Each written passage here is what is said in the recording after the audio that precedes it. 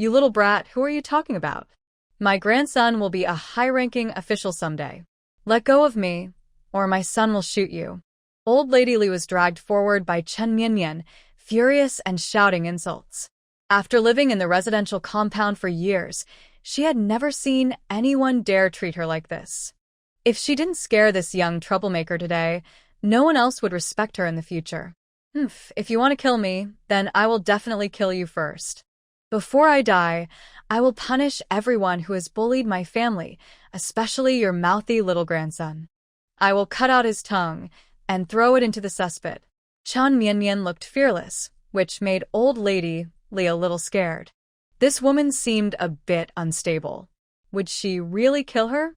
Thinking this, her face showed fear, and she turned to the people following her to ask for help. Oh no, someone is trying to kill me. We are close neighbors, and I've lived here for so many years. Surely we've built some feelings. Please help me. Old Lady Li, with her small feet wrapped up, was dragged like a dead dog by Chen Mianmian. Her plea made her look quite pitiful. Some people felt sorry for her. Usually, Old Lady Li liked to spread gossip, but at her age, she shouldn't be bullied by a young girl like this. A few people started to speak up for her, and gradually the crowd leaned toward supporting her. See that? You better let me go, or you'll offend everyone. And don't think you're married yet. If you are, I'll have my son report you to the authorities. Old Lady Li was very proud.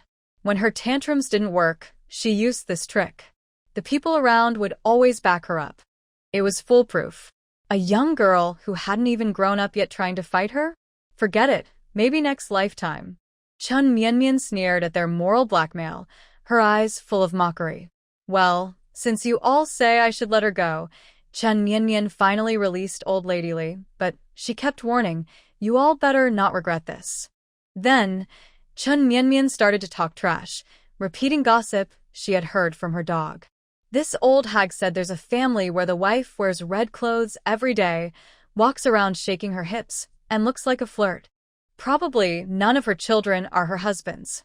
In the crowd, a middle-aged woman in a red coat withdrew her words of persuasion and glared fiercely at Old Lady Li. Nonsense.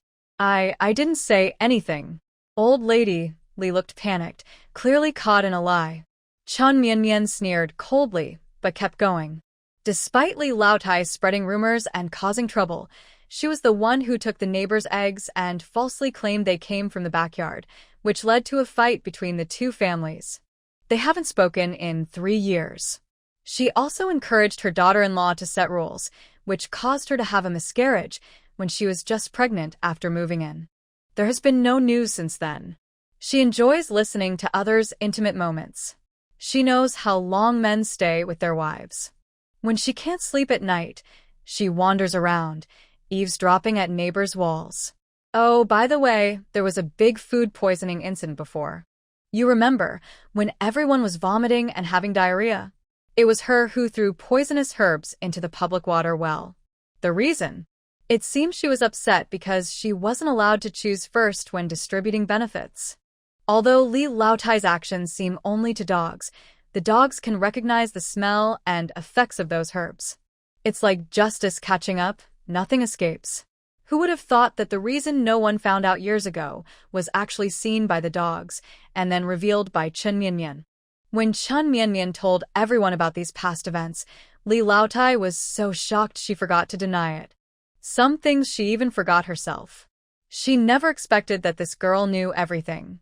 Especially after exposing her poisoning plot, Li Laotai looked pale, trembling all over, with only one thought in her mind. It's over. It's all over. Wow, so the reason we were vomiting and having diarrhea that day was because of you, you old hag. I almost died that day. My youngest son was only 8 months old then. He was so weak he almost stopped breathing. Turns out, it was you who did it. I finally understand where the rumors about my husband having a short lifespan came from. It's all because of your gossip. You've caused me so much trouble. I'll tear you apart. Everyone was furious at Li Laotai's evil deeds, their eyes red with anger. They rushed forward to push Chen Mianmian away. Young lady, you rest. Let us handle her. They didn't care about neighborhood ties or respect for elders and children anymore. They all wanted to beat Li Laotai to death. Meanwhile, Chen Mianmian, pushed aside, stood back and watched with a cold smile, crossing her arms. Oh, everyone, why so angry? We're neighbors. We see each other all the time. There's no need for this. Waiting for the old lady to ruin you all, so you can turn into vengeful spirits to bother her. It's just a few words of gossip. Why are you all so petty? It's disrespectful to the elderly. The words they just said turned into boomerangs, stabbing into the brows of the onlookers. They looked ashamed, afraid to meet Chen Mianmian's eyes, and their hatred for Grandma Li grew even more. If it weren't for this wicked old woman, how could they be so humiliated? She really deserves to die. The hot-tempered ones had already started, pulling her hair, scratching her face, especially her mouth, which was known for spreading rumors and had been torn apart. From the Sioux team leader's family, we were actually trying to help. No one expected that old woman to be so mean. I can testify that she once stole things from the Sioux team leader's house and showed off about it, saying Lu Rulin was a useless person. Every time she took something, she couldn't get it back, just getting a free ride. Yes, I can also testify. She even taught us how to take things from your house. This time, no one defended her. Everyone hurried to speak out about Grandma Li bullying Lu Rulin, trying to make up for their earlier confusion. Lu Rulin lowered her head, embarrassed and with red eyes. She really felt useless, being bullied, and then showing off about it. Shen Meijin looked at Lu Rulin's weak body and felt extreme disgust for Grandma Li. How can an old person be so cruel? But she didn't know that it wasn't Grandma Li who was cruel because she was old, but that cruel people grow old. The truth was finally clear. Grandma Li had definitely taken advantage of Su Baiyan's benefits today, and combined with past actions, the amount was quite large. Chen Mianmian crossed her arms, looking at the swollen and bruised Grandma Li as if she were a clown. So, do you want to return everything you've taken over the years, or should I go get it myself? You're too much. You disrespect the elderly and love the young. You'll face retribution. You're too unreasonable, disrespectful to elders and kind to the young. You will be punished. Grandma Li, now with no face or dignity, was beaten and kept shouting incoherent accusations at Chen Mianmian. Chen Mianmian stepped forward, stomping on her shriveled hands, crushing them hard. I respect the elderly because I am wise, fair, have a big picture view, and am a caring, united elder. Not someone like you, an old beast. You don't want to return the things, right? Then I can only go to the military headquarters to complain. I want to see how high-ranking your son is and how he can arbitrarily take benefits from hard-working soldiers, bullying the family of the regiment commander. If the military district can't handle it, I will report to the central government. After saying this, Chen Mianmian shook her head and told Lu Rulin and Su Juexia to follow her. Old Lady Li didn't expect it to escalate to this point. She was just thinking of pretending to faint to avoid trouble, but suddenly someone ran over. Mom, what are you doing? Li Zhenxing looked at his mother, who was beaten up and bruised, with a frown. Usually, he ignored petty thefts, but today she dared to act so boldly in front of the military commander's wife. She really is afraid of staying peacefully in the army, so she keeps causing trouble. Son, you come here. My nest is about to be destroyed by this woman. You finally arrived. I'm about to be beaten to death. Old Lady Li pointed at Chen Mianmian and the neighbors who were hitting her, shouting for Li Zhenxing to shoot them all, not caring that her son's face was getting darker. Chen Mianmian looked at Li Zhenxing and knew very well what he thought about Old Lady Li's actions. Are you just this old, unkillable foster son, or what? Chen Mianmian walked over, pretending to be angry and asking for justice. Your foster mother has been stealing from my family for years. My mother-in-law used to be easy to bully, so I didn't bother with her. But now, your family's karma has come. Either give me 500 yuan to make up for everything, or I'll bring people to your house and pick what I like.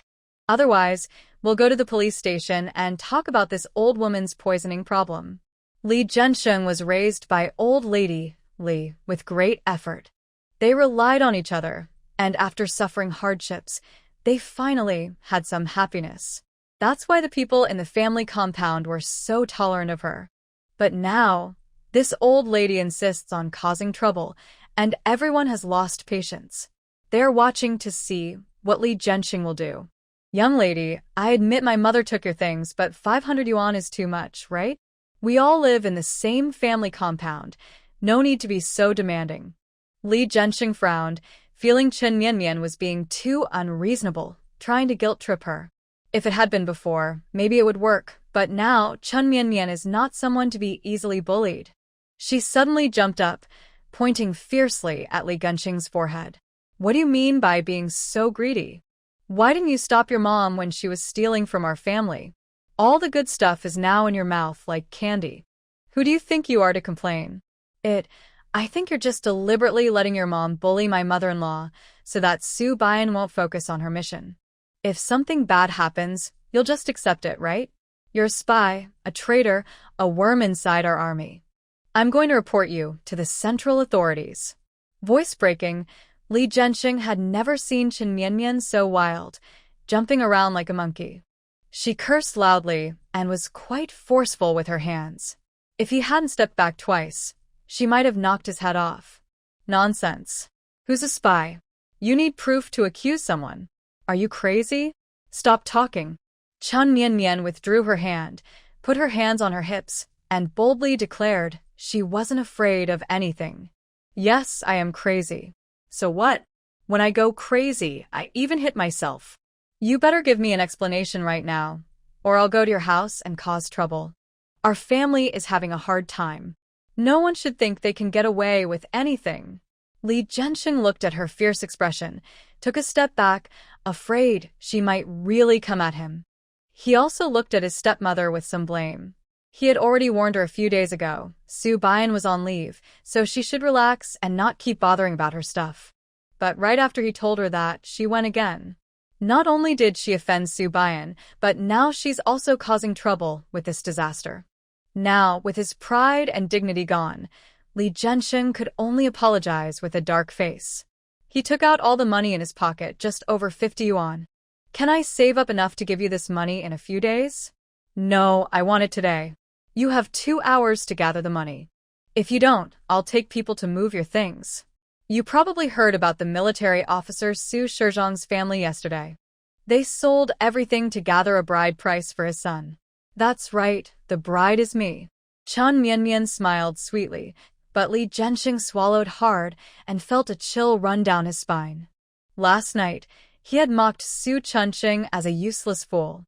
Their house was emptied, leaving only the load-bearing walls. The couple had to rush back to their parents' house to hide from trouble. If something like that happened to his family, they wouldn't be able to stay in the apartment anymore. Okay, I'm going now. You wait for me. Li Jianxing wanted to bring Grandma Li home for a good talk, but Chen Mianmian stopped him. Hold on, who said she can leave? If you don't bring the money, she won't leave. Stealing from our family and bullying my mother-in-law, she can't just walk away. That's not right. Soon, I will write a big poster exposing her, put a big hat on her, and parade her around the street so everyone can hear her wrongdoings. I will tell the people in the family compound that she is bullying others and acting like a tyrant, and she deserves to be criticized. Chen Mianmian's words made it impossible for Li Jianxing to continue speaking. His foster mother had now angered everyone. If he forcibly took her away, he might get into big trouble tomorrow. He had no choice but to grit his teeth and leave. But in the next second, Chen Mianmian called out to him again. What are you going to do now? Li Jianxing was getting annoyed by Chen Mianmian's repeated actions. He was tired of losing money and face, and lately, he didn't even want to go home. It's nothing. Just because you're eager to pay, I want to give you some advice. Chen Mianmian looked at Grandma Li, who was glaring with resentment, and smiled slyly. Are things not going smoothly for you lately? As soon as she said this, Li Jianxing's eyes showed surprise. Things hadn't been going well for him in the army recently. He was often suppressed and picked on. But he hadn't told his family about this, and at that time, Su Bian was also on a mission outside. How did she know? Seeing Li Jianxing's expression, Chen Mianmian knew she was right. She looked mysterious and clicked her tongue. Basically, it's because your mother is causing trouble for you. She doesn't have much awareness and has caused you a lot of gossip. These bad influences add up over time. At first, you didn't think much of it, but recently, they've become real problems. They are affecting your career, and in the future, they might even harm your health, your marriage, and your children. You will be ruined by her, and your family will fall apart. That's all I have to say. Whether you believe it or not depends on your luck. Li Zhensheng was shocked by Chen Mianmian's words. It seemed his career hadn't been going well lately, and he often felt uncomfortable. He was always arguing with his wife. You're talking nonsense. I can't possibly harm my own family. Grandma Li was frightened by her foster son's hesitant look. If she believed this, what would happen to her? Over the years, in the family compound, everyone envies and resents her. She writes letters home every year to show off. If her adopted son blames her for her misdeeds and sends her back, there will be no more good days ahead. Mom, stop joking. I will raise the money. No matter what, Li Zhensheng was worried. He knew he had to gather enough money first to buy back his adoptive mother. Otherwise, she might be paraded through the neighborhood, and that would be worse than death. Li Zhensheng left without looking back. Old Lady Li cried out loudly and wanted to follow, but angry villagers stopped her. They all eagerly made big paper hats and had someone write big posters to hang around her neck. In less than 10 minutes, a large crowd started marching, banging wash basins as they led Old Lady Li through the streets. As they walked, they told everyone about how Old Lady Li had bullied Lu Rulin over the years and revealed all her bad deeds. They especially spread her strange habit of eavesdropping on couples behind walls. Old Lady Li, with her feet wrapped up, bruised and swollen, was pushed and shoved. She was so embarrassed she cried out for her mother, but no one felt sorry for her now. Whenever someone showed sympathy, they were quickly corrected. Respecting elders was fine, but this old woman was just too wicked. Once the crowd dispersed, things at Song Juanzhang's house became quieter. Su Juexia looked at Chen Mianmian with wide, excited eyes. Her big eyes showed her thoughts clearly. Older sister, how did you know he wasn't doing well? TCH, he looks like a walking troublemaker. Of course he's not doing well. Mainly because the old lady's bad behavior had almost ruined the family. It was time for karma to show itself. You think soldiers are blind? Look at his mother's terrible attitude. How could he be doing well? He's offended many people without realizing it. He probably has no chance for promotion and is being pushed aside. Su Juexia suddenly understood and nodded. Then she asked why they said his health and marriage were also not good. Chen Mianmian opened her mouth, looking at the 16-year-old girl. She didn't know how to explain. When men reach middle age, they often face difficulties which can directly affect their marriage. Lu Rulin saw Chen Mianmian hesitating and immediately realized she couldn't say more. She tugged at Su Juexia's sleeve. Kids, mind your own business. Don't ask so many questions. Su Juexia didn't get the answer, but didn't ask again. Her big eyes still looked at Chen Mianmian with admiration. Wow, my sister-in-law is so amazing. In just a short time, she made 500 yuan, which is more than what Mom lost over the years. It would be great if every day was like this. I could ask my sister-in-law for food for a lifetime. Shun Meizhen stood nearby, watching Chen Mianmian achieve her goal. She had to admit that young people are really clever now. They don't follow usual rules but still get good results. Many problems seem easier to solve if you don't care about face. Today, Chen Mianmian's actions gave Shun Meizhen some ideas. As she was thinking, suddenly, a loud and urgent dog barking came from the yard. Help! Help! Chen Mianmian's brow furrowed instantly at the sound. Without time to explain, she quickly ran into the yard. Shun Meizhen and her daughter-in-law looked at each other, confused about why the girls suddenly went inside. Lu Rulin and Su Juexia stood at the door, feeling a bit awkward. But remembering what Su had said before, to trust Chen Mianmian unconditionally, they forced themselves to hold back the urge to hide somewhere and just stood there. Mom, maybe we should go in and see. I don't think Comrade Chen is reckless. Shun Meizhen's daughter-in-law, Cui Xiangrong, who is the same age as Lu Ruolin and has a gentle, polite temper, also thought this move was not good. Still, she instinctively wanted to find a way to help Chen Mianmian. Hearing this, the people at the door hurried inside. As the dog's barking grew more urgent, Chen Mianmian also rushed into the house. There were few people inside cleaning. Seeing a dirty, unfamiliar girl rush in, everyone asked what she was doing. Hey, do you know whose house this is? Just go inside. If you want food, we'll get it for you later. You can't go any further. The house of Song Junjong is a 2-story building. The guests and housekeeper inside blocked Chen Mianmian. By then, the barking from upstairs was almost like a roar. I'm going upstairs to save someone. Let me go. Chen Mianmian explained anxiously, but they didn't believe her. There was no one upstairs. Was she going up to save a ghost? They kept blocking her from going up. There was nothing she could do. Chen Mianmian could only whistle to call the dog down. They are blocking me from going up.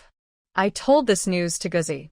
In the next second, a German shepherd rushed down from upstairs and directly knocked over the people blocking the way, forcing Chen Mianmian to make a path. Chen Mianmian quickly ran upstairs. You can't go up. If strangers come to the house and they can't stop them, what's the difference from useless people? However, in the next moment, those trying to stop her were firmly bitten by Guzi on their pants, not letting go at all. Everyone was confused. Why was the normally obedient dog acting so protective of outsiders today? Hurry. Go quickly to the room at the very back of the 2nd floor. Guzi whined to inform Chen Mianmian. At this time, Shen Meizhen and the others had already entered the house. Seeing the chaos on the 1st floor and the maids complaining about Chen Mianmian rushing upstairs, they didn't hesitate and went up. At this moment, Lu Ruolin and Su Juexia's hearts were pounding. They thought if Chen Mianmian really caused trouble, they would kneel and beg Shen Meizhen for forgiveness.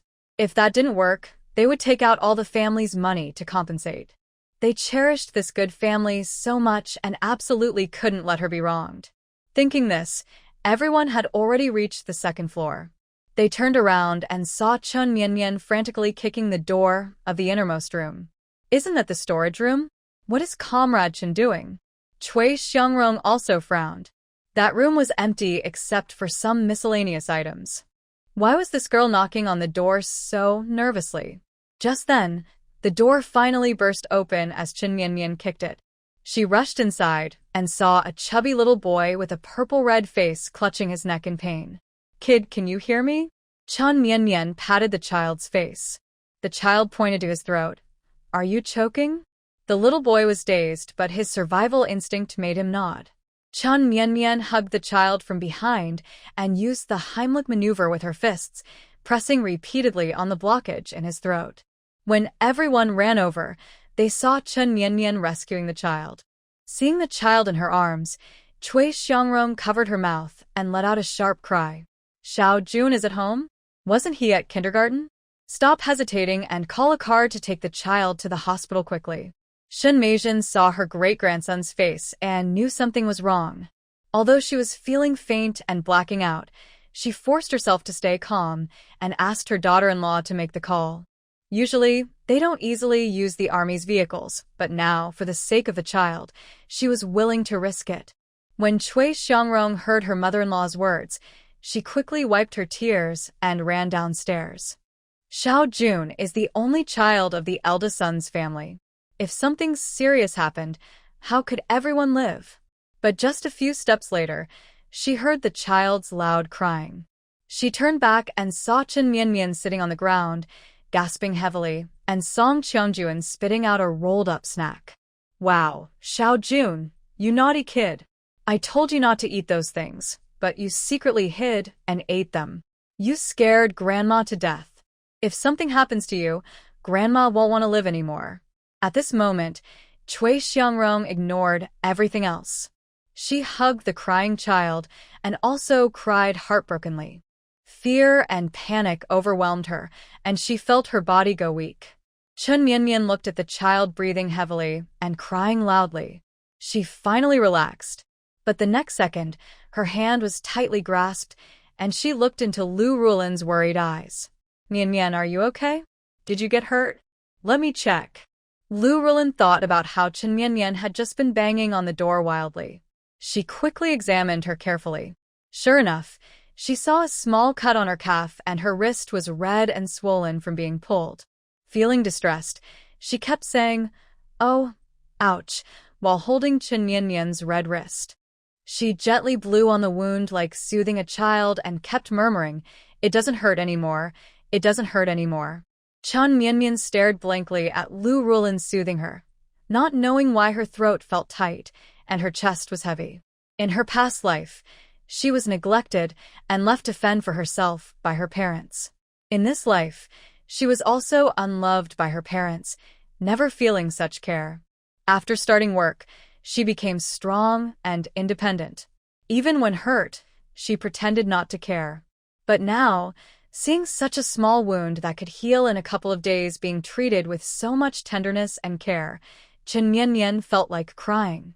"Xiao Jun, weren't you at kindergarten? Why are you here?"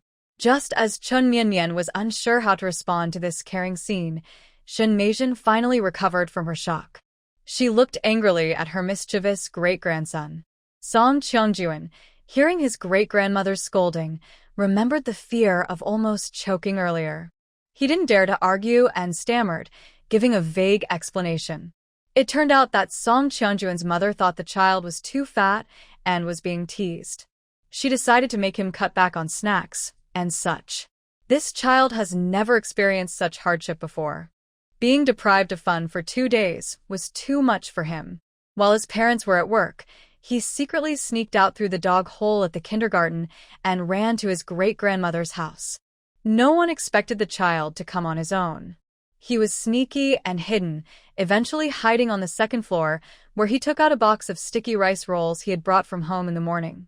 He planned to eat them all and then return to kindergarten, so no one would know.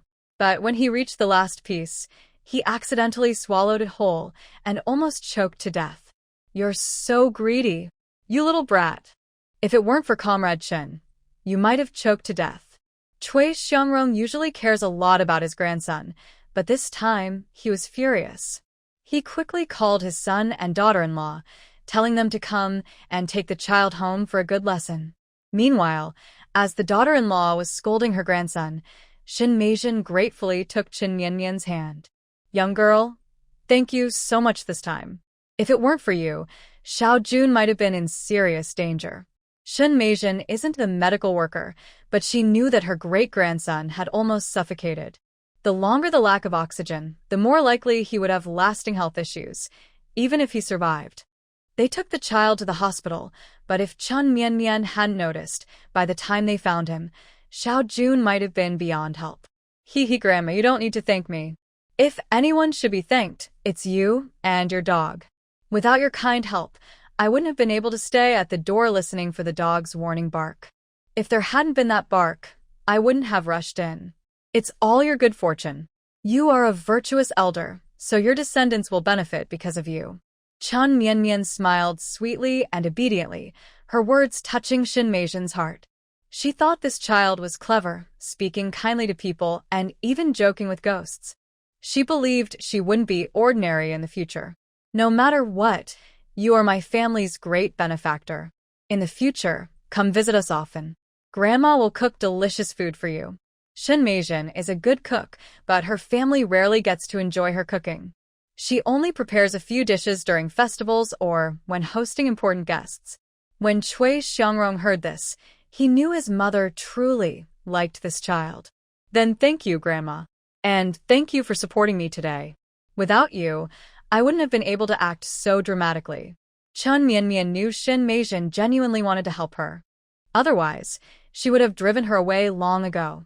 There was no way she would be pretending to be crazy otherwise. While talking, everyone went downstairs. Cui Xiangrong was holding her grandson's ear to go and complain on the phone.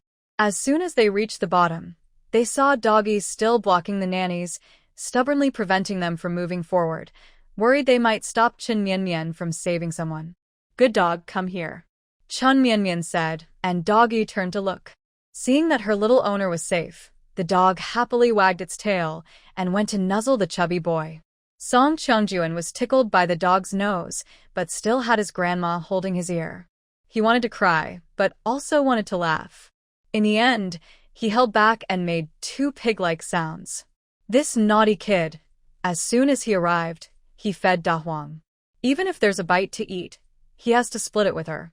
He added, it's not a bad thing, after all, Da Huang saved a life.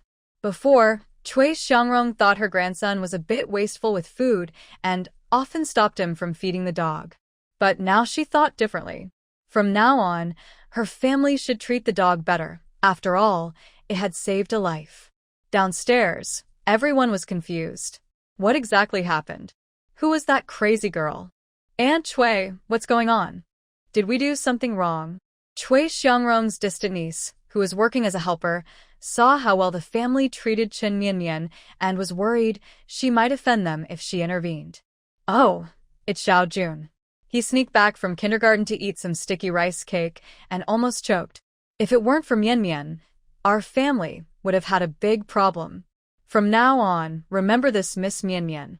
When she comes, treat her well. If you see someone in trouble outside, you should help. Got it? Cui Xiangrong told the people downstairs to remember Chen Mianmian's face and treat her with respect in the future. They quickly responded and apologized to Chen Mianmian, but she waved her hand casually. It's nothing. From your point of view, it's just doing your duty. If a stranger suddenly appears and you ignore them, that's wrong. Her attitude was open and honest, with no trace of resentment in her eyes. Although she looked a bit disheveled now, her confidence was still clear, making her seem comfortable and natural. The atmosphere inside the house grew more harmonious. Only the little chubby boy was still sad. Outside, Grandma Li had also returned from her walk. Hearing the commotion, Chen Mianmian and others went outside. The previously unruly old lady was now being dragged away like a puppet with no soul, as if everything around her didn't matter. Everyone initially looked for Chen Mianmian, thinking she had left. But then they saw her coming out of Colonel Song's house, and Madame Shen, who was following her, was holding her arm like a proud grandmother. Even Cui Xiangrong kept calling her Mianmian girl, which surprised everyone. They looked at each other, thinking that the new wife of the Su team leader was really impressive. Before they even entered the house, she was already so capable.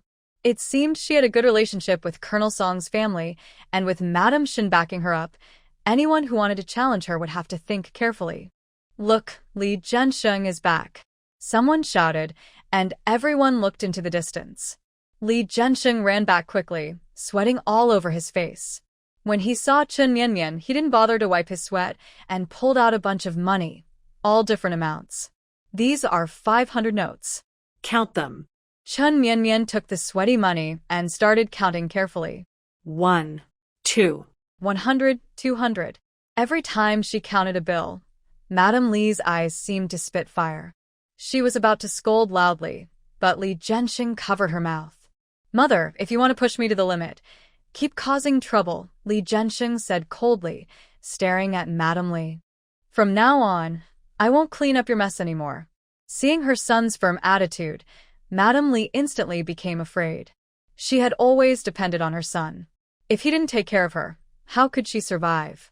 Thinking this, even though she hated Chen Mianmian deeply, she could only grit her teeth and endure it, planning to find a good way to deal with this little troublemaker later. Her resentful gaze didn't escape Chen Mianmian's eyes. Likewise, Li Zhensheng saw it too. Looking at his mother, who still hadn't learned to hold back, Li Zhensheng remembered what Chen Mianmian had said, that with such an old person around, he would eventually face ruin. Fine, 500 it is, Chen Mianmian finished counting and put the money into her pocket. Since you're genuinely remorseful, I forgive you this time. But next time, if you cause trouble for my family again, it won't be so simple. Chen Mianmian smiled mysteriously, pointing at Li Zhensheng's military uniform. This time, you went out to borrow money and realized your connections are weak, huh? Think carefully about who caused this. If you want to keep your skin and your life in this household, I suggest you start planning early. Li Zhensheng lowered his head without replying. After apologizing to Shin Meizhen, he took Madame Li and went home. The lively scene had disappeared, and everyone was starting to leave. After all, with such big gossip today, they were eager to share it with others.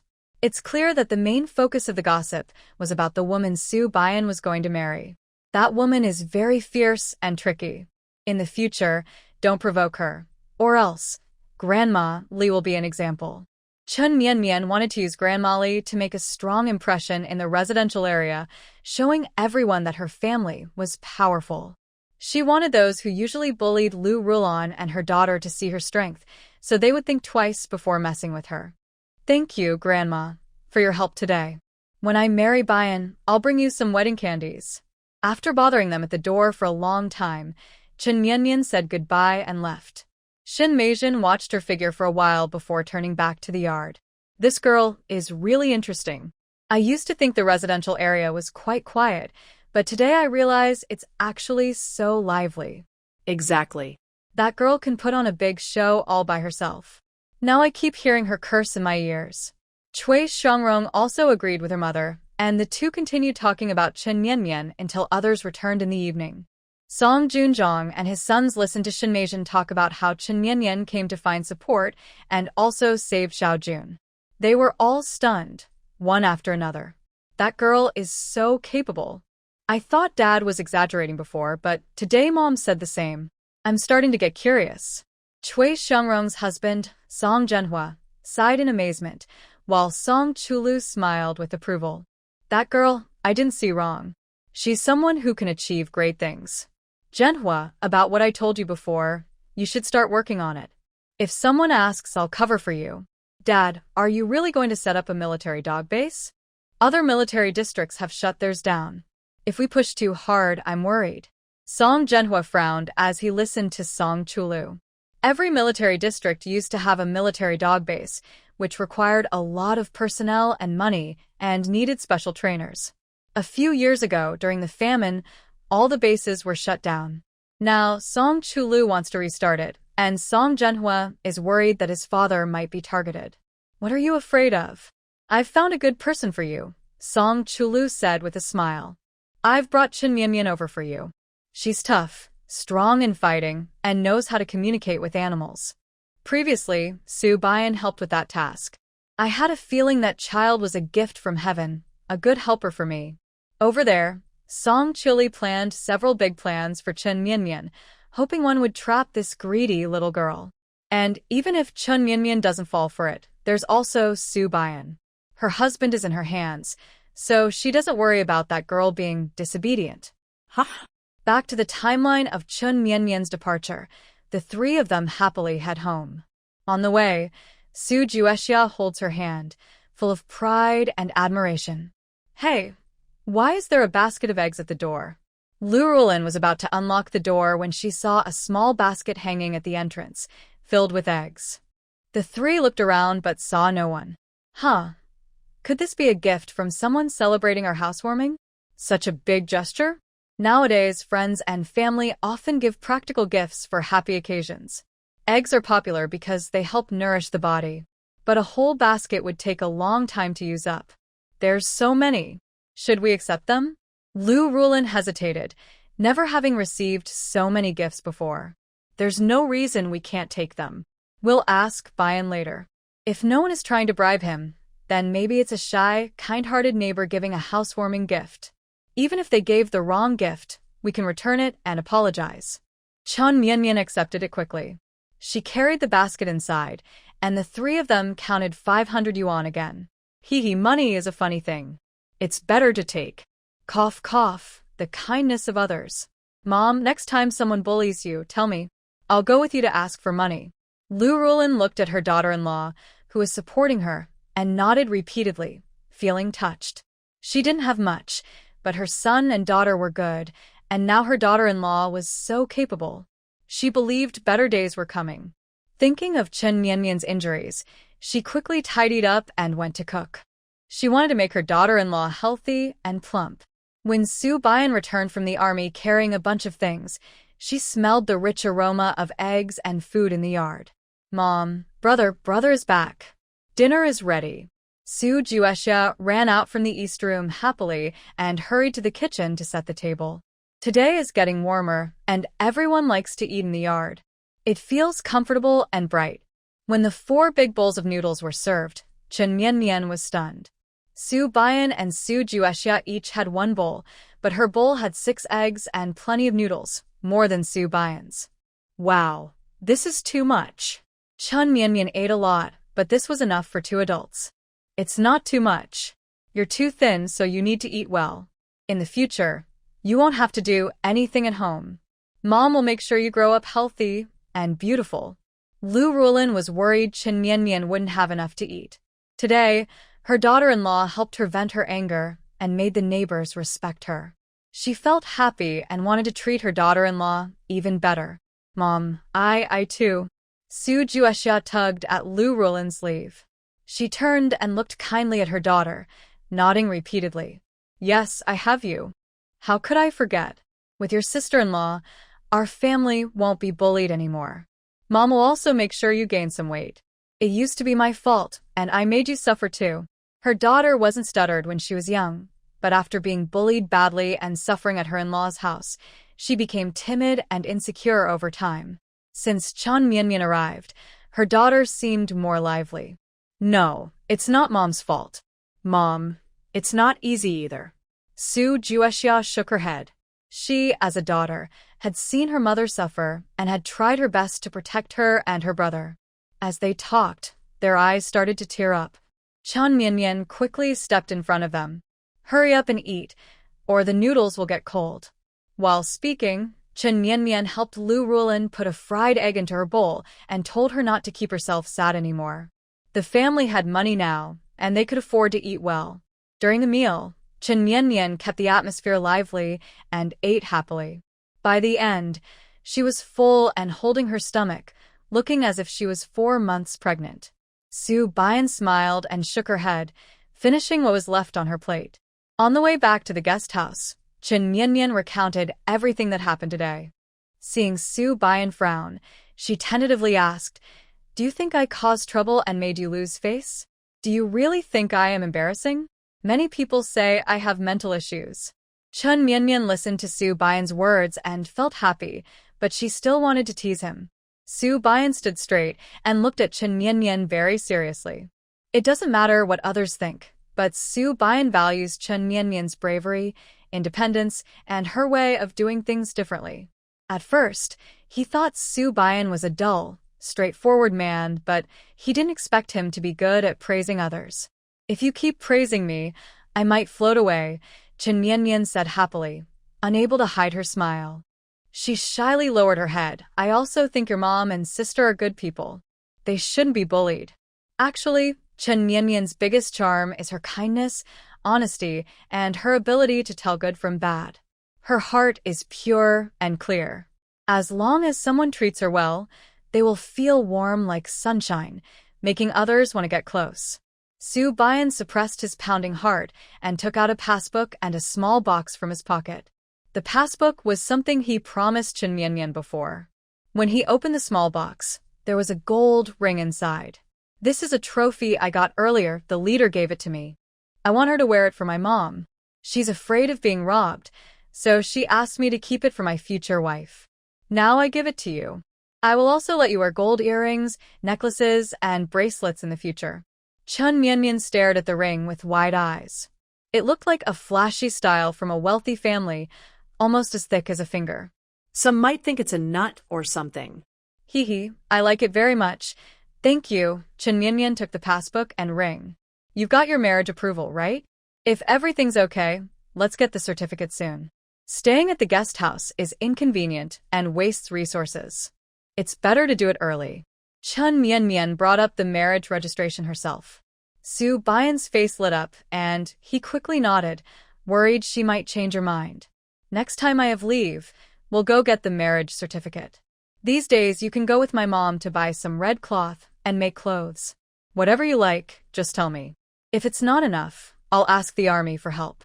Since they decided to get married, Su Bian had been staying at home every day. During the day, he had to go to the unit, so they planned to go to the Civil Affairs Bureau next week during his leave. As they talked, they arrived at the guest house. Su Bian never felt the walk was so short. Before he knew it, it was time to say goodbye again.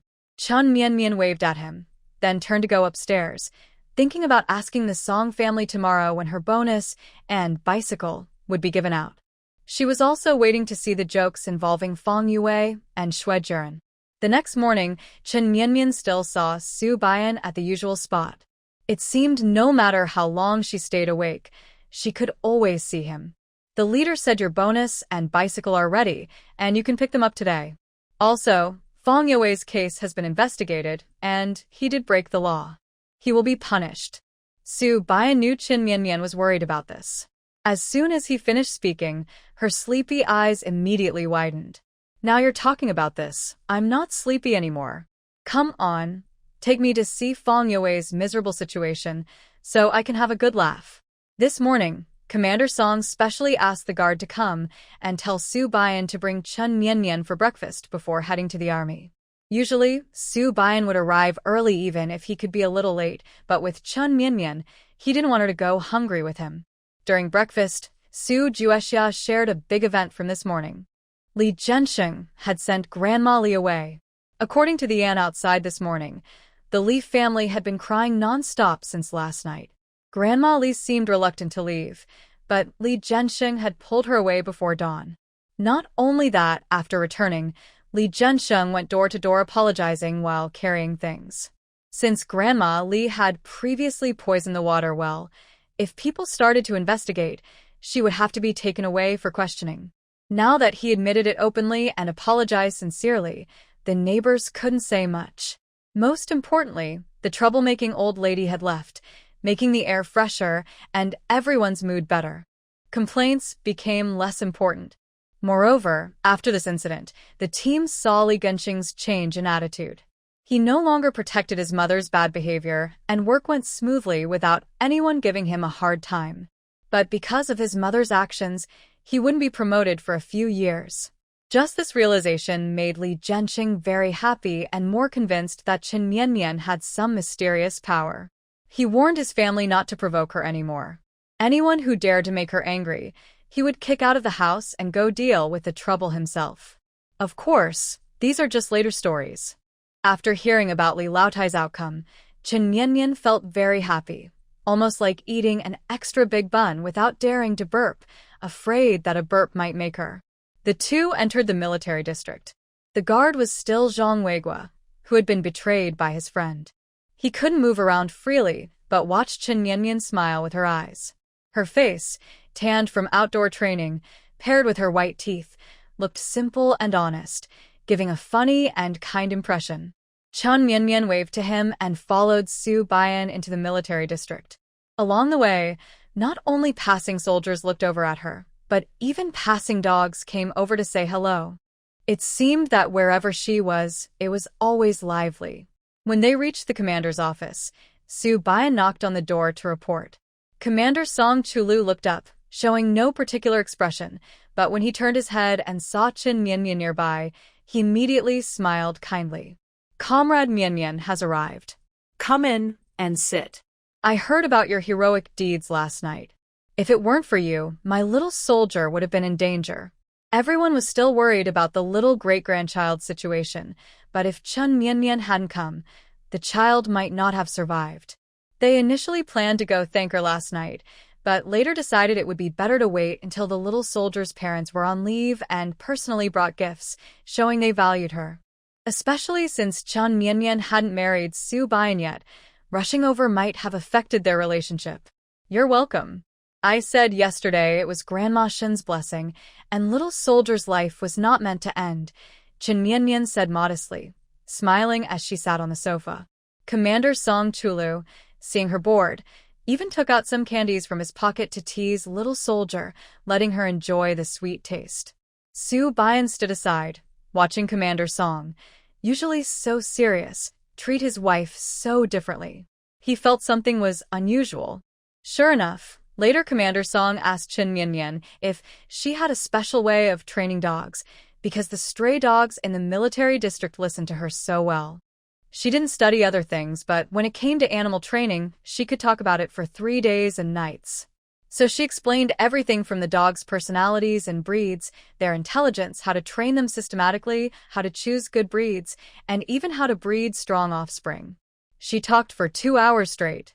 Commander Song listened with great interest and sometimes asked questions about how to get the dogs to cooperate during operations. Chan Mianmian openly told the truth because she knew that just knowing the theory wasn't enough. Talking about it on paper is useless. Then, if I give you a military dog team, can you train them well?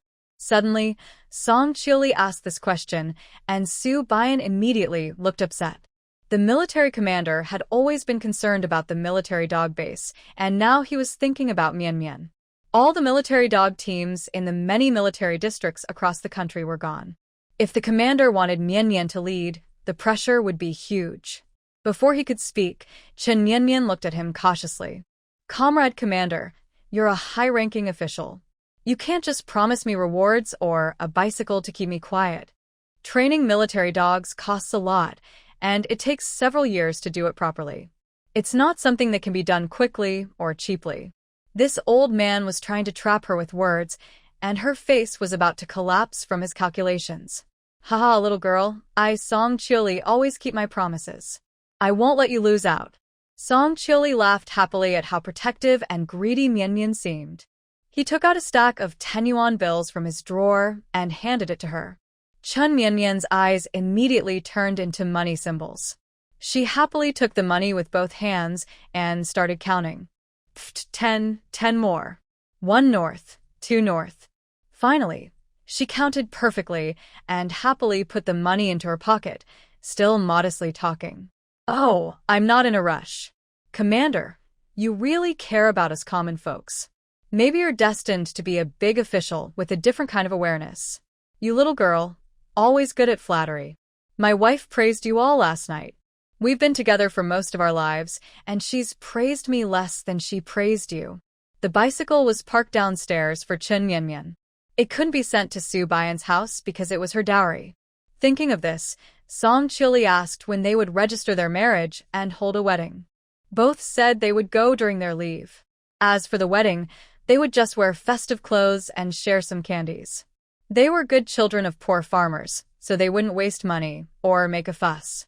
Chen Mianmian definitely wouldn't admit that planning a wedding was too tiring or expensive. On your wedding day, let Mianmian girl come from my house to get married. My family hasn't had any happy events for many years, so this will bring some good luck and help my grandson find a wife sooner. Song Chiuli's oldest grandson is a year older than Su Bian. He's the chubby little boy who almost choked to death, and he's their only great-grandchild. The other grandchildren are training in the military. As they approach 20, they should start looking for partners and settle down. But Su Bian and Chen Mianmian both know that this is Long Jiangsong's way of supporting them, showing everyone they have someone to rely on in the future. Su Bian was very excited and quickly thanked him. Mianmian has no family of her own, so she's worried about gossip from the neighbors. Now that they have Long Jiangsong's support, those people won't dare to be rude. Of course, if Mianmian hears anyone talking nonsense, she might even lose her temper. Thank you, Commander, Mianmian said happily, smiling and cute, just the kind of confident girl elders like. No need to thank me. Think about what I told you. You can ask for a higher salary and benefits. As long as I have it, I can approve it. Seeing the determination in Song Chiuli's eyes, Mianmian felt that what once seemed impossible might now have a chance. After they finished talking, Mianmian wanted to visit Feng Yue. Song Chiuli gave her a permit and told her to go back and think it over. Watching them leave, Song Chiuli planned to have his wife and daughter-in-law go visit and show some warmth. He would also promise higher allowances. He believed he could win her over. Ashu. Mianmian came out of Song Chiuli's office and sneezed. She felt a bit cold and rubbed her arms, feeling like someone was thinking about her. But when she saw the brand-new bike downstairs, she forgot everything else. She didn't know who was so thoughtful to put a big red flower on it. Mianmian happily spun around several times, touching and inspecting it. In her memories, such bikes were common when she was a child, but she hadn't seen one after growing up. In her past life, she envied kids who had parents to ride bikes with. Her parents didn't like her much, so she never had that. But she could ride tricycles, electric bikes, cars, forklifts, and trucks very well. Su Bian, help me steady myself. I want to try it. Mian Mian was excited and eager to get on the bike. Su Bian naturally tilted the bike to help her get on. In her ideal mind, Chen Mian Mian thought she would wobble a bit and then ride the bike smoothly, proudly showing off her athletic talent to Su Bian. But in reality, someone told her that the bike was so tall, and since she had lost some height over the past 19 years, she couldn't reach the ground after the bike was upright. This made her feel very unsafe. I want my 172 centimeters tall height back. I want my long legs back. Chen Mian Mian shouted inside. She wanted to ride well, but her short legs couldn't touch the ground. She felt like a small turtle turned upside down, always losing her balance. With great effort, Su Bian helped her, but it took 10 minutes to ride just 20 meters. It was slower than Grandma Li walking. All right, I give up. I'll learn slowly when I get back to the guest house. Chen Mian Mian didn't want to embarrass herself in front of so many people, so she simply gave up and angrily glared at the bike. It's just a bike. She didn't believe she couldn't learn. After she let go and stepped back, Su Bian, with his long legs, sat on the seat and patted the back. Let me take you first. It's a good chance for the military folks to see the commander rewarding you with a bike. Seeing the disappointment in Chen Mian Mian's eyes, Su Bian decided he must teach her how to ride. If it didn't work out, maybe next time she could earn a medal and exchange it for a lady's bike in Gangcheng.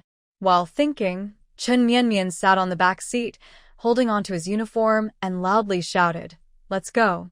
Su Bian helplessly shook his head, pedaled left into a dead end, then turned right into a detention room. Along the way, they passed many soldiers training in line.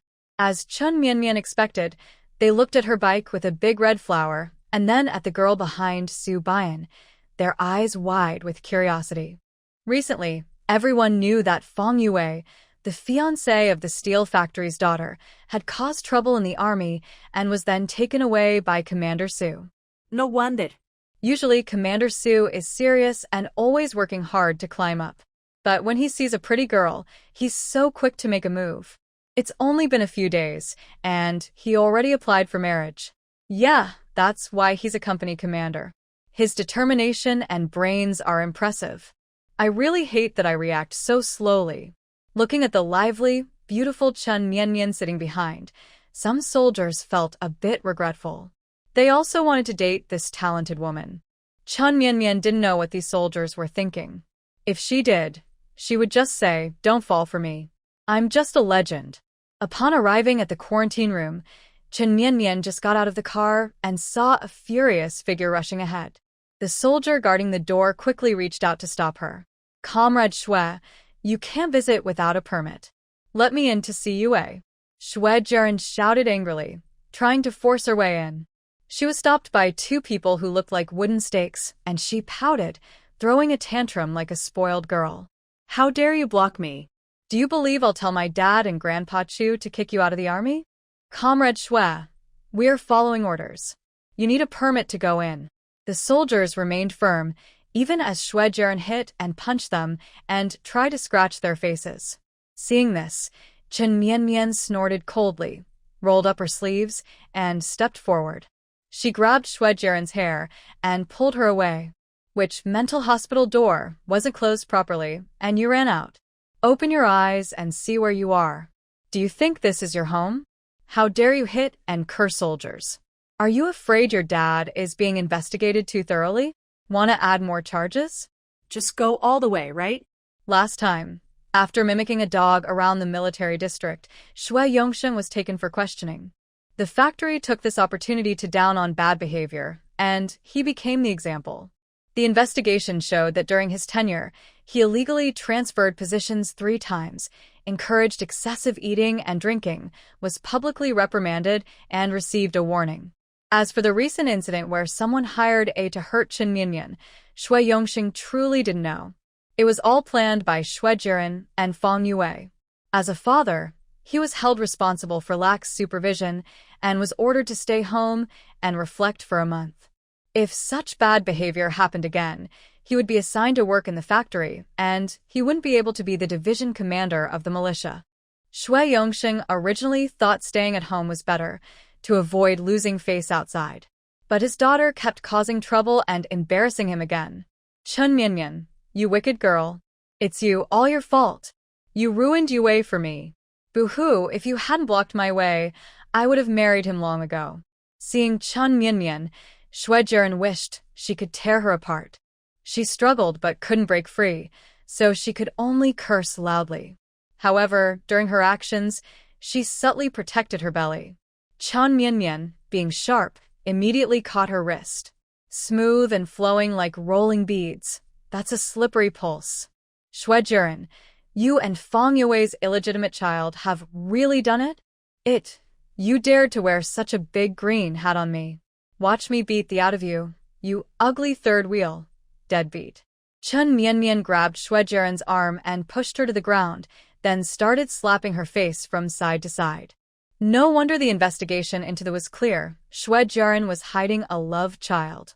Since that's the case, Chen Mianmian decided to help spread the word, making sure Shui Jiren and Fang Yue are tied together so they can ruin each other for life and not enter the market. Chen Mianmian, you're talking nonsense. I'm not pregnant. Shui Jiren screamed to deny it, but her actions and expressions couldn't fool anyone. Even as she struggled, she clung tightly to her belly. If she wasn't pregnant, what was it? Bah. You can fool others, but not me. Your pulse shows you're almost 3 months along. Fang Yue is really hungry. Even someone like you can eat that much. You're talking. It's not 3 months. It's clearly 2 months. The moment Shui Jiren shouted, she realized she was in trouble. It was too late to stop her. Chen Mianmian exaggeratedly let out an "oh," and the soldiers around looked at her with disdain. To marry Fang Yue, she not only spent money to harm his fiancé from his hometown but also secretly got pregnant and was caught cheating by Chen Mianmian on the spot. Now that her pregnancy was exposed, Shui Jiren felt her face burning like fire. Although no one was speaking, she could hear countless insults directed at her. They called her shameless, and mother, a broken shoe. Ah. So, what if I'm pregnant? Fang Yue and I truly love each other. He will definitely marry me. Shui Jiren tore at her hair, looking crazy yet proud, shouting at Chen Mianmian. Fang Yue belongs to me. You'll never take him away from me in this life. Hearing Shui Jiren's words, Chen Mianmian felt sick and gagged. I never pick trash from a dump. You can treat this kind of person as a treasure, but I don't want her. You probably don't even know after saying that. Chen Mianmian deliberately made a shy face, then walked over to Su Baiyan, gently tugged his sleeve, and lightly tapped his chest. Thank you to Fang Yue for not marrying me. Because of that, I met my life partner. Now Su and I are going to get married. Su Baiyan was first time so close to someone of the opposite, and his body tensed up naturally. His sleeve was gently pulled, and their fingers accidentally touched. Su Baiyan felt like his heart was being tickled by a cat's tail, itchy and tingly. Although it was spring, he felt very hot, his throat dry, and he wanted to swallow saliva. You and Su Baiyan? Shui Jiren's eyes widened in disbelief. You, too? Really? Shui Jiren was furious, even more angry than Chen Mianmian, who was Fang Yue's fiancé. Actually, Su Baiyan was the person Shui Jiren cared about more, but his father had repeatedly offered him opportunities, which he ignored. Now, unexpectedly, he married a country bumpkin quietly? Why? Su Baiyan, tell me why? Shui Jiren seemed to question a cheating husband. Just because she's younger and prettier? My dad is a militia brigade commander and has good relations with the deputy military commander. If you marry me, she'll be more useful than her. Shui Jiren, pregnant with Fang Yue's child, questioned Su Baiyan as if it was obvious. Chen Mianmian really wondered if her mother had lost her mind when she gave birth to her. Thinking of this, Chen Mianmian covered her nose with one hand in disgust and pointed at Shui Jiren with the other, jumping up. Get back. Get back. Your foul mouth stinks us all. Chen Mianmian rolled her eyes and arrogantly lifted her chin. He just likes me young and pretty. You think everyone is like Fang Yue, that dog, who would sell his dignity for a position. My family's Bayan has good taste. Chun Mianmian's words, my family's Bayan, almost made Su Bayan's legs go weak. He felt a jolt of electricity run from his feet up his spine to his head. If he hadn't restrained himself, he might have lost control and smiled uncontrollably. While Su Bayan was enchanted by her words, Chun Mianmian kept talking. Shuejiren, I advise you to wear a hat or something when you go out to protect yourself from the sun. You're already dark and ugly. If you get even darker, when Feng Yue holds you at night, he might not even recognize you, haha. Oh, by the way, you should give birth to a small, dark little creature, so he won't find your child later. Haha. My goodness, that made me laugh so much. Chun Mianmian thought about how the child would cry at night. When Feng Yue opened his eyes and couldn't find his wife or his child in the dark, he laughed until tears came out. You, Shuejiren, facing Chun Mianmian's sharp tongue, had no strength to fight back. She was scolded several times and finally fainted from anger. Oh no! Someone come quickly. Shuejiren fainted because she was pregnant. Call the military doctor. Chun Mianmian saw Shuejiren faint and gasped in surprise, then pretended to call for help. She looked worried but couldn't hide her smile. Soon, the military doctor arrived with a stretcher. Chun Mianmian hurried over to explain. Doctor, the patient, Shuejiren, is 2 months pregnant. Yes, she is the deputy director of the steel factory, Shui Yongsheng, daughter of Commander Shui from the militia. Yes, that's her. She was flirting with my fiancé, Feng Yue, and got pregnant before marriage. Oh, and she also wanted my current man, Su Bayan. Because she was jealous of me. She fainted. TSK, such a bold pregnant woman. She might give birth to a troublemaker in the future. Chun Mianmian eagerly told the doctor all of Shuejiren's secrets. The doctor, pulling at the corner of his mouth, thought to himself that he hadn't even opened his mouth.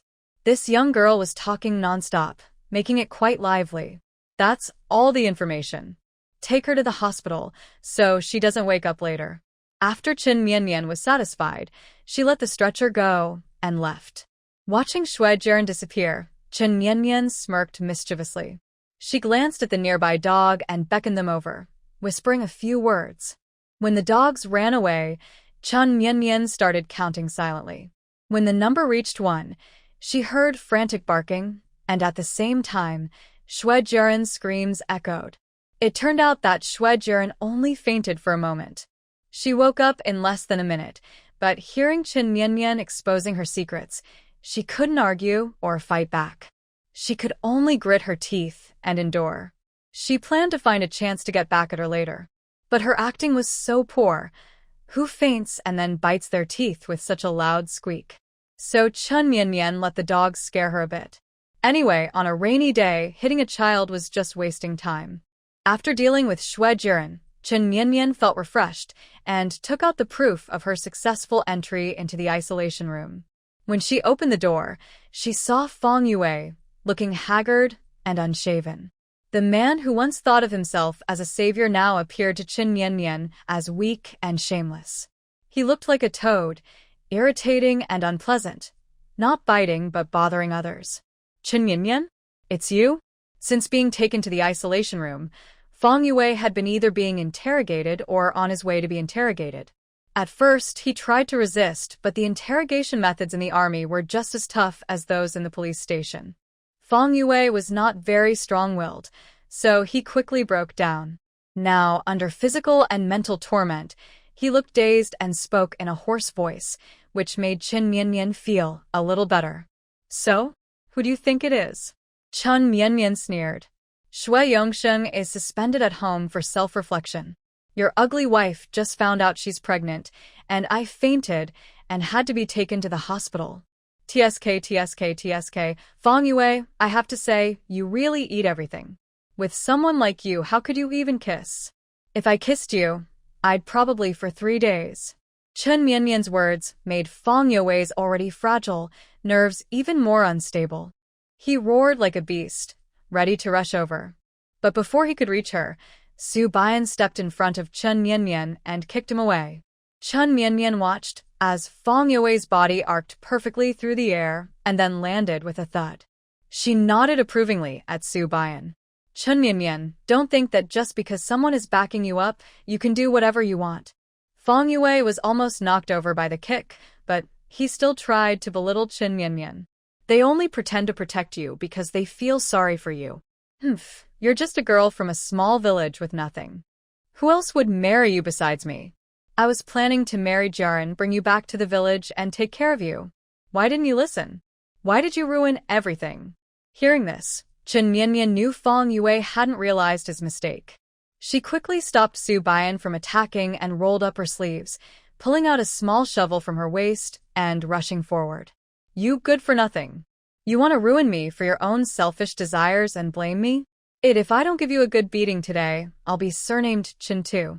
Chun Mian grabbed Fang Yue's hair and swung the shovel at his face, hitting him repeatedly. His face, which was trying to shue Jiaren, was beaten until it was bloody and unrecognizable by Chun Mian. The people outside, worried Chun Mian might cause serious harm, hurried over to stop her. However, even with her feet off the ground, she didn't forget to kick him a few times in the face. Fang Yue, you big idiot, I forgot to tell you your parents have already been sentenced. Haha. They were playing a silly game with the village chief, running around in the yard and shouting.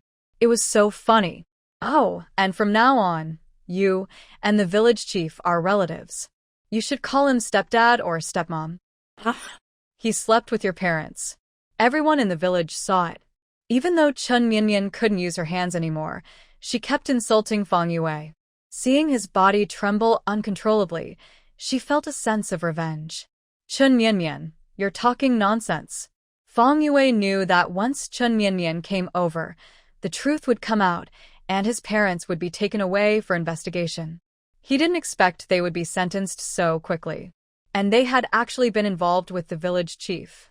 Listening to Fang Yue's angry shouts, Chun Mian continued to add fuel to the fire. Fang Yue, actually I should thank you. Without you, I wouldn't have been able to join the military district. If I hadn't joined, I wouldn't have met comrade Su Bian. In a few days, we will get married. After that, when you see me, remember to call me the wife of the regiment commander. Later, I will also be the wife of the brigade commander, the division commander, and the military commander. Oh, I almost forgot. You might not see me anymore.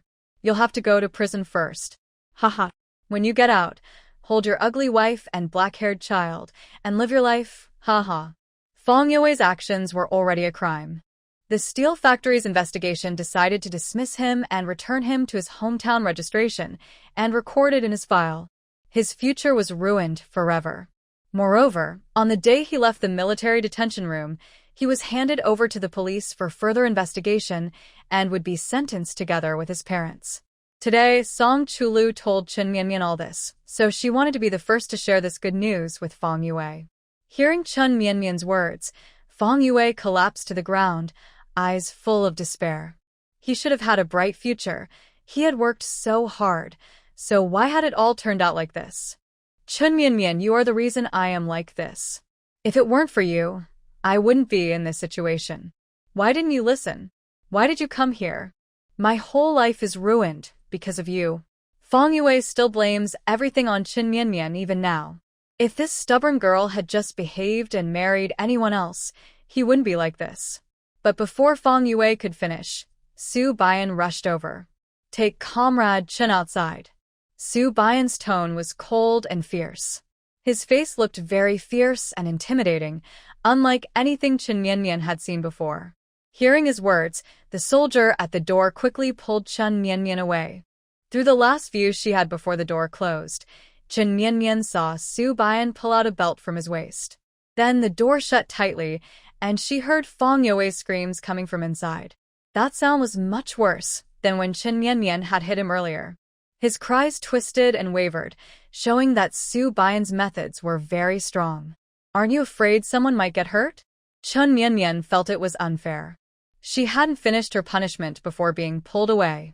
Su Bian was clearly using harsh methods, yet no one seemed to care. Comrade Chun, you don't know this, but Captain Su is very skilled at interrogation. Many of his methods look harmless but cause a lot of pain, enough to make someone want to die. Chun Mian suddenly understood and nodded repeatedly, smiling kindly. Yes, yes, I didn't think things through carefully. Thank you both, big brothers. When I marry Bayan, I'll treat you to some wedding candies. The two men waved their hands quickly. They didn't dare let Captain Su's wife call them big brothers. Usually, Captain Su was not quick to get angry. But just now, seeing how he looked like he wanted to kill Fong Yue, it was clear how much he cared about his wife. Meanwhile, Chen Mianmian learned some things about Su Bayan from the soldiers. He was not very social and didn't talk much with others, but once he took on a task, he worked like a madman. He always rushed to the front in dangerous situations. He was injured several times and almost lost his life, but he would recover and continue working before healing. In the army, everyone knew his name. Many soldiers didn't know him well, but they admired him. The desire to be strong is a natural instinct. Just then, Su Bayan came out. He looked completely normal, as if his fierce attitude earlier was just an act. Let's go. I'll take you home. Chun Mianmian was curious about why there was no sound inside, so she peeked inside, worried that Su Bayan might have hurt someone badly and gotten into trouble. But clearly, Su Bayan was careful. Fong Yue was lying on the ground like a lump of mud, looking no different than before, but he seemed as if he had just been pulled out of water, sweat soaking his body. TSK, TSK, TSK, what method did you use? I might learn it too someday. Chun Mianmian looked at Su Bayan with interest, gaining more understanding of him. This guy is not as simple as he seems. It's nothing special. I just dislocated his bones and put them back, pressing on his most painful spots. I also used some techniques I learned, things that look harmless but can make him suffer for a long time. After saying this, Su Bayan thought Chen Mianmian would see him as cruel, but instead, she looked excited. Wow, this method is impressive. In the future, if they need to disassemble bones at home, he could handle it professionally. Su Bayan didn't realize that Chen Mianmian's gaze was filled with a sense of satisfaction from the power he felt, only that being stared at by those beautiful eyes made his cheeks flush and his ears feel hot. Mianmian, you can't treat me like this. I'm your fiancé. You can only marry me. Fong Yue squinted as he watched the interaction between Chen Mianmian and Su Bayan. It was obvious they were serious about getting married. He felt uncomfortable, as if something that belonged to him was being taken away. Mianmian, you promised to marry me. You can't abandon me. Hearing this, Chen Mianmian walked over and stepped his face, pressing down forcefully. Fong Yue, the Mianmian you talk about has already been killed by you. She died at the hands of the thugs you hired. Now, I am here to take you. Fong Yue, you will suffer for a lifetime to pay off the debt owed to Chen Mianmian. Thinking about the stabbing pain in her chest when she first crossed over, Chen Mianmian's hatred couldn't be erased. Fong Yue wanted to spend his life suffering to atone for the innocent girl's death. Fong Yue was already exhausted from the torment. After Chen Mianmian's words, he couldn't even breathe properly and fainted with a groan. Pfft, you want to marry me with this kind of attitude? Look at yourself in the mirror first. You're only fit to live with someone like Shuejiren, a simpleton. Chen Mianmian rolled her eyes, disdainfully kicked the ground, and then left with Su Bayan. Originally, Su Bayan wanted to send Chen Mianmian home and then return to the team. But as soon as she opened the door, she saw Lu Rulin and Dong Qingqiu talking inside. Mom, what are you doing? Chen Mianmian looked blankly at Dong Qingqiu, who seemed a bit uncomfortable. She wondered why she was here. Dong Qingqiu opened her mouth but didn't know what to say. Meanwhile, Lu Rulin, with a big smile, started explaining. It turned out that earlier that morning, Lu Rulin was working when she smelled something burning nearby. Worried that someone's house might catch fire, she hurried outside to check. She saw thick smoke rising from a yard not far away. She ran over and found that Dong Qingqiu was trying to make porridge but had accidentally fallen asleep, nearly causing a fire in the kitchen. Just as Dong Qingqiu was about to call for help, Lu Rulin ran in with a water bucket and quickly put out the flames. Cough, cough. Go outside quickly. If you breathe in too much smoke, you'll cough a lot later. Lu Rulin pulled the stunned Dong Qingqiu out of the kitchen. She didn't expect her daughter's mother-in-law to come to her rescue. That girl had never called her mother before, but She kept calling Lu Rulan mom. Dong Qingqiu felt both jealous and a bit bitter. Thinking about her daughter's suffering, she couldn't help but feel a twinge of sadness. Thank you. Thank you for helping me. Despite her mixed feelings, Dong Qingqiu still thanked Lu Rulan. Without her, she might have been in an even worse situation. We're neighbors. When something big happens, who wouldn't want to help? The kitchen needs cleaning too. Luckily, I have nothing to do, so I'll help you. Lu Rulan looked at the blackened kitchen, rolled up her sleeves, fetched water, and started cleaning efficiently. With her help, in just an hour, they finished tidying up the house.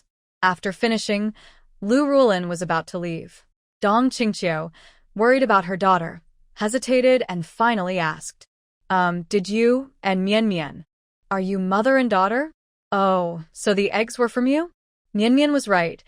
Those eggs were a housewarming gift from a neighbor. You gave us so many eggs. Thank you so much. We've eaten them all. My daughter-in-law even ate 5 fried eggs. Lu Rulan didn't know that Dong Qingqiu was Chun Mian Mian's biological mother. She just thought she was a kind neighbor and kept thanking her warmly. She even asked her where she bought the eggs. If she could find some, Lu Rulan also wanted to buy more to help the children at home. Dong Qingqiu listened as Chun Mian Mian ate 5 eggs.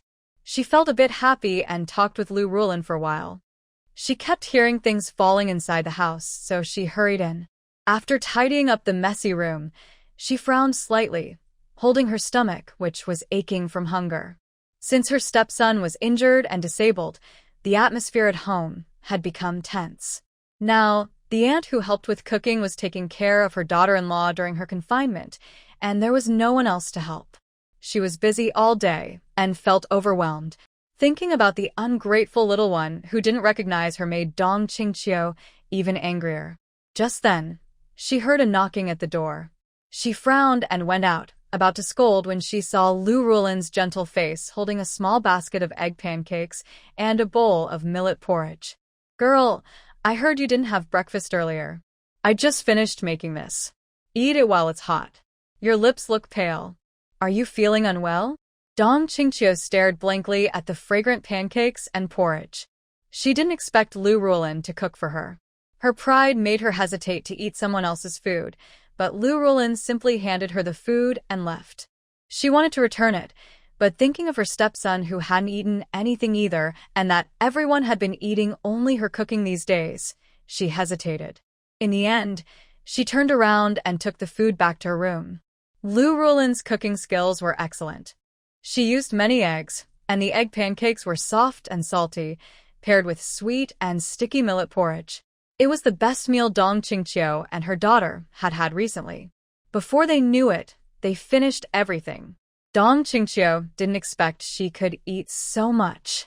She blushed with embarrassment. After washing the bowl, she took a jean of sugar and went to the Su family's yard. She knocked on the door twice, and she faintly heard Lu Rulan inviting her in. Dong Qingqiu pushed the door open and saw a clean, tidy yard, with the sound of a sewing machine sewing steadily.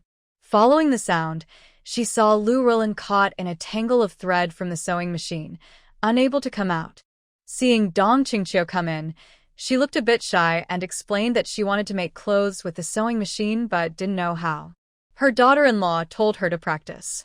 Liu Ruolan had only seen her older sister-in-law use the sewing tools before, but no one had taught her. She didn't understand some steps and couldn't figure them out. Dong Qingqiu put down what she was holding, walked over, and quickly untied the thread spool from Liu Ruolan. She softly explained how to thread a needle, how to work with the petal, and how to sew a hem. Liu Ruolan was clever with her hands. After a short lesson from Dong Qingqiu, she learned the basic sewing stitches. She was so happy, like a child, and kept thanking her. It's nothing, Dong Qingqiu said. Dong Qingqiu loved making clothes. Many of the clothes at home were made by her. Teaching Liu Ruolan was easy for her. When Liu Ruolan said she wanted to make a wedding dress for her daughter-in-law to wear on the day of the marriage registration, Dong Qingqiu's face changed. She felt a strange, heavy pain inside. Such an important event, and the girl decided everything herself. But thinking about what Chen Mianmian said yesterday, Dong Qingqiu felt a bit guilty. If she had paid more attention, her daughter wouldn't have had such a hard life. So she offered to help make the dress, especially the wedding dress. She knew some fashionable Western-style designs and could make one for Chen Mianmian. That would be wonderful. Thank you, big sister, Liu Ruolan said. I don't have much to thank you for. You must come to my house for dinner. Dong Qingqiu wanted to politely refuse and was about to leave. But Liu Ruolan chased after her, holding her hand and talking. This was what Chen Mianmian and Su Bian saw. Hey Mianmian, Bian, you should thank this Andy. She gave us eggs and sugar, and she's even going to help make a wedding dress for you. Liu Ruolan didn't finish her sentence because Dong Qingqiu covered her mouth. But then she felt she was rushing things and couldn't show her face, so she quickly ran away. Chen Mianmian watched her figure, confused about what Dong Qingqiu really meant. When she first approached her, Dong Qingqiu was cold and distant. Now, she was coming closer again. Hey, big sister, why are you leaving? Come eat dinner with us tonight. Liu Ruolan wanted to call Dong Qingqiu back, but Su Bian held her arm and briefly explained her relationship with Chen Mianmian. She's your mother-in-law? Liu Ruolan's eyes widened in disbelief. But when she thought carefully, she suddenly understood. No wonder she felt close to Dong Qingqiu when she saw her. They looked quite similar, like mother and daughter. If she was her mother-in-law, maybe the things she made earlier were too simple. If she had known, she would have made meat buns instead. Watching Liu Ruolan carefully worry about upsetting Dong Qingqiu, Chen Mianmian held her hand to comfort her. Mom, you don't need to worry too much. I don't have feelings for her, and she doesn't want to acknowledge me. From now on, let's just be normal neighbors. Chen Mianmian spoke calmly, never expecting Dong Qingqiu to come for her out of genuine concern. But this time, Liu Ruolan disagreed. She sighed softly and gently brushed aside Chen Mianmian's stray hair. Silly girl, if she didn't want to acknowledge you, why would she bring you eggs? I wondered why she asked about this earlier. She's thinking about you. I can see that her mother-in-law isn't good at socializing, but she still talks to me and keeps asking about you. She's thinking about you. Hearing this, Chen Mianmian's heart fluttered with disbelief. Dong Qingqiu, thinking about her? Seeing Chen Mianmian's innocent and confused expression, Liu Ruolan looked at her with pity. This naive girl had never experienced being cared for or loved, so she didn't understand what it felt like to be thought of. Thinking of this, Liu Ruolan actually felt a bit resentful toward Dong Qingqiu. How could she be so cruel as to abandon her 10-day-old daughter and leave? But she still advised Chen Mianmian a few words. After all, they are mother and daughter.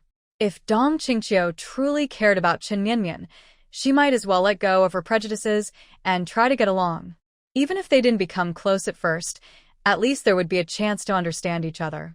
Chen Mianmian lowered her head without speaking.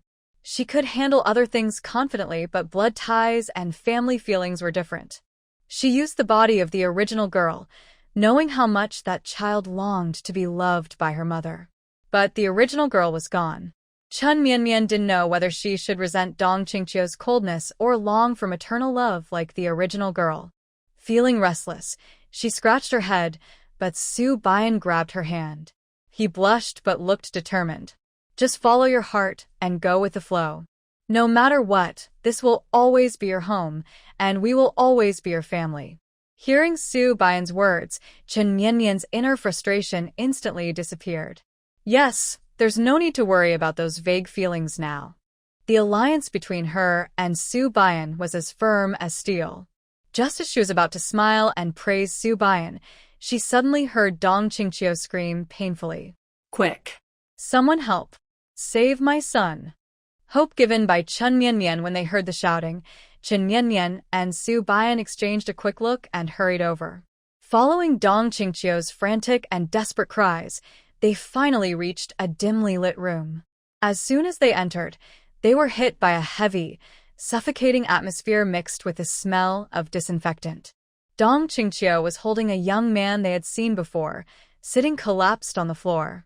At first, from a distance, they hadn't noticed how thin he was. Now, seeing him up close, he looked frighteningly frail. His exposed calves were thinner than Chen Mianmian's arms. His face was pale and dull, and he looked completely defeated, like a tattered cloth doll that could barely breathe. Next to him, many pills were scattered on the ground. Chun Mian looked down and saw a pill bottle, which turned out to be sleeping pills. Janya, why are you thinking of giving up? Spit out the pills. Quickly. Your legs can't stand, and your dad and I are here. Why are you so foolish, insisting on dying? Dong Qingqiu's eyes were full of helpless tears as she tried to open Wenjianya's mouth, but he kept his eyes tightly shut, refusing to open them. On the ground, there was a crooked, handwritten farewell note. Su Bian looked at it, then handed it to Chen Mianmian, revealing the full story. It turned out that Wenjianya was a researcher. He entered university at 14, studied abroad at 16, and returned to China at 20 to serve his country. Over the past 5 years, he dedicated himself to scientific research. He was a promising and capable young talent. However, jealous colleagues betrayed him, leading to his kidnapping. He was subjected to 3 days and nights of inhumane torture, forced to betray his country and his research. When Jianya refused to give in. When he was rescued, his legs were shattered into pieces, and even his tendons were cut. He endured all kinds of torture. It took 2 days of emergency rescue, for different doctors, and 8 life-threatening notices before he was pulled back from the brink of death. The doctors said that the chances of his legs ever working again were slim, and he would have to live in a wheelchair. His wrist injuries affected his hand's dexterity, and he might even struggle to write properly. As a researcher, when Jianya lost his pride and passion for his work, more painful than death. During the months of recovery at home, his stepmother, biological father, and everyone around him treated him like a fragile doll. Since then, he couldn't even go to the bathroom normally. He was confined to this room every day, with no hope in sight. Mom, please don't save me anymore. I beg you, let me die. When Jianyi looked at Dong Qingqiu, who was crying so badly that she was disheveled. As long as he could still speak, he hoarsely gave his last words, clearly resigned to his fate. No, you can't die. You called me mom when you were 8. We've shared 17 years of mother and son. You can't leave me behind. What will I do with your dad and me in the future? Dong Qingqiu hugged Wenjianyi and cried. Hearing this, Chen Mianmian rolled her eyes. He wasn't even dead yet and was already acting mournful. Couldn't she focus on saving him first? Hurry and get me a pot of warm water, not too hot. Su Bian, open his mouth so he doesn't bite me. Chun Mianmian pushed Dong Qingqiu aside and took her place. Su Bian quickly came over, gently opening Wenjianyi's jaw so he couldn't close his mouth. What are you doing? Wenjianyi mumbled, still not finished speaking. Chun Mianmian shoved her finger into his mouth, pressing down on his tongue to induce vomiting. Fortunately, Wenjianyi's medication was discovered in time. The pills hadn't digested much. Chun Mianmian scraped his throat while pouring warm water from Dong Qingqiu into his mouth. After rinsing, she continued to scrape his throat, and his already pale face lost even more color. After several rounds, when Jianyi couldn't anymore, Chun Mianmian turned to Dong Qingqiu and asked how many pills he had swallowed. She hurriedly counted the pills on the ground to see if it was enough. If not, they would take him to the hospital for gastric lavage. Dong Qingqiu had been urging him to take his medicine these days, knowing how many sleeping pills he had. Now, not caring about dirt, he knelt on the ground counting the pills. When he found only one missing, he sank to the ground and let out a sigh of relief. 1 pill was enough for him to sleep through the night. Actually, that was a good thing. Chun Mianmian gave Su Bian a signal. With a snap, when Jianyi's jaw returned to its normal position. Why? Why did you save me? I'm already useless now. I have nothing left. What's the point of me living? When Jianyi finally found a chance to end his life, but it was interrupted. He crawled toward the pills, reaching out to grab them and put them in his mouth, but Chun Mianmian slapped his face. I hate cowards like you the most. You can't accept your situation and seek death. Do you know how many people want to live desperately? How many have died before even touching the hospital door? When Jianyi, with his quick mind, had such a good family environment, caring parents, What more could he be ungrateful for? You are now free from suffering if you die, but the pain is for those who care about you. Those who hurt or envy you will only feel happy. Are you willing to let them go unpunished? If I were you, I would want to take revenge on those who harmed me, even if it meant dying first. Chun Mianyan's words made Wenjianya's dull eyes flicker. Yes, those who hurt him haven't been caught yet. If he died now, filled with anger, it would be understandable. But then he smiled sadly. I just want revenge, but what can I do now? I am useless and can't do anything. People say you're useless, but that doesn't mean you can't get revenge.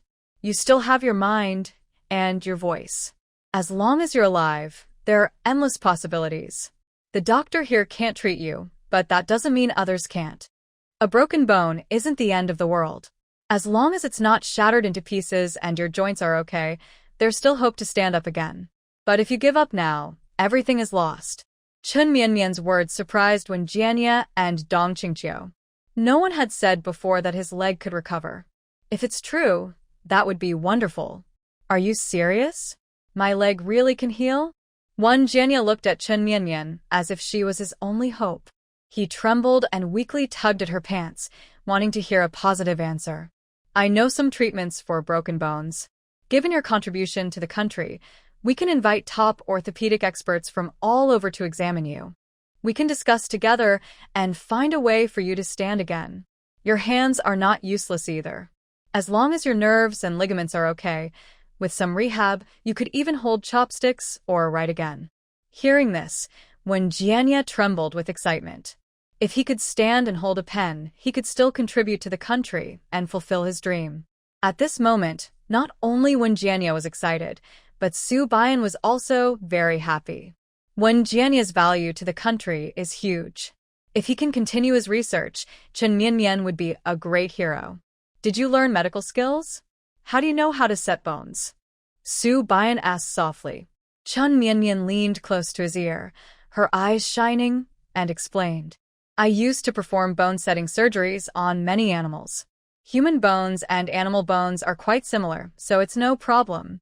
Chun Mianyan had previously performed orthopedic surgeries on lions, zebras, and pandas, and had studied human bone surgery techniques. She was confident she could help treat others. While she was full of confidence, Su Baiyan felt a warm breeze near his ear that made his heart flutter. But the next moment, hearing Chun Mianyan's words almost made him panic. She wanted to treat Wenjianya with methods used for animals?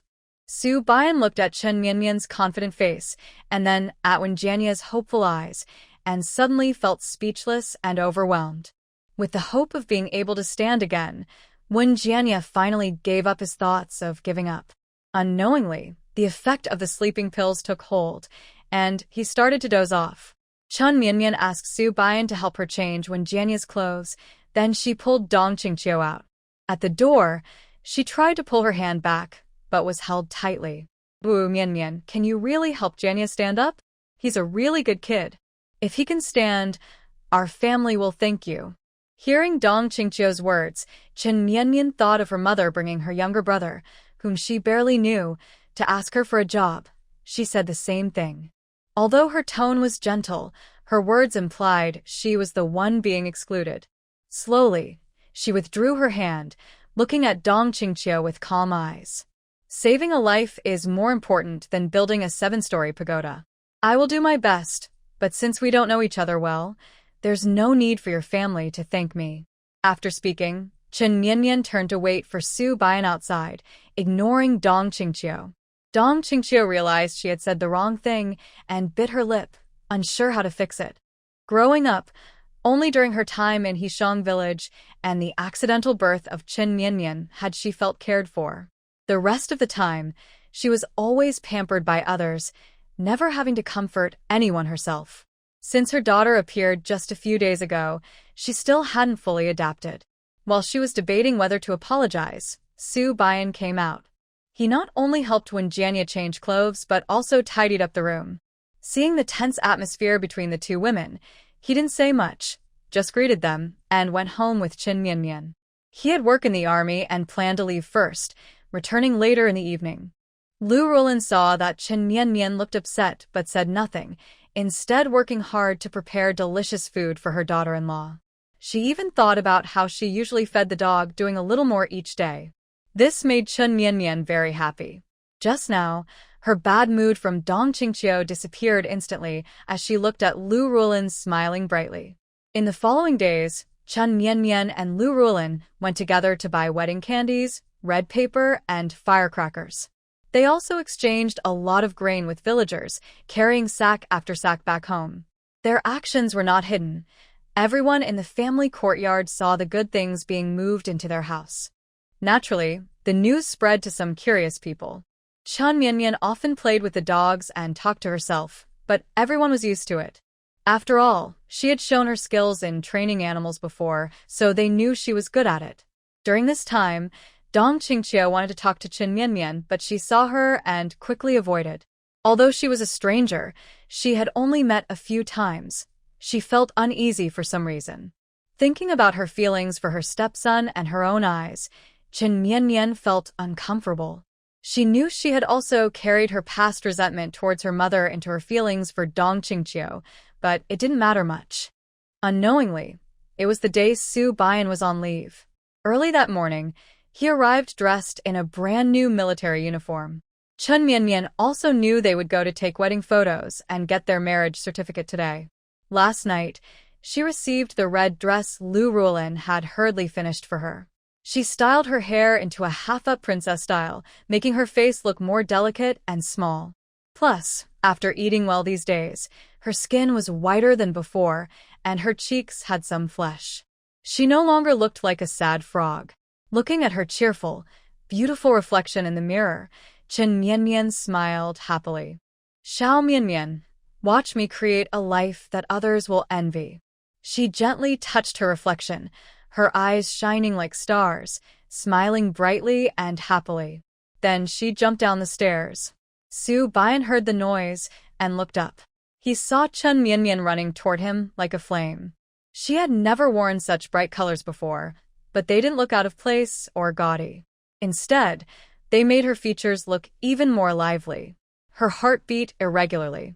Su Baiyan was stunned until Chen Nian reached him, and he finally realized. Today, they were officially husband and wife. Let's go take photos and get the marriage certificate. Su Baiyan nodded firmly. He first sat on his bicycle and helped Chen Nian onto it. With a long stride, he pedaled away quickly. As the weather gets warmer and the wind is gentle, Chen Nian sits behind Su Baiyan. Sunlight filters through his shoulders and shines on her face, making her feel warm and comfortable.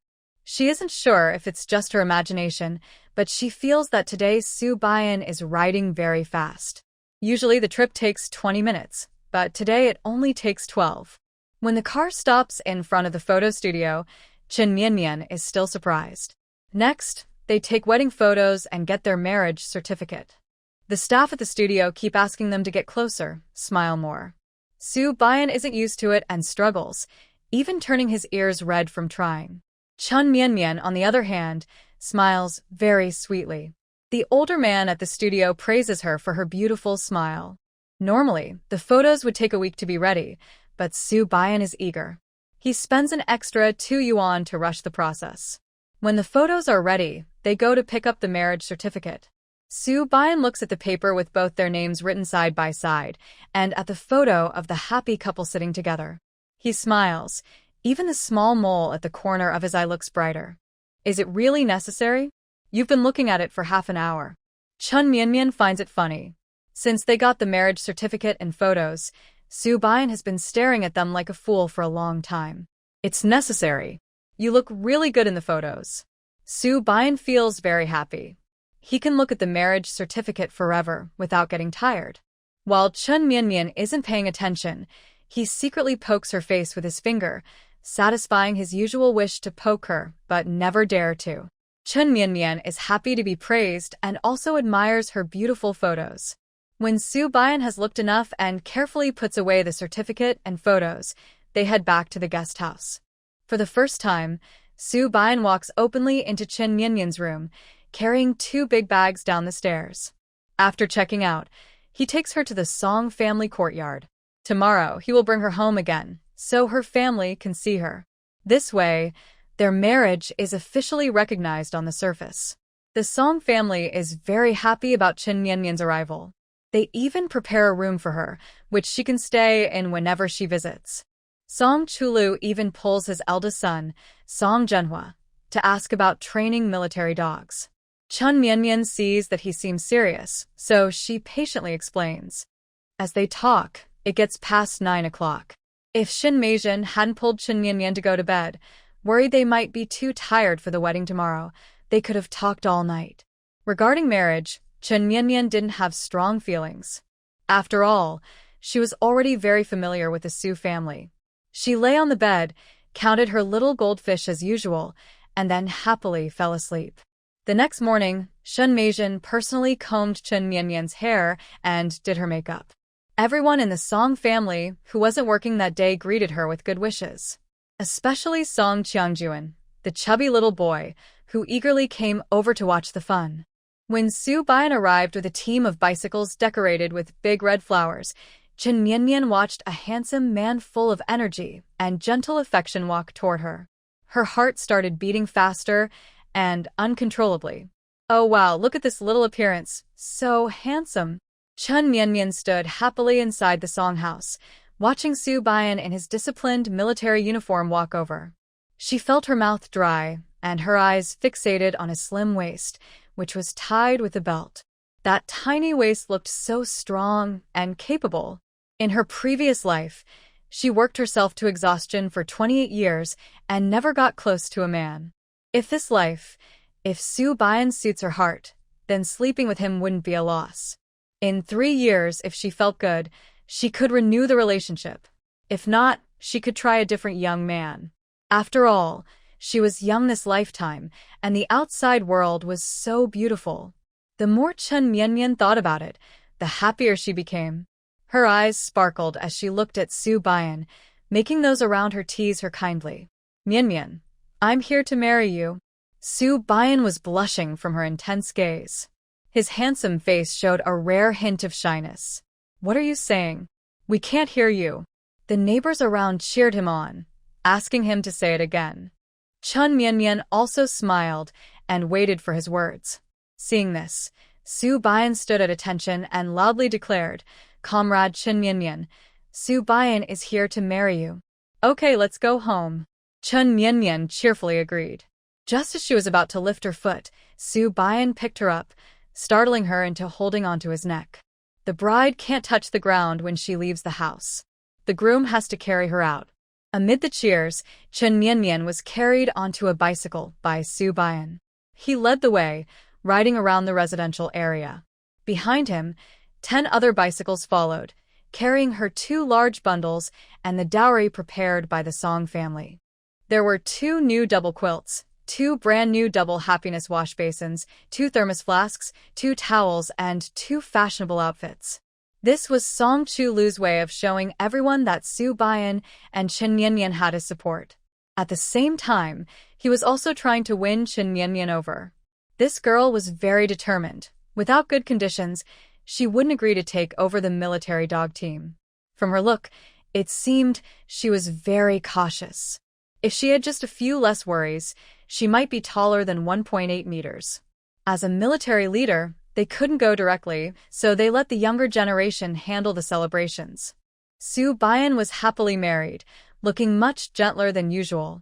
When people congratulated him, he threw candies. Luckily, Chen Mianmian bought a lot, so she kept throwing and sharing candies and snacks.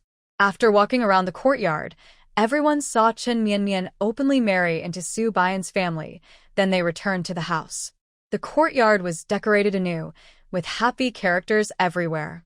Especially in the west room of the new house, Lu Rulin wished she could stick happy symbols on every peanut. When Chen Mianmian entered, she saw everything was red, probably taking some time to clean up. Thank you all for coming to celebrate Baiyan's wedding. Come in quickly, we didn't prepare much, just some candies and snacks to share the joy. Lu Rulin was also dressed in new clothes today, her hair neatly styled, smiling happily. She looked 4 or 5 years younger than before. Ever since Captain Su brought his new wife home, I see things have improved a lot. Lu Rulin used to get bullied often, but now she looks like a lady of the house. That's right. During the days you were away, you missed a lot of good things. I tell you, Chen Mianmian is really impressive. Neighbors eating candies and snacks nearby talked about this family, especially praising Chen Mianmian's strength. Since the last big fuss, many who used to bully Lu Rulin now kept a low profile, afraid Chen Mianmian would come after them and ruin their reputation. Move aside, let us in. While everyone was chatting, Su Danny and her sisters, along with some other Su family members, swaggered into the courtyard. Seeing all the good things inside, their eyes gleamed with greed. Indeed, coming today was the right choice. Su Bian, we are your real aunt and uncle.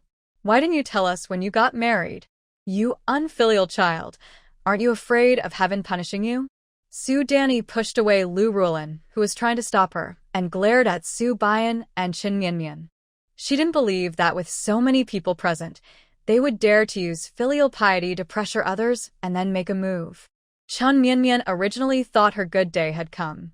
Today, she was supposed to be a shy, cheerful young wife. But some careless person came to ruin her image. She rolled her eyes impatiently and walked over. These days, she had been confidently shopping and coming back. The Su family's useless members finally took the bait. It was good. They could clean up together and save a trip. Even if heaven strikes lightning, it has to first strike you, the widow's door kickers, and the ones digging up ancestral graves. So, what if you didn't get enough scolding last time? Now you're coming to find trouble again? When Su Danny heard Chen Mianmian say this, she immediately remembered being beaten before and backed away, covering her face in fear. But when she saw the people coming to support her, she suddenly became brave again. Today, with so many people here and more arriving, Chen Mianmian was just a paper tiger. Girl, now you have to call me auntie. We are your elders. In the future, when you see us, you must bow and greet us. During festivals, you should also give us gifts. As she spoke, Su Danny signaled her family. They rushed to the kitchen and storeroom, grabbing good things and holding them close. Lu Rulin wanted to pull them back, but was pushed away. Su Bian was so angry he wanted to hit her. Su Danny leaned forward, daring him to hit her. Come and see. Captain Su is hitting his aunt. How can someone like him, who hits elders, be a soldier? I will report him to the army. Su Bian, if you have the guts, hit me dead. Otherwise, we are determined to take these things today. Not just today. During festivals in the future, you will give us 20 yuan and 5 jin of meat. If not, we will come to your house ourselves. Su Danny looked at Chen Mianmian proudly. This girl had used threats before to scare them. Now she was fighting back in the same way. Let's see what she could do. Su Bian was so angry his teeth clenched. If these cowards hadn't been instructed by their father, no one would believe it. Su Chunqing, in revenge, even destroyed his own wedding. Today, I am willing to give up joining the army and refuse to let you bully my mother and Mianmian anymore.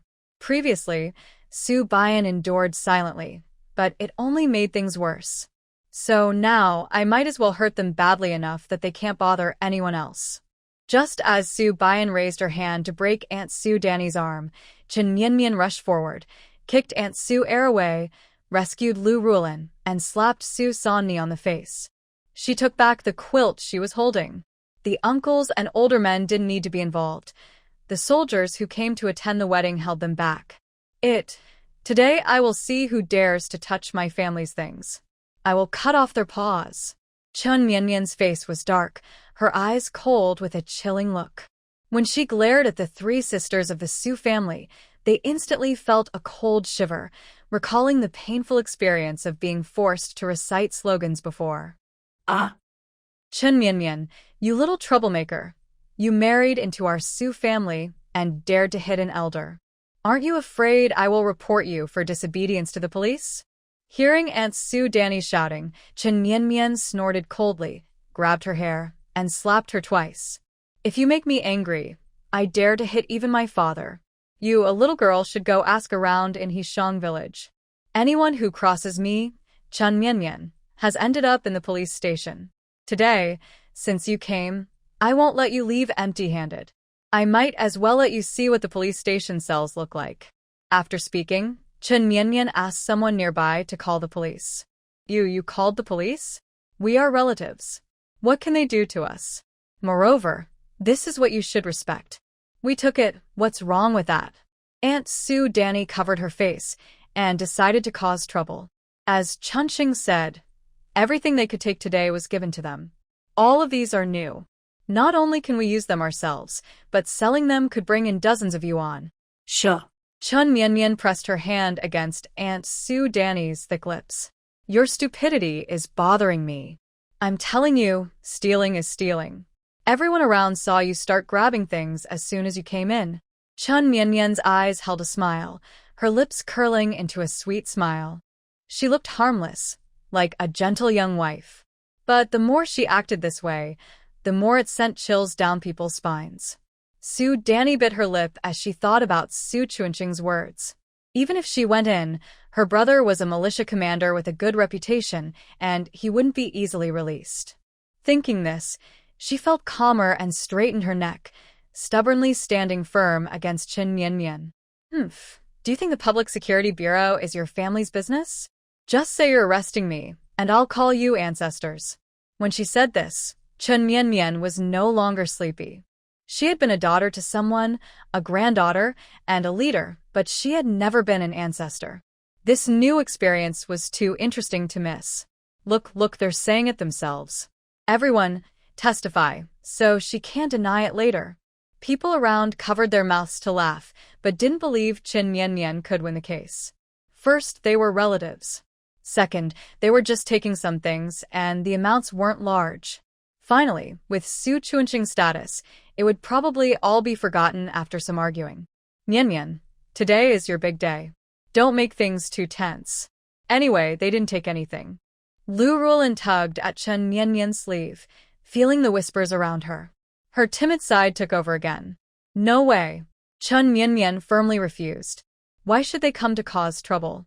I want to settle this peacefully. This is my wedding, my once-in-a-lifetime day. Let those fools ruin it. I want them to come in standing and leave lying down. Otherwise, I'm not called Chen Mianmian. The more she spoke, the angrier she got. She was going to cause trouble. She curled her fingers into a fist and whistled. A group of dogs ran over from nearby. Bite their pants off. If they dare to bully my man, my mother-in-law, bite them hard. Suddenly, over a dozen big dogs burst into the yard, causing the spectators to quickly step back. This gave the dogs space to act. Chen Mianmian climbed onto the table and directed the dogs to fight. The relatives of the Su family all covered their pants and screamed. The dogs obediently bit their butts. Almost everyone had 2 dogs hanging from their pants. Help! Help! Chen Mianmian is killing people. Su Danny's pants were torn open, revealing bright red underwear. Chen Mianmian burst out laughing. Oh dear, you're celebrating your 60th birthday and wearing red shorts. With your bad behavior, even if you put on those shorts, it won't help. Kids, split up and surround them. Knock them down and bite their behinds. Chen Mianmian stomps her feet on the table, shouting fight, while watching the Su family cry out for help, and she laughs happily. Even the onlookers are stunned. They didn't expect such a scene. Can Chen Mianmian really command her dogs to fight? Many people have already decided that they absolutely must not provoke Chen Mianmian. Not only because being bitten by dogs hurts, but also because if she pulls down their pants, it would be embarrassing. Su Bian stands beside Chen Mianmian, worried she might get too excited and fall, so he is ready to catch her at any moment. The sun is shining brightly. Su Bian looks up at Chen Mianmian, and the sunlight creates a glow around her, making her look even more lively and radiant. Her cheers and her fierce, carefree attitude make his heart beat faster. In this life, even if it's a lie, he wants to keep this good girl by his side. Everyone step back. Police are here to handle the case. As the Su family is being bitten and crying, a team of police arrives. Who reported the incident? Police officers, please come help us. Save us. Take us away quickly. The Su family is covered in torn clothes, with scratches and bites all over their bodies. Moving hurts terribly. Seeing the police arrive, they all crawl toward them. Don't move. A few police officers look at the disheveled, unkempt people from the Su family and quickly step back, afraid they might be wild people from the mountains. Police officers.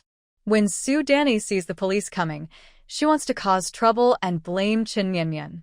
But then she sees a bright red figure rushing in front of the police, crying loudly, "Uncle Police, please help me, a helpless girl.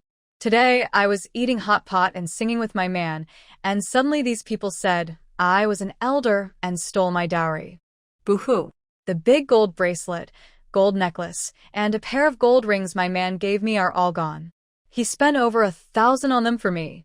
And I also lost the 500 yuan bonus from the army. That was all my money. They took everything from me.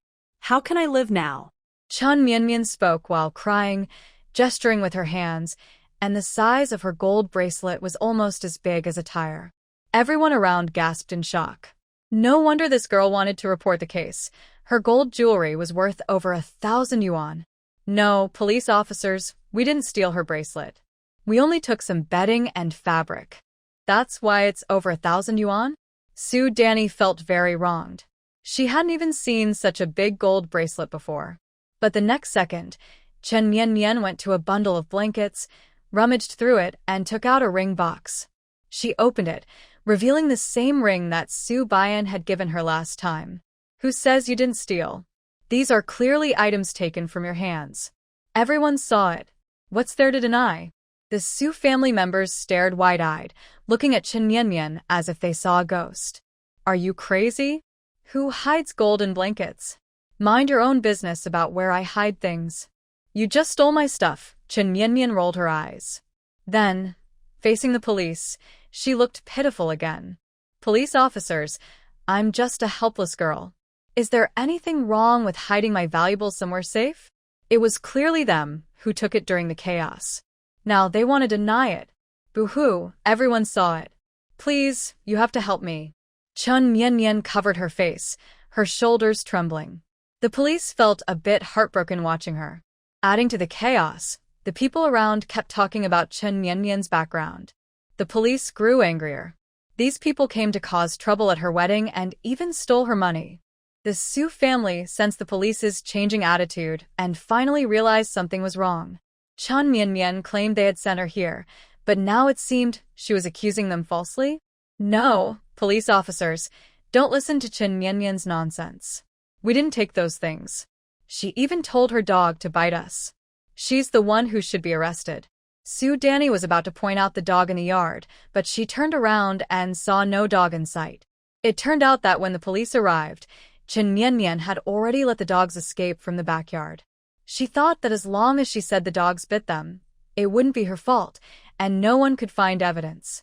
"Police officers, I don't know what's going on with those dogs. Maybe they got annoyed because of the people bothering them. They came over to bite them. Everyone saw that she didn't even lift a finger.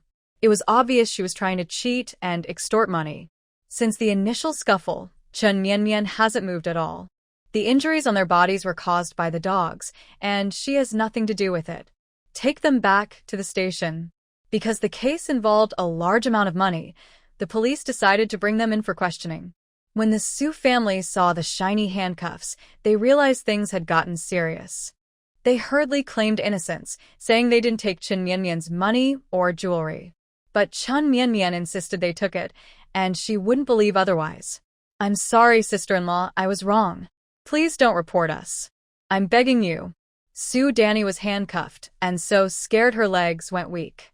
She finally understood she was about to be taken away by Chen Mianmian and begged for mercy. "Sniff, sister-in-law, no, ancestors. Ancestors, please don't report us." It was all under Su Chuanqing's orders. He told us to cause trouble here. Listening to Su Danny, Chen Mianmian showed a mocking smile. She already knew when the dogs arrived. She coldly pinched Su Danny's chin. "Don't worry, you'll stay inside for now. I'll go deal with him later. Mom, you go with the police to give your statement. I'll visit my father-in-law." Chen Mianmian asked Lu Rulin to go to the police station. She also saw Su Juexia, who was handing out wedding candies, returning. They all packed up and sent the gifts out, so she wouldn't be distracted later. Mother and daughter followed the police to the station, looking back every few steps. The Su family members, acting arrogantly, were dragged away like dead dogs. It was very satisfying to see. Chen Mianmian, should we go to Su Chunqing's house now? Su Baiyan's eyes were filled with deep hatred. Now, he didn't even want to call his father anymore. Wait a moment, let's prepare some things. Chen Mianmian smiled sweetly, but her eyes were cold. My father-in-law gave us such a memorable wedding. As the daughter-in-law, I should give a little return. Seeing Chen Mianmian so determined to defend herself, Su Baiyan's heart was pounding. He liked how naturally she protected herself, especially when it was about him. Meanwhile, Chen Mianmian was about to pull a big one, while Su Chunqing and Chu Jinrong had just sat down to rest. A few days ago, they fell for Chen Mianmian and Su Baiyan's tricks. They hid for a few days and, after gaining some favors from Deputy Military Commander Chu, they quietly moved back. Su Chunqing, I warn you, if you let Chen Mianmian, that little troublemaker, jump around in front of me again, forget about your chance to join the official ranks. Recently, Chu Jinrong kept thinking about how Chen Mianmian called her grandma. It made her so angry she fell ill, and she still hasn't fully recovered. Don't worry, I won't let them get away with bullying you. Su Chunqing secretly cursed Chu Jinrong for being overly sensitive, but on the outside, she gently massaged her and also told her about how she ordered the Su family to cause trouble. Chu Jinrong immediately opened her eyes, looking excited. She urged Su Chunqing to tell her what happened. Knowing that she and herself both dislike Chen Mianmian and Su Baiyan, Su Chunqing exaggerated, saying she spent money to have relatives cause trouble, and she would never let those two little troublemakers get what they want. Serves them right. They took my good things, and I won't give that girl anything, not even to the Su family. Say I'm old, and I won't even let her have a proper wedding. Chu Jinrong felt a burst of relief, her body feeling much better. She then took Su Chunqing to buy groceries, planning to celebrate with a nice dinner in the evening. But just as they reached the gate, a bucket of foul-smelling liquid was splashed right on them. Before they could react, the gate swung open. The gate was decorated with hollowed-out patterns. Ugh. Manure? Ugh. Chen Mianmian, it's you again, you little troublemaker. Chu Jinrong, who always liked to keep clean, refused to let anything with a smell enter her house. She cleaned the toilet daily, but never expected to be splashed with manure. She pointed at Chen Mianmian, coughing and cursing, while Su Chunqing, standing nearby, didn't hold back either. The two of them vomited together, creating a very dramatic scene. Chen Mianmian covered her nose with a handkerchief, blocking the stench, and calmly stepped inside with a shovel of manure. Those who knew thought it was a foul-smelling pile of broken manure. Those who didn't might have thought it was a weapon. Hey, old stepmother, why are you so angry when we meet? Normally, you should be past menopause by now. But it's okay. Today I got married, so I came to see you too and show how filial I am. Chen Mianmian, you call that being filial? Pouring manure on us. Ugh. Who the heck taught you that? Su Chunqing, with her nose and mouth full of the foul smell, felt her stomach turn upside down. All her usual calm and dignity disappeared. She wished she could just get rid of Chen Mianmian right then. Oh, don't worry about such small details. Chen Mianmian completely ignores Su Chunqing's angry shouting. She waves her hand to let Su Baiyan and the others, who are carrying hose, come in. I told you before, you and your stepmother have a serious small bourgeois attitude. These things at home should be changed. I'm just worried you'll be reported, and you'll be anxious every night. Look, I just married Baiyan and came straight here to help you both make some changes. After speaking, Chen Mianmian cheerfully signals Su Baiyan to start. In the next moment, the carefully nurtured flower seedlings by Chu Jinrong are all dug up and thrown on the ground by Su Baiyan and a few soldiers. Some buds are crushed without mercy, and the flower bed instantly turns into a pile of weeds. Stop! Stop! What are you doing? Quickly stop! Chu Jinrong watches his years of hard work destroyed, feeling heartbroken. Just as he tries to stop them, he is blocked by the broken shovel Chen Mianmian holds out. "Oh, stepmother, we're just helping you," Chen Mianmian says sincerely, her eyes looking very earnest. "Your small bourgeois ways need to be changed. Today, we are cutting off the source of those ideas completely, so no one can use them against you. Don't worry, I know you and my dad don't farm. From now on, Bayan and I will help." Chen Mianmian. Chu Jinrong shouts her name angrily, but she responds with a shy, bashful look. "Oh, I know you're grateful that I married into the family and still care about you two lonely elders, but this is what we, the younger generation, should do. Although you didn't give us wedding gifts, you did cause trouble for us. So, all of this is what we should do. Don't you think so, Dad?" At the end, Chen Mianmian's eyes are fixed on Su Chunqing, making his guilt and panic impossible to hide. Su Chunqing didn't expect his family to be so useless. Such a small matter could be exposed. But he won't admit it. He firmly claims that Chen Mianmian is talking nonsense. While they are in a stalemate, Su Bayan accidentally digs a big hole in the flower bed that Chu Jinrong personally designed and built. "Oh, wife, I accidentally broke the stepmother's flower bed. She won't be mad, will she?" Su Bayan looks at Chen Mianmian innocently, as if genuinely worried. "Since everything is broken, just smash it all. This way, we won't waste time on farming. We are trying to help the stepmother and her father change their attitude toward life. They won't blame you. In fact, they might thank you. Is that right, Dad, stepmother?" Chen Mianmian's words made the two hesitate. Not agreeing meant wearing a small bourgeois hat, while agreeing, well, it was frustrating. Now, with so many people outside watching, even if they grind their teeth in anger, they have to agree. With their approval, Su Bayan and his team worked even harder. They tore up flower beds, large water tanks for lotus flowers, and even the bricks in the yard. Chen Mianmian looked at the messy scene and asked, "What exactly are you trying to do?"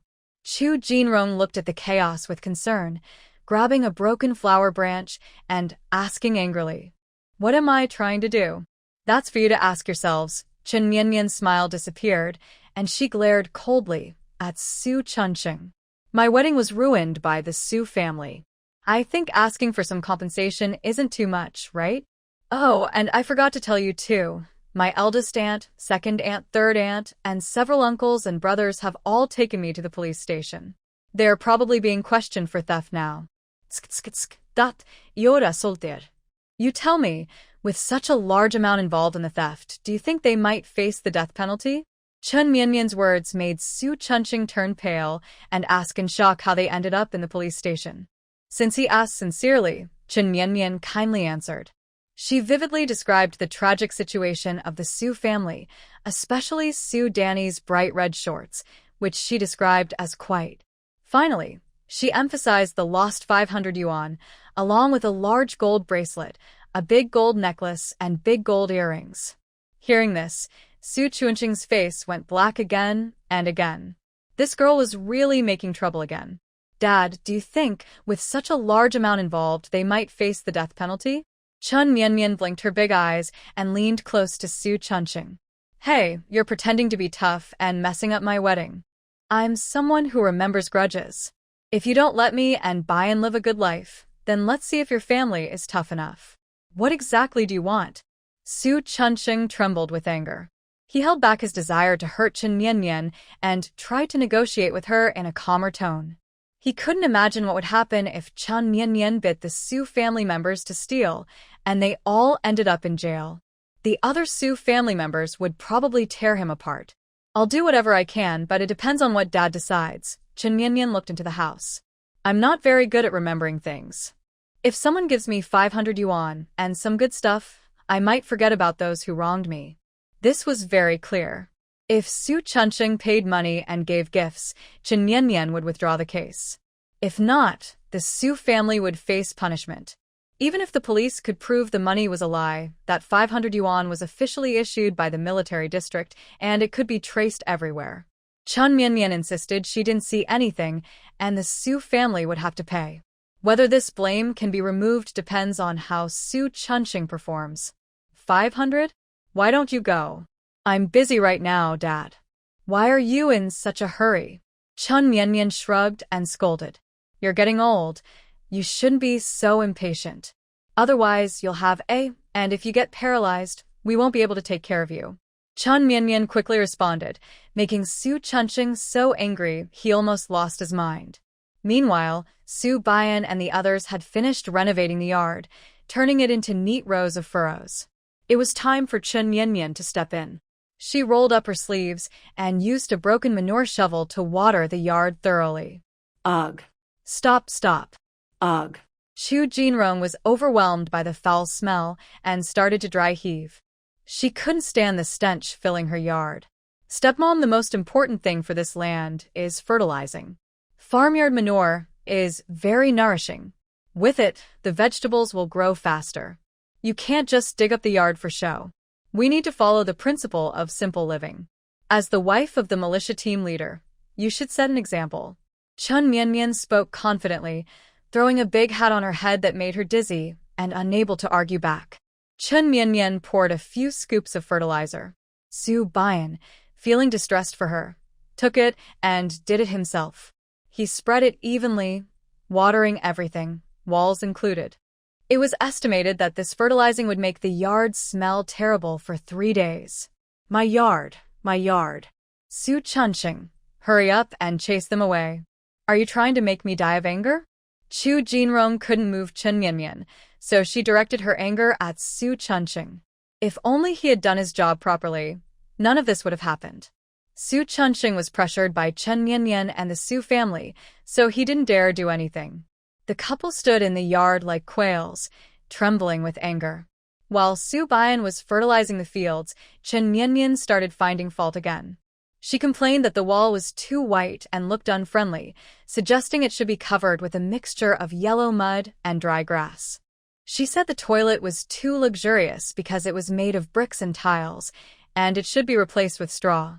She also criticized the custom-made glass windows and the kitchen exhaust fan, saying she could find faults with anything, even breathing. Su Chunqing, are you dead? Hurry up and kick them out. Chu Jinrong felt her head hurt even more and wanted to send Chun Mian to the fields. She shouted loudly, wanting to hit Su Chunqing, but he was too dirty to touch. Chun Mian, what exactly are you trying to do? I told you, 500 yuan plus my wedding gift with Bian. You're not very old, so how come your memory is so bad, like a stepmother? Chun Mian looked shameless. She had no morals or manners. As long as she got the money, she would even smash the glass. Last time, didn't you empty my house? Why do you still want a wedding gift? Chu Jinrong looked furious, almost losing her temper. Chun Mian chuckled softly. That was last time. This time, since you ruined my wedding, I want compensation for emotional damages. Otherwise, do you think I, Chun Mian, am made of paper? I get bullied all the time. It's so unfair. She then prepared 3 buckets of manure water behind her. If Su Chunqing and the others refused, she would pour it into their house. Every time they moved back, she would pour it again, to make these 2 old folks angry. Fine, I'll give it to you. After embarrassing herself last time, Chu Jinrong was already laughed at by her family. Her parents warned her that if she came back to hide her shame again soon, she wouldn't be allowed in anymore. If it weren't for Chu Jinrong not wanting to be looked down on by her family, she would have gone back immediately. But now, she just wanted Chun Mian, this troublemaker, to leave quickly, so she could only compromise. While Chu Jinrong went inside to get the money, Chun Mian followed her in. She looked at the brand-new large radio and the new TV brought from Chu's house, her eyes shining with excitement. Su Bian, come quickly, come quickly. Chun Mian jumped and shouted at Su Bian, waiting for him to come in. She grabbed his hand and pointed at 2 large items. Quick, I like these 2. Move them away, move them away. As soon as Su Bian entered, a small hand held his, making him feel warm and a bit dizzy. His eyes stayed on Chun Mian's small, moving mouth, but he couldn't hear what she was saying. He felt very happy inside and looked down at their joined hands. His ears turned red, without him noticing. Chun Mian, don't go too far. I haven't used these 2 things yet. Chu Jinrong took out money and saw Chen Mianmian trying to grab things again. He immediately lost interest. Fine, I don't want the money anymore.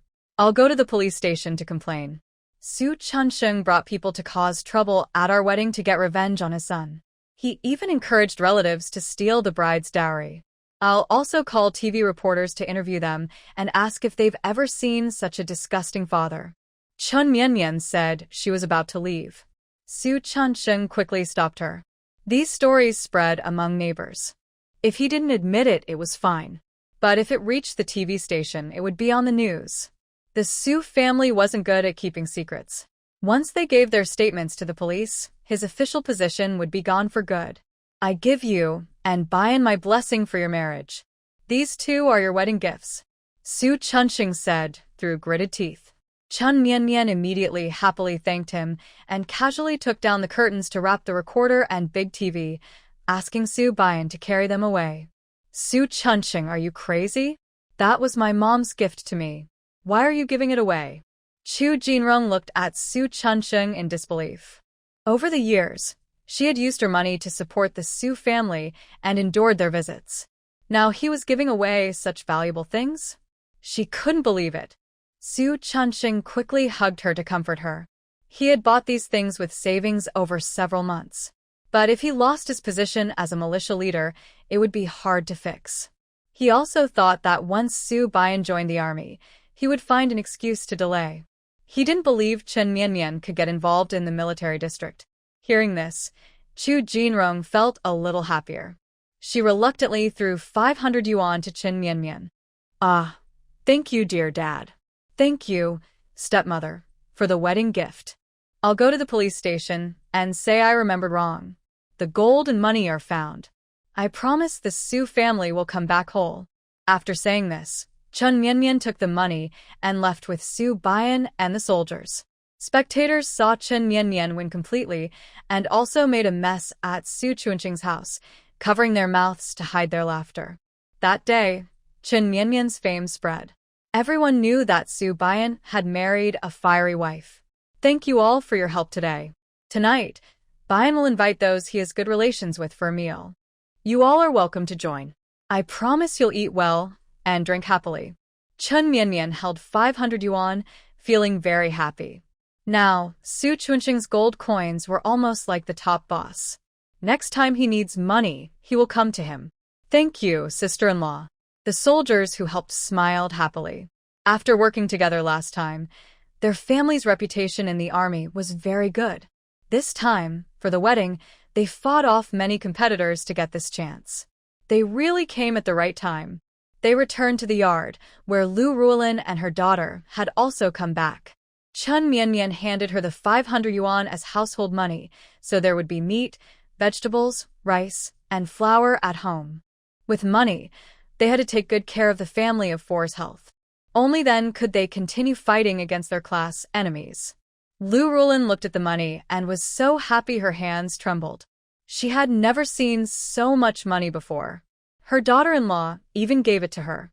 She decided she must work hard to raise her daughter-in-law well, making her healthy and plump.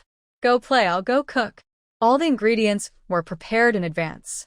The kitchen was full of chicken, duck, fish, and meat. They had enough to set 4 tables of dishes. Lu Ruolin was quick and skillful, steaming buns, stir-frying vegetables, and stewing dishes. All 4 stoves in the house were in use. Delicious dishes kept coming out, and by evening, when the soldiers from the army came over, the wedding feast was ready.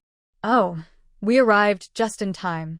Song Zhenhua brought his little grandson, Song Qiangjuan, over. The rich aroma in the yard made them salivate. At that moment, Dong Qingqiu and a tall, honest-looking man with a simple face came over, carrying 2 big red leather trunks. Hey, Commander Wen, you also came? Song Zhenhua raised an eyebrow and looked at Wen Heping. Usually, besides doing missions in the army, he either hurried home to coax his wife or was not known to have a good relationship with Su Bayan. Why did he come today? Yes, Commander Song, hello. I came to bring a congratulatory gift. Wen Heping smiled honestly, inviting Dong Qingqiu into the yard. As they took their seats one after another, Chen Mianmian also brought out the dishes. Miss Mian. Song Cheongjuan, the chubby boy, ran over as soon as he saw Chen Mian. Since he was rescued, he has been talking about her every day, acting like her biggest little fan. Chen Mian happily patted the boy's head and pinched his face. His skin was very smooth and soft, feeling slippery to the touch. Usually, if someone else pinched his face, the boy would be unhappy, but when Chen Mian did it, he just smiled happily and leaned in willingly. Even Grandpa Song Junhwa found it amazing. Everyone watched Chen Mian be so kind to Song Cheongjuan and tease Su Bayan. Bayan, look how much Mian loves children. In the future, you two should have a few more. With your looks and brains, you'll be a genius kid. Song Junhwa joked happily. Su Bayan rarely blushed, but he said that they should wait a couple of years before having children. Chen Mian was only 19 and still not fully healthy, so having a baby now would harm her. He and Chen Mian were not in an ordinary marriage. He wanted to wait until the girl he loved was willing, and he would wait 3 years until she agreed to spend her life with him. Hearing Su Bayan's words, Dong Qingqiu's eyes showed satisfaction. Good. This young man is caring. Women go through a tough time giving birth, but those rude men just talk about having more children, as if it's nothing. It's unfair. Everyone else nodded in agreement, especially Song Junhwa, who looked even more excited. It would be great to have children sooner, so their military dog team could be more established. He thought happily about telling his father to give Chen Mian a raise. Just then, Chen Mian brought over some dishes to greet everyone. She had already seen Dong Qingqiu and Wen Heping, and she guessed that this was her future stepfather. This stepfather looked honest and strong, but Wen Jianya was handsome and refined. It was clear that her older brother was from her mother's side. Miss Mian, congratulations. Su Bayan is a good person. You two should enjoy your life together. If anyone dares to bully you, just tell me. I'll support you. Song Junhwa smiled warmly at Chen Mian as if she were his own daughter, making everyone around wonder if he was possessed. This man was known as the ghost-seeing warrior, a fierce soldier whose face could scare new recruits to tears. Yet now he was smiling at a young girl? Knowing Song Junhwa was surprised and widened his eyes. It was obvious that the person was up to no good, like a fox giving a greeting to a chicken, with bad intentions. Thank you, Uncle Song. In the future, if anyone bullies me, I will slap him and tell him I have your support. Hee. Chen Mian smiled lively and cute, making everyone at the table laugh and tease her a little. She responded confidently and naturally. At this table, everyone had been in battles and earned military honors. They carried a strong aura, so most girls wouldn't dare to get close. But she stood there like a beautiful climbing flower, catching everyone's eyes. Dong Qingqiu watched Chen Mian, feeling like she never truly knew her daughter. Since she came to meet relatives and then turned around quickly, it seemed she didn't care about her mother at all. The more she thought, the more upset she felt. She secretly cursed her stubborn little girl. She was not cute at all. When she said the wrong thing, she ignored her. Even these days, when she came to help make clothes, she saw her but was ignored. While Dong Qingqiu was feeling upset when Heping gently touched her. Mian is about to toast. You should smile a little. As a mother, you should be gentle, so she feels close to you. You both have the same temper, soft on the outside, tough on the inside. Today is her wedding.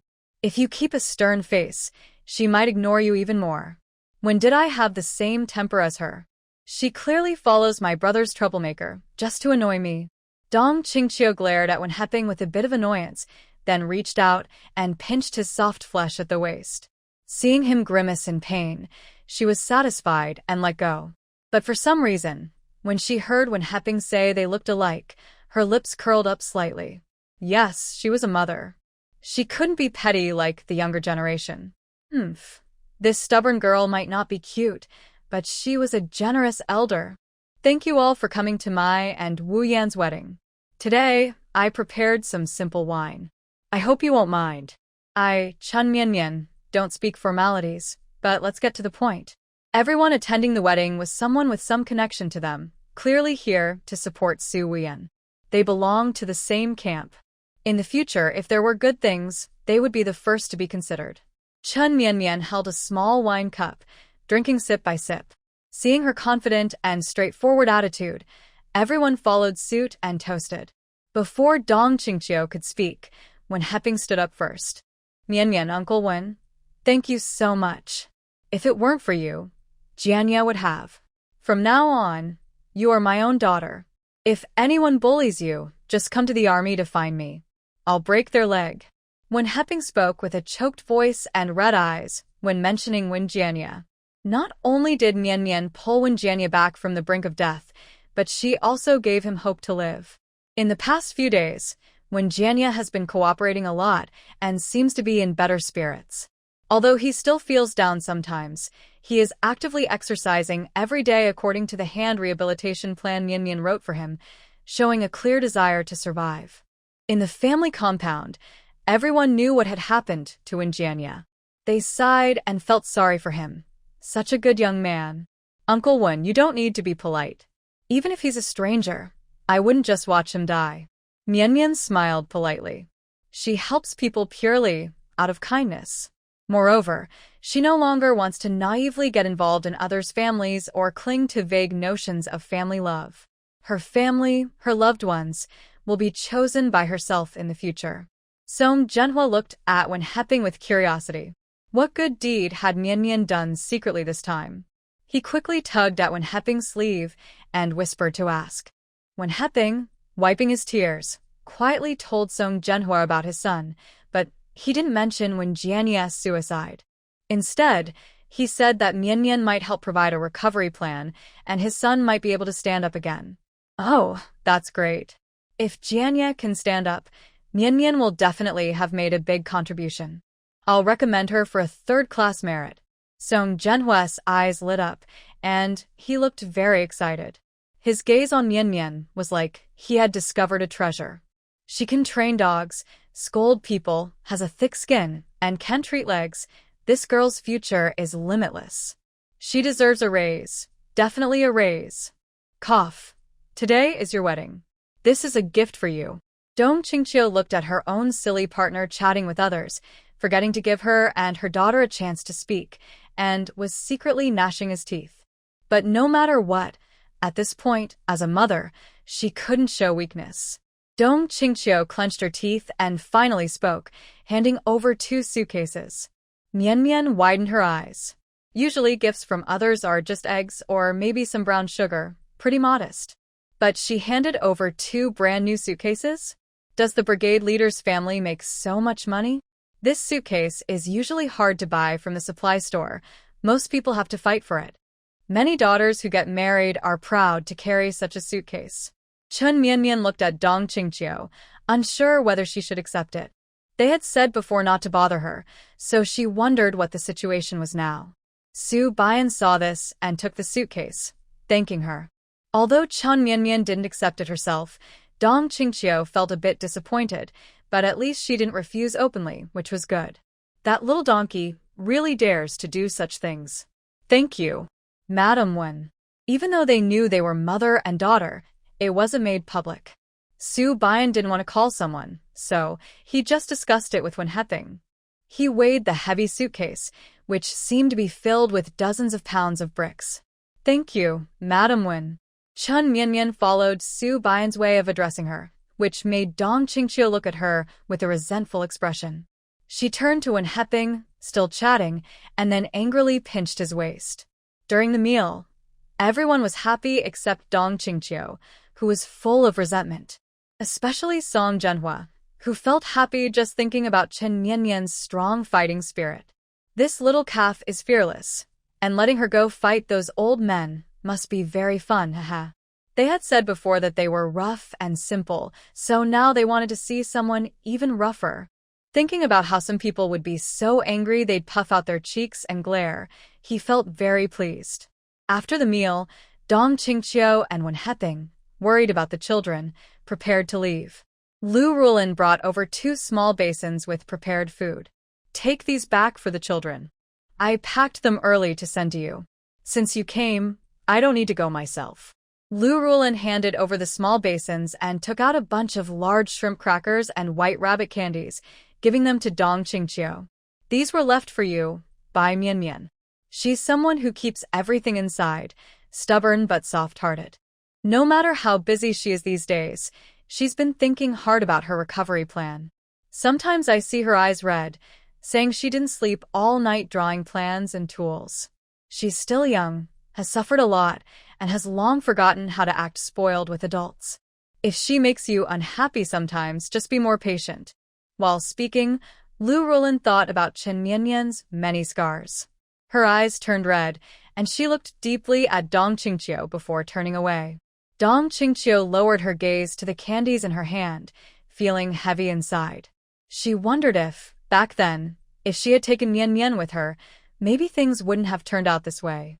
A tear fell when Heping saw his wife crying and quickly tried to comfort her softly. It's okay, take your time. Over time, people will understand your feelings. Our daughter will see your sincerity. That's my daughter. How can you call her so naturally? Dong Qingqiu cried and shot him a quick glare. When Heping hurriedly nodded in apology. Yes, she's your daughter, and she's also my daughter. From now on, let's treat her well. You gave her most of the family's wealth. Mian Mian should see your sincerity. Dong Qingqiu felt a bit better after when Heping's comfort. Inside their luggage were all her private treasures from these years, good things. The stubborn girl didn't even smile at her. It made her so angry. The two of them hugged and went home. As soon as they entered, they saw Dong Jingwu sitting in the living room. Dad, why are you here? Dong Qingqiu was very surprised. She had been told he was going to a meeting in Beijing and wouldn't return for a while. It had been less than half a month. Yes, the military district has a lot to do. I didn't have time to argue with those people, so I just used an excuse to come back. I also wanted to see Jianya. Dong Jingwu thought of when Jianya and felt regret. Such a good boy had been ruined. He remembered meeting him when he was only 8, big and lively. Now he looked so worn out. When Heping saw his father-in-law arrive and quickly brought out good wine and food to serve him, he said that when Jianya had been doing well these days, thanks to Chen Mianmian. Young Mianmian? What did she do? Dong Jingwu was family, so Dong Qingqiu sighed and told him about when Jianya's suicide and how Chen Mianmian was helping with his treatment. Oh, this girl is impressive. I need to meet her soon. Maybe I can also ask her to come live with us at the Dong family. A young girl shouldn't just stay in a guest house. Dong Jingwu felt proud. His granddaughter was so outstanding, and it made him proud too. He was in such a hurry to come back because he wanted to bring the girl home. He didn't want her to suffer anymore. Cough, cough. She's not staying in the guest house anymore. When Heping coughed twice. She's in the yard just ahead. Oh. How did she move in? Isn't this the family residence? Weren't there no one before? Dong Jingwu was a bit curious. He wondered how Mianmian managed to move in. If he could have arranged it earlier, he would have already let the child stay here. Now she's staying at Su Baiyan's house. When Heping carefully watched his father-in-law's expression, it seemed like the old man didn't know that Mian Mian was married. Yes, Su Baiyan is a good kid, Dong Jingwu nodded. Suddenly, he looked upset. Wait, what did you say? She's staying at Su Baiyan's house? Why? A bad feeling grew in his heart. When his daughter said Chen Mianmian married Su Baiyan, and today was the wedding day, and that these two young men had come back after the celebration. What's wrong? Did Su Baiyan trick my granddaughter away? Dong Jingwu was so angry, he slammed the table and stood up. How long was I gone? That little brat is quick. No, I have to find him. I have a granddaughter, and I haven't even had her for a day, and he's already tricked her away. I'll send him to the far north to dig potatoes. After saying that, Dong Jingwu was about to leave, but Dong Qingqiu and when Heping stopped him firmly. Everyone knew Chen Mianmian's personality after living with her for a few days. She wasn't someone who would suffer losses. Since she chose to marry Su Baiyan, it must have been a careful decision. If they went against her now, it would only make her more rebellious. Dad, Mianmian still doesn't recognize me. If you go now, you'll just cause trouble. Dong Qingqiu held onto Dong Jingwu, frowning with a look of grievance. Serves you right. I told you before to bring the child back, and if the Chin family gave some money, it would be over. But you're upset and can't accept it. Now, my daughter doesn't recognize you, and I, her grandfather, don't recognize you either. My big granddaughter is gone to someone else's family. Dong Jingwoo's words made Dong Qingqiu's eyes fill with tears. She hadn't expected the Chin family to treat Mian Mian so badly. If she had known, she would have taken the child away long ago. Now, there was nothing she could do. Mian Mian didn't recognize her anymore. Seeing his daughter crying, Dong Jingwoo's heart softened. He sighed. What a tragic fate. All right, stop crying. This weekend, I'll invite Su Bian and Mian Mian to our home for a visit. No matter what, she's my granddaughter, and there's no reason for her to hide or refuse us. You are a mother. Over the years, your child has indeed suffered a lot. You should find ways to make up for it, instead of acting proud and waiting for her to come to you. Dong Jingwoo scolded his daughter. Dong Qingqiu knew she had done wrong before and rarely argued back. Seeing her daughter upset, Dong Jingwoo also felt uncomfortable. After sitting for a while, he got up and left. When he went out, he looked at the big character happiness on the door and found it very eye-catching. Su Bian, that lazy guy, will definitely get a good lesson when he has time. Dong Jingwoo clenched his teeth and left angrily. In the new house, Chin Mian Mian opened the 2 boxes sent by Dong Qingqiu and was surprised, her mouth wide open. In the red suitcase, there were more than 10 pieces of gold jewelry, 2 gold bars, many fashionable fabrics, and a stack of cloth tickets and food coupons. In the other suitcase, it was full of health products, milk powder, malt extract, canned food, and even 2 small umbrellas. Chan Mian Mian's eyes widened at the sight. How much money would all this cost? And, This Dong Qingqiu is quite trendy. She even sent those things. Most elders wouldn't think of giving such gifts. It seems your mother-in-law still cares about you. These should be your dowry. Su Bian carefully watched Chin Mian Mian's expression, afraid she would get angry. Then why doesn't she acknowledge me? Does she think I came from the countryside and embarrassed her? Chan Mian Mian tilted her head, looking confused. If she really considered her as a daughter, why was she sneaking around? It's just because she was from a humble background and made her feel ashamed. Su Bian didn't know how to answer. He hadn't experienced Chin Mian Mian's hardships and had no right to ask her to let go. He only asked if she would accept it. If not, he would return it the next day. Of course I accept. Why wouldn't I? These are like the support money for all these years and the rehabilitation plan for her son. You can't buy that with money. Chan Mian Mian finished speaking, packed everything into the cabinet, and only put the 2 small items under the quilt, as she didn't plan to use them soon. Su Bian also saw those items. He remembered seeing 5 of his comrades buy something like that before, and then he understood what it was. Thinking that he and Chin Mian Mian were using it, his heart pounded wildly, his ears turned red like apples, and he dared not look at the person on the bed. Chin Mian Mian didn't notice Su Bian's unusual behavior and happily helped him make his bed as well. This room has a very large bed, big enough for 6 or 7 people, not just 2. They are in a marriage of convenience, so they won't be sharing a bed romantically. However, Chin Mian Mian secretly looks at Su Bian's figure. Once she feels he's trustworthy, she doesn't mind being a bit more open. Chin Mian Mian gathers up the peanuts and red dates on the bed. After Su Bian finishes making the bed, he finally shyly takes off his military uniform and sits down. Come, have some peanuts. I want to talk to you about the military dog team.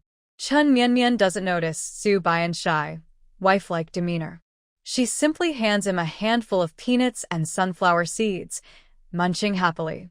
She thinks Commander Song is very dedicated to the military dog team. In this time, funds are tight, and caring for a military dog team costs a lot. Other places might do small things, but in such a large military district, it becomes a target of criticism. Su Bian sighs and explains why Commander Song is so committed to the military dogs. During the war, Commander Song had a military dog named Black Wind, who was with him through thick and thin. When climbing snow mountains, he nearly froze to death, but the dog kept him warm with its body heat. Later, during a surprise attack, the dog was injured by explosives. It could have survived. Black Wind sacrificed itself to buy Commander Song time, carrying an explosive pack into the enemy camp. It was so badly damaged that it lost its life. Commander Song always keeps Black Wind's leash with him as a memorial. Listening to Su Bian, Chen Mianmian finally understands why Commander Song is so dedicated to the military dog team. He wants to carry on Black Wind's spirit. Do you like the military dog team too? Is it good for you? Chen Mianmian feels a bit more open-minded, but she still considers carefully. Su Bian notices her thoughts and a pleased smile appears on his face. The mole at the corner of his eye becomes more striking. Having the military dog team is good for our operations and missions. Plus, I am your husband, so I have priority to use them. When he says husband, Su Bian's voice becomes a little husky and his eyes shine with tenderness. Chen Mianmian feels a bit uncomfortable under his gaze. Since that's the case, Chen Mianmian agrees. It not only solves work issues but also makes things easier for Su Bian. Now, she just needs to see how much they can offer her. After their talk, it's time to sleep. Chen Mianmian takes off her clothes and slips into the warm quilt. This is much better than the guest house. Good night, Su Bian. Good night, good night. Su Bian tugged at the lamp cord, plunging the room into darkness. Soon, they heard Chen Mianmian's steady breathing. She really fell asleep quickly. Does that mean she feels safe with him? Feeling safe now, he believes she will like him more in the future. He is confident he can wait. Su Bian set a goal for himself. After thinking it through, he was not in a rush and closed his eyes, forcing himself to sleep. Just as he was about to doze off, suddenly a leg was draped over his waist. He opened his eyes and saw Chen Mianmian had rolled over and was holding him like a doll. Her fragrant scent filled his nose, making him feel hot all over. His throat moved as he wanted to gently push her back, but she held his neck tightly, making him unable to move.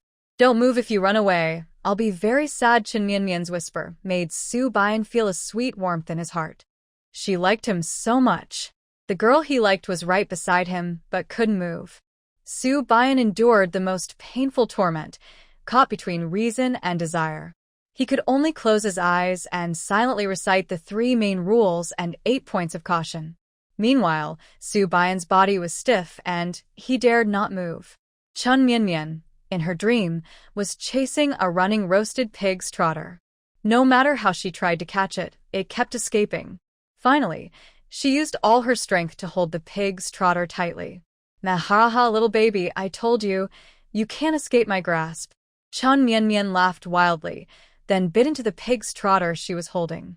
Along with the tender meat in her mouth, came Su Bian's miserable scream. She suddenly opened her eyes and saw Su Bian looking at her with tears in his eyes.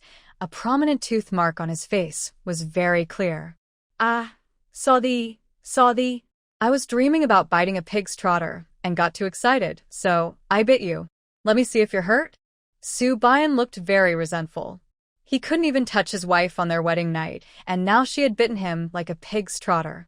Was he less attractive than a pig's trotter? Fortunately, Su Bian reacted quickly and didn't bleed, but the tooth mark would take a few days to heal.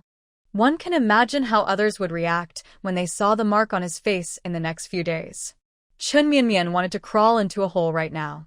Sure enough, when Lu Rulin called them to dinner and saw the tooth mark on her son's face, she first smiled knowingly, then quietly pulled Su Bian aside to whisper to him where no one else could hear.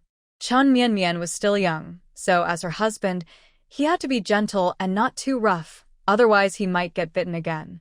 Su Bian nodded seriously, thinking that this advice would be useful in the future. Mom, brother, sister-in-law, I'm off to school.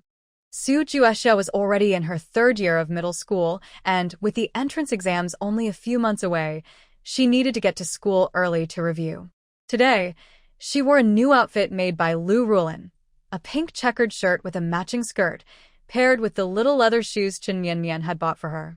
The outfit made her look even prettier. 16 was the age of youth and beauty, and she should dress like this. Carrying her school bag, Su Juexia skipped happily on her way. Meanwhile, Chun Mianmian went with Su Bian to the military headquarters to discuss the new military dog base. Since they had already invited her several times, refusing again would seem unreasonable.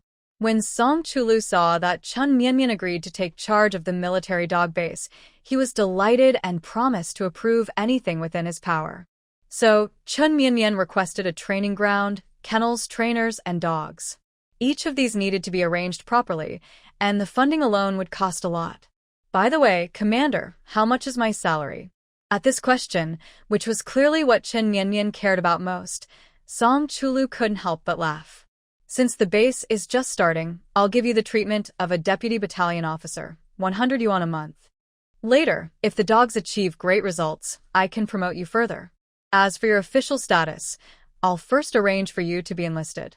Once you make contributions, I'll raise your rank. Hearing this, Chun Mianmian's eyes lit up. Wow, 100 yuan a month and official military status. What a great deal. She had always dreamed of being a soldier, and now it was finally coming true. Commander, you're not just making empty promises, are you? Chun Mianmian still felt the offer was too good to be true. Let me be clear, I may have military status, but you can't use orders to pressure me. The military dog base is mine to manage. If anyone tries to interfere, I won't hold back from standing up to them. Song Chulu admired her straightforward personality. Only someone like her could ensure the military dog team wouldn't be bullied. Actually, there is one problem you'll have to solve yourself, Song Chulu sighed. Even though I'm the commander, the establishment of the military dog base is a big matter, and it requires approval from others as well. In a few days, someone will come to talk to you. Your job is to do whatever it takes to get them to sign. When that happens, I will give you an extra 100 yuan as a reward. After saying that, Song Chulu handed Chun Mianmian the information about those people, so she could prepare herself. When she heard about the bonus, Chun Mianmian became excited. 100 yuan is a lot of money. It's just pretending to be crazy and stupid, which she's good at. Don't worry. As long as the money is there, I will make them all kneel. Chun Mianmian was confident. Song Chulu nodded and gave her a thumbs up. Thinking about the upcoming scene, he decided he had to cancel all his plans that day and go watch the show. They agreed on a time, and Chun Mianmian left the army. Su Bian went back to training. In the evening, Su Bian and Su Juexia came back one after the other. Juexia, where are your clothes? Why did you change? This morning, Su Juexia was wearing a pretty little dress, but when he came back, he was in dull, gray clothes. It was very obvious something was wrong. Oh, well, my classmates went to a cultural performance and borrowed my clothes. They'll return them tomorrow, Su Juexia said, holding his clothes with a bit of unhappiness. He had only worn the beautiful dress for a morning, and even his little leather shoes were borrowed. Chun Mianmian's eyes flickered briefly, but she didn't say anything.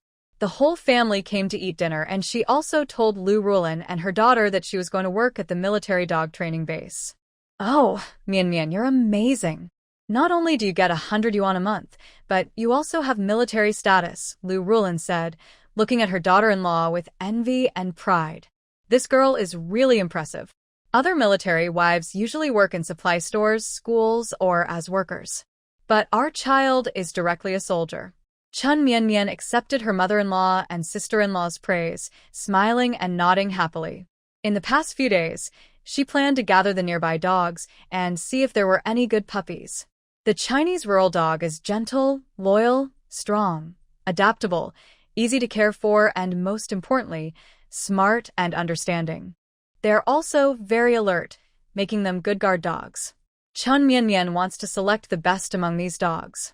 Of course, she also wants the most beautiful ones, so they look impressive when taken out. Children, I need some good helpers. You should be brave, able to fight and protect against bad people. There's some danger, but if you follow me, you won't have to worry about food and drink. Think about it, and if you want to join, come sign up. During this time, stray dogs face many hardships. They often go hungry and worry about being harmed by people. Following Chun Mianmian is dangerous, but at least she can eat every meal. The dogs quickly spread the good news nearby. Recently, she has been at home choosing suitable dogs and practicing some tricks to show off. This way, she will have something impressive to use when negotiating with others. Time passes unknowingly. Chun Mianmian watches Su Juexia go to school wearing old, torn clothes. After 2 days, she still wears the same outfit. Her new clothes haven't come back, and she seems more sad. Mom, I will bring lunch to Juexia at school today, she says. When Su Juexia leaves for school, Chen Mianmian and Lu Rulin say goodbye. She feels something is not quite right. Su Juexia could attend a school near their home, but Su Chunqing insists she can't take a spot in the military district school. Instead, she has to go far to the city. The girl wakes up early and studies hard every day. She is very well behaved and shouldn't be bullied. Chen Mianmian wants to watch over her. Lu Rulin is happy. Her daughter is usually very sensible and knows their family isn't well off. She often brings them dry food and pickled vegetables to eat at school. Now that their family is better off, Su Juexia still hesitates to eat better food. Since Chen Mianmian is going out, she decides to make her daughter some noodles with sauce. Before noon, Chen Mianmian sets out with 4 dogs. She doesn't know the way well, so she waits at the military district gate. When she sees a military vehicle, she asks for directions to the city and then gets a ride. The dogs sit in the back, panting and barking happily. They look very cute. The car is fast, and in less than half an hour, they arrive at Su Juexia's middle school. Someone nearby says the school's quality isn't very good. Today, officials are inspecting the school. If it's found to be poor, the school might lose its accreditation and have to close. Chen Mianmian raises an eyebrow. Her mother-in-law and sister-in-law have been badly treated by Su Chunqing. She plans to go back and throw some manure at his house, more the better. They walk through the main gate into 2 rows of buildings. Chen Mianmian easily spots Su Juexia through a window. She is curled up in a corner, eating a piece of bread and some pickled vegetables. Aren't those meant for the dogs? Why is this silly girl eating them too? Just as Chen Mianmian is about to call out to Su Juexia, she sees a few girls walking over. The leader of the group is wearing her new clothes.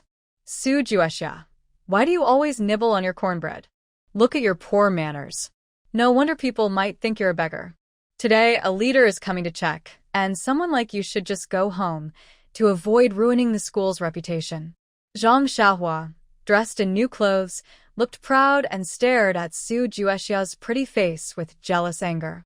The mean girl thought, why does she get such nice clothes? I want to take them and wear them every day to show off. Humph. Zhang Xiaohua, why don't you return my clothes? The ones you're wearing are mine. Su Juexia used to be patient and silent, but recently her sister-in-law said that people should stand up for themselves, or they will be bullied forever. So, she clenched her teeth and stammered, Hey, you little stammer, what's wrong with me wearing your clothes? Zhang Xiaohua snorted coldly, kicked the table in front of Su Juexia, and said, Look at yourself. You don't deserve such good things. You haven't even thanked me for letting you wear my stinky clothes. You should be grateful. The more Zhang Xiaohua looked at Su Juexia's face, the angrier she got.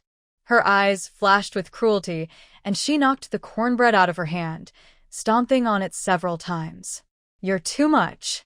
Su Juexia looked at the wasted food, her eyes turning red with anger. Tears welled up in her eyes, making her look pitiful. Some boys in the class saw this and felt sorry for her, so they told Zhang Xiaohua to stop being so mean. How am I being too much? I just can't stand her flirting around. Don't you all like her fox-like face too? Humph. Su Juexia, now that you suddenly have nice clothes, did you trade your body for them?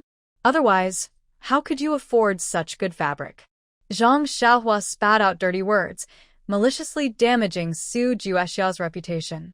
No, you're talking nonsense. Su Juexia got angrier and spoke less clearly. The clothes were given to me by my sister-in-law. I didn't trade my body for them. Then your sister-in-law must be a bad person too.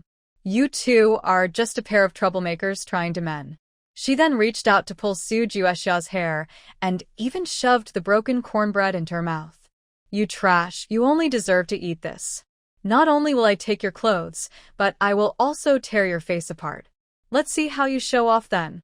Zhang Xiaohua deliberately aimed her nails at Su Juexia, planning to scratch her face in a sneaky way. Su Juexia was held down by Zhang Xiaohua's followers and couldn't move. As she saw the sharp nails coming toward her, she closed her eyes in despair. Suddenly, the classroom door was kicked open. Chen Mianmian threw her lunchbox from afar, hitting Zhang Xiaohua right on the head. The soup from the noodles spilled down her head, and the noodles stuck to her hair and ears, looking like a dirty rag. Ah! Who dares to throw things at me? Zhang Xiaohua, covered in soup, couldn't see clearly and screamed while cursing. Your dad is here to take your life. Chen Mianmian rolled up her sleeves and rushed over, grabbing Zhang Xiaohua's hair and slapping her hard. I told you not to bully my sister-in-law, to spit on people, and now I'm taking you to the bathroom to wash your mouth. After saying that, Chen Mianmian pulled Zhang Xiaohua outside. Her followers quickly came over to stop her. Chen Mianmian snorted coldly, whistled, and 4 dogs that followed her ran in, baring their teeth and barking fiercely at the followers, scaring them into retreat. Juexia, come with your sister-in-law.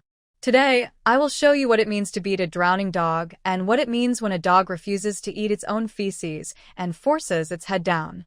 Ah! Let go of me, you crazy woman. I will tell the teacher. Zhang Xiaohua, pulled by her hair, could only bend her body and follow Chen Mianmian. Her arms were also slapped hard. Good, go tell the teacher. I want everyone to see what kind of trash you are, spouting nonsense, bullying classmates, and stealing from others. This is what your school teaches. Chen Mianmian reached the school's outdoor toilet. She really wanted to drag Zhang Xiaohua inside, but was stopped by the foul smell. She clung tightly to the brick wall to avoid going in. As they struggled, others gathered around, watching Chen Mianmian and Zhang Xiaohua pull and tug, whispering and gossiping. Seeing more and more people around, Zhang Xiaohua quickly called for help, shouting that Chen Mianmian was a crazy woman. I am a crazy woman, and you are a thief. Everyone judge for yourselves. My sister-in-law is Su Juexia from Class 3, Grade 2. Our family isn't well off, as you all know. A few days ago, I finally managed to sew a few inches of cloth from the scraps I had when I married in to make clothes for Juexia. She hadn't even worn them for a day before this terrible disaster stole them away. I came here today to see what was happening and saw my sister-in-law being pushed to the ground and beaten. Is there no justice left? No law? Chen Mianmian spoke clearly and confidently, and students from nearby classes could testify. That morning, Su Juexia was dressed very beautifully, and boys from nearby classes went over to secretly look at her. They then realized that Su Juexia, dressed up, looked even more beautiful than the school beauty. But later, that outfit was worn by Zhang Xiaohua. Honestly, she didn't look as good as Su Juexia in it. It turns out Zhang Xiaohua stole something from someone. She usually hangs out with a few girls who don't behave well and sometimes associates with outsiders. It's really unacceptable. Yes, now her parents have come looking for her. Let's see how confident she is now. Everyone was talking but didn't seem willing to help her. Zhang Xiaohua was anxious and angry, pointing and shouting at them. Now you all want to act just and fair? When I made Su Juexia kneel and crawl on the ground before, weren't you just watching for fun? You shameless woman, I advise you to let me go, kowtow, and admit your mistake, or when my friends arrive, you'll regret it. Hearing Zhang Xiaohua's arrogant tone, Chen Mianmian snorted coldly and slapped her across the mouth. Want me to kneel and kowtow to you? Fine, I'll do it right now. Chen Mianmian kicked Zhang Xiaohua's leg, and while she was kneeling, pressed her neck to the ground and made her kowtow. After a few hits, Zhang Xiaohua's head was pounding, and her vision blurred. Chen Mianmian looked at her clothes and got even angrier. She reached out to try to take them off. My sister-in-law hadn't even worn that outfit for a day before this fool stole it. After I take it off, I'll throw this trash into the sewer. Stop. What are you doing? Suddenly, a loud male voice rang out. Chen Mianmian looked up and saw a young man in a white shirt with black-rimmed glasses walking over. He frowned at the chaotic scene and looked at Chen Mianmian with disgust and blame. Teacher Li, sob, you finally came. Please help me. Zhang Xiaohua's forehead was red from being hit, her hair was messy with noodles of food, and she looked very embarrassed. Seeing Teacher Li, she immediately started crying and pointed fingers at Chen Mianmian, trying to turn black into white. Teacher Li, this woman came in and started hitting people. She even tried to tear off my clothes and threw me into the latrine. Boo-hoo, she's so mean. Chen Mianmian snorted coldly and slapped Zhang Xiaohua across the face. Am I the one bullying, or are you?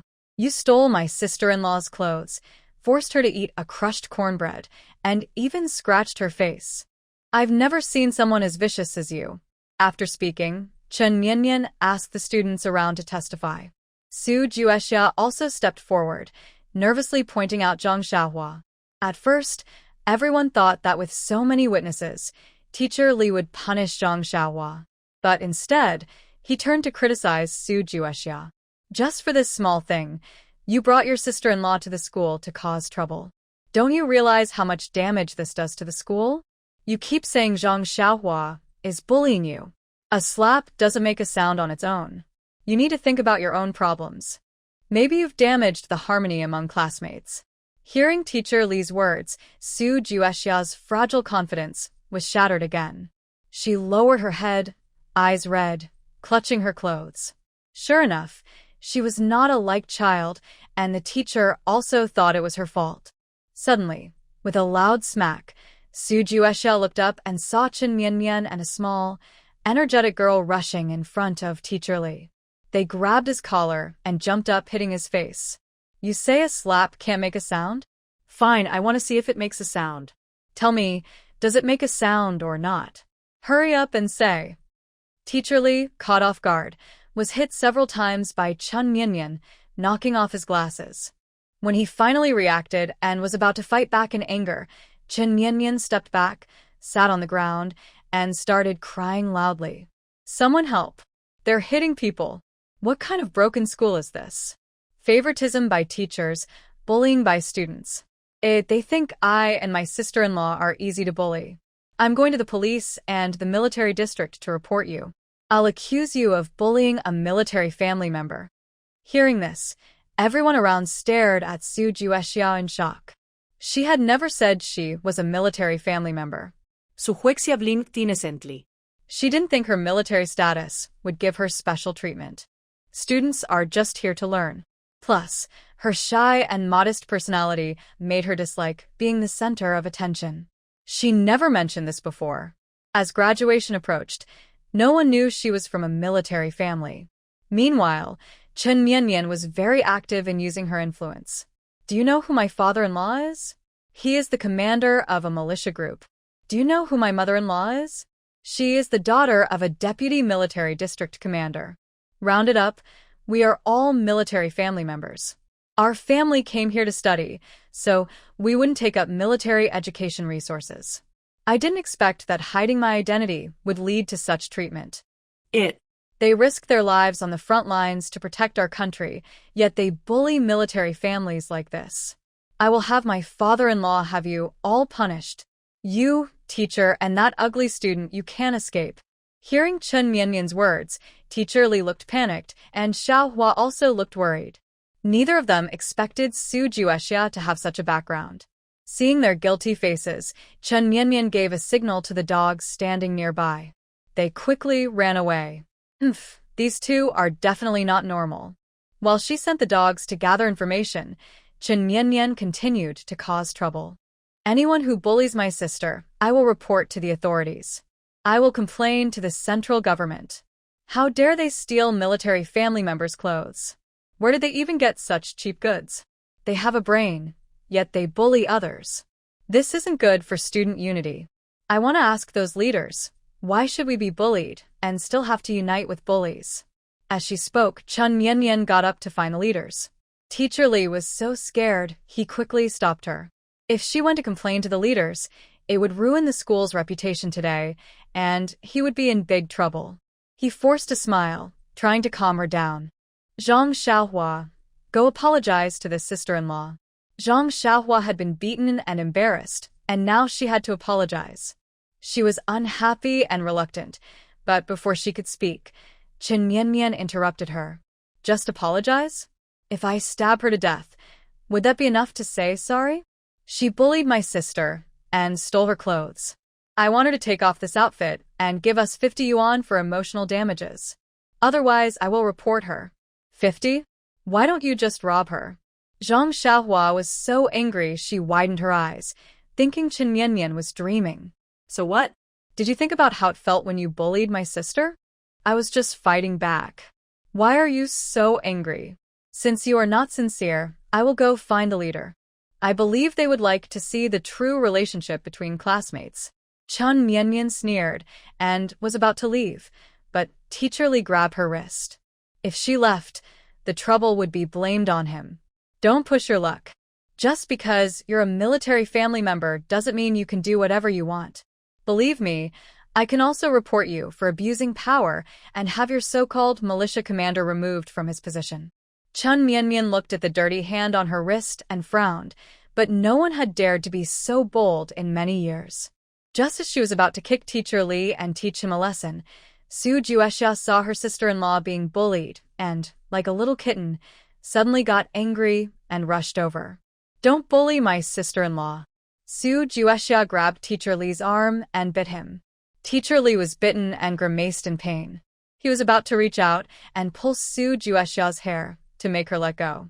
Seeing this, Chen Mianmian thought, "Oh, you dare to hurt my sister-in-law," and kicked Teacher Li in his most vulnerable spot.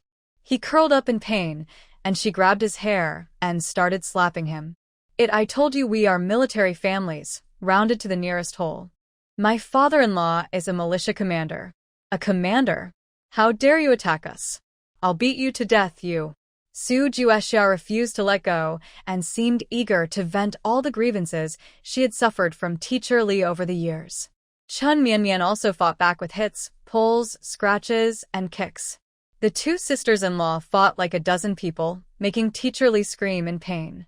Seeing this, Zhang Xiaohua wanted to run, but she bumped into someone. Looking up, she saw the stern-faced director. She thought to herself, "This is bad."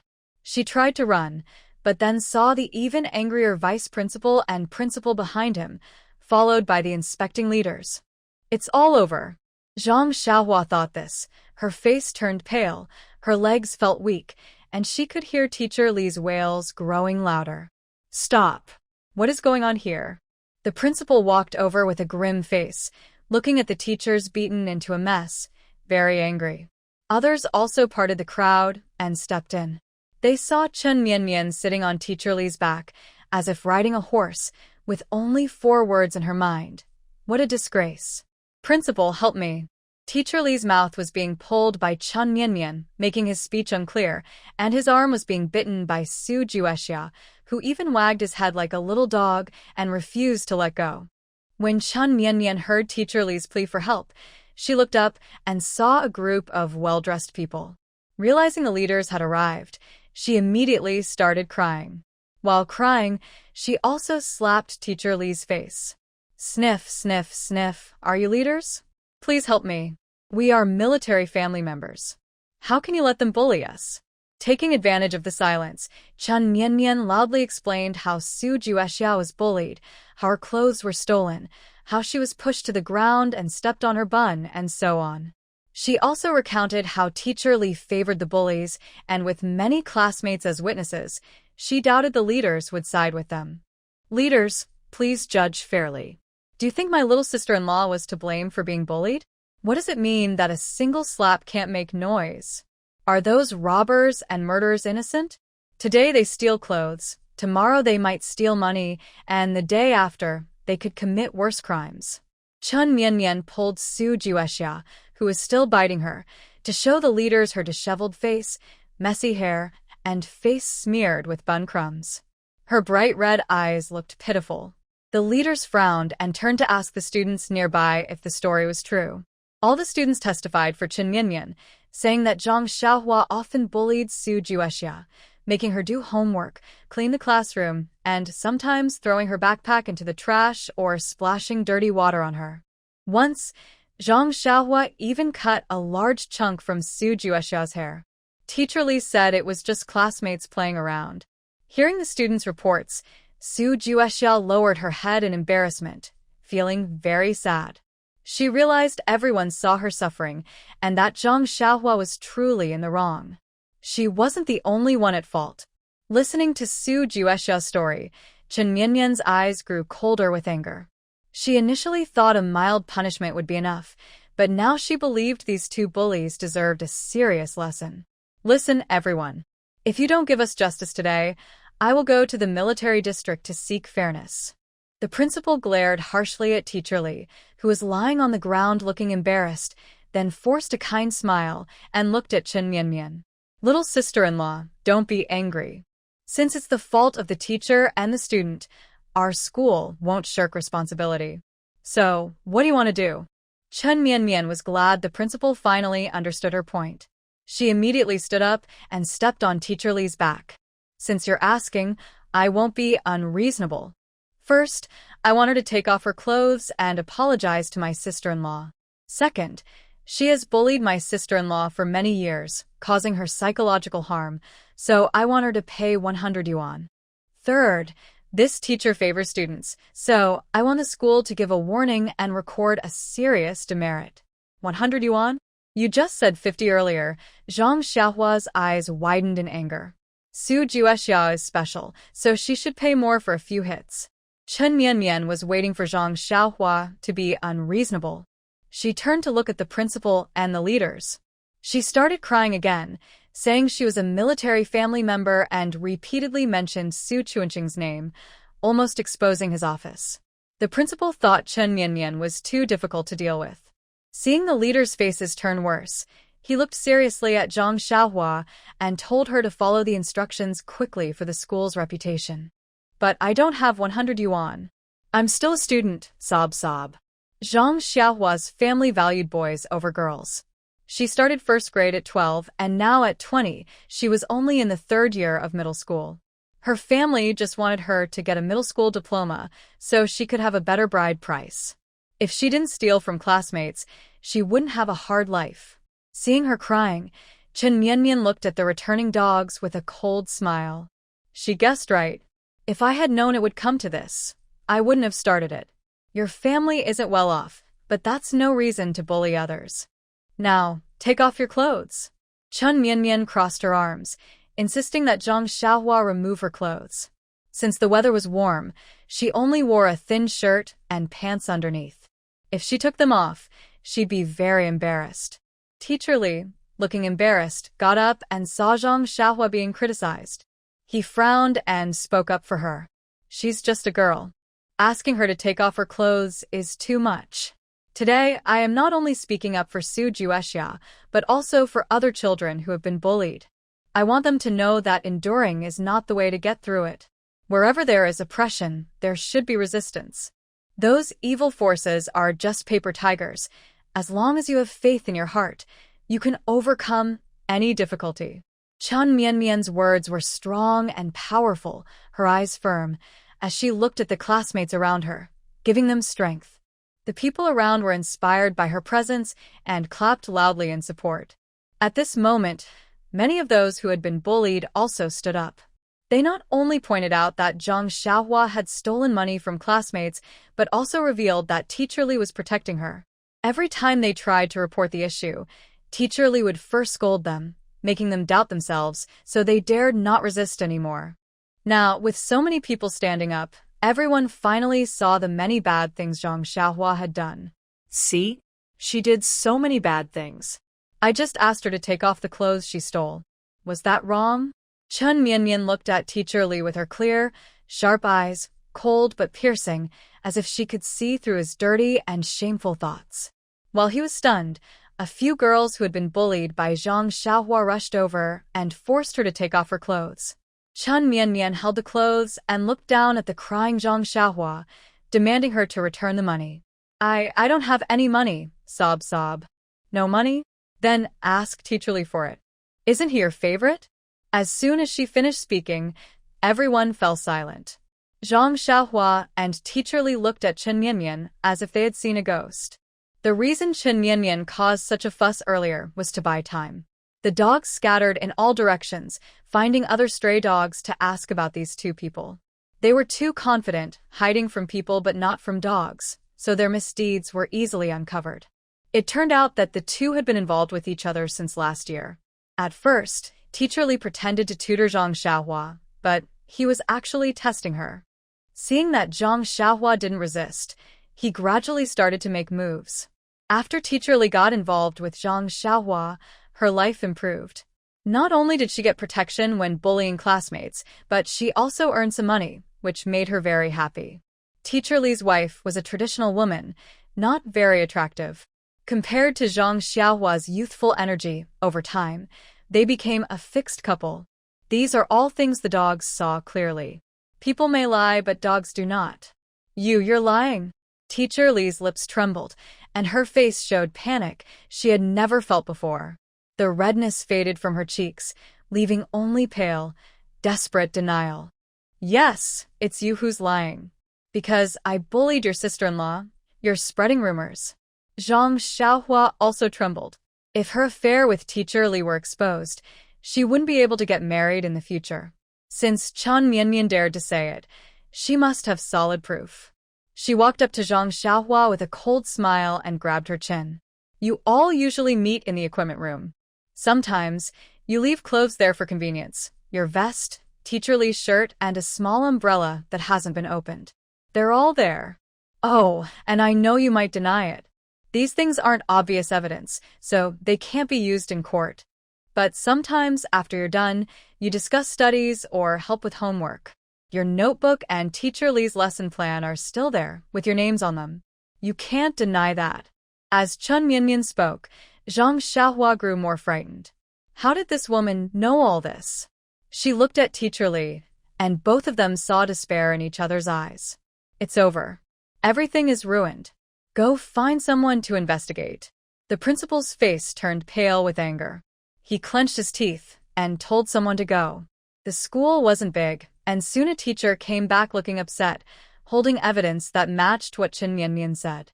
Seeing this irrefutable proof, they both sank to the ground. Teacher Li was even more regretful and anxious, rubbing her head in frustration. She deeply regretted siding with Zhang Xiaohua. If she had just pretended today, supported Su Juexia, none of this would have happened, and she wouldn't be in this state now. No wonder Teacher Li always protected Zhang Xiaohua. Turns out, you two are involved. The bullied students were furious. They had suffered so much, and now it turned out these two were part of the problem. Some things can be tolerated, but this is not one of them. Beat these two scoundrels to death. Suddenly, Chen Mianmian shouted loudly. The students, feeling wronged, rushed forward. The girl tore at Zhang Xiaohua, and the boy kicked Teacher Li. The scene became chaotic, with dust and dirt flying everywhere. Chen Mianmian couldn't squeeze into the crowd, so she jumped around outside, acting as the cheerleader. Hit them, pull Zhang Xiaohua's hair, and slap her. Didn't you guys eat? Kick Teacher Li's stomach or kick his. These two troublemakers were working together to bully others. If you don't stand up to them today, you'll carry this shadow forever. Let them know you're not easy to mess with. Chen Mianmian's words made the students more excited. They fought harder, and the two bullies cried out in pain amid the crowd. The principal watched the chaotic scene, took a deep breath, and managed to calm his rising blood pressure. He pulled Chen Mianmian aside and forced a gentle smile. Little sister-in-law, this was our school's mistake. The children were upset because of us. We will arrange compensation from Teacher Li and Zhang Xiaohua, no less than what you deserve. He paused, then added, please be kind and stop them from fighting. If someone gets seriously hurt, it won't be good for anyone. Chen Mianmian looked at the principal and corrected him seriously. You're not here to apologize to me. You should apologize to my sister and to the children who were bullied and hurt. She then pulled Su Juexia to the front. The principal and the head teacher exchanged glances. Though they looked unhappy, they apologized for the bullying. Su Juexia, we know you've been bullied before. It was our mistake. It won't happen again. You can rest assured. For the first time, Su Juexia received such a straightforward apology. She was a little confused and wanted to hide, but Chen Mianmian held her tightly. Don't hide. This is what you deserve. Being bullied isn't your fault. It's the fault of those leaders who failed. You should stand tall and accept the apology. In her eyes, Su Juexia was just as good as anyone else. You're the best girl.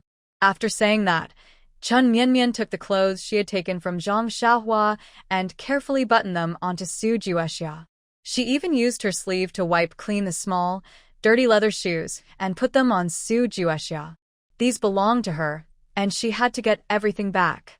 Sister-in-law, sniff. Thank you. Thank you. Su Juexia cried out, feeling respected and cared for, unable to hold back her tears. Over the years, she quietly endured unfair treatment and hardships. Only when her sister-in-law said it wasn't her fault did she finally break down and cry. Chen Mianmian hugged her gently, patting her back to comfort her. Other children who had been bullied also received promises and apologies from the principal. They all looked at Chen Mianmian with gratitude and admiration, their eyes welling with tears. In the past, Chen Mianmian had also suffered similar treatment. No one supported her back then. But now she was grown up and could help Su Juexia and the children. Go get your books. We're moving to the military district middle school. We won't stay here anymore. At least children of military families won't be insulted. After saying this, Chen Mianmian looked sharply at Teacher Li and Xiao Hua, full of mockery and disdain. She believed that after today, these two wouldn't have an easy time ahead. While Su Juexia was packing up, Chen Mianmian got 100 yuan from Teacher Li. She then went to the principal's office to transfer schools and also asked the principal to write a certificate about Teacher Li and Xiao Hua. The principal was confused. Why did Chen Mianmian still need these documents after everything was settled? Chen Mianmian just smiled silently. It was a way to be prepared for any future problems. Half an hour later, Chen Mianmian, with Su Juexia and the 4 dogs, confidently left the school. Seeing the nice weather and knowing lunch was already given to Xiao Hua, she waved her little hand and took her sister-in-law to a state-run restaurant to improve their meal. Because she had the dogs with her, Chen Mianmian couldn't go inside to eat, to avoid delaying others. She ordered 4 dishes and 20 steamed buns, paid an extra 50 cents deposit, and planned to eat outside. The nearby diners looked at the 2 girls ordering so much food, surprised. They wondered how much money that was. Chen Mianmian didn't mind. Su Juexia was a bit shy, so she squatted at the restaurant entrance playing with the dogs. After a while, she saw her sister-in-law coming out with a big pile of food. To make eating easier, Chen Mianmian brought out a small table. The 2 sat in the corner of the entrance, eating happily and comfortably. Seeing so many delicious foods, Su Juexia felt a little reluctant to eat. Chen Mianmian noticed and quickly scooped some into her bowl. Eat as much as you want. I also made 4 more dishes. When we go back, I'll give them to Mom and Buyan. From now on, follow me. You'll always have good food and drinks. Don't be so yourself anymore. Listening to Chen Mianmian's words, Su Juexia was deeply moved. She finally tore off a piece of bread and started eating eagerly. Chen Mianmian watched the girl finally behave well and nodded with satisfaction. She left the meals needed for the 2 of them and broke the rest into pieces to feed the 4 dogs following behind. The dogs had helped a lot, so they deserved some rewards to encourage them to be more active. TSK, TSK, TSK, you young comrade are so wasteful. Who feeds dogs plain bread like that? Do you treat your parents this well? While Chen Mianmian and Su Juexia were happily eating, they heard someone mock them. They looked up and saw a greasy-looking man staring at the 2 girls with malicious eyes. Chen Mianmian had seen many such people. They were usually jealous because the dogs ate better than they did, and they envied the good conditions of the dog owners. They liked to say provocative things, standing on a moral high ground to criticize the dog owners. Sure enough, after this man spoke, the people around them started pointing and whispering about Chen Mianmian and Su Juexia. Su Juexia felt a bit uncomfortable, but when she saw Chen Mianmian standing firm and unmoved, she also forced herself to hold her head high, wishing she could hide her face in her bowl of rice. Chen Mianmian swallowed the last piece of bread and then looked at the man who had spoken. You're so concerned about what I and the dogs eat. Have you ever cared about your parents? What's wrong with giving my dog plain bread? I paid for it. Is it your rice and flour? Mind your own business. If you're so eager to interfere, why don't you go up a bunker on the battlefield? Zhang Erden's face stiffened when Chen Mianmian retorted. His expression quickly darkened. Usually, he disliked girls who dressed fashionably and extravagantly, so he would pick fights with them on purpose, making them embarrassed and run away. It gave him a strange sense of pleasure. But today, the stubborn girl he met was different. She was tough and spoke with confidence. Humph, even if you have money, so what? All this grain is the result of hardworking people. Why do you feed dogs? If you have money, you should help the poor like us. Zhang Erden often picked fights with wealthy girls and had his usual lines ready. He was very good at moral blackmail. Seeing the anger of the people around him being stirred up, a smug and arrogant look flashed in his eyes. Humph, that nasty girl. Let her dare to argue with me. She'll learn how embarrassing it is to be criticized. There was no shame or panic, as expected, and Chen Mianmian even didn't bother to lift her head. Because these grains are the result of the hard work of the common people, I should feed my dog. My dog is a military dog, meant to defend the country and be on the front lines. And you? A social idol. What contribution do you make to society? And how dare you ask me for help? Chen Mianmian looked at him with contempt. She knew people like Zhang Erden very well. To deal with them, you can't argue or soften. The only way is to be tougher and more fierce, so they will be afraid. A military dog? You're joking. There are so many stray dogs in the village. If they were military dogs, I would eat dirt upside down and call you ancestor. Chen Mianmian couldn't help but laugh at this. The last person who said that had a sore face now, and yet someone still dared to challenge her. Suddenly, not far away, there was a commotion and shouting. Everyone turned to look and saw a wild boar, over 200 pounds, rushing into the street and running around wildly. Its sharp tusks knocked people over wherever it went. In an instant, a dozen people were bleeding and injured. The wild boar was even more excited. As long as there was movement, it charged forward. Wild boar? How could there be a wild boar here? Go to. Everyone must die. As everyone fled in fear, Chen Mianmian heard the angry growl of the wild boar. It was completely irrational now, with only one thought in her mind, to kill all the people in front of her. There was no way to stop it now, only to kill. Zhu Xia, go into the restaurant and hide. Chen Mianmian took Su Juexia into the restaurant, borrowed a bone saw from the kitchen, and then went out with 4 dogs. Big sister, it's so dangerous outside. You should hide too. Su Juexia, trembling with fear, grabbed Chen Mianmian's sleeve, her fingertips cold and shaking, clearly very scared. Chen Mianmian held her hand to comfort her. I told you before, I now have military status. I'm a soldier. Even if everyone else retreats, I can't. Don't worry, I will be fine. After saying that, Chen Mianmian let go of Su Juexia's hand, quickly walked out, and slammed the restaurant door shut. When she came out, the 4 dogs were already on high alert, lying down and ready to attack at any moment. The people on the street were in chaos. Behind the wild boar, many injured people were lying on the ground, crying out in pain. Coincidentally, Zhang Erden was also being targeted by the boar. He was running around in a panic, almost scared out of his wits. Help! Help! Zhang Erden shouted as he ran. He saw Chen Mianmian and, with a flash of malicious intent in his eyes, headed toward her. You old hag, you said your dog was a military dog, right? Hurry up and go kill that boar.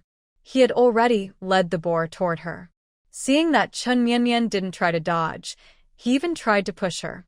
He thought that the arrogant Chen Mianmian would be so scared by the boar that she would run away in terror, or even get hurt or worse. He felt very excited.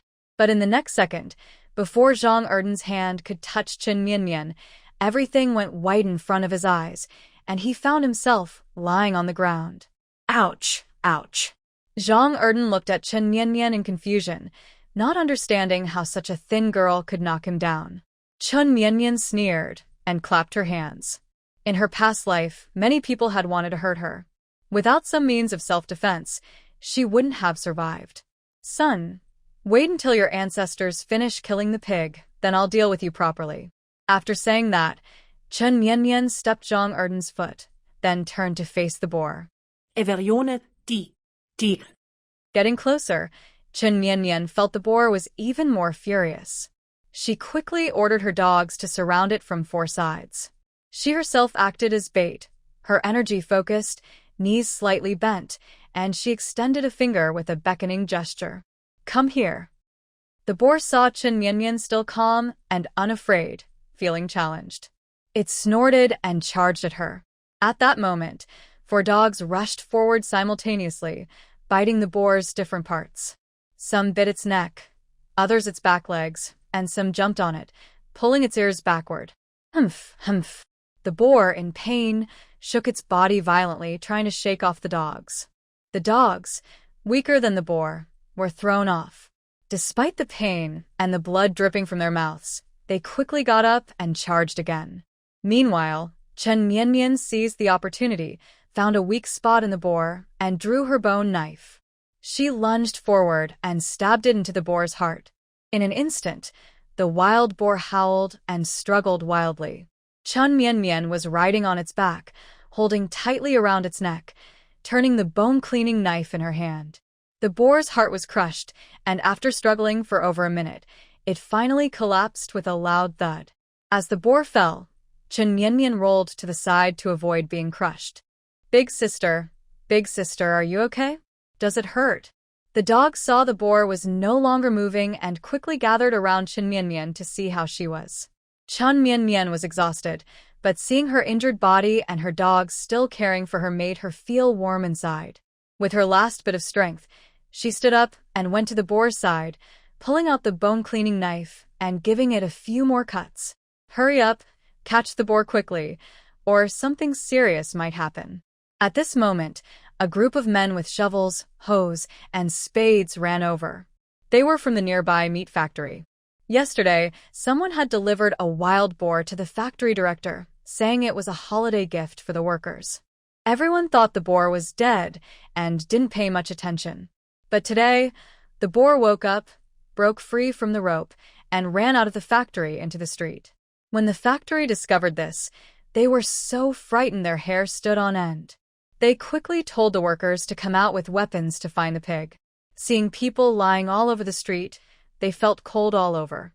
They knew this could be a disaster if someone got hurt. Unexpectedly, when they spotted the boar, they saw a small, thin girl covered in blood standing there.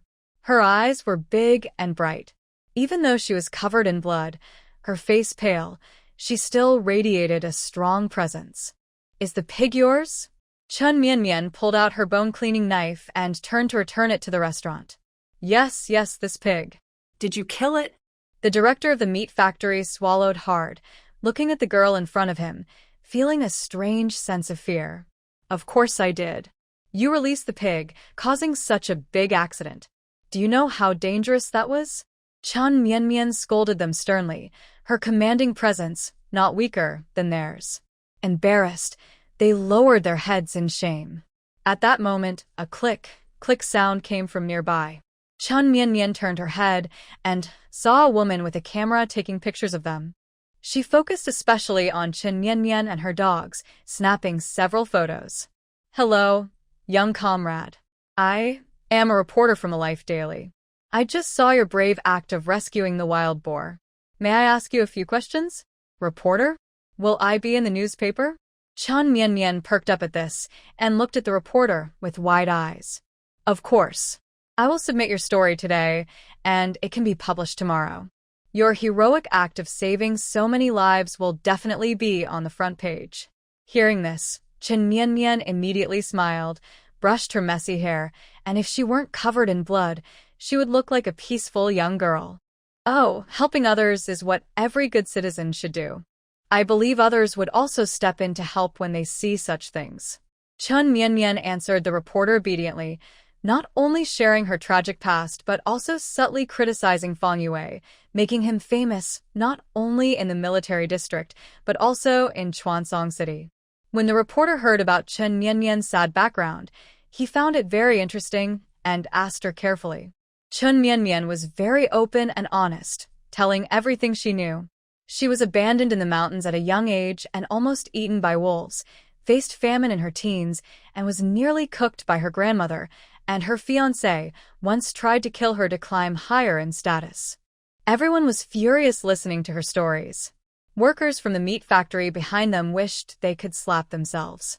They thought, why couldn't her legs run faster? She risked her life alone. If anything happened to her, everyone would blame themselves for not helping. By the way, I was hiding nearby in a shop earlier. I saw your dog was very brave. Did you train it specially? The dogs had various injuries and were now lying quietly by Chun Mian's legs, licking their wounds. They looked harmless, and no one expected them to hunt down a wild boar many times bigger than themselves just moments ago. Hearing this, Chun Mian felt she had finally hit the point and immediately explained that her dogs were reserve military dogs. She said they would undertake even more dangerous tasks in the future. She brought them out now so everyone could accept and not discriminate against them. The reporter was surprised to see dogs working so well with humans. He took a few photos earlier and now suggested taking another picture of Chun Mian and her dogs to publish in tomorrow's newspaper. Chun Mian agreed naturally, sitting on the ground and letting the dogs gather around her. As the photographer clicked, her bright smile was captured on film. From this moment, it marked a big step in building her large military dog base. Meanwhile, the reporter finished the interview and hurried back to develop the photos and submit the article. The workers at the meat factory had already taken the injured to the hospital, and the wild boar was dragged away. Comrade, thank you so much this time. Without you, I don't know how serious it could have been. Wait here a moment. We'll prepare some meat and sausages from our factory for you. Oh, no need to be so polite. I just did what any good young person should do. If you're so enthusiastic, I feel a bit embarrassed to refuse. Hearing this, Chun Mian smiled happily and politely declined, then waited cheerfully. At that moment, she saw Zhang Erden trying to sneak away. Remembering his earlier boast, she turned to the factory workers and said a few words before quickly walking over to stop him. Hey, just now you said my dog is a military dog and you'd eat dirt upside down and even call me ancestor. The bet isn't over yet and you're sneaking off. Can't you admit defeat? Zhang Erden's face darkened when Chun Mian caught him. He cursed inwardly at this little troublemaker, wondering why the wild boar hadn't finished him off and why he was still alive and bouncing around. He opened his mouth to deny, but suddenly felt something hard pressed against his lower abdomen. Looking down, he saw a blood-stained boning knife. He trembled, wanting to shout, but when he looked into Chun Mian's icy phoenix eyes, he was so scared he swallowed his words. Big grandson, if you follow through with the bet, then from now on the bridge is the bridge and the road is the road. But if you dare to cheat, guess what will happen if I stab you a few more inches? You're hurting someone is illegal. Zhang Erden was so frightened he couldn't speak properly. Remembering how fiercely Chun Mian had killed the wild boar, he believed she was serious about her threats. How could I hurt anyone? It was just that when I was killing the wild boar, it accidentally rammed into you and castrated you. I'd only pay you a few dozen yuan for medical expenses, but for the rest of your life, you'll have to be a. Chun Mian hadn't forgotten how he had tried to push her toward the wild boar. If she let him go now, it would be too lenient. Zhang Erden felt the bone-cutting knife move further down his stomach, and cold sweat broke out on his forehead. He secretly glanced at the blood-stained ground nearby.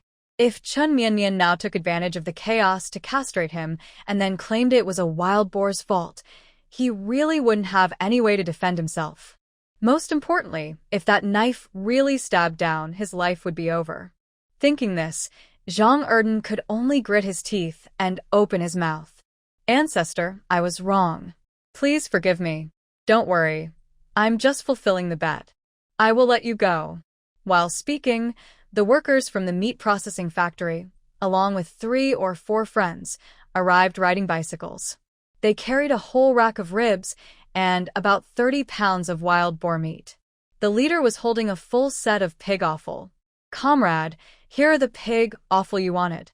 The man pinched his nose, puzzled why the young girl didn't want them to clean the intestines and preferred them raw and natural. Chun Mian smiled and thanked him, then turned to Zhang Erden, signaling him to start. Zhang Erden looked at the stinky pig intestines, his face turning green. Before he could get close, he gagged and couldn't eat it. Why? Can't you do a handstand? No problem, I'll help you. After saying that, Chun Mian asked the workers from the meat factory to hold Zhang Erden upside down. Before she could even finish her boast about how she was going to sacrifice herself to help him, the workers immediately stepped in angrily to help, without needing Chun Mian to do anything. I was wrong, ugh. I really was wrong. Ancestor, please forgive me. Zhang Erden watched the pig intestines get closer and closer, feeling sick and vomiting, but Chun Mian was not a soft-hearted person. She punched him in the stomach, and while he was in pain with his mouth open, she shoved the pig intestines into his mouth. If she said he had to eat the intestines upside down, she wouldn't miss anything. These pig intestines were good stuff, full of broth and water, and he was forced to eat them. Later, she would even ask him to pay for the pig intestines. Zhang Erden was fed a mouthful of stinky, fishy pig intestines. He vomited and ate at the same time. Only when Chun Mian thought he had enough did she let him go. Watching him collapse on the ground, retching, Chun Mian patted his face with the bone-cutting knife. Big grandson, in the future, it's best to keep your mouth shut when you go out. Not everyone is as patient as I am, and I'm even giving you a chance to live. Next time we meet, remember to take a detour, or I will hit you every time I see you. This man looks sneaky and mean, probably has done many bad things.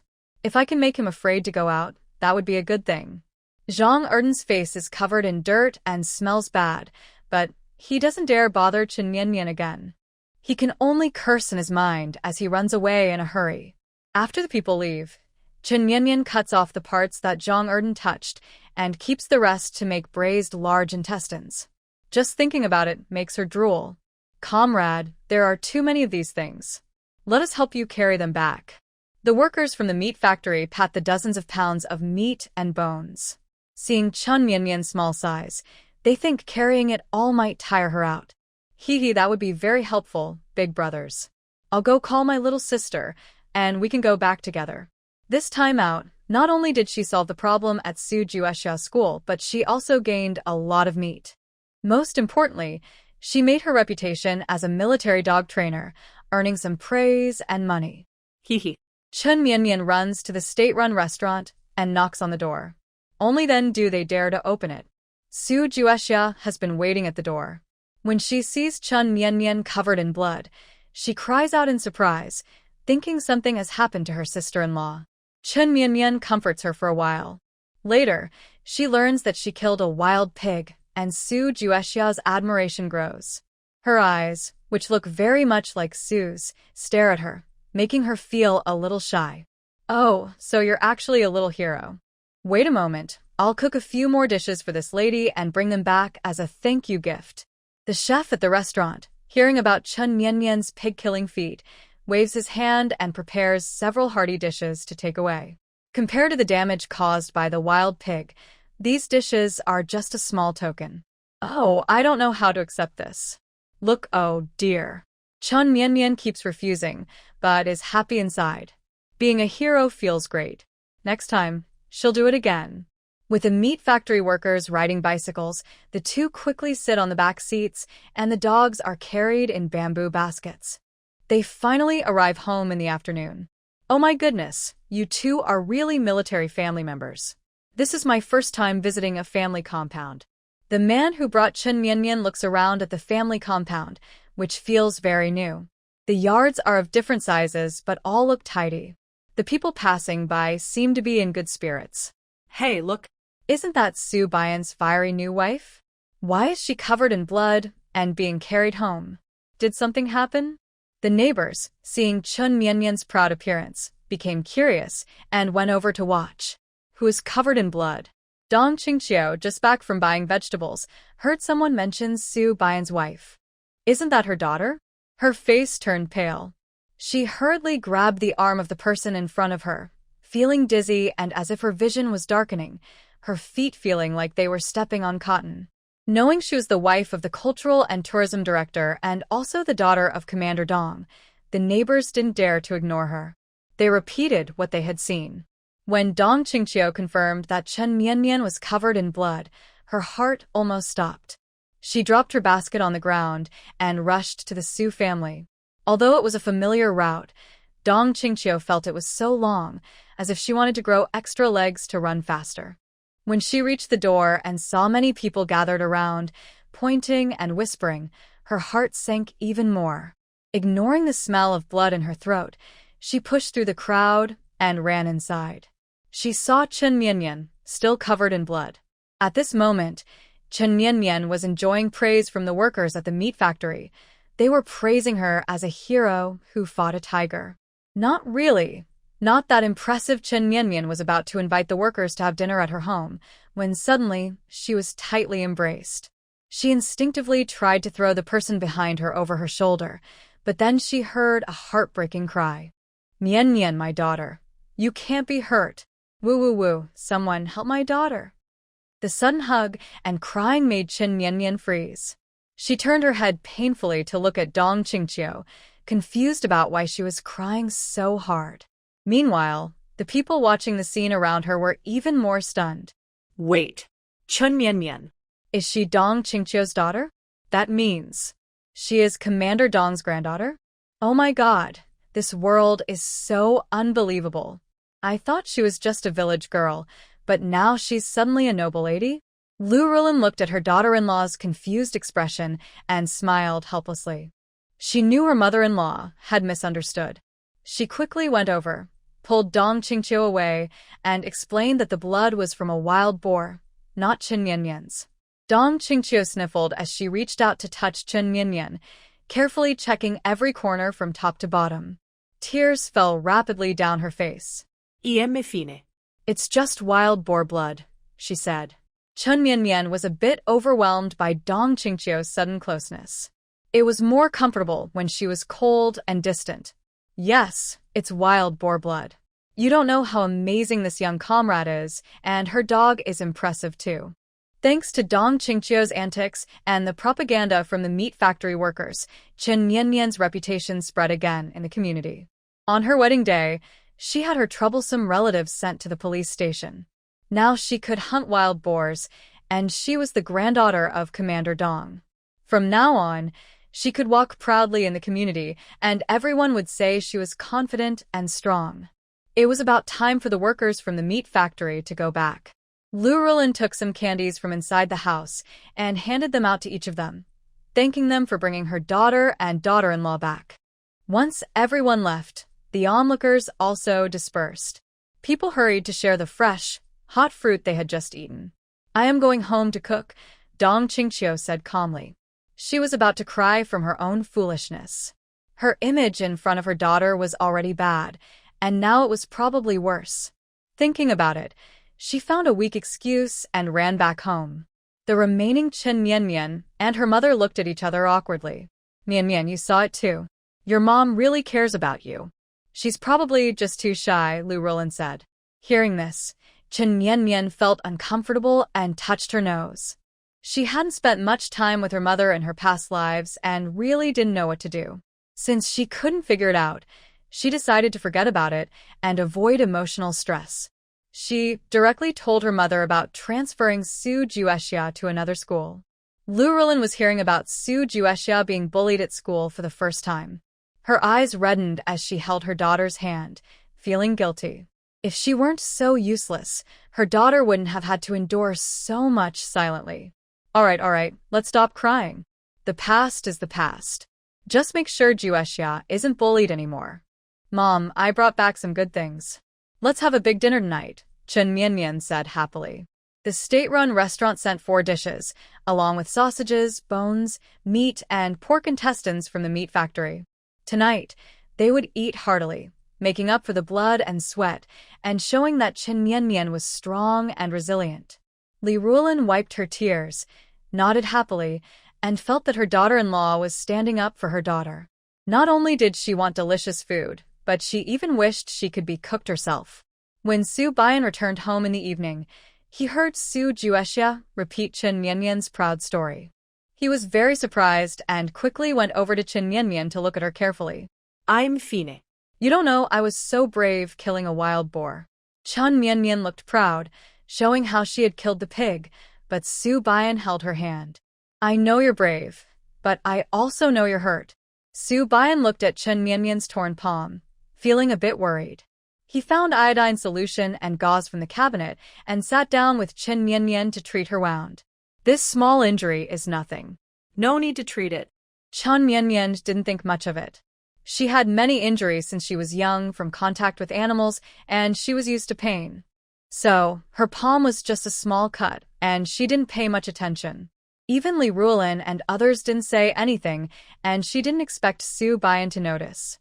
Su Bian had been hurt many times, so he knew where Chen Mianmian might get hurt. He carefully applied iodine to her calloused hand. The sting from the medicine made her flinch, and Su Bian gently blew on it. It doesn't hurt, it doesn't hurt. I'll on it, and it won't hurt anymore. Su Bian comforted Chen Mianmian like a caring parent. This simple sentence made Chen Mianmian's eyelashes tremble slightly, and a warm feeling flowed through her heart. It was the first time someone said that to her. She used to watch other parents comfort children like this, feeling jealous but only able to watch from the side. She felt like a thief, secretly watching others' happiness. Unexpectedly, after she passed away, she finally experienced this feeling. Chen Mianmian secretly placed her hand on her chest, a small smile appearing at the corner of her mouth. Being cared for felt so good. That night, the Su family was warm and happy, eating delicious food that made their mouths water. But Su Chuxing's night was not so good. That evening, a letter of complaint was sent to the militia office, accusing him of allowing family members to bully others and violating discipline. Soon, the letter reached Su Chuxing's hands. Chen Mianmian. Are you crazy? You caused trouble and still reported my name. Su Chuxing left the office, furious and shouting loudly, planning to cause trouble for Su Bian the next day. Su Bian, look at this. Is this reasonable? Someone has reported us, and the complaint is against me. Early in the morning, Su Chuxing blocked the way as Su Bian headed to the military district, throwing the documents in his hand into his face turning a dark purple. Chen Mianmian is just a troublemaker. You should divorce her quickly, or don't blame me for being harsh. Su Bian stood straight, not even frowning when the documents hit his face, and a hint of excitement flickered in his eyes. Someone reported the official registration? That's great news. Marrying Mianmian was the right choice. Mianmian is my legally married wife. I will not divorce her, and she hasn't done anything wrong. When Mianmian saw Juexia being bullied, she went to seek justice. Su Bian was so grateful, he almost bowed to her. He would never blame her. Seeing his obedient son suddenly daring to resist, Su Chuxing was so angry he rushed forward to slap Su Bian. But just as his hand was about to strike, it was firmly caught. He looked up and saw Su Bian's sharp, cold eyes. No one can interfere with my marriage to Mianmian, not even you, my father. Su Bian's tone was serious and commanding, more than ever before. Without his mother and sister's threats, Su Chuxing was nothing. You. Fine, you don't listen, right? I'll go find Chen Mianmian myself. Su Chuxing's hand was forcefully released by Su Bian. He wobbled and nearly fell but managed to stand firm, just like his fragile pride. Seeing his son no longer obedient, Su Chuxing knew it was all Chen Mianmian's fault. He turned around in anger and left. Not only did she extort money twice, but now she had also sent him a report letter. Su Chuxing's impulsiveness took over his reason. Ignoring everything, he stormed into the Su family courtyard. Chen Mianmian, come out. It's all your fault. Because of you, I got reported. Today, you must divorce Su Bian and get out of the Su family. He knocked on the door while shouting, attracting neighbors to peek and listen. Ever since Chen Mianmian arrived, their life had become very lively, with plenty of gossip to enjoy every day. Woof woof. Coincidentally, today Chen Mianmian took Su Juexia and Lu Ruolin to handle their transfer procedures and didn't come back. Instead, a few fierce dogs were facing him. If not for the gate blocking them, they would have come out. Su Chunsheng had no doubt that he would have been pounced on and bitten by now. The last time he was bitten on the suddenly appeared in his mind, making him step back several paces in fear. He covered his healing wound, which still ached faintly. Woof! Woof! Woof! Seeing the snarling dogs baring their teeth, Su Chunsheng dared not knock on the door anymore. But leaving now felt powerless. After some thought, he just stood there with a grim face. He waited for an hour and a half before seeing Chen Yanyan and Lu Rulin come back, carrying baskets and chatting happily. From afar, Chen Yanyan saw Su Chunsheng. Yesterday, she had loudly used his name, so she knew this would happen. She couldn't help but smile. Since Zhong Deng still hadn't learned his lesson, she decided to be a little more generous and collect some tuition fees. Mom, when we get to the door, you don't need to do anything. Just cry. The more miserable, the better. Chen Mianmian turned to look at Lu Rulin, who was already nervous. She believed this task wouldn't be difficult. Huh.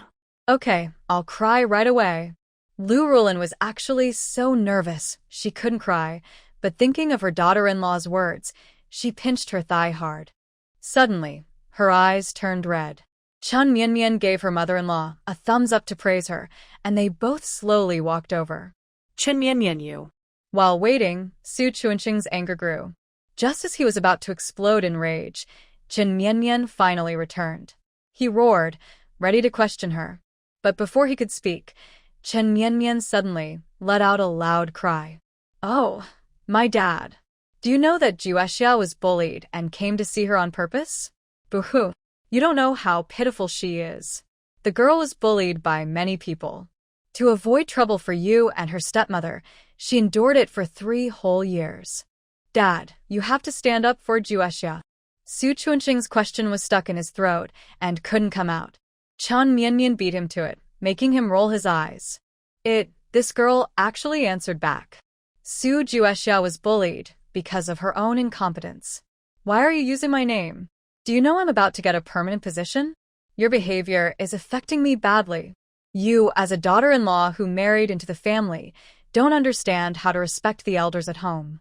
Instead, you keep causing trouble, which is simply unfilial. Su Chunsheng put on an authoritative attitude.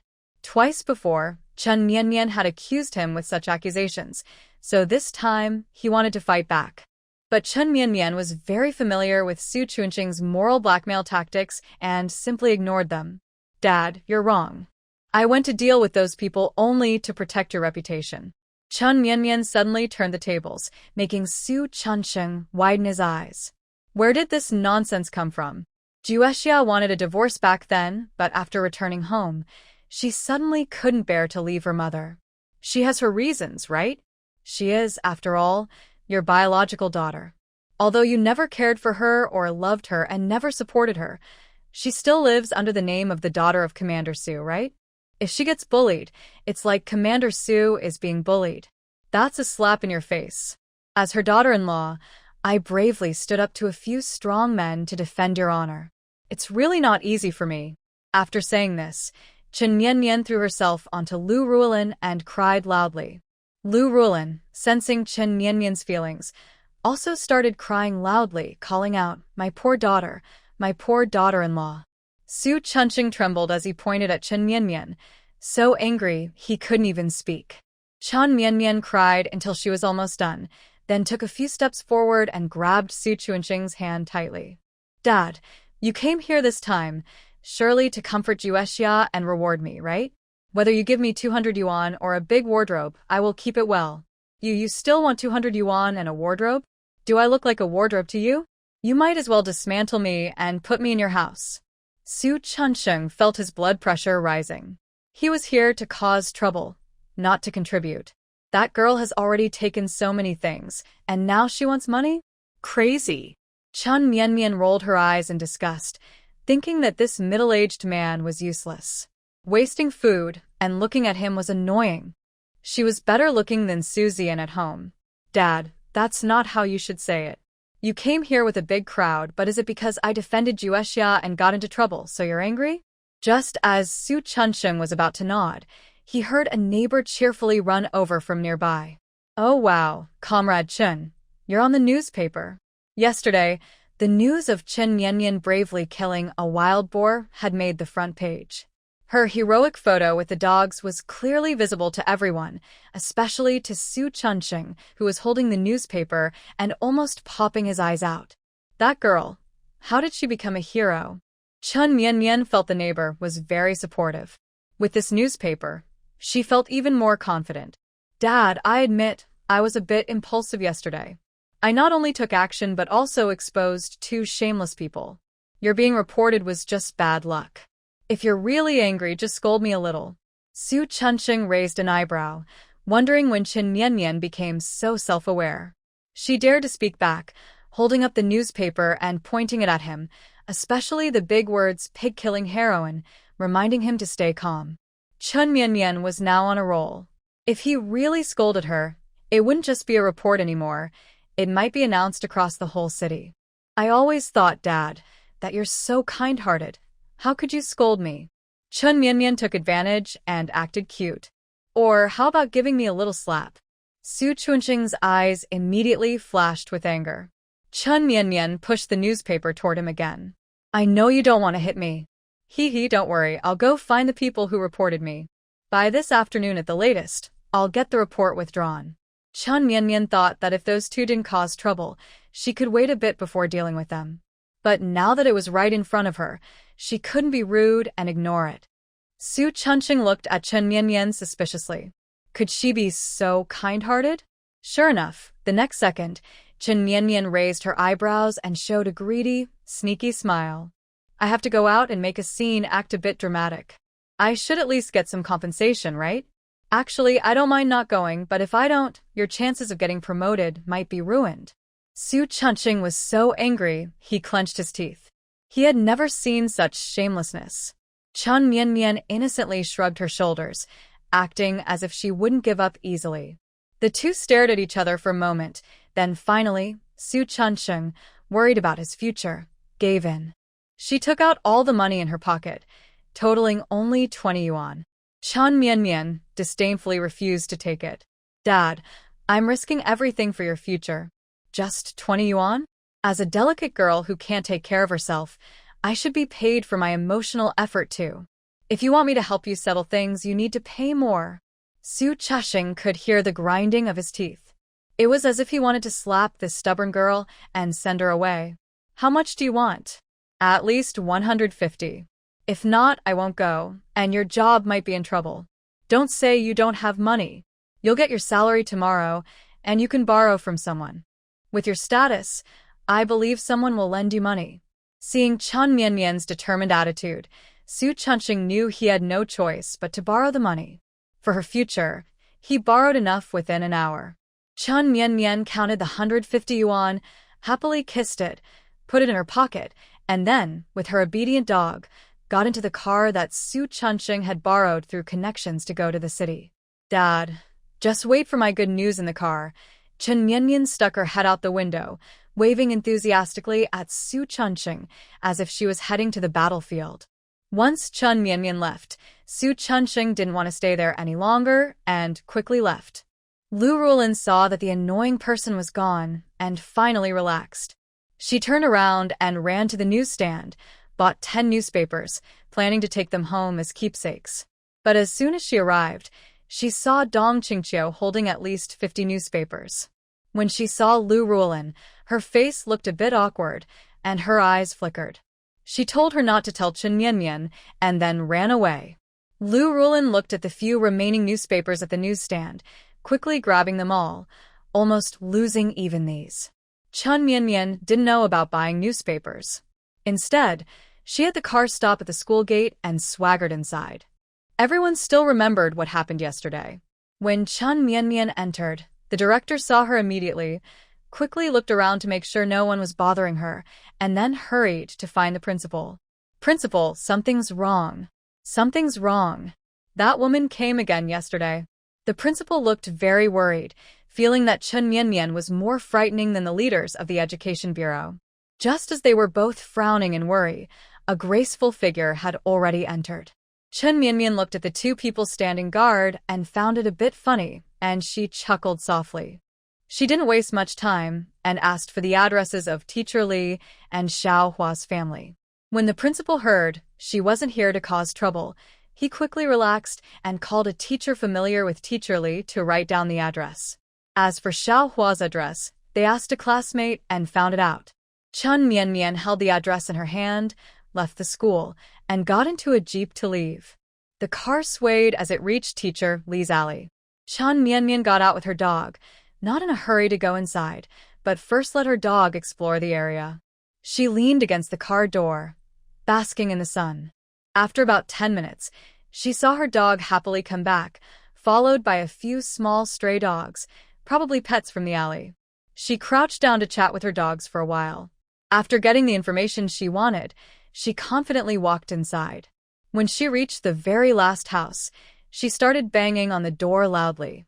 "Li, you scoundrel, come out here. If you have the guts to cheat on your wife, you should open the door. You and Xiao Hu are having an affair, bullying my sister. I just wanted you to apologize, but you dared to write a report. I'll hang around your house and refuse to leave." While speaking, Chen Mianmian unfastened her belt and hung it on the doorframe of Teacher Li's house. Hearing her knocking, many neighbors came out to watch. They asked Chen Mianmian what was going on. Chen Mianmian was worried she might not be able to keep up the act, but with an audience, she immediately started talking about how Su Juexiao was wronged and how Teacher Li and Xiao Hua were having an improper relationship. The neighbors all stared wide-eyed and gasped in shock. Teacher Li looked quite refined, so how could she do such things? "You're talking nonsense. You're just framing my son." Li's mother, who had been hiding inside, came out and started shouting. "You little brat, if you keep talking nonsense, I'll tear your mouth apart." Chen Mianmian turned to look at Li's mother's bossy and aggressive expression, then crossed her arms and stood tall, as if she was 2 meters 8. "Talking nonsense? Your family is just a bunch of rotten. Everyone probably doesn't know that Teacher Li's college acceptance letter was stolen from your alley. He also secretly watched the young widow bathe and stole your eggs. People like him are simply and bad examples. According to the neighborhood dog's gossip, Teacher Li is really not a good person." Hearing Chen Mianmian's words, the neighbors in the alley were stunned for a moment. Then those who took the college entrance exam with Teacher Li suddenly understood something. They angrily rushed into the yard, pulled him out, and started beating him. "Help! Help! Don't hit me! Don't listen to this scoundrel's lies. I didn't do any of those things." Teacher Li was beaten by a group of people, feeling very scared. Very few people knew about this matter. How did she find out? "I didn't lie. Check it yourself." The postman who delivered the admission letter back then took it away. Later, he even deliberately found someone to break your leg, making you rest for half a year. When you were sick, your family went to the school to ask about your grades. He bribed the clerk in the mailroom to stop your family from entering, directly saying you failed the exam. It's easy to verify this. In the 1960s, admission notices were handwritten and didn't have ID or household registration verification. There was room for impersonation. Teacher Li used this information gap to steal others' lives. Chen Mianmian provided a clue to the family whose admission notice was stolen, and they rushed to the high school to check the grades and find the clerk from the mailroom. All these clues were told to Chen Mianmian by the neighborhood dogs. Teacher Li often secretly mistreated the dogs, and the little animals hated him. They knew all about his bad deeds. With Chen Mianmian acting as a mouthpiece, all his wrongdoings over the years were revealed. It turns out that many conflicts in the alley were caused by Teacher Li. He even spread rumors before marriage to avoid paying bride price, falsely accusing a beautiful girl from the alley of bad reputation. When everyone looked down on her, he would step forward and say he was willing to marry her. So, a kind, diligent girl married such a scoundrel. After marriage, she not only took care of the family, but also endured Teacher Li's flirtations, cold treatment, and manipulation. Now that Chen Mianmian has exposed the truth, she was so angry that she grabbed and beat Teacher Li until he was bloodied, while also demanding a divorce. Chen Mianmian watched as Teacher Li, who had angered everyone, was beaten and crying out loudly. She jumped around outside the crowd, stirring trouble. Hit him. Hit him.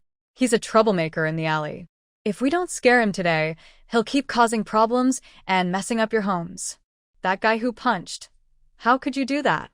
Didn't you see the shovel next to him? Use that to fight back. That scoundrel, eating from one bowl but eyeing another, ruining people's lives. Beat him to a pulp.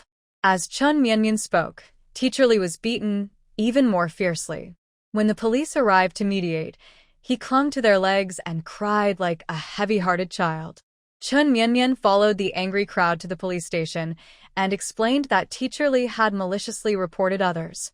The police investigated and issued a certificate stating his report was invalid. Thank you, police officers. If it weren't for you, my father-in-law would have been falsely accused. Chun Mianmian put the certificate in her pocket and turned to look for Zhang Xiaohua's house. She was curious if there were any interesting gossip to hear. Oh, she was so excited. On the way back, Chun Mianmian sat in the back seat of the jeep, humming a song with her dog.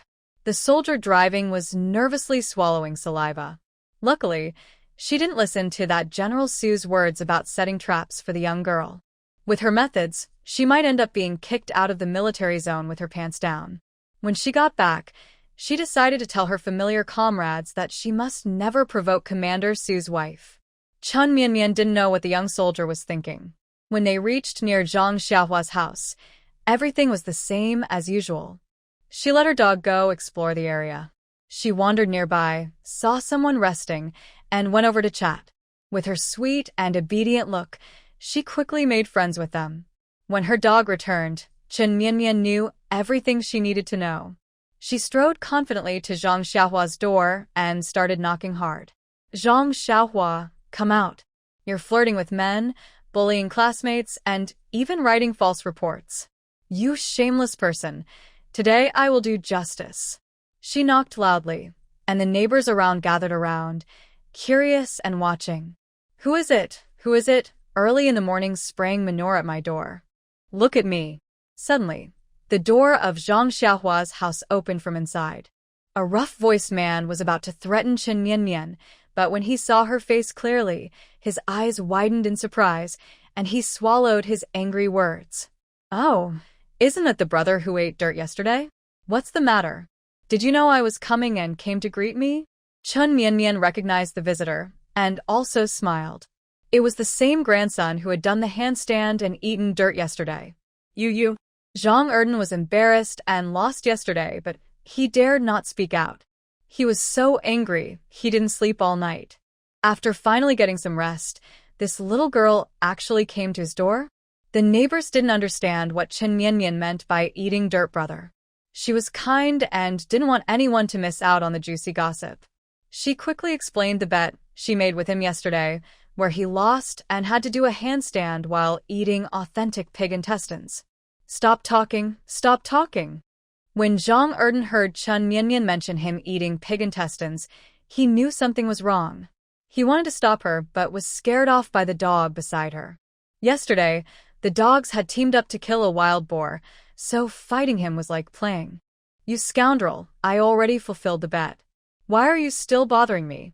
Zhang Erden felt the same eyes from the neighbors and, with a dark face, tried to chase Chun Mianmian away. But she crossed her arms and pointed inside the door. I'm not here to find you. I'm here to find Zhang Xiaohua. She bullied and mistreated my sister-in-law, and yesterday she even wrote a false report to my father-in-law, twisting the facts. I need to get an explanation. Chun Mianmian sneered at Zhang Erden, surprised that he and Zhang Xiaohua were from the same family. But seeing their behavior, it wasn't surprising. They were both foolish and mean. Zhang Xiaohua, come out here. If you don't give me an explanation today, I swear I'll hang right outside your house. Chun Mianmian skillfully unfastened her belt and pretended to accuse Zhang Xiaohua of her actions, hanging it on the doorframe. The neighbors, after finishing gossiping about Zhang Erden, now turned to gossip about Zhang Xiaohua, gasping repeatedly. Some, in collusion with the Zhang family, came over to criticize Chun Mianmian for being unreasonable and tried to blame Zhang Xiaohua. I told you, Auntie, you care about Zhang Xiaohua, but she might not care about you. You live next door to her, right? You probably don't know that your husband always sneaks off to meet Zhang Xiaohua's mother when you go back to your parents' house. Oh, and the gold bracelet you brought as a dowry was also given to Zhang Xiaohua's mother by your husband. It's just kept in the inner room's chest cabinet. As soon as Chun Mianmian finished speaking, the auntie burst in screaming. After a loud noise and women shouting, the bracelet was finally found. Amid the chaos of women fighting wildly, Chun Mianmian revealed everything she had learned about the Zhang family. She even mentioned that Zhang's family planned to drug Zhang Erden's prospective bride to force her into marriage. That animal. The girl Zhang's family arranged for the match was introduced by someone from the alley. Hearing how disgusting the Zhang family was, she was so angry she beat up Zhang Erden. At this moment, Zhang Xiaohua and her mother were pulled out by a neighbor lady, who grabbed their hair and slapped them hard. The lady was strong from years of work, and she fought them like playing. Seeing Zhang Xiaohua get beaten up and her face swollen, Chun Mianmian felt very pleased. After the lady was tired, Chun Mianmian walked over, kicked Zhang Xiaohua's chin with her foot. Zhang Xiaohua, you can't beat me openly, but you still dared to write a report, huh? Guess what your teacher Li is doing now? Chun Mianmian's eyes are clear and deep, as if she can see through her hidden secrets. Zhang Xiaohua, thinking about her own actions, lowers her head shyly, afraid to meet her gaze. A piece of paper floats in front of Zhang Xiaohua. It says she colluded with teacher Li to spread false accusations, reports recklessly, and feels sorry for Master Su Chunqing, who suffered unfair treatment. It also promises to reflect deeply on her actions. Zhang Xiaohua knows that if she doesn't sign today, Chun Mianmian will tell everyone her secrets. She can only grit her teeth and agree. After signing, Chun Mianmian quickly takes back the paper, puts it into her pocket, and smiles at Zhang Xiaohua with a malicious look. You know my strength, but you still come to provoke me. What are you pretending for? From now on, stay away from me. If I see you, I'll hit you. How else can I repay your care for my sister? After saying this, Chun Mianmian turns and leaves. Behind her, the sound of the Zhang family being scolded continues. Listen, isn't that wonderful?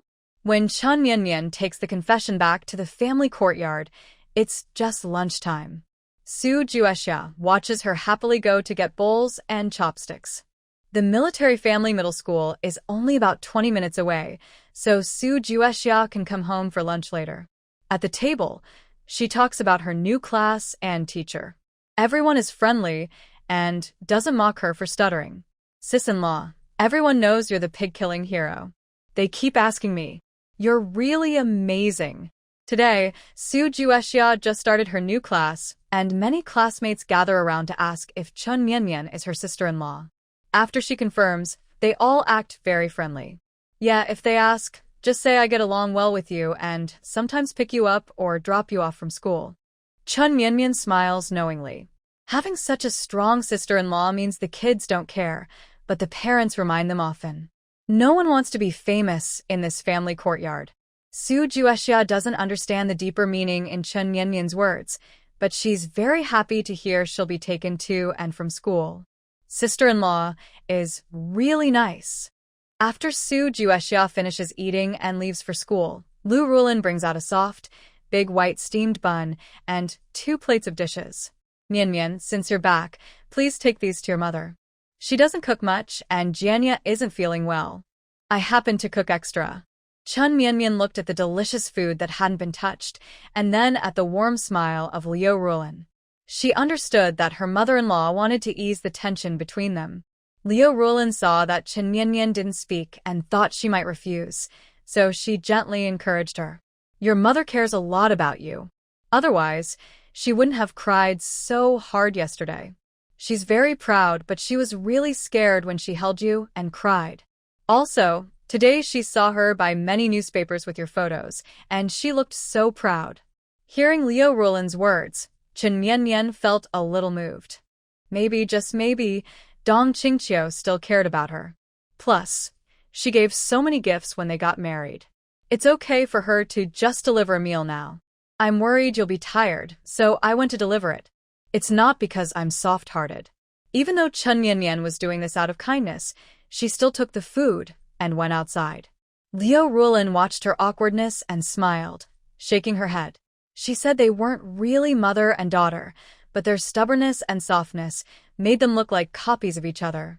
Meanwhile, Dong Qingqiu was holding a newspaper, talking about Chen Mianmian's brave deeds with Wenjianya.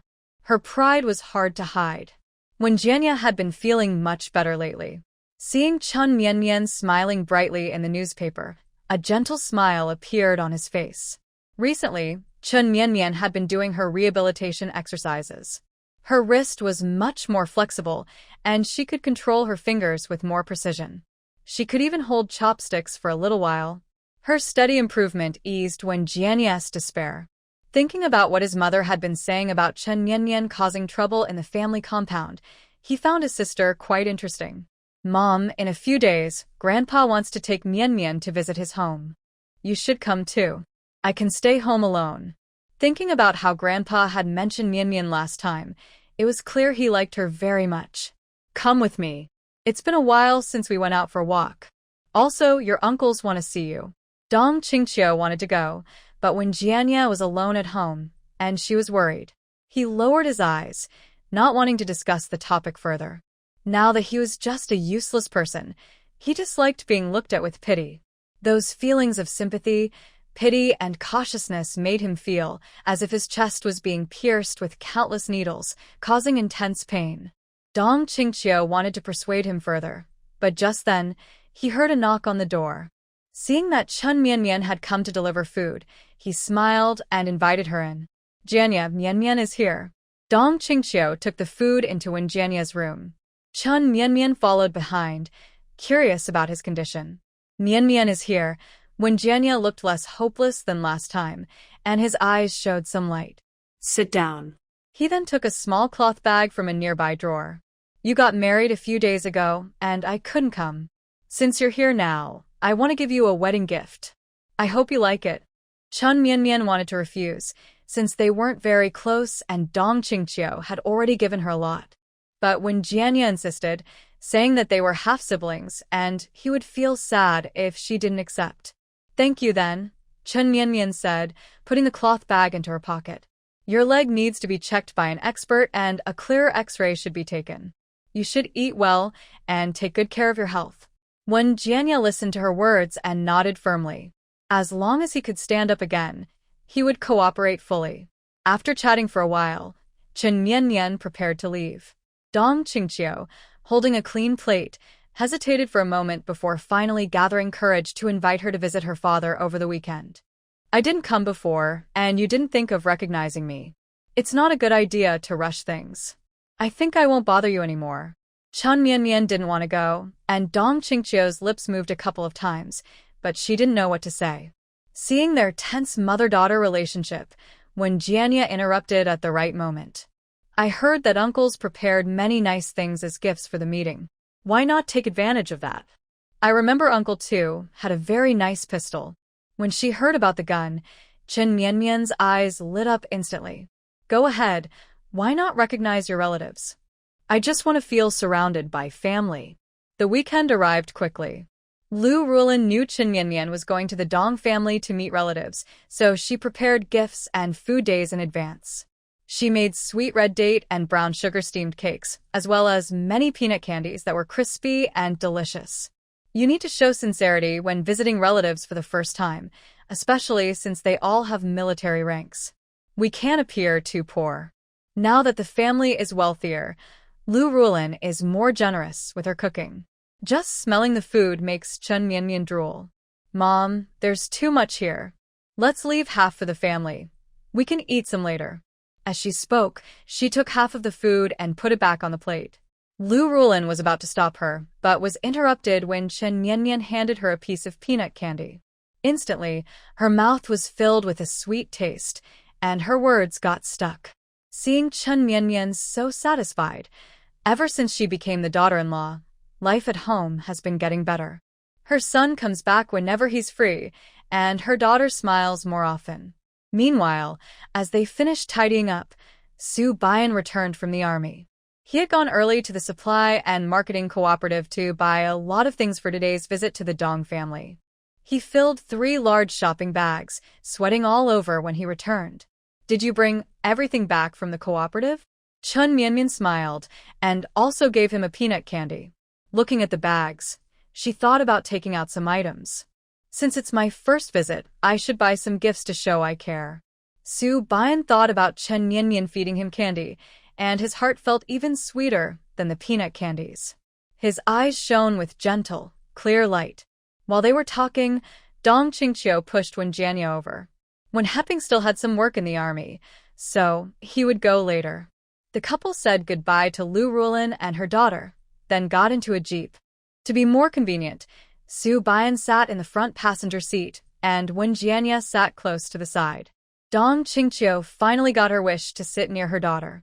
As the car drove away, Dong Qingqiu looked at Chen Mianmian's outfit today.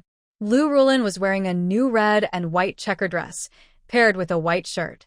Her face looked more lively and well cared for, giving her a sweet, youthful appearance, increasingly resembling her own younger days. Dong Qingqiu was about to speak when she saw Chen Mianmian lean out her head and greet Su Chunqing, who was walking over aggressively. Oh, Dad, what a coincidence. You're empty-handed. Are you here to see me? Su Chunqing looked at Chen Mianmian's playful smile and felt his blood pressure rising again. Chen Mianmian, didn't you say you'd handle the complaint letter issue? It's been a few days. Are you just tricking me out of money and not doing anything? Seeing Su Chunqing looking angry and upset, Chen Mianmian appeared innocent. Oh, Dad, you're getting older. Don't get so angry. If you have A, I, and Bu Yan won't be able to take care of you. It's just a confession letter. I'll send it to you in a few days. Don't worry. For Bu Yan's future, I won't let you be punished. A dark glint flashed in Chen Mianmian's eyes. She ignored Su Chunqing's shouting, and the car just passed by him. Since the confession letter was in her hands, she had to make the most of it.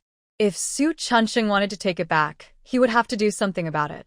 Su Bian, sitting in the passenger seat, looked back at Chen Mianmian with a smile as she defended him. Their eyes met, and she playfully gave him a flirtatious look, happily seeing his ears turn red with embarrassment. Dong Qingqiu watched the interaction between her daughter and son-in-law, knowing they got along well.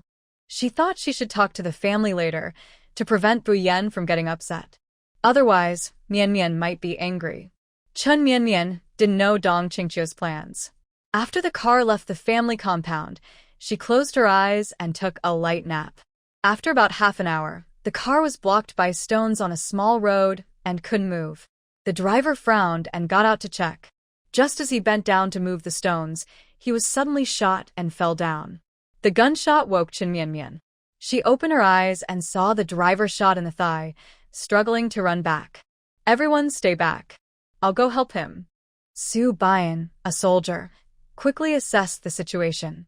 He opened the car door and rushed out. When they had no mission, they weren't allowed to carry guns. He only had a small self-defense dagger. Mom, if things go wrong later, you and my sister run. These people are probably after me. When Jianye clenched his lips tightly, with deep hatred in his eyes. He knew that even if the enemy forces couldn't get him, they still wanted to kill him. He couldn't act easily in the family compound before. Today, he finally went out, but he didn't expect to cause trouble for others. Jianye, we won't leave you. Don't worry. Your dad will be here soon. We'll be fine. Dong Qingqiu's face turned pale with fear, but she held Wen Jianye's hand tightly. If she had known there was an ambush, she should have warned those protecting Jianye. Now, it's too late. She just hopes Wen Heping arrives quickly. After finally saving the child from a life-threatening situation, if they take him away again this time, there will be no hope left. Mom. They want me. Even if you and my sister don't go, you'll still be involved. Wen Jianye looked at the dozen or so people gathering around, each holding a knife and looking fierce. He remembered those 3 days and nights of despair, and he couldn't help but tremble with fear. Dong Qingqiu looked at Wen Jianye and then at Chen Mianmian. She couldn't bear to abandon her son and daughter. We're not at the final moment yet. Isn't it too early to say your last words? Chen Mianmian's voice suddenly sounded.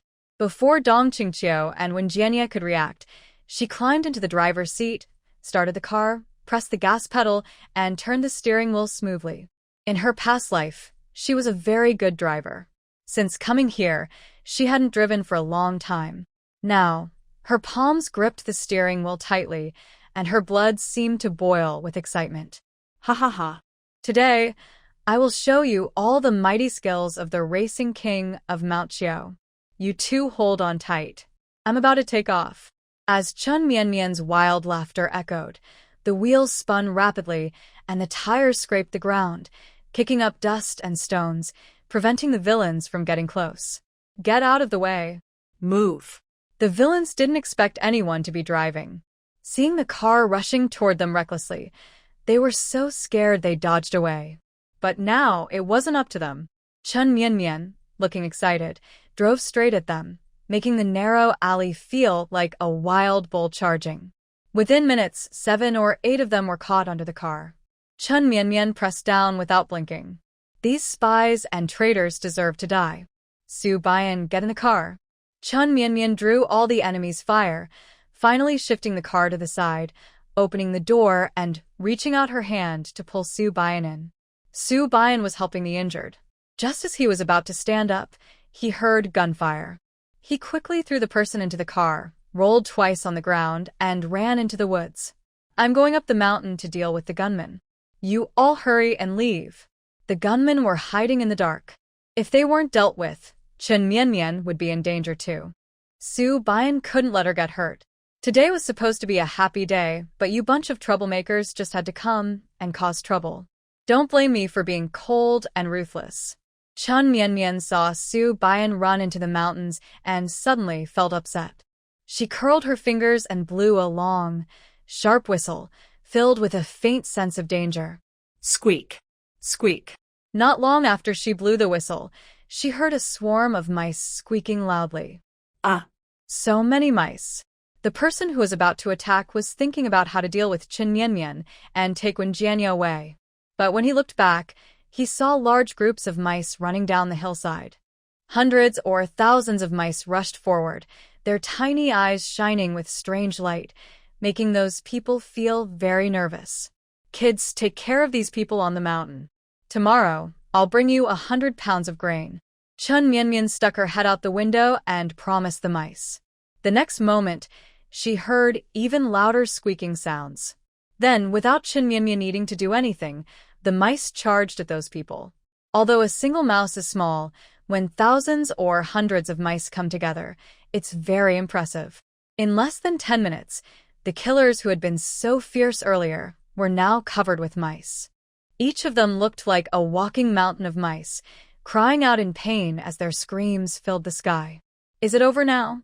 Dong Qingqiu and Wenjianya held back their urge to, staring in shock at what was happening outside. The bad guys were bitten so badly by the mice that they looked terrible, making both of them feel very uneasy.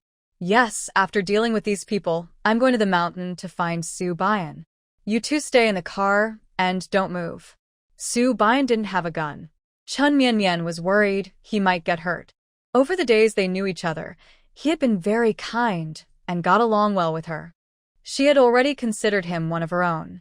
Anyone Chun Mianmian trusted, she wouldn't allow to get hurt right in front of her. I want to go with you. When Jianya suddenly spoke up when he saw Chun Mianmian was about to leave, his eyes shining with madness. His mother had said before that she could train dogs, and now these mice must have been brought by her too. If she had such powers, the villains on the mountain wouldn't stand a chance. What are you following for? Do you want to be a target? Chun Mianmian frowned, feeling curious. Just a moment ago, he was so scared he looked about to cry. I want to personally deal with those people. When Jianya's eyes were red, filled with intense anger. The villains kept coming, causing him so much pain. He wanted revenge. Hearing Wen Jianya's words, Chun Mianmian raised an eyebrow in surprise. He seemed surprisingly brave and full of spirit. I can take you there, but you can't hold me back. Do what I tell you. When Jianya nodded fiercely. As long as he could get revenge, he was willing to do anything. Since that was the case, Chun Mianmian took a wheelchair from the trunk and helped Wen Jianya into it. She also told Dong Qingqiu not to get out of the car. Kids, watch the car for me. Don't let anyone get close. I'll be back soon. After saying that, Chen Mianmian pushed Wen Jianye up the mountain. The path was rough, but Chen Mianmian was strong, so pushing Wen Jianye was not hard for her. She whistled to guide the small birds to help scout the way. In a short time, she learned most of what was happening in the mountains. TSK, this mountain is so poor, not even a stray dog. Chen Mianmian looked a bit disgusted. Wen Jianye turned his head, watching her complain about the animals she could command, dogs, mice, and birds. What was she upset about? Did she not realize how powerful her abilities were? How many people are in the mountain? 25 left, including 3 gunmen. The rest are fighters, Chen Mianmian summarized based on the birds' information. What do you have that makes them so afraid? Having so many people show up meant Wen Jianye had something very important. Just some missile and rocket data. Once made, it could help our country improve greatly. Wen Jianye spoke calmly. Chen Mianmian gasped silently. She never expected her stepbrother to be such a hidden big shot. If that was the case, she definitely couldn't let those people take Wen Jianye away. Not only that, but she also had to help him recover. Once he finished studying the information in his mind, our country would be in a much better position. Don't worry. With me here, you'll definitely live a long life. No one will take you away. Chen Mianmian patted Wen Jianye's shoulder hard. He grimaced but secretly felt a sense of peace inside. While they were talking, suddenly the bird above Chen Mianmian's head let out a sharp cry. Soon after, a burly man ran over and, seeing Wen Jianye in a wheelchair, his eyes lit up. Ha ha ha, you choose not to take the easy path in heaven, but you break into. Today, your journey ends here. The leader was a rough-looking man with a face full of scars, clearly a reckless troublemaker. He paid no attention to Wen Jianye and the thin Chen Mianmian behind him.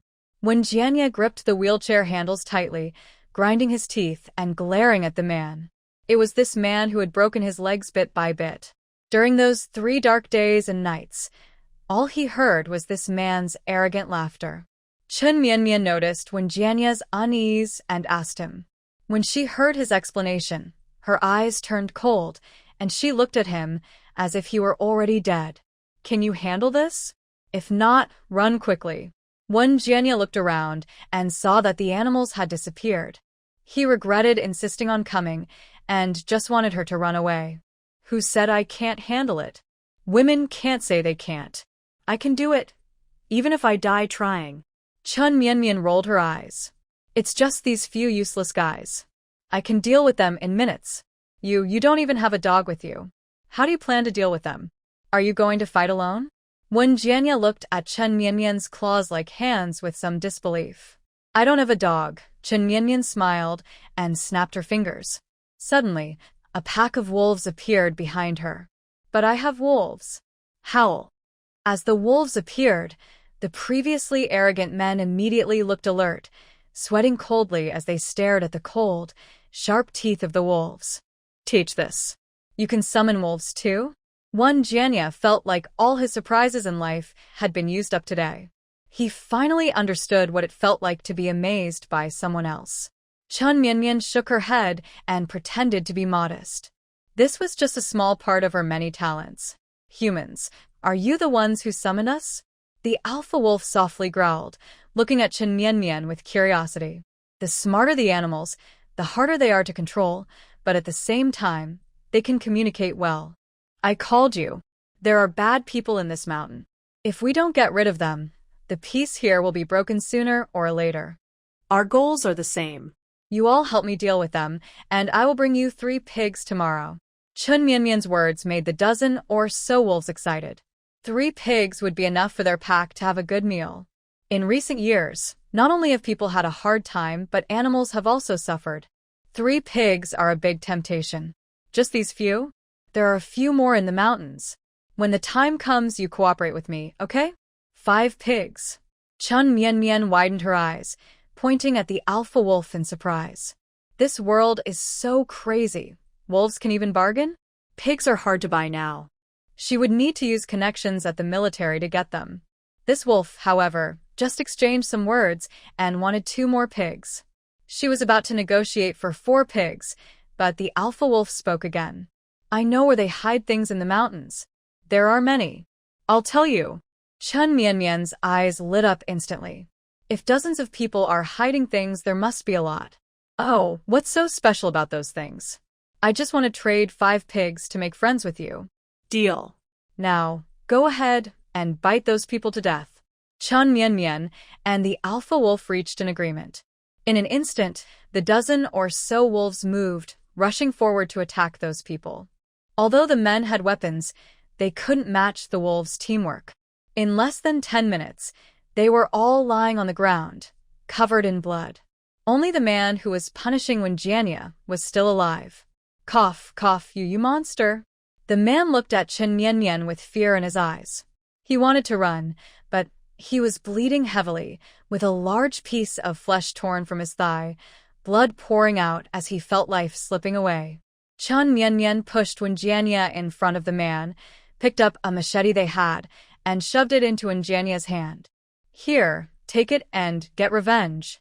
Wenjianya's hands trembled with weakness, but he didn't let go of the knife. His eyes were filled with intense hatred, and his chest was heaving rapidly. Thinking of the 3 days and nights of suffering and the humiliation after becoming disabled, Wenjianya let out a furious roar and raised the machete high. Before the man could beg for mercy, he cut off his neck. Blood splattered onto Wenjianya's face. He felt both disgusted and excited. Revenge felt so good. Chen Mianmian watched as Wenjianya's gloom gradually faded, knowing his emotional barrier was slowly opening. From now on, nothing could defeat him. Seeing this, Chen Mianmian decided to give her stepbrother a gift. She untied the belts of some people, attached them to both ends of a wheelchair, and then brought 2 wolves to pull it. What are you doing, Chen Mianmian? I'm disabled. You can't do this. Wenjianya was frightened and grabbed the wheelchair tightly. For his safety, he even mentioned his own physical limitations, which he usually avoided. In my eyes, there are no disabled people. Only the strong are worthy of being my brothers. Today, I will let you feel what it's like to be the king of the forest. Charge. Gullah Gullah Beast. With a wave of her small hand, the 2 wolves rushed out. Wenjianya's wheelchair swayed like a boat in the wind, moving forward quickly. Ah! I want to go home. Hearing Wenjianya's excited voice, Chen Mianmian smiled happily. Look at him. Her stepbrother was so happy, he was shouting. In the future, she should let him go out more often, not only to relax but also to attract some troublemakers. With the 2 wolves leading the way, Chen Mianmian quickly found a group of people hiding in the bushes. These people were clever. Seeing the wolves coming, they ignored the kidnapping and climbed up trees instead. Chen Mianmian looked up at the bad guys in the trees, smiling slyly. They really knew nothing about her methods. She pressed her tongue against the roof of her mouth, making a deep, muffled sound that most people couldn't hear. In less than a minute, a buzzing filled the air. Wenjianya looked up and saw a dense swarm of bees.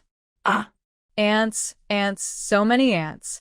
The swarm of bees descended from the sky, and more ants appeared on the trees.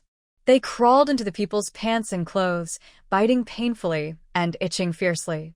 They wanted to scratch but were afraid of falling. It's just ants. Why do they sound like they're dying? Wenjianya was puzzled because the people were already screaming loudly, even before the bees fully arrived. Chen Mianmian turned her head and looked at them, smiling with a hint of amusement. Since you asked honestly, I will kindly tell you. Ants like to dig holes. Guess where they might crawl inside your clothes? While speaking, Chen Mianmian crooked her finger, and Wenjianya immediately understood. His face turned slightly pale, and he instinctively covered his groin. Wenjianya was very glad that it wasn't Chen Mianmian who was interrogating him earlier. Otherwise, he wouldn't have been able to hold out and would have confessed. The people on the tree were still crying out in pain. Chen Mianmian looked up and whistled. A swarm of bees swooped down from the sky. Suddenly, the crying and begging grew louder. Chen Mianmian looked down at Wenjianya with a smile. Let's count down from 10. Wen Jianya looked at Chen Mianmian's confident face and unknowingly started counting with her. With each number, one person couldn't hold on and fell down. The wolf pack below had been waiting eagerly for a long time. They were very motivated for 5 pigs. After counting to 10, everyone on the tree had fallen. The wolves bit and killed each person without Wen Jianya needing to do anything. They all went to report to the afterlife. Seeing the painful cries and pleas of those people, Wen Jianya's hatred slowly faded. He tightly clenched the wheelchair handles, feeling very satisfied. From discovering those people to ending them took less than 15 minutes.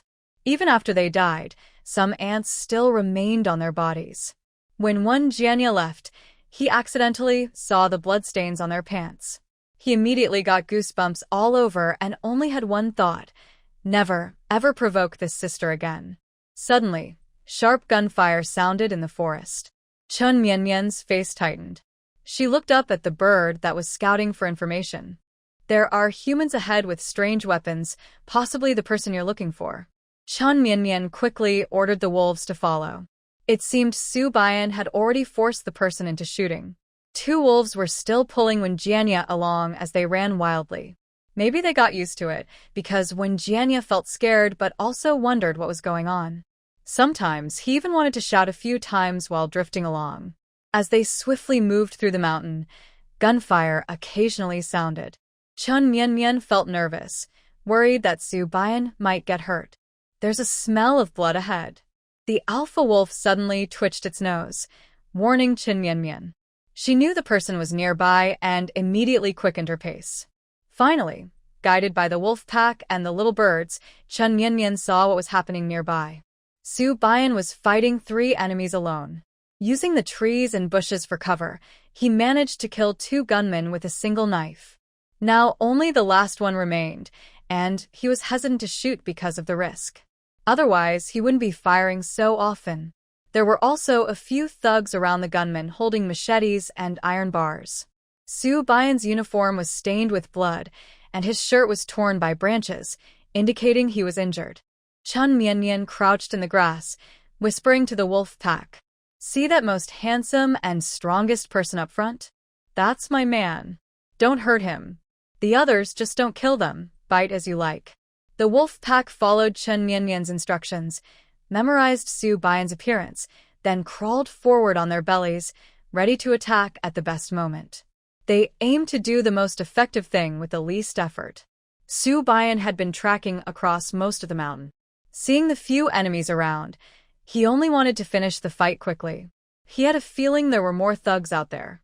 If he didn't act fast, what would happen if the others reached the bottom of the mountain and hurt Mianmian? The more he thought, the more anxious he became, and his attacks grew fiercer. The gunman kept firing but missed Su Bian repeatedly. His face darkened with irritation, showing signs of frustration. How could someone be so fast? He couldn't land a shot. "Kid, why are you risking your life for just a few dozen bucks a month? Why not join us? We'll pay you 10 times more, give you fancy cars and beautiful women.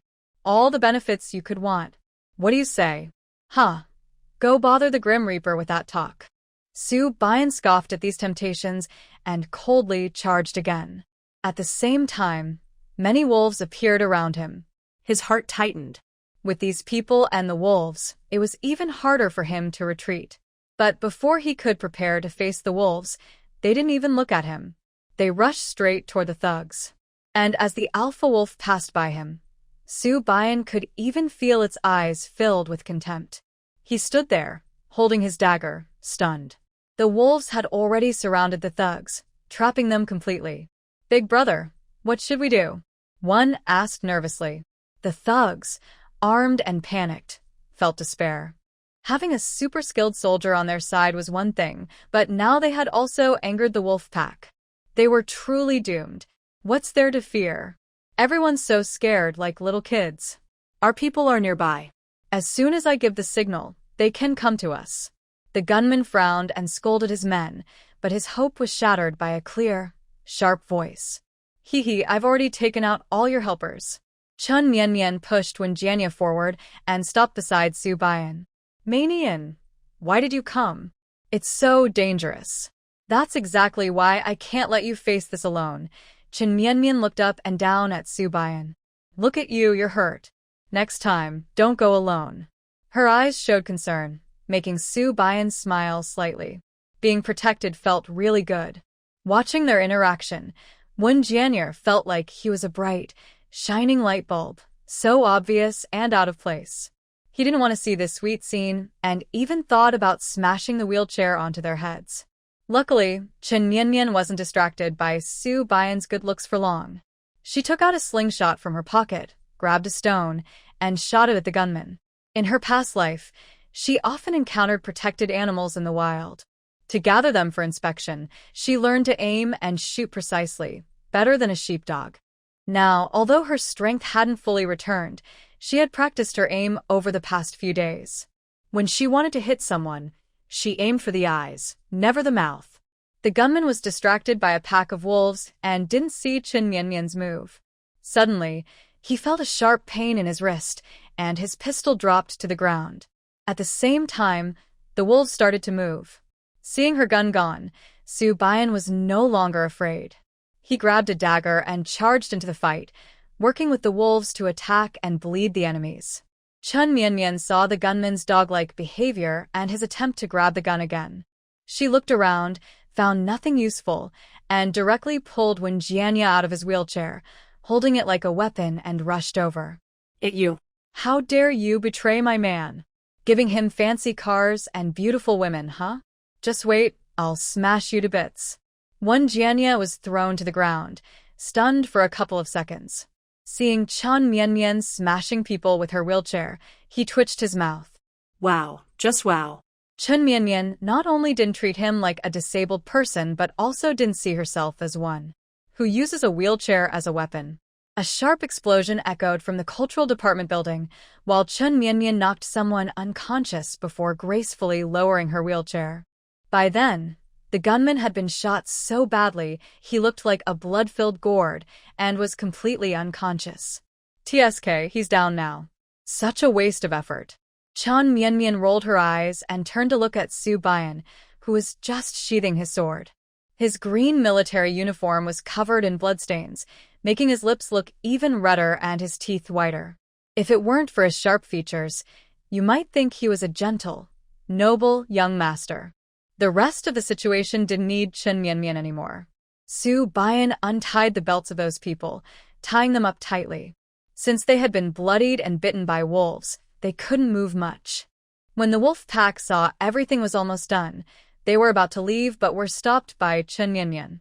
Oh, dear wolf brothers, you've already helped so much. Could you please help us drag these people down the mountain? Do you really want me, so fragile, to stay here and guard them? If I get exhausted, even your pigs will be lost. Chen Mianmian acted cute and coaxed the alpha wolf. She had already promised her 5 pigs to them, so asking them to do some work wasn't too much.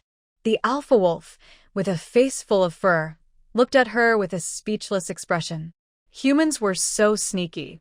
But since things had come to this point, it didn't seem hard to take the people down the mountain. Finally, the alpha wolf rolled its eyes at Chen Mianmian, then shook its head and signaled its subordinates to carry the tied-up people down the mountain.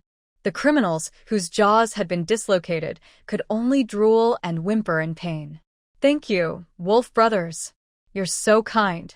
I want to thank you because, with you, the seasons stay warm. Chen Mianmian made a heart gesture toward the alpha wolf, but was completely ignored. The wolf pack just thought she was a crazy woman. Wolves don't live as long as you. Why do you call them brothers? Su Bian, pushing Wen Jianya, asked his question aloud. Hey. Those are just respectful titles. Who's better than me? I can call them ancestor if I want. Don't forget that last time that bear idiot wasn't me begging on my knees? Our grave grass grew 2 meters high. Chen Mianmian raised her head proudly, not feeling ashamed, but instead proud. A woman can be flexible and strong. She's good at trading her life for her knees gold. Norigrets, hehe. Su Bian nodded at Chen Mianmian but winced as he moved his injured shoulder. Chen Mianmian quickly moved closer to check. She had injuries on her chest, arms, and back, some of which needed stitches to heal better. Can you sew wounds? Su Bian felt like his wife was an endless book, always shining with bright spots that kept his eyes from wandering away. It's just a little water spray, just moving my fingers.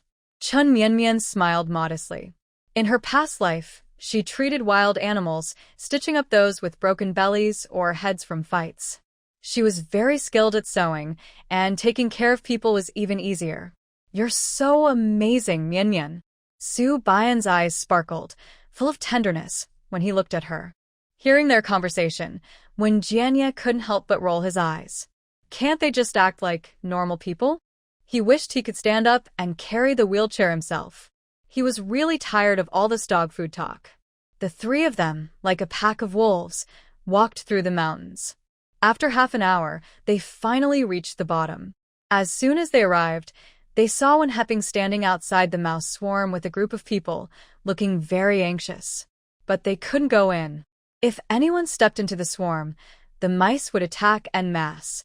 The danger, and the sight of so many mice, made even seasoned soldiers feel nervous.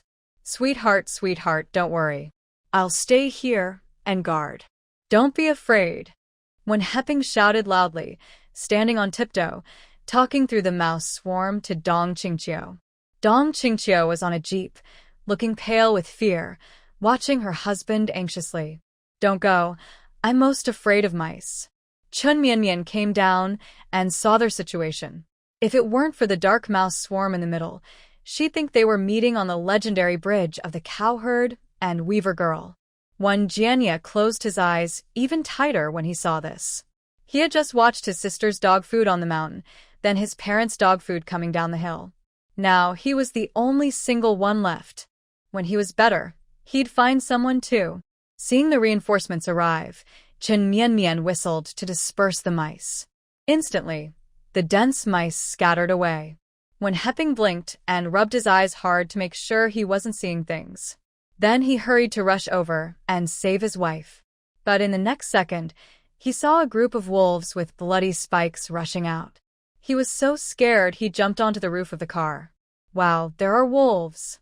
Wen Heping hugged Dong Qingqiu and reached for his gun, but Chun Mianmian stopped him with a quick move. Wait a moment. First, check if your dear son is behind the wolf. At this moment, Wen Heping finally saw Wen Jianye being pushed by Su Bian, with a rare look of hope and brightness in his eyes. What's going on here? The reinforcements who arrived were all confused. They saw it was both a rat and a wolf pack. Wen Jianye pointed to the person left behind by the wolves and explained what had just happened, but he kept the details about Chun Mianmian controlling the animal secret. It's better if fewer people know about this. After dropping the person, the wolf pack quickly left. Although they cooperated with Chun Mianmian, they still didn't like to contact humans. They agreed on a place to deliver the pig and then disappeared into the woods. Wen Heping looked at the villains trying to kidnap his son and wanted to hit them again. He raised his fist for a while but couldn't find a good place to strike. These people were all barely breathing, and he was afraid that any careless move might kill them. Take these people away and watch them carefully. I want to interrogate them myself. Wen Heping ordered his men to take the prisoners away. Then he turned to Dong Qingqiu and asked if she was going back to her parents' house. Actually, going to Dong's house was closer than returning to the military district. Then let's go to your parents' house first. They have medicine and stuff there, and we need to treat my son-in-law's injuries. After saying that, Dong Qingqiu looked at Chun Mianmian. Seeing she didn't object, she relaxed. She was worried she might get upset and say she wanted to go back. The driver had already been taken away for treatment, so Chun Mianmian acted as the driver. Seeing her wild look while gripping the steering wheel, Su Bian, Dong Qingqiu, and Wen Jianye silently swallowed their saliva, fastened their seatbelts, and held onto the car handles tightly. Wen Heping didn't know what was happening but heard Chun Mianmian giggle. Ladies and gentlemen, I am the pilot for this flight. Now we're taking off, ha ha ha. With her laughter, the car suddenly sped forward, and the strong acceleration almost made Wen Heping fly out of his seat. Ah! Mianmian, slow down. Uncle Wen gets carsick. Ugh. Dad, didn't you say my niece would come? It's already noon. Why hasn't she arrived yet? Dong Jingwoo's second son, Dong Ingming, finished reading the official documents from the bureau and looked around, worried because he hadn't seen his niece. Yes, Dad, should we send someone to check? After all, there's a small path leading here, but it's not easy to walk. Third son Dong Ingwei couldn't sit still anymore. Today, to welcome his niece, their father had told them to keep their schedules free. Now, they've been sitting here all morning, and he's feeling exhausted. Dong Jingwoo also frowned slightly. Although they hadn't agreed on what time she would arrive, based on his daughter and Su Baiyan's personalities, they would come early. Thinking this, he waved his hand, signaling his third son to go and check. But before anyone could leave, they heard the sound of an engine at the door. Everyone's eyes lit up. Dong Ingwei quickly ran outside. His long-awaited niece had finally arrived. For her, he had been angry at his sister several times. Every time, she said they had the same temper. He needed to see if that was true. Dong Ingming also went out. Since it was his first time meeting his niece at their home, as her second uncle, he wanted to act more kindly. Thinking this, he forced a friendly-looking smile, which made the younger ones waiting nearby feel creeped out. When had their father, uncle, ever been so kind? Was it just because they weren't girls? My niece is here. Come on, let me see what Mian looks like. Dong Ingwei ignored the grumbling of the little troublemakers inside and ran out happily. But as he reached the door, he saw his sister and brother-in-law rushing down from the car, covering their mouths, and running to the roadside too. Meanwhile, the eldest nephew was trembling as he opened the car door, pale-faced, carefully lowering his leg, clearly trying to hold back his nausea. What's going on? Dong Ingwei stared in surprise at the three of them, curious about what kind of training their driver had. Was he such a reckless driver? In the next second, the door of the driver's cabin opened. A slim, pretty girl stepped out, cheerfully opening the passenger door. Su Baiyan, pale-faced, helped her down. Hello, I am Chen Mian. My husband is injured. Do you have any medicine here? Dong Ingwei looked at Chen Mian with wide eyes. She seemed impressive. She could make his sister feel humiliated without daring to show it. From now on, they would be on the same side. Of course, come in quickly. I am your little uncle, Dong Ingwei. This is your second uncle, Dong Ingming. Your eldest uncle has a surgery. He will be back soon. There are still your cousins and younger relatives in the house. Our family is all boys, and you're the only girl. If you want anything in the future, just tell your little uncle, and he will buy it for you. Dong Ingwei pulled Chen Mian into the house, introducing everything along the way, even mentioning the 3 dogs in the yard. Dong Jingwoo had been waiting anxiously in the living room. When he heard his son's chatter, he quickly stood up. When he saw Chen Mian's pretty face, he immediately showed a friendly smile, almost like a blooming flower. Mian, come sit quickly. I've been waiting to see you. Just as Dong Jingwoo finished speaking, he saw Su Baiyan covered in blood. His eyes sharpened instantly, realizing something was wrong. What happened? Chen Mian didn't have time to say much. She grabbed the medical kit, sat Su Baiyan down, and started treating his wounds. She quickly cleaned the cuts, disinfected, and stitched them up. Meanwhile, Wen Heping pushed Wen Jianya in and explained what had happened. The Dong family was shocked to hear someone dared to ambush Wen Jianya. Dong Ingwei was so angry he slammed the table and pulled out his pistol, ready to deal with those people. How dare they attack my nephew and niece? I must turn them into a honeycomb. Seeing him rush out, Wen Heping hurriedly stopped him. There were only a few villains left. If they were shot again, there wouldn't be enough to interrogate. Hearing this, Dong Ingwei cursed under his breath, put away his gun, and turned to watch Chen Mian sew up Su Baiyan. He was amazed. His niece was impressive. She could drive and also stitch wounds. If she were in their army, she would definitely be a prized asset. Mian, when did you learn your medical skills? Your technique is as good as my older brother's. Dong Ingwei, hands in his pockets, leaned over to watch Chen Mian work quickly and neatly, aligning the skin perfectly.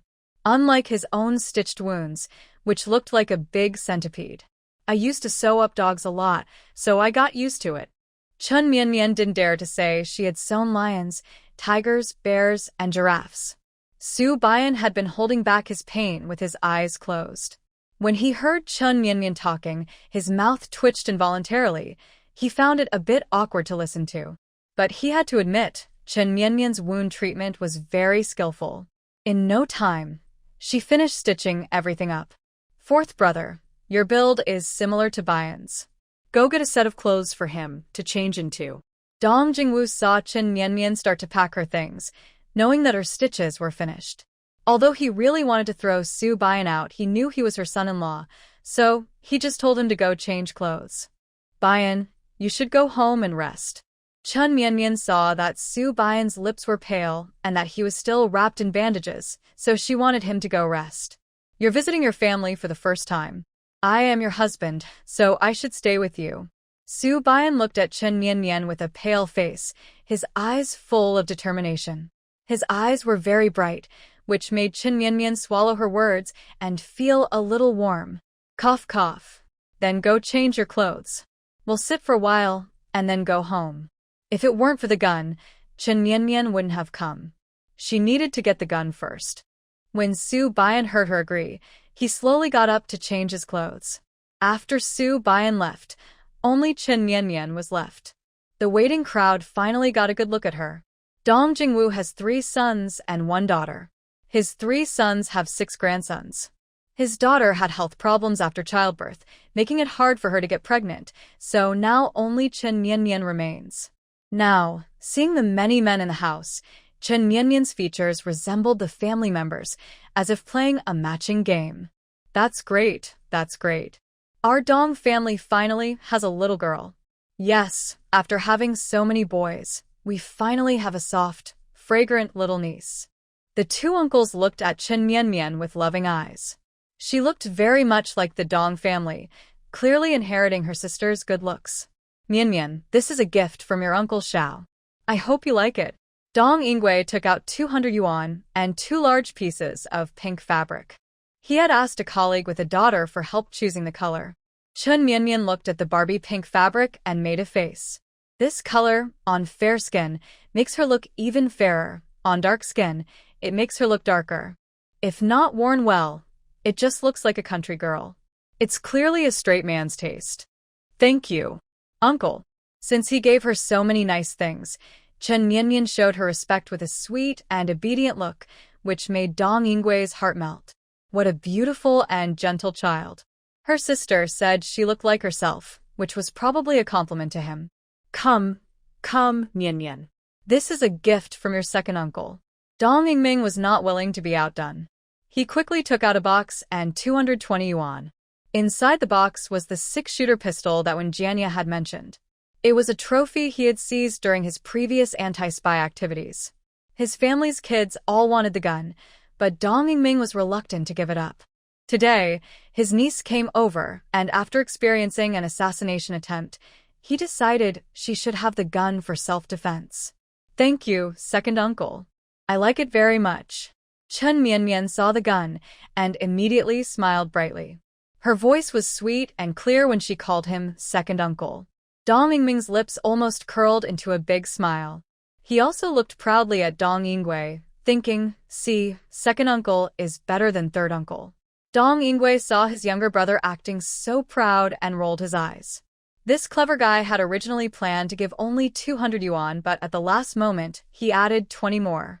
It was so annoying. Mian, do you know how to use it? If not, second uncle will teach you.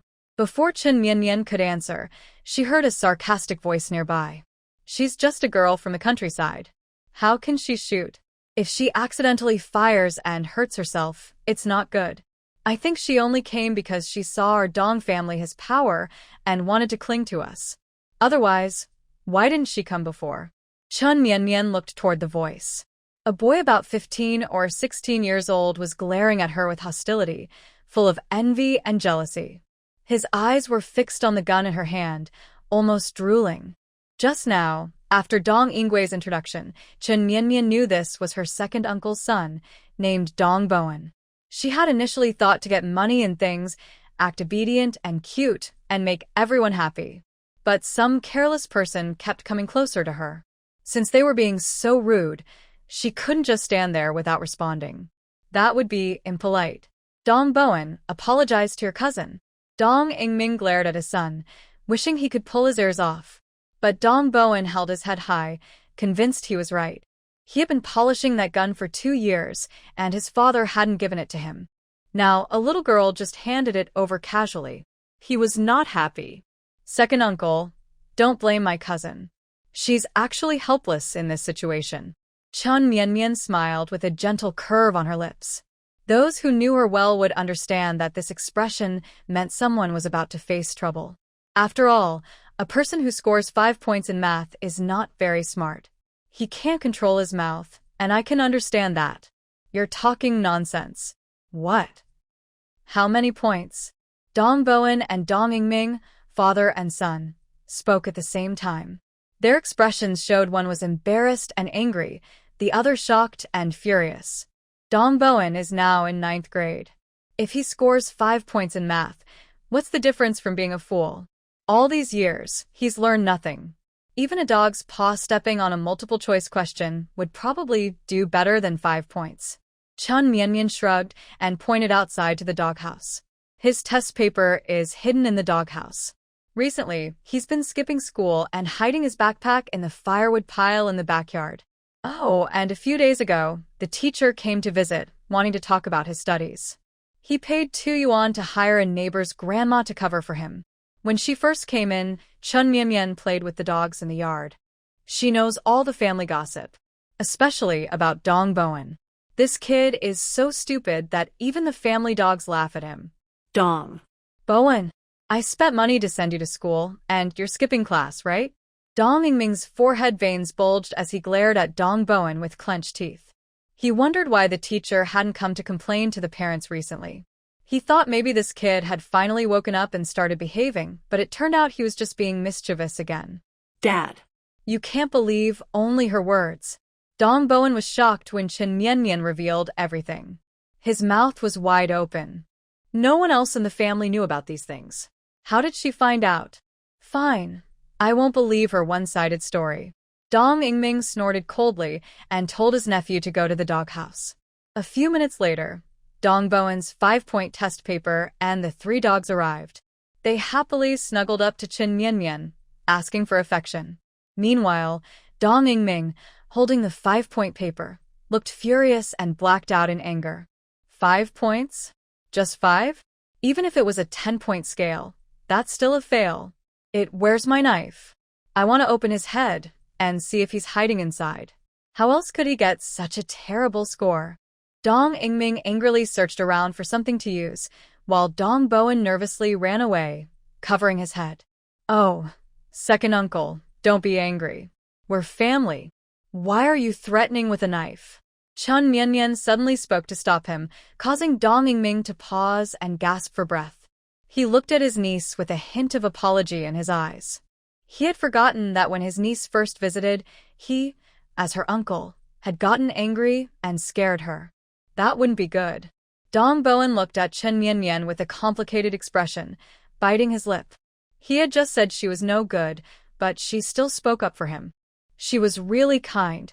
If you hurt him badly, you'll have to take care of him. Chen Mianmian handed over the belt left by Su Bian. Use the belt to discipline him. It's quick and he'll remember it. Dong Ingming's eyes lit up. He took the belt and grinned wickedly as he moved toward Dong Bowen. Chen Mianmian, I'm not done with you. Dong Bowen saw his father rushing over and shouted at Chen Mianmian. He thought she was a good person just because she was a country girl, but she was actually trouble. If it weren't for her, his test paper wouldn't have been found. Hey, who do you think you are? Come here and tell me. You little brat, that's your cousin. How dare you call her by her first name? I'll beat you to death. Dong Ingming swung the belt, making Dong Bowen jump and scream.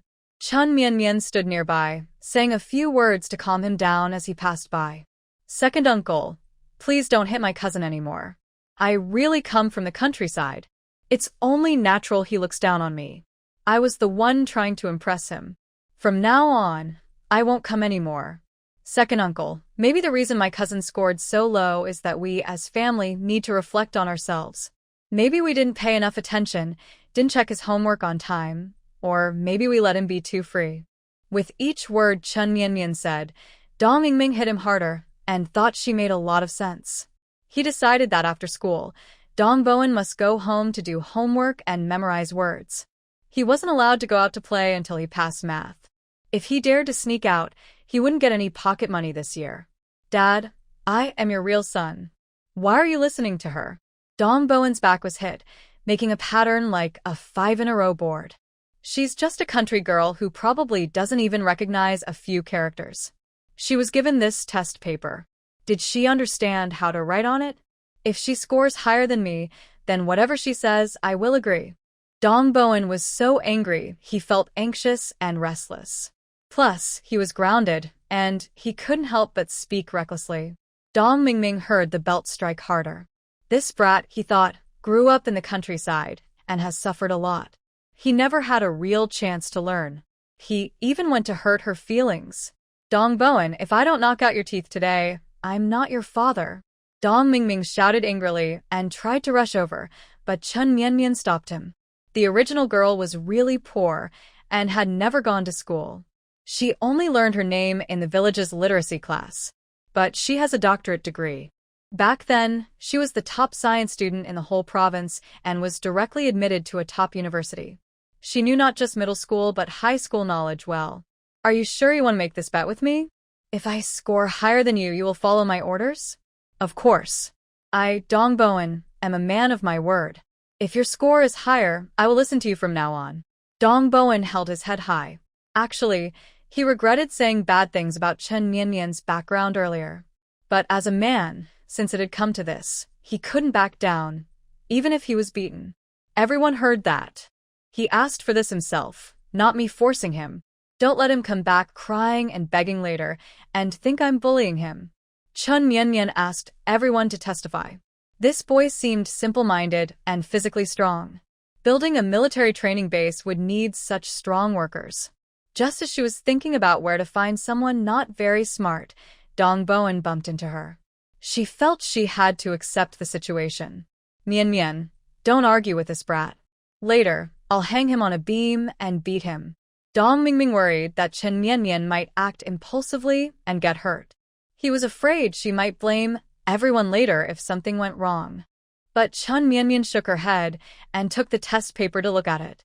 She took out her own pen from her pocket and wrote her answers next to Dong Bowen's. Everyone didn't expect a simple family reunion to turn into a test of knowledge. Watching Chen Mianmian calmly mark her answers, it looked very serious. Dong Qingqiu was already angry from his second brother hitting his nephew earlier.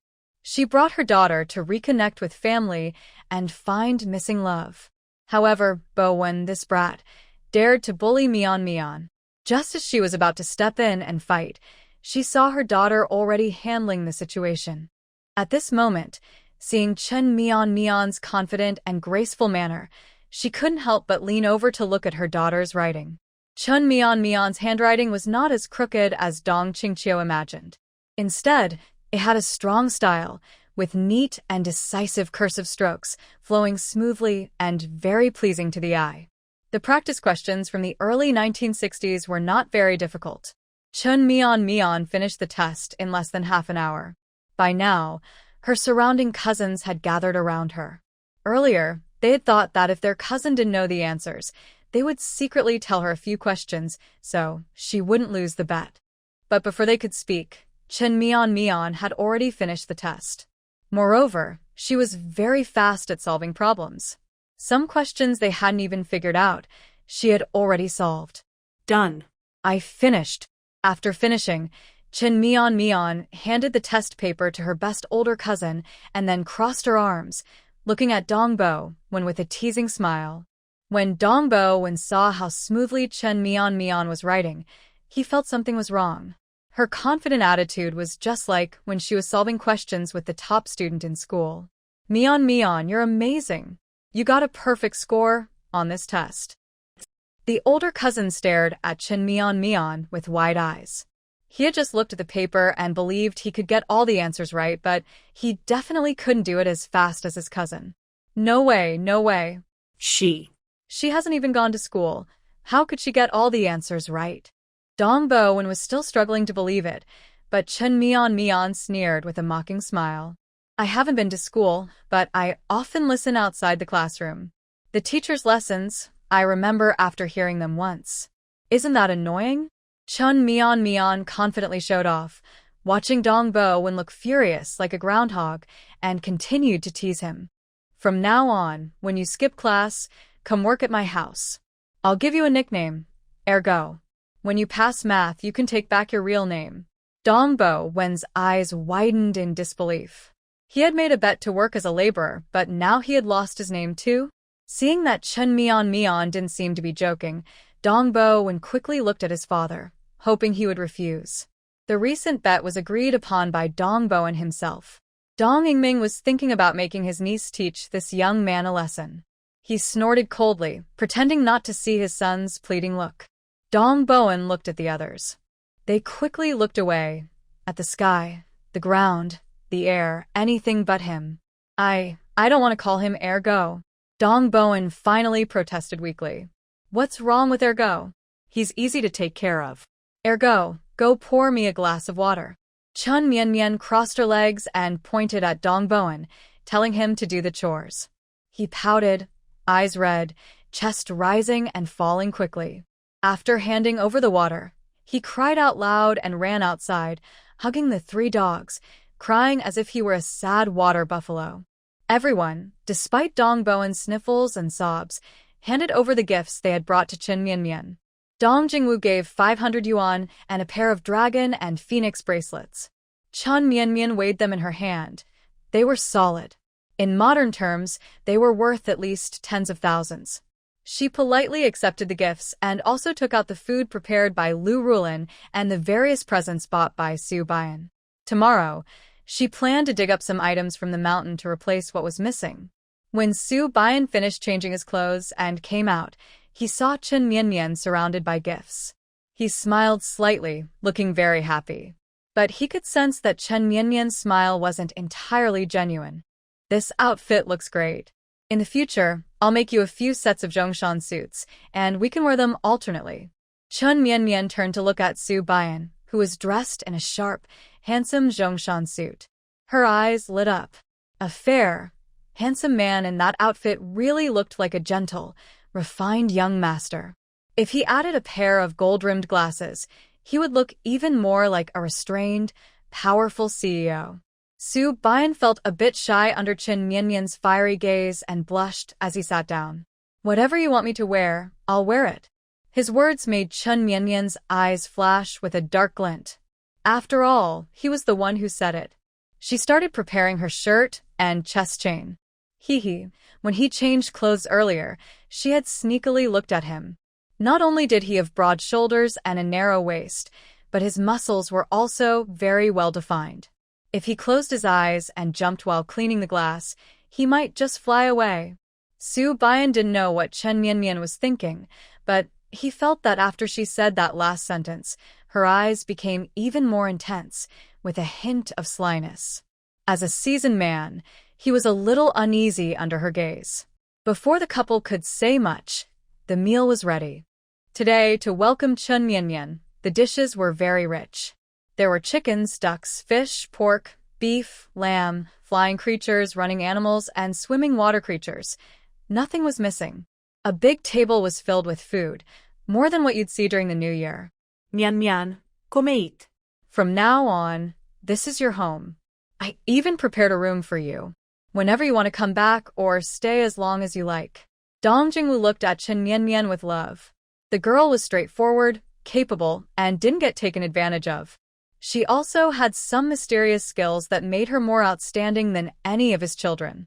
Plus, Su Bian was also a rising star among the younger generation.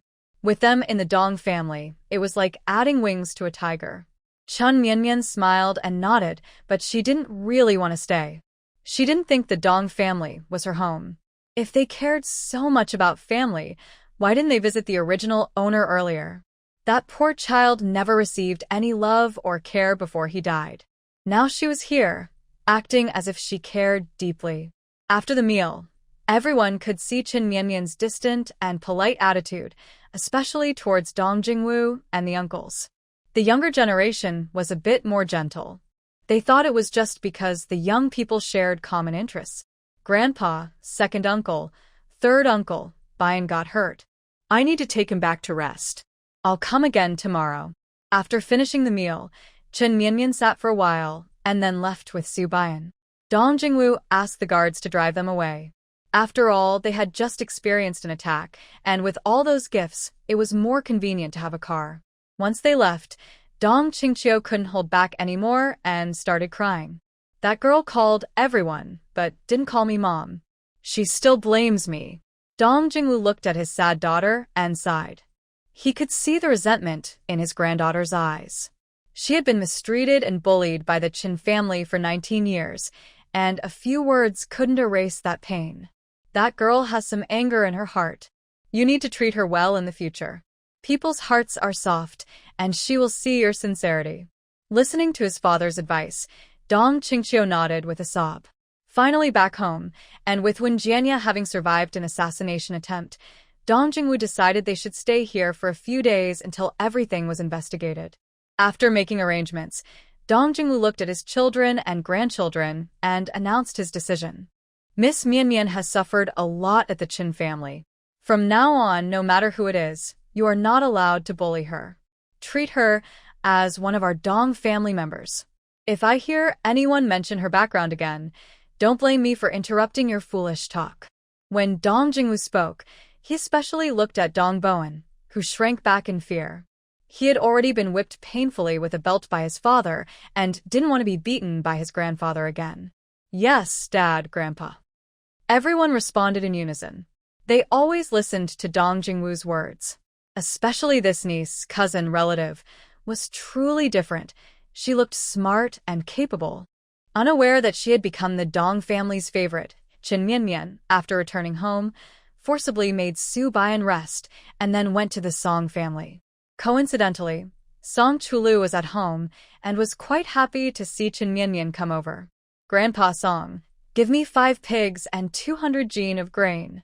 Song Chulu immediately retracted his teethy grin, nearly choking himself trying to breathe. 5 pigs? Do I look like 5 pigs? And you want 200 jin of grain? Are you trying to be a mountain god? Grandpa Song, you don't know. I almost didn't see you today. Chen Mianmian pouted her little mouth and sadly explained about the assassination attempt. The 5 pigs and grain were meant for the wolves and mice. As for the remaining 100 jin of grain, she had caught so many bad guys. Asking for a little reward for her hard work isn't too much, right? What? Someone tried to assassinate Jianya? Song Chulu was so angry he slammed the table and immediately called his subordinates for a strict investigation. Few people knew about Chen Mianmian's return home, so how could someone have just happened to ambush them on the way to the Dong family? There must be a traitor. I'll prepare the pigs and grain for you now. Tomorrow, I'll have someone drive you up the mountain. As for the assassination, I will definitely give you a satisfactory explanation. Song Chulu was glad to have Chen Mianmian as an ally. He couldn't afford her to get hurt.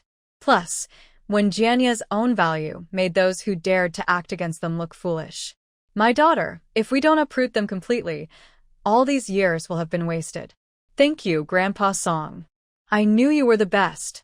Chen Mianmian smiled sweetly, calling him Grandpa Song with every sentence. Her words melted Song Chioli's heart. He asked her how she felt about visiting the Dong family. It was okay. It was our first time meeting, so I couldn't expect us to cry together or anything. Chen Mianmian spoke casually, and Song Chioli knew that the Dong family wanted to get close to her, but there's still a long way to go. If he took the chance to treat her well, maybe she would really see herself as his granddaughter. Well, they didn't come to find you in 19 years, so not being close to them is normal. It's fine. The Song family is your real family. If that little guy Su Bayan dares to bully you, I'll have your uncles break his legs. Song Chioli patted his chest, ready to be Chen Mianmian's protector. Grandpa Song, do you think I'm unfilial for not recognizing them? Chun Mianmian thought Song Chiuli would ask her to forgive the Dong family and try to accept them, like others. They put effort into raising you and caring for you. Ignoring them is unfilial. But you haven't benefited from them since you were little. How can that be unfilial? Whether you recognize them or not depends on you. Grandpa Song supports you. Hearing this, Chen Mianmian smiled and nodded, her eyes showing genuine happiness. This old man is nice. He's in sync with her. She needs to do well at the military dog base and make him proud. They talked a bit more about the military dog base. The application had been submitted, just waiting for a few signatures. Those who refused to sign were from the opposing camp of Song Chiuli. They often caused trouble for him, and now they wanted to block the process. That's why Chun Mianmian's fighting spirit was needed. Mianmian, when the time comes, show all your strength. I'll be your backup. It'll be great to make those old troublemakers angry. With Song Chiuli's words, Chen Mianmian knew exactly what to do. She raised an eyebrow to reassure him, already prepared. She thought she'd have a few more days before attending this grand banquet, but early the next morning, someone came to knock on her door as soon as she got up. When she opened the door, she was surprised to see it was Song Chiuli's security guard. The commander said, "He wants you to go to the military headquarters soon. Some people want to see you." Hearing this, Chen Mianmian understood immediately. After breakfast, she took her trained dogs and confidently headed out, full of pride. "Children, I, the great king, am going to war. Mei Mei, I'll go with you." Soon after Chun Mei Mei left, Su Bian ran out. "Where are you going? Your wounds haven't healed yet. You need to rest quietly. If your wounds open again, it will be trouble." Chun Mei Mei frowned and tried to send Su Bian back. She knew he hadn't slept all night because his wound hurt so much. His injuries were all external, and even at the hospital, they treated them the same way. In the end, healing was the most important. Su Bian didn't like lying in the hospital and refused to go. He was worried it would disturb her sleep. His wound hurt so much he bit the edge of the blanket and kept turning over without making a sound. Seeing his eyes full of red veins and his pale lips, Chen Mei Mei didn't want to hurt the patient. "I'm just keeping you company. I'm not going to fight." "It's fine," Su Bian said firmly, looking at Chen Mei Mei. "I understand those people's temper. I can talk to you about it in advance. Besides, if you don't go home, I won't rest well either. It's better to stay with you." Su Bian understood that feeling of being alone and helpless very well. He didn't want Chen Mei Mei to face that either. Seeing the determination in Su Bian's eyes, Chen Mei Mei knew she couldn't persuade him. She could only sigh and agree. "I promised. If you feel uncomfortable later, you must tell me. Don't try to tough it out. You're my man. If something happens to you, I'll be a widow," Chen Mei Mei said, then reached out to hold Su Bian's arm to support him. Su Bian looked down at the small hand on his arm, pursed his lips, and a flicker of spring joy crossed his eyes. Even the tips of his ears turned red. They didn't walk fast. When they reached the military office, everyone inside had already arrived. Song Chiuli's guard outside looked anxious. When he saw Chun Mei Mei coming, he finally relaxed. He hurried over and explained the situation. Inside, the leader was Vice Commander Chu Zheng, who was also Su Chunqing's father-in-law, along with a few division commanders, all from the same camp. They refused to sign the papers, citing the high costs and low results of the military dog base. They even questioned Song Chiuli about Chun Mei Mei's military status, accusing him of abusing his power. "All right, you understand?" Chen Mei Mei nodded. She then untied her braided hair, retied it into a neat ponytail, and rolled up her sleeves. "Mian Mian, are you nervous? Don't worry, I will go in with you later. If anyone dares to hurt you, they will have to go through me first." Su Bian watched Chen Mianmian's actions and thought she was nervous, but she actually showed a gentle smile. "Don't worry. I am a good young person of the new era. I believe in respecting the elderly and caring for the young. I just want them to see my positive attitude." After saying that, Chen Mianmian kicked open the door and strode inside.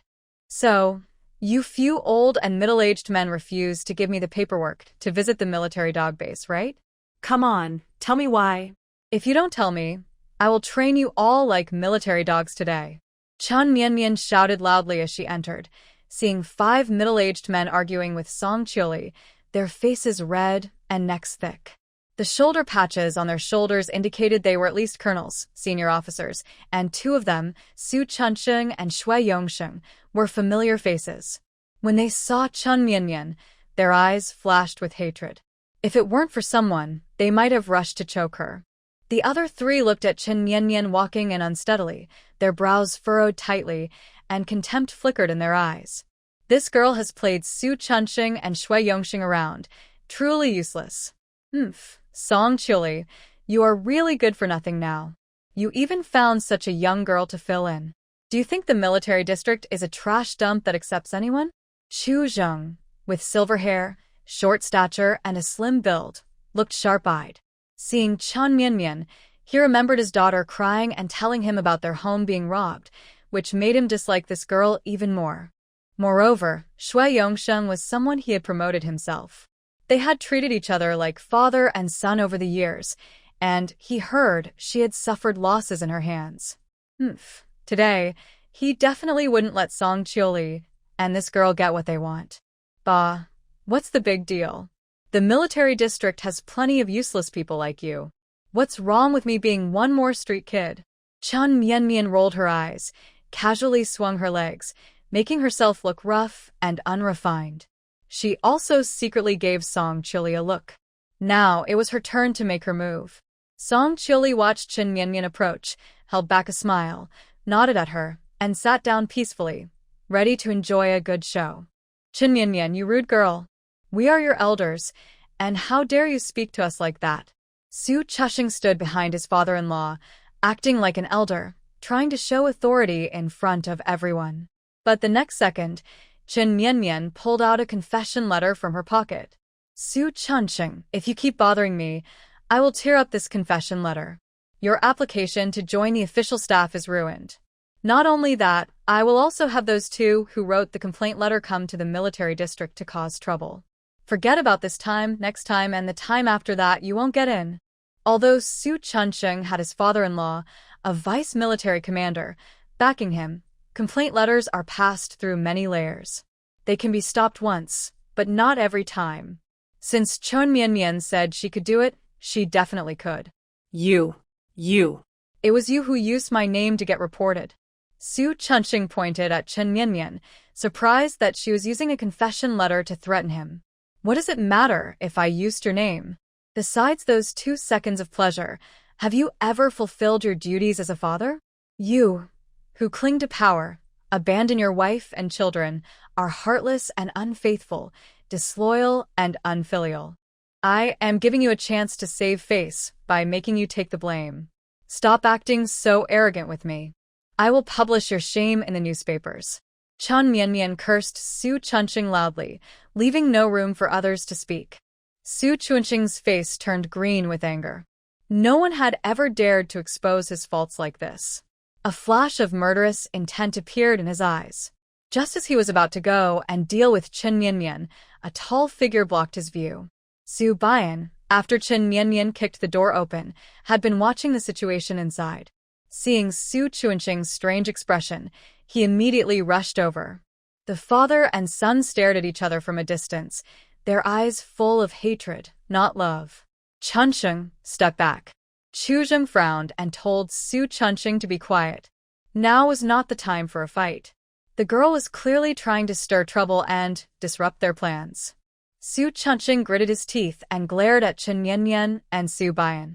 Reluctantly, he took a step back. Over there, Shui Yongsheng snorted coldly. Before he could speak, Chun Mianmian suddenly looked over. What are you snorting about? I was scolding him, not you. Didn't you get demoted for self-reflection? Who told you to come out? Your daughter is a troublemaker, pregnant before marriage, and your son-in-law is a criminal. You look like a black potato turned into a spirit. You have a rough face and are snorting at me. Chun Mianmian's series of questions hit Shui Yongsheng hard. He was so angry, he drew his gun. Su Bian tried to stop him. But in the next second, Chun Mianmian took out a handful of chili powder mixed with pepper and threw it. My eyes. Cough cough, achoo achoo. Shui Yongsheng didn't expect Chen Yanyan to use such sneaky tricks. His eyes burned with pain, and his nose was so irritated he kept sneezing. Chen Yanyan, I will crush you. Achoo, achoo. He couldn't see clearly, but shouted angrily, wishing he could tear Chen Yanyan apart.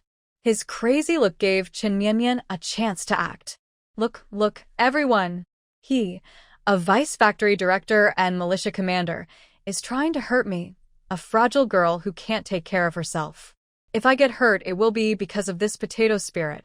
Chen Yanyan pretended to be scared and took a few steps back, lowering her voice on purpose, but still speaking loudly enough for everyone to hear her whisper to Song Chiuli. Commander Song, do you think he's mentally ill? His daughter, Shui Jiren, isn't quite normal either. They probably have a family history of mental illness, right? You should check this carefully. If he ever has a breakdown and causes trouble at the military district, what will we do then? In the future, tell the guards not to let just anyone in. Song Chiuli was amused by Chen Yanyan's words, but thought the situation was serious, so he forced himself to stay serious and said he would investigate thoroughly. This made Shui Yongsheng so angry he almost fainted. You're the crazy one. Your whole family is crazy. Shui Yongsheng roared in anger, his nostrils flaring twice as wide, looking more like a black potato. Chen Yanyan was just waiting for him to do that. Before anyone could react, she knelt on the ground, patted her thigh as if she was wronged, and took out a newspaper with her photo on it from her pocket. Oh heavens! Oh earth!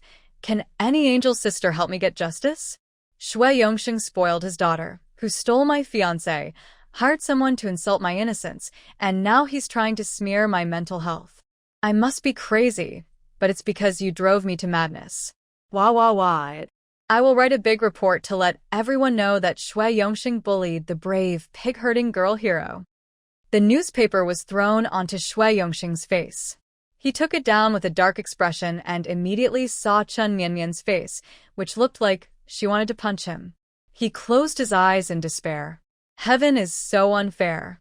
It feels like they are pushing him to the edge.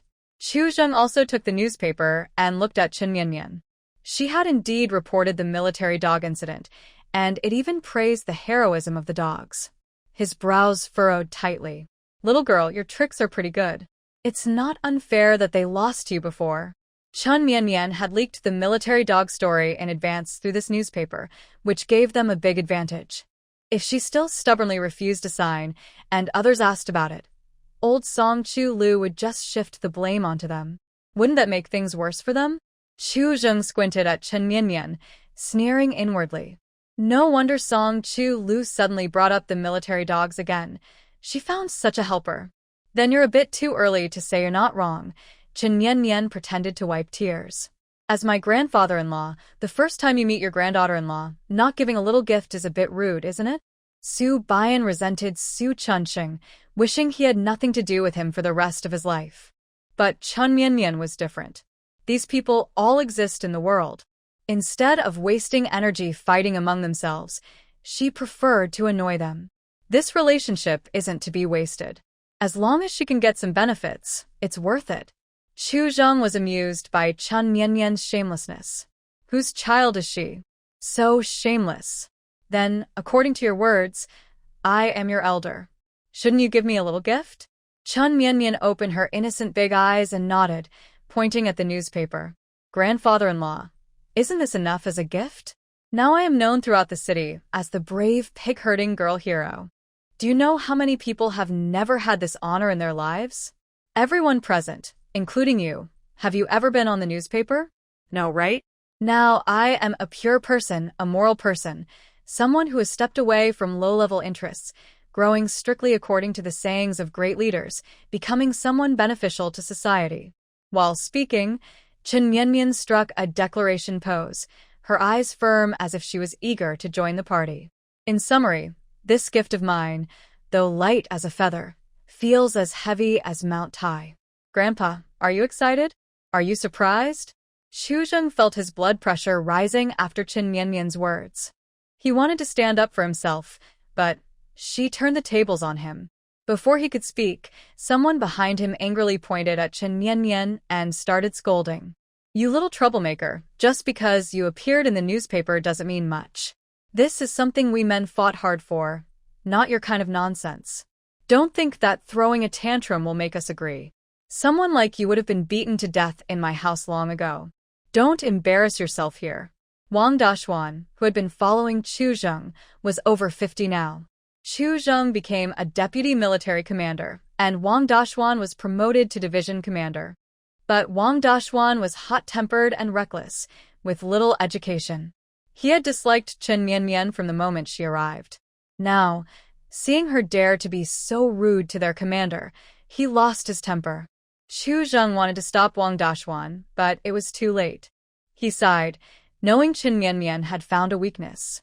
Sure enough, in the next second, Chen Mianmian's eyes flashed with tears.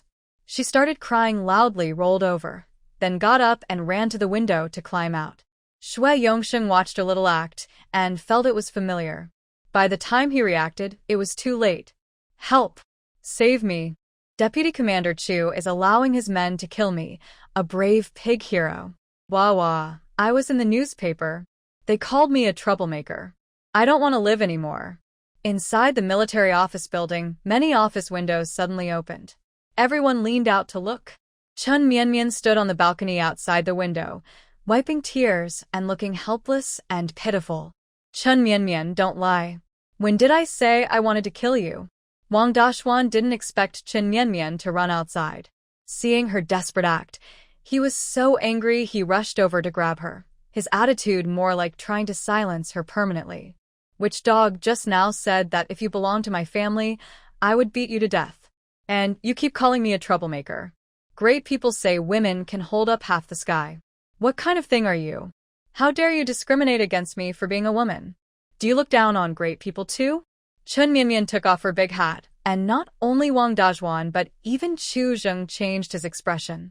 But Chen Mianmian still refused to back down. Seeing more and more people paying attention, she raised her voice. Chen Mianmian, was featured as a hero in the newspaper for saving pigs, and now you call me a bad person. Does that mean ordinary women are just animals waiting to be exploited?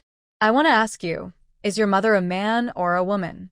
Is your wife a man or a woman? Do you usually call them disrespectfully? I didn't know the military district discriminates against women like this. I will report you to the central government. Chen Mianmian's words were loud, but not overly aggressive. However, if someone with influence wanted to manipulate the situation, they could definitely cause trouble. Wang Dashuan wanted to argue back, but was pulled aside by Chu Zheng. He regretted letting this reckless man come today.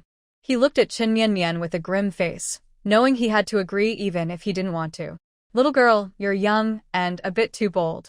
Acting without thinking ahead isn't good. Seeing his commanding look, Chen Mianmian sneered. Being bold is what young people do. I was reasonable earlier, giving you a chance. But you're useless. Now I give you two choices. First, sign the agreement happily and promise not to target the military dog base again. Second, I will report Su Chunsheng, Shui Yongsheng, and the others I mentioned earlier to the newspaper, so everyone can see what kind of people are close to Vice Commander Chu Zheng. At this point, Chu Zheng had no choice but to agree, but he was reluctant to support forces that might cost the military money. We can sign, but there's no military dog base nationwide. Your one is not valid, and the military district won't give you money. You can manage it yourselves. Also, I'll give you 6 months. If you don't achieve results, the project will be cancelled, and your military rank will be revoked. This was basically a military order. Without results, Chen Mianmian would likely be laughed at. Even Song Chulu would be affected. Chu Zheng, don't go too far. Without money, how can we run the military dog base? Song Chulu slammed the table, ready to fight Chu Zheng, but Chen Mianmian unexpectedly agreed. All right, we don't need money from the military district. But in return, if your military district wants to use military dogs, you have to pay us a fee. Is that okay? After all, our money doesn't grow on trees, and any loot we seize from the military dog base must be ours. Chen Mianmian's eyes sparkled. This was a good way to get rich. Chuzheng always felt that Chen Mianyan's gaze was a bit strange, but he couldn't see any flaws at the moment, so he naturally nodded in agreement. While so many people were present, Chen Mianyan stood on the windowsill describing the contract, and Su Bian was responsible for writing it down. Half an hour later, 3 copies of the signed promise were made, one for Chen Mianyan, one for Chuzheng, and one for the military district. From now on, the military dog base would be under her control. That's settled. You can come down now. Chuzheng saw Chen Mianyan attracting more and more people and felt embarrassed about his own reputation. However, the main troublemaker didn't seem to care at all, and instead reached out her hand to him. "Grandpa, you have such a clever, cute, brave, and kind granddaughter-in-law who even makes the newspapers. Won't you give her a little welcome gift? Even just 500 yuan would be fine. I wouldn't mind. I'll give you 500 yuan. Do you want 2 kicks from me?" Chu Zheng's usually strong self-control completely collapsed at this moment. He had never seen such an unpredictable girl. After embarrassing them so much, now they had to give her money? Then keep those 2 kicks for kicking your son-in-law. I think you'd prefer a report letter instead. Hiss. Should I report your son-in-law abandoning his wife and children, or your daughter flirting with a married man? Although these were events from over 10 years ago, investigating them was still possible. Especially now that Chu Zheng was in this position, a little mudslinging would be enough to make him suffer. Previously, Su Bian's mother and sister were used as leverage, so he couldn't act rashly. But now that Chen Mianyan was here, her main goal was to make everyone go crazy. Chu Zheng glared at Su Chunqing. This useless man couldn't even control his son and daughter-in-law.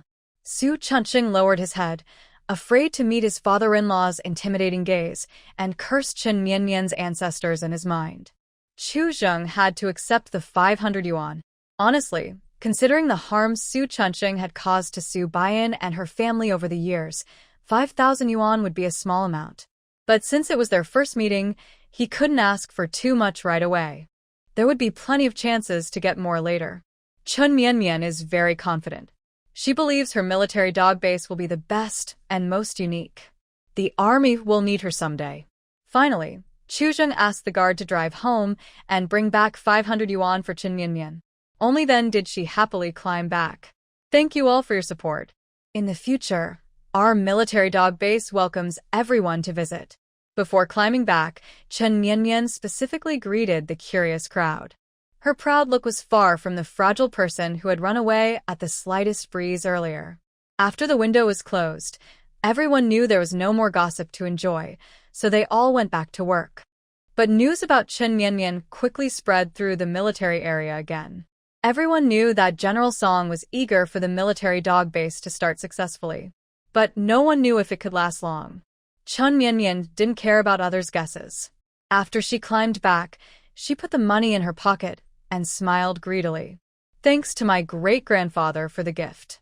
Later, I and Bu Yan will be filial to you and promise not to make you angry. By this point, Chu Zheng no longer wanted to argue. He snorted coldly and was about to turn away. Chen Mianyan saw this and immediately called him back. What do you want to do now? Chu Zheng frowned as he looked at Chen Mianyan. She had already gained benefits, and if she pushed her luck further, he wouldn't hesitate to lose his temper. Oh, dear great-grandfather, you misunderstood me, Chen Mianyan said, pointing her finger and pouting, looking innocent. I just saw you gave so much money and wanted to perform a little show for you, otherwise I'd feel awkward holding this money. Everyone, including Chu Zheng, was furious at Chen Mianyan's shamelessness, with veins bulging on their foreheads. But afraid she might bite like a mad dog again, no one dared to speak. Song Chi-lu was curious and urged Chen Mianyan to perform quickly. She took everyone downstairs to a corner. There, 5 dogs sat quietly. When they saw Chen Mianyan, they wagged their tails but didn't bark. Chen Mianyan shouted a command, and the dogs rushed over. They quickly lined up in a straight line, their eyes sharp.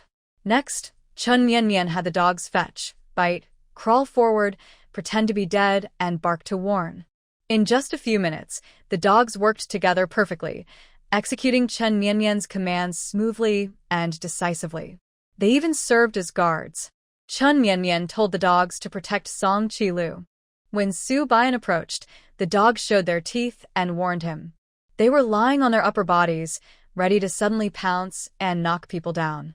Song Chi-lu looked down at the dogs standing beside him, and his mind thought of Hei Feng. In the past, Hei Feng also protected him in the same way. Song Chi-lu's eyes were a little red. He reached out to touch the dog by his leg and softly called Hei Feng's name. The performance was soon over. Chun Mian and the dogs bowed gracefully to thank the audience. She nodded slightly. The dogs stood on their front paws and made a bowing gesture, looking adorable and innocent, completely different from their fierce appearance earlier. How about it? Are my dog babies obedient? Much better than you guys, right? When Chun Mian spoke, she broke the amazed atmosphere. Everyone was surprised, but she just wished the little girl wouldn't talk so much. Zhu Zheng looked at the dogs carefully and watched Chun Mian fall into deep thought. This girl was not simple. In just a few days, she managed to train the dogs so well. Maybe the military dog training base really could work. But even if it could, it would take half a year of testing and face money shortages. They didn't believe they could spend all their savings to fill the gaps. Once Chun Mian trained the dogs and proved her skills, if she had no money to ask for help, they would be the ones in charge. Zhu Zheng had a good plan. After understanding everything, he took his people and left. Song Chi-lu gave Chun Mian a thumbs up. No wonder he liked her, she was really impressive. I've prepared everything you asked for yesterday. Just wait at the entrance of the military district. A car will take you up the mountain later. Since the application was approved, Song Chi-lu was going to build the dog kennels and bring in different breeds. He had a busy few days ahead, but he was very happy. Thinking about having a fierce and strong military dog team in the future made him very excited. Chun Mian nodded in agreement. She took the dogs and Su Bian and headed outside. On the way, Su Bian looked at Chun Mian with admiration. Recently, he knew she was training the dogs in many skills, but he didn't realize she was so talented. In less than half a month, she achieved such results. What would happen in the future? Why are you looking at me like that? It's because we don't have many dogs, so the training is faster. If we had more dogs, it wouldn't be so quick. And in the future, when we go to the battlefield or do missions, we'll face all kinds of dangers. Those scenarios need to be simulated. Right now, they are just reserve recruits. Chun Mian felt a bit uncomfortable under Su Bian's sparkling gaze. Does he not realize how handsome he is? His look at her was almost unfair. I just think you're really impressive, Su Bian said, remembering what Chun Mian had just done, and couldn't help but laugh. You said earlier you wanted to win people over with virtue, but as soon as you got in, you changed. Hey, winning people with virtue is for those who reason calmly. These people are clearly troublemakers. If I act weak, they'll just bully me. Besides, I have Commander Song behind me. What's wrong with being a little arrogant? I don't need their money, anyway. Chun Mian rolled her eyes proudly, looking confident. When Su Bian saw her expression, he guessed her thoughts. He quickly covered his mouth to hide his smile and beckoned her to lean closer. Curious, Su Bian moved closer, and Chun Mian whispered a secret in his ear. Later, I'll take you to dig up some good stuff on the mountain. Our military dog team is definitely the richest department in the military district. Chun Mian's warm breath brushed against Su Bian's ear. The faint, girl's scent teased his heart. Looking down, her beautiful face looked especially lively and charming in the sunlight. Su Bian instinctively swallowed, his Adam's apple moving. All he could think was, I really want to kiss her. Just as he was uncontrollably leaning closer to Chun Mian, a sudden loud horn sound pulled them apart. Turning around, they saw Qian Wang, the soldier who had gone on a mission with Su Bian before, waving from the car. Captain, sister-in-law, come quick. I knew you were coming to work today, so I've been waiting here. Seeing Qian Wang's carefree smile, Su Bian secretly clenched his teeth. When he returned to the team, he would definitely give this fool extra training. The car reached the dirt path from yesterday.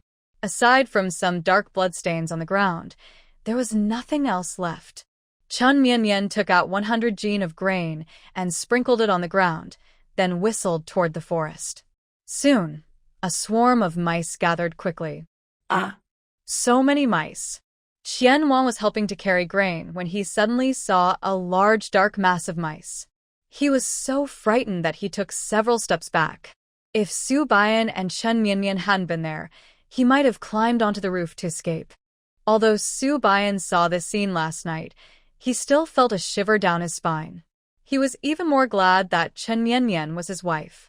If it had been an enemy, it would have been very difficult and scary to deal with. A few mice are manageable, but thousands or hundreds are impossible to fight. I keep my word. Come and eat the grain I brought for you. Chen Mianmian pointed to the pile of grain on the ground. The mice happily squeaked, and she felt a warm sense of gratitude, kindness, and happiness. She covered her ears to block out the noise and hurriedly told the mice to go eat. The remaining 5 pigs were also moved by Qin Mianmian and Qianhuang to a safer spot. Although the dogs were very hungry, they knew Qin Mianmian was giving the pigs to the wolves. They drooled but didn't steal the food, helping out instead. I want to help too. Su Baiyan reached out to take the pig leg Qin Mianmian was carrying, but she stopped him. You're not allowed to move. Your back wound might open up if you do, and then sewing it up would be even harder. Sick people need to rest and accept their condition, Qin Mianmian said, her big eyes watching him carefully, afraid he might try to work. Usually, even if he had a broken bone or needed stitches, Su Baiyan would go on missions because everyone thought he was healthy. They would just give a few instructions and let him go. But with Chen Mianmian, he felt cared for and protected. His deep eyes followed her as she moved, and when she finally finished, he quickly handed her a water bottle. Qianhuang was also sweating heavily and looked at Su Baiyan eagerly. Why are you looking at me? Your stuff is in the car. Shouldn't I get it for you? He asked. Qianhuang quickly climbed into the car, drinking water and glancing at Chen Mianmian, wanting to ask if there was more he could do. But he saw his serious and stern leader gently wiping sweat from Chen Mianmian's face with a tender expression. That look, so unimportant and ordinary, hurt Qianhuang's feelings deeply as a single man. He thought to himself, I should be under the car, not in it. That way, I wouldn't have to eat this dog food. Qianhuang, go back and bring 10 more people here. Also, bring some shovels and tools. I need to dig something, she said. Chen Mianmian felt a bit uncomfortable because Su Baiyan's actions were too close. She had never been so close to someone wiping sweat before. Especially when she looked into his deep, affectionate eyes, her heart kept racing uncontrollably. Qianhuang saw Su Baiyan nod, so he quickly drove away. After they left, Chen Mianmian let out a sharp wolf howl toward the forest. Howl. In response from deep within the woods, Chen Mianmian knew a wolf pack was coming. Sure enough, about 10 minutes later, the wolf pack from yesterday appeared in front of her. Woof, woof, woof. The dogs that followed her, smelling the wolves, became alert and protective, gathering around Chen Mianmian. Don't worry, be afraid. They're all friends. I mean, fellow wolves. Chen Mianmian petted the dogs' heads, feeling very pleased. All the good food she had fed them recently was worth it. When there was danger, they knew to protect her. Hee, animals are still cuter than people. The alpha wolf looked at the 5 pigs and nodded at the wolves behind him. A few wolves came over, dragging the pigs' meat into the forest. With so much meat, the wolves would have a good meal today. They were very happy. Hey, Wolf Geijai, look, I brought the pigs. You said I should tell you if I find anything hidden on the mountain, right? You can't break your promise by not talking. Chen Mianmian blinked her eyes, only craving money. The alpha wolf nodded. He was very trustworthy. He turned around, signaling Chen Mianmian to follow. He led her through dense woods, around a small creek, until they reached a hidden cliff. I saw someone hide things here before, coming in and out for several days. There's also a strong, unpleasant smell inside. Be careful when you go in. Animals are always very sensitive to danger. From the alpha wolf's description, Chen Mianmian knew there were probably things like gunpowder inside.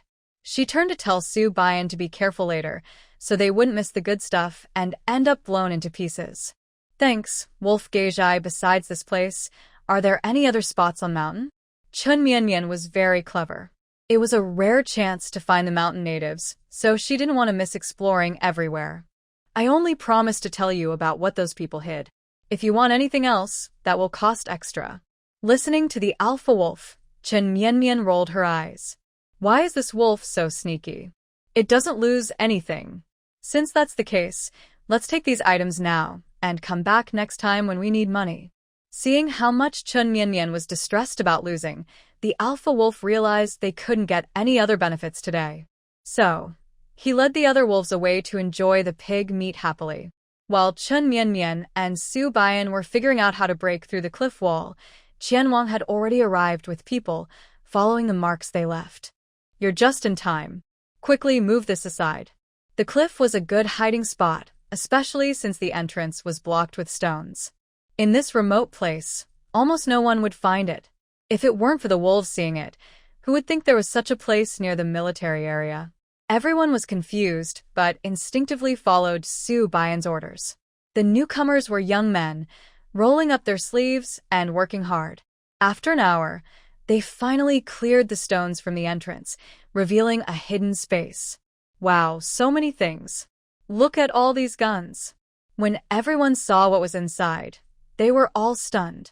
There were boxes of guns, hand grenades, landmines, and many ancient antiques and books. Chun Mian opened each box. She played with a pistol, found it was usable, and put 2 in her pocket.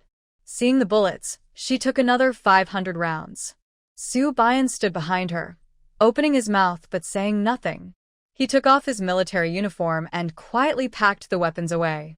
These are the spoils I found. I think taking a little is fine, hee. Chun Mian knew she couldn't keep all the weapons, but just a few, and she could talk to the army about it. If they didn't agree, she would everything up so no one could take it. Everyone looked at the large stash of guns and ammo, sweating coldly. With so many weapons, no one had noticed. If someone attacked the military area, they would suffer heavy losses. While they were busy lifting the guns, Chun Mian opened another box and saw a lot of gold, silver, and jewelry. Nabla, we're rich now. She happily picked out some favorites. She had 5 or 6 bracelets on one wrist and rings all over her fingers. This guanine pendant is pretty. I'll give it to you. This ring suits you. Put it on. Wow, this pocket watch is nice. Quickly, put it in your pocket. Maitreya Buddha jade pendant, for mom to wear. Jueshia gave her these noble lady bangles as dowry, hee. Chun Mian not only made herself look shiny and beautiful, but Su Bian was also almost dressed up like a Christmas tree. Is this okay? In the past, these items had to be reported and submitted. Although Su Bian didn't understand antiques, she knew these were probably hidden away, ready to be shipped abroad. Is there anything wrong with that? I just signed an agreement earlier. As long as the spoils of war I seized, they all belong to the military dog team. The military dog team is mine, and these are mine too. No problem. Chun Mian raised her eyebrows confidently. In her previous life, she was a wealthy woman thanks to animals, so she naturally wouldn't fall behind this time. After Chun Mian picked out what she liked, the rest was prepared for Song Chulio, so he could exchange them for money to fund the military dog base. When Qian Wang and the others returned, Chun Mian had already found the storage place for the food. Looking at the bags of rice, flour, cans of pork and beef, and compressed biscuits, everyone was dazzled. Come, everyone gets a share. Each person can take 2 boxes back. Chun Mian was not stingy. Since she came to help, she wanted to get some benefits. Moreover, using enemy supplies as favors, she didn't feel a bit guilty. This isn't good. These items need to be reported to the military district. Qian Wang and others hesitated, worried about causing trouble for Chun Mian and Su Bian. The next second, Chun Mian took out a clear, legible contract and read aloud what was written on it. Did you hear that? Anything we and the military dogs find belongs to the military dog base. The final interpretation right is mine. You can take what you want and there will be no problems. Everyone saw the signatures of Chu Zheng and Song Chulio on the contract. They finally relaxed, smiled happily, thanked Chun Mian, and then rushed toward the canned meat. After everyone chose what they wanted, Chen Mianmian kept 10 boxes of each item and sent the rest outside to the trucks. Fortunately, when Qian Wang went back earlier, Chen Mianmian casually asked him to switch to a large truck. Otherwise, it might not have been able to hold everything. Unexpectedly, even before the military dog team officially started operating, they already had surplus supplies. In the future, they would surely take off. Chen Mianmian decided to leave the items she chose and planned to come back tomorrow to move them. When Qian Wang and the others heard this, they thought, why wait until tomorrow? Each of them carried a few boxes and quickly helped carry everything down. She set aside her share, marked it, and planned to send it directly home later. Wow, how did you all get here? When Chen Mianmian reached the truck, she noticed only the driver's seat could seat 3 people. Did everyone else sit in the back compartments? Hee sister-in-law, you sit up front quickly. They don't need to worry, just stay in the back and don't fall out. Qian Wang looked at Chen Mianmian as if she were a generous benefactor, giving them so many benefits. If it weren't for Chen Mianmian being married to Su Bian, they'd want to carry her back themselves. With so many things, they felt uneasy holding them all.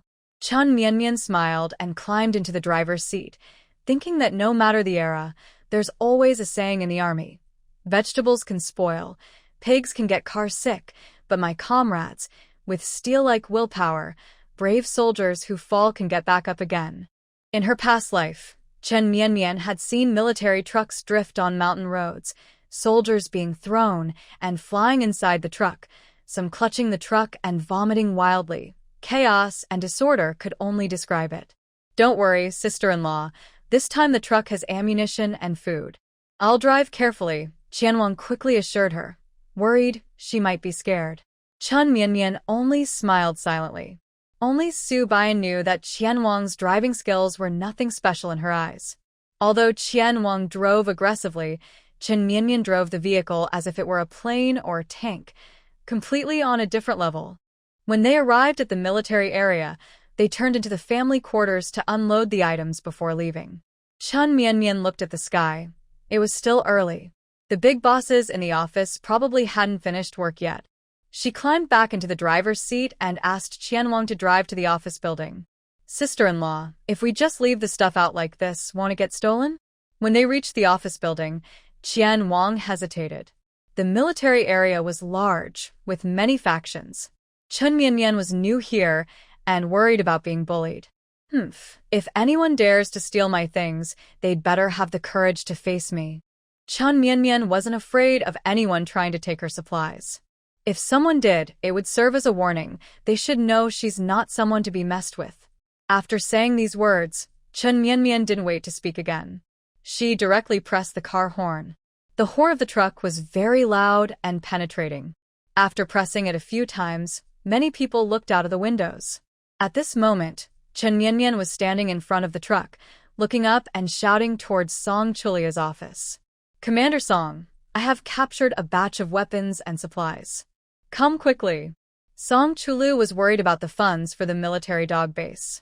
He had called many times, but no one was willing to approve the money. Just as he was thinking about whether to pay out of his own pocket, he heard Chen Mianmian's words. He quickly opened the window and saw Chen Mianmian pulling down a box. She opened the lid and held up a brand new machine gun. Girl Mianmian, did you bring all this back? Fearing he might be seeing things, Song Chulu rubbed his eyes.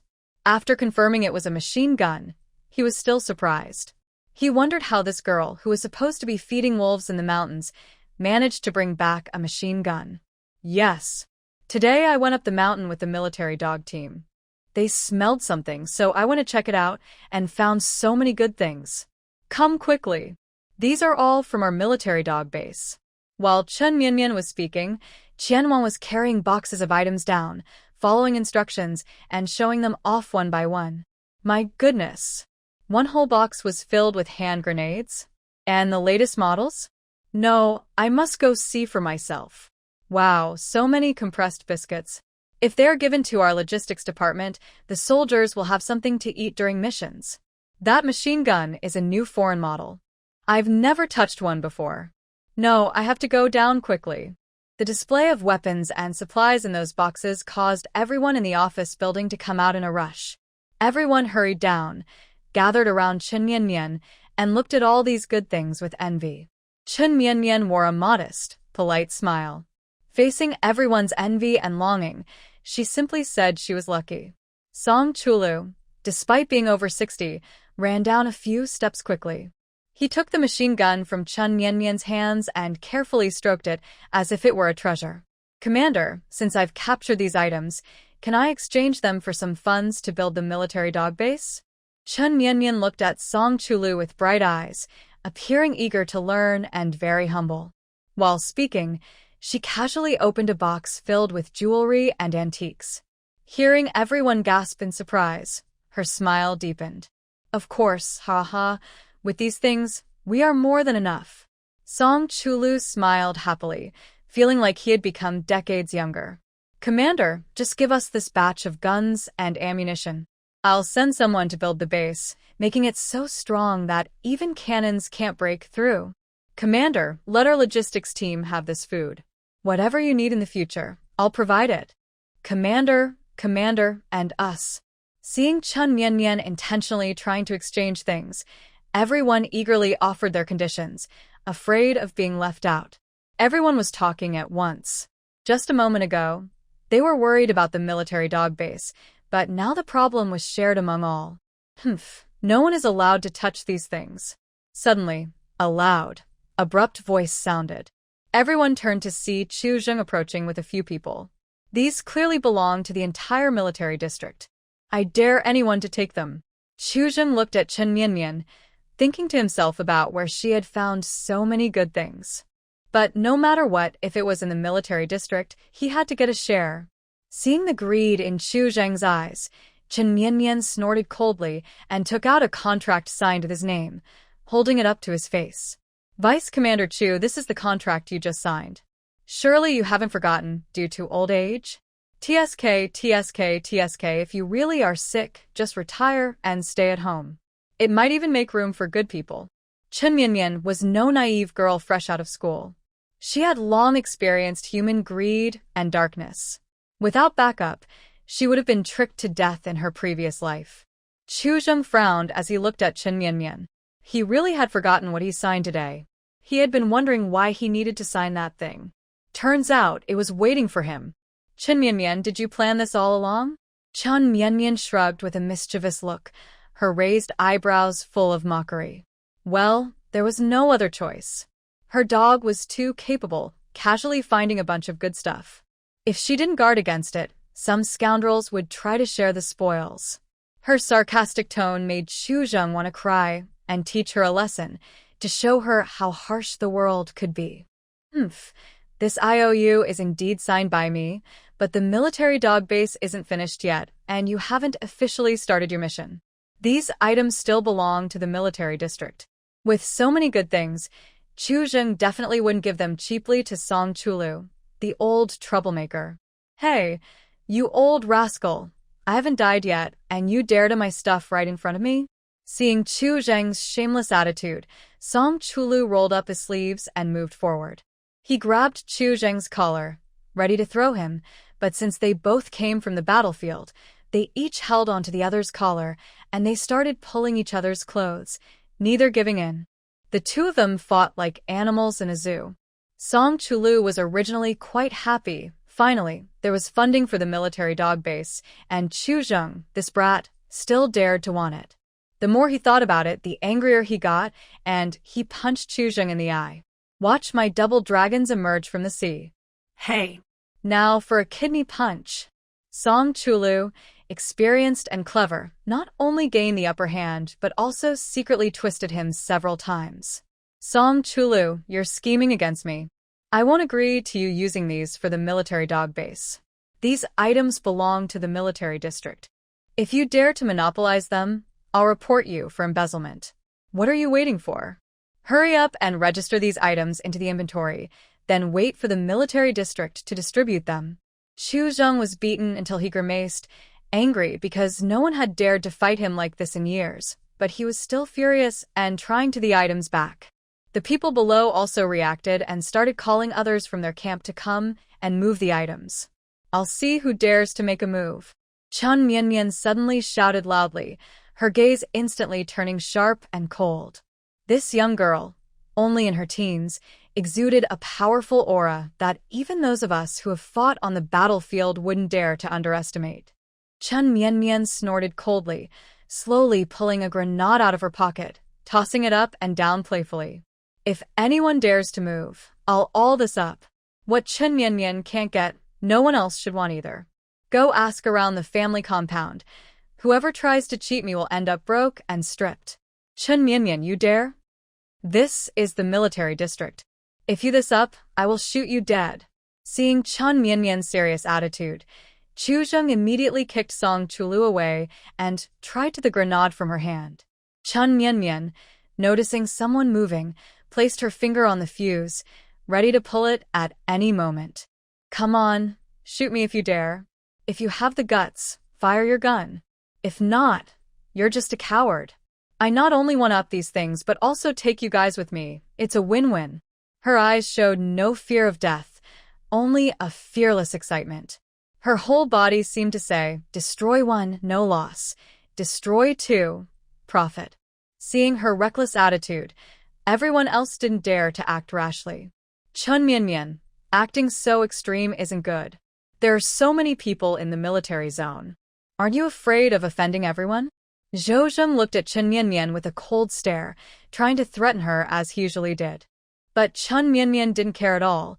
She thought his words were childish. Ha, the new wave pushes out the old. My father is just like me. Back in the day, I held a kitchen knife and cut through electric wires, sparks flying and lightning flashing. I marched from the south to the north of Causeway Bay, without blinking. If you dare to steal my supplies, I'll you all up, those little brats. When it came to insults, Chun Mianmian was fearless. With her sharp tongue, she forced everyone around her to give way, creating a clear space. If anyone wanted to get something from her, forget the door. It's welded shut. Chun Mianmian kept her body tense, watching her surroundings carefully, her hand never leaving the grenade. If anyone moved, she would pull the pin. Chun Mianmian, don't be so arrogant. This military zone isn't your place to boss around. Why should we give you all these supplies and ammunition? They're just a few stray dogs. Why fight over resources with them? The people on Zhou Zheng's side thought they couldn't beat her with force, so they tried to pressure her with rules and morals. They didn't believe that if her reputation got ruined, Song Chuli wouldn't protect her. Plus, if they could control Chun Mianmian and gain the recognition of Deputy Director Chu, giving her a formal military position, it would be a great honor for their family. Chun Mianmian turned to look at the militia captain who was speaking. Her bright eyes seemed to see through everything. A few seconds of eye contact made the man feel a chill, as if something bad was about to happen. Who do you think you are? So, you're that green hat. Chun Mianmian chuckled, but the man's face changed drastically. No man could tolerate being cuckolded. The man shouted angrily, clearly upset. If it weren't for someone from Song Chulia's side holding him back, he probably would have rushed over to hit Chun Mianmian. However, Chun Mianmian seemed unaffected by his anger and continued speaking calmly. You have two relatives visiting recently, right? One of them is your wife's cousin, isn't he? Yes, that's your wife's childhood friend. This time, pretending to be her cousin, he's here to stay connected because, well, you're just not good enough. In the family compound and the militia office, gossip spreads easily. Whatever Chun Mianmian wants to know, she can find out. After Song Chulu gave her the list of people supporting Chu Zheng, she sent her dogs to gather information.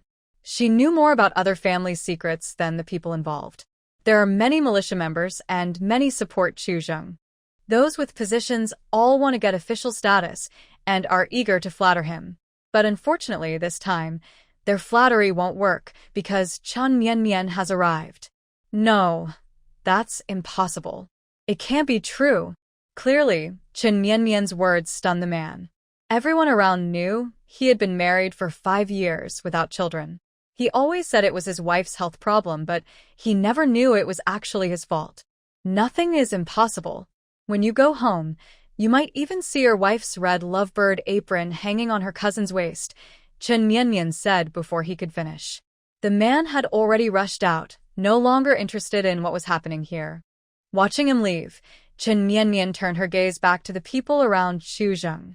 Her sharp eyes fixed on someone, making them feel nervous and cold inside. TSK, Vice Commander Chu's circle is full of talented people. Even his hats are being mass-produced. Chen Mianmian approached someone, and others not only sighed in relief, but also looked at him with pity. I'm still single and not married, so I don't have any green hats. After your mother came, she started to get close to an old bachelor neighbor. Recently, you might feel that your meals haven't been very good, always eating simple bread for breakfast and dinner. Chen Mianmian said these words, and the man found it hard to argue. He opened his mouth, thinking about the days of eating plain bread at home, feeling very confused. My mom just wants to save money to help me get married. There's nothing strange about that. The man thought for a moment and found a dry excuse. Chen Mianmian smiled, knowing he was trying to comfort himself. Yes, your mom is saving money, but not for you. She's saving for a secret escape. She wants to go back to her hometown with that old bachelor. Your mom doesn't want you anymore. You're talking nonsense. That's impossible. How could my mom not want me? Seeing the man's obvious hesitation, Chen Mianmian told him where her mother kept the money and about the house where the old bachelor lived. She suggested asking nearby neighbors if the bachelor's life had become much better recently. Oh, and if you want proof, tonight around midnight, don't fall asleep. If you hear a cat meowing, get up and follow your mom.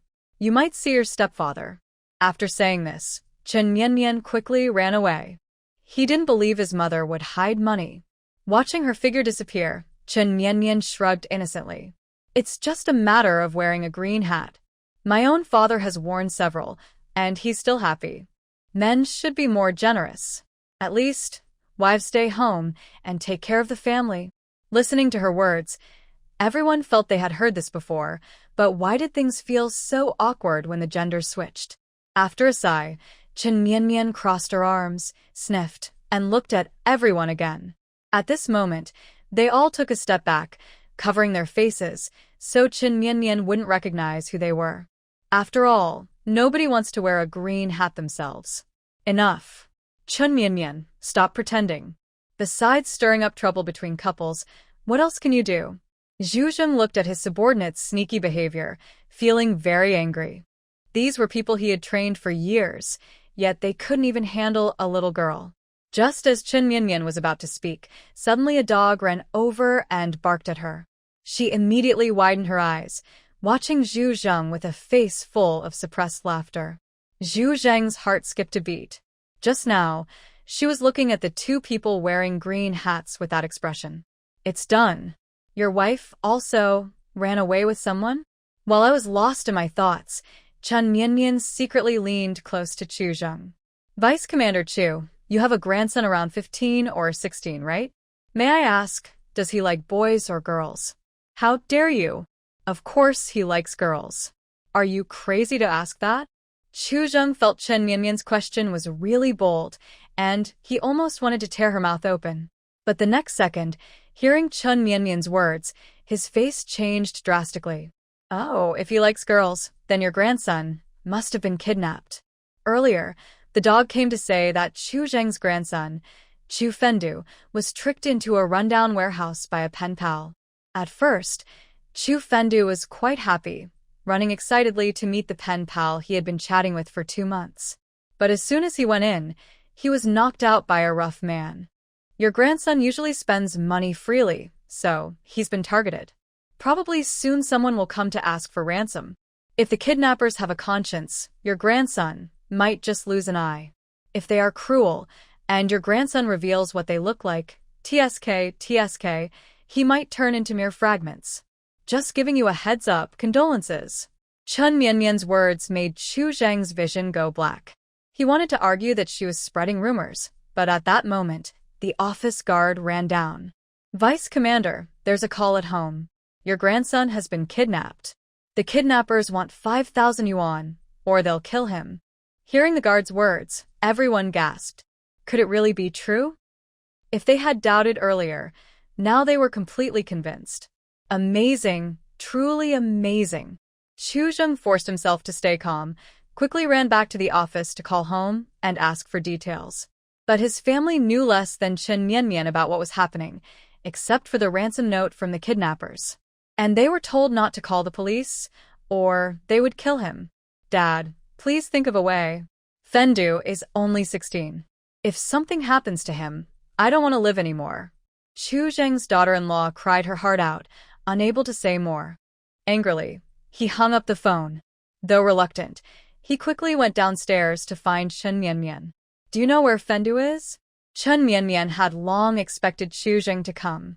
She sat on a box used for storing ammunition, playing with pearls as if they were marbles. Listening to him, she nodded without raising her head. Of course I know. I not only know where he is, but also who kidnapped him and how they did it. Then, Chen Mianmian told Chu Zheng about how Chu Fendu was tricked into exchanging pen pals and was invited out. At this moment, Chu Zheng was mostly shocked, with a hint of joy. Then, what are we waiting for? Hurry up and take me to save him. Chu Zheng tried to grab Chen Mianmian to go with him, but she swung her hand and pushed him away. Why should I go save him? The military dog base hasn't even been established yet. We have no official backing, so we won't go.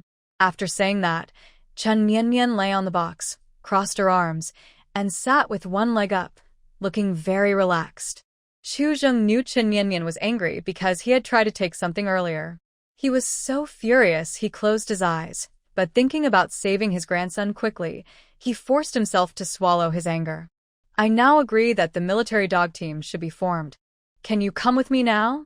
In just a few words, Chen Mianmian heard the sharp, biting tone. Why can't we go? What exactly do you want to do? Chen Mianmian firmly refused, causing Chu Zheng to shout in anger.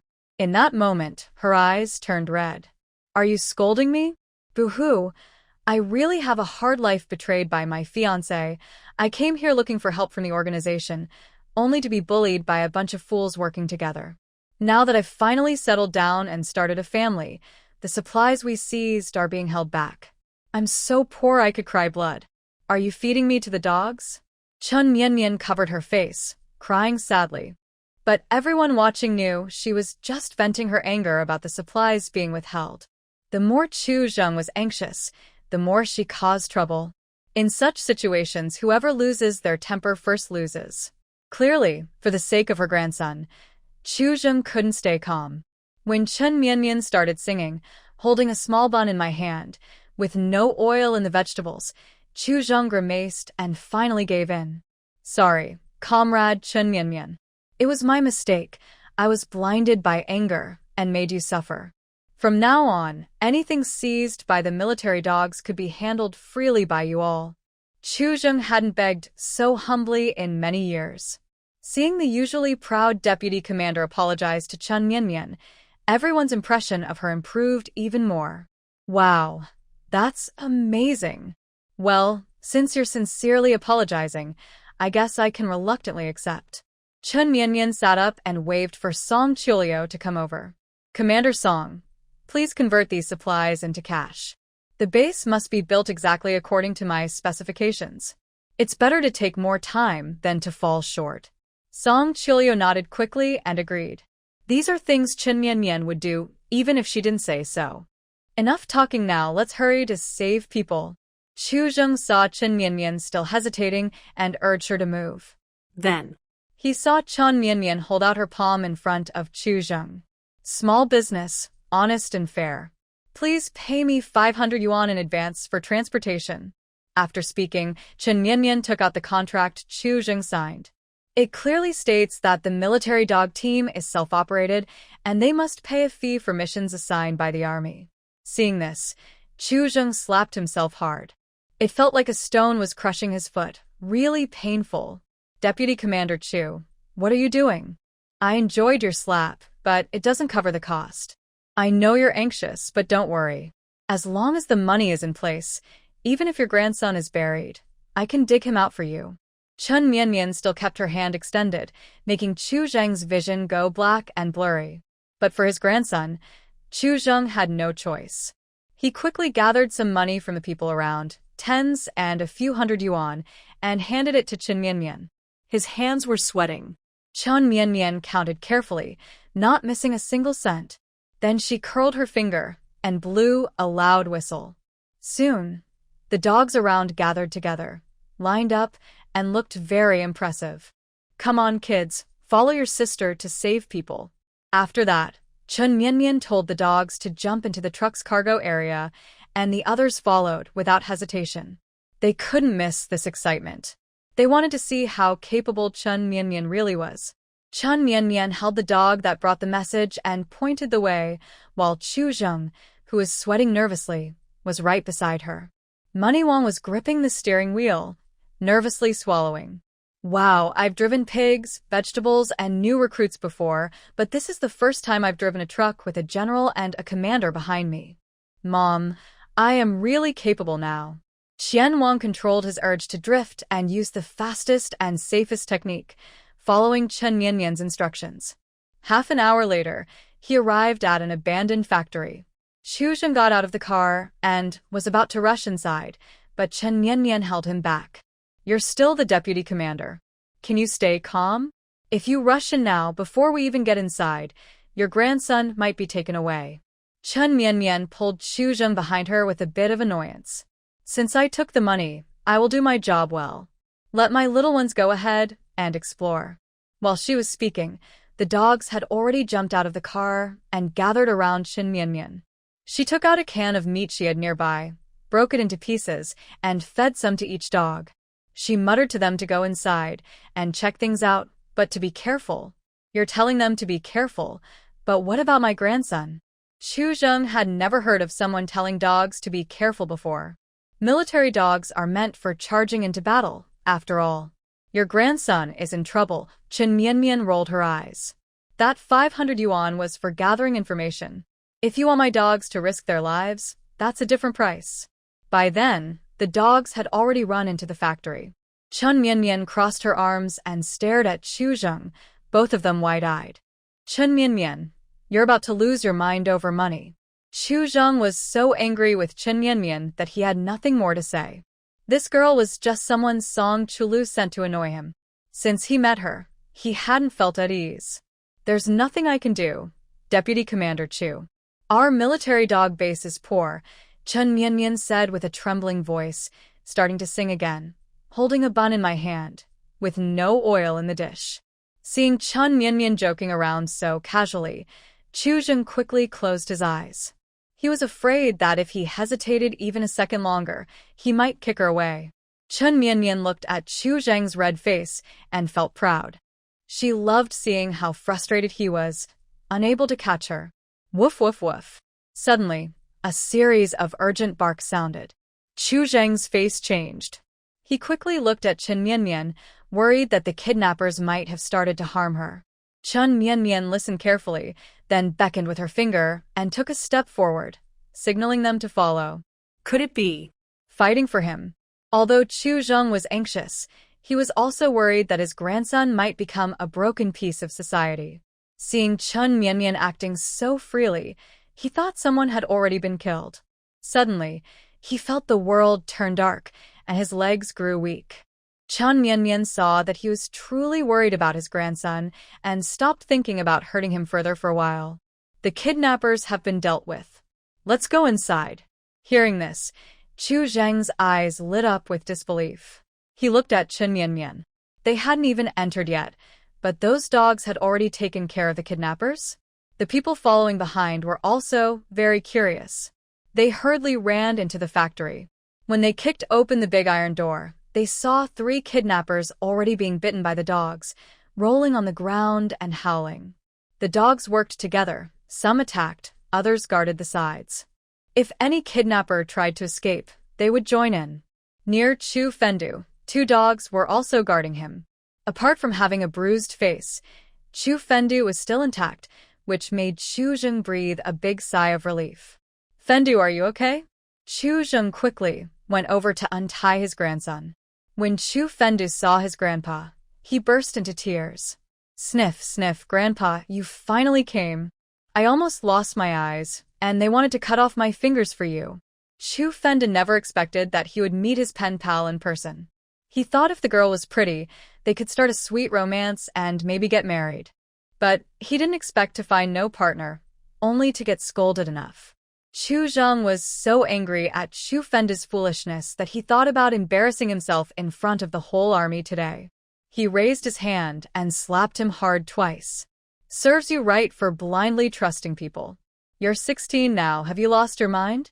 Which decent pen pal would meet in such a remote place? Grandpa, how do you know I was coming to meet my pen pal? Chu Fendu was surprised. He only communicated with his pen pal through school letters. He never told his family about it. Chu Zheng, full of frustration, pulled Chu Fendu up to leave. But he pointed at a big yellow dog nearby, eyes full of gratitude. Grandpa, let's keep this dog. If it weren't for it, I wouldn't be alive today and I might even be disabled. Just now, I was, and they wanted to cut off my fingers. The big yellow dog kept guarding me. Even though its mouth was bleeding, it didn't back down. They were afraid of being bitten, so they didn't hurt me anymore. Listening to Chu Fenda's words, Chu Zheng looked in the direction of his gaze. A big yellow dog was happily wagging its tail, whining as it snuggled into Chen Mianmian's arms, no longer looking fierce and brave like before. My good baby, you are so brave. Your sister is proud of you. I'll give you a meatkin when we get back. Chen Mianmian looked at the blood on the dog's mouth, feeling very sad. She kissed and hugged it to comfort it. The dog rubbed its against her, ignoring Chu Fendu completely. My heart was broken just like that. Whining softly, he thought the ancestors of the Chu family must have blessed him, so the dog was protecting him so fiercely. Turns out the dog had an owner. Was this dog arranged by you in advance? After calming down, Chu Zheng realized that Chen Mianmian had been very steady from the start, as if everything was under her control. Plus, hearing Chu Fenda say that the dog had been guarding him from the beginning, Chu Zheng immediately sensed that he was once again caught in Chen Mianmian's trap. Yes, if it weren't for my dog, your grandson would be all over the place now. Deputy Commander Chu doesn't need to thank me too much. Protecting citizens is my duty and that of the military dog team. You don't need to give me medals, certificates, or money. Chen Mianmian looked serious, but her tone clearly wanted Chu Zheng to give her some reward. He held his chest, took a deep breath, afraid he might faint from anger. Good, very good. Your military dog team really opened my eyes. I'll thank you properly later. Then thank you, Deputy Commander Chu. If this happens again, come find me. For your sake, I'll give you a 9.9% discount. After saying that, Chen Mianmian ran outside with the injured dog in her arms. The next second, Chu Zheng's shoe flew past her. A person's desperate scream was heard. Chen Mianmian, I never want to see you again. Haha, not worth it, not worth it. So frustrating. Chen Mianmian shook her head and ran away quickly, happily imagining Chu Zheng limping back to pick up his shoe. It was still the same group of people from before. This time, Chen Mianmian and everyone else sat in the back of a truck. She was surrounded by dogs vying for attention, which made everyone marvel. Comrade Chen, your military dog costs 500 yuan each time it goes on a mission? The speaker was a brigade commander. Their team often carried out arrest operations, and having military dogs would make their work much easier. But 500 yuan was a bit expensive, considering their limited budget. It depends on the difficulty of the task. The price for Deputy Commander Chu's is just a revenge fee. You can submit an application and I will set the price. For simple searches or finding people, Chen Mianmian usually charged around 20 or 30 yuan, enough to feed the dogs. But if she disliked someone like Chu Zheng and his team, then the price would be 10 or 20 times higher. Everyone saw that Chen Mianmian was clear about her grudges and favors. She was smart, bold, and skilled at training dogs. Making friends with her would definitely be beneficial. So, each of the big bosses, who could be like her father, kept calling her little sister affectionately. By the time they reached the military district, Chen Mianmian had already bonded with them. Su Bian was waiting at the gate for his wife and saw the brigade commanders and division leaders eager to carry her. Thank you all for your support. When my military dog base opens, please come and have a meal. Chen Mianmian cheerfully bowed to everyone, acting like she was running a traveling show. Alright, then we'll wait for your invitation, Chin girl. Everyone laughed heartily and left. Today was truly a lively day. Not only did they enjoy some good gossip, but they also made friends with a talented young girl. He should hurry home and tell his wife. Never provoke Chen Mianmian in the future. Otherwise, all the family's embarrassing secrets could be exposed, and that would be shameful. Chen Mianmian didn't know their thoughts. She ran over to Su Bian. Aren't you supposed to rest at home? Why did you come here again? Su Bian also wanted to know. He thought Chen Mianmian just went to the military district to show off, but it almost caused a big fuss there. He had thought she'd been gone too long, so he came to check. Turns out, not only did she clash with Chu Zheng, but she also took the dogs to rescue hostages. I was worried about you, Su Bian said, watching her. You went to save Deputy Commander Chu's grandson. Was it dangerous? Next time something like this happens, remember to call me. I'll protect you. After speaking, Su Bian took out a paper bag from his pocket, which contained a large bun wrapped by Lu Ruolin. He was worried that Chen Mianmian might be hungry, so he kept it close to his chest. Wow. Agun. Chen Mianmian was indeed a little hungry. She took the bun and took a big bite. Su Bian, you're so kind, but don't worry about me. I'm smart enough not to get into any danger. Chen Mianmian ate with her mouth full, looking like a little hamster. Su Bian stared at her red lips that kept opening and closing, and his Adam's apple moved involuntarily. He really wanted to kiss her. Just as this thought crossed his mind, suddenly, her warm lips touched his, and a large bun was stuffed into his mouth. You probably haven't eaten either. Just have this first. After I finish talking with Grandpa Song, we'll go home. Chen Mianmian finished speaking and led her dog forward. Su Bian held the bun, staring blankly at her cheerful and lively back, his eyes full of tender affection. She fed me the bun herself, never done that for anyone else. Su Bian muttered to himself, a slight smile on his lips. The bun in his mouth tasted even better. After eating a few bites, Su Bian caught up with Chen Mianmian. Listening to her animatedly talk about how she made Chu Zheng so angry he almost burst blood vessels. They kept talking until they reached Song Chulia's office, where he was indeed waiting. Miss Mianmian, tell me how it went. Song Chulu had been waiting eagerly for this hot news and didn't leave work. Chen Mianmian proudly lifted her chin and pinched her thumb and forefinger together. That was an easy win. After saying that, she took out 500 yuan from her pocket. Grandpa Song, this is from old Chu. It's for our military dog base. I'll make a list of medicines later. See if you can get them. If not, I'll find a way. As a military dog, whether in training or on missions, there are risks involved. So, medical supplies and medicines must be complete. I heard that the original owner's great-uncle was a doctor. The last time, he was busy with an emergency surgery, so he couldn't see her. If it really doesn't work out, she'll use her connections to buy some. TSK, she didn't want to get too involved with the Dong family. Don't worry. With my contacts over the years, if I can't get these things, what's the point of living? Song Chulu saw her plan and secretly smiled. Finally, Dong Jingwu had met his match. He quickly showed off his abilities, hoping to later persuade Chen Mianmian to become his granddaughter. Later, the two of them discussed the setup of the military dog team. There should be trainers, veterinarians, practice partners, as well as people to cook and clean the kennels. Yes, I will post an announcement. Anyone interested can sign up, and you will handle the selection. As for the dog breeds, I've already applied to bring in the German Shepherds available domestically. In previous battles, many German Shepherds from both home and abroad were used on the battlefield. Some still remain, although their bloodlines are not pure, but they are better than nothing. Chen Mianmian suddenly thought about combining dogs with the wolf pack on the mountain. Then she would have a fierce group of wolfhounds. The more she thought about it, the more excited she became. Chen Mianmian planned to find some pretty female puppies. Then she could take them up the mountain to attract the wolves. Unknowingly, they talked for a long time until Chen Mianmian's stomach growled loudly, making her realize it was already dark. She quickly said goodbye to Song Chiolio. Su Bian rode his bike with Chen Mianmian, while the dogs ran around them happily. When they got home, Lu Rulin finally relaxed and brought out the food for them to eat. Chun Mian, still thinking about her treasures, wolfed down her meal and then rushed to her room to take out the gifts she planned to give Lu Rulin and Su Juexia. Older sister, sister-in-law, is this for me? Su Juexia looked at the beautiful bracelets.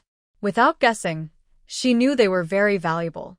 She couldn't believe she had such nice things. Mian, this is too precious. We can't accept it. Lu Rulin was wearing a Maitreya Buddha pendant in imperial green around her neck, which made her fair skin look even more noble and elegant.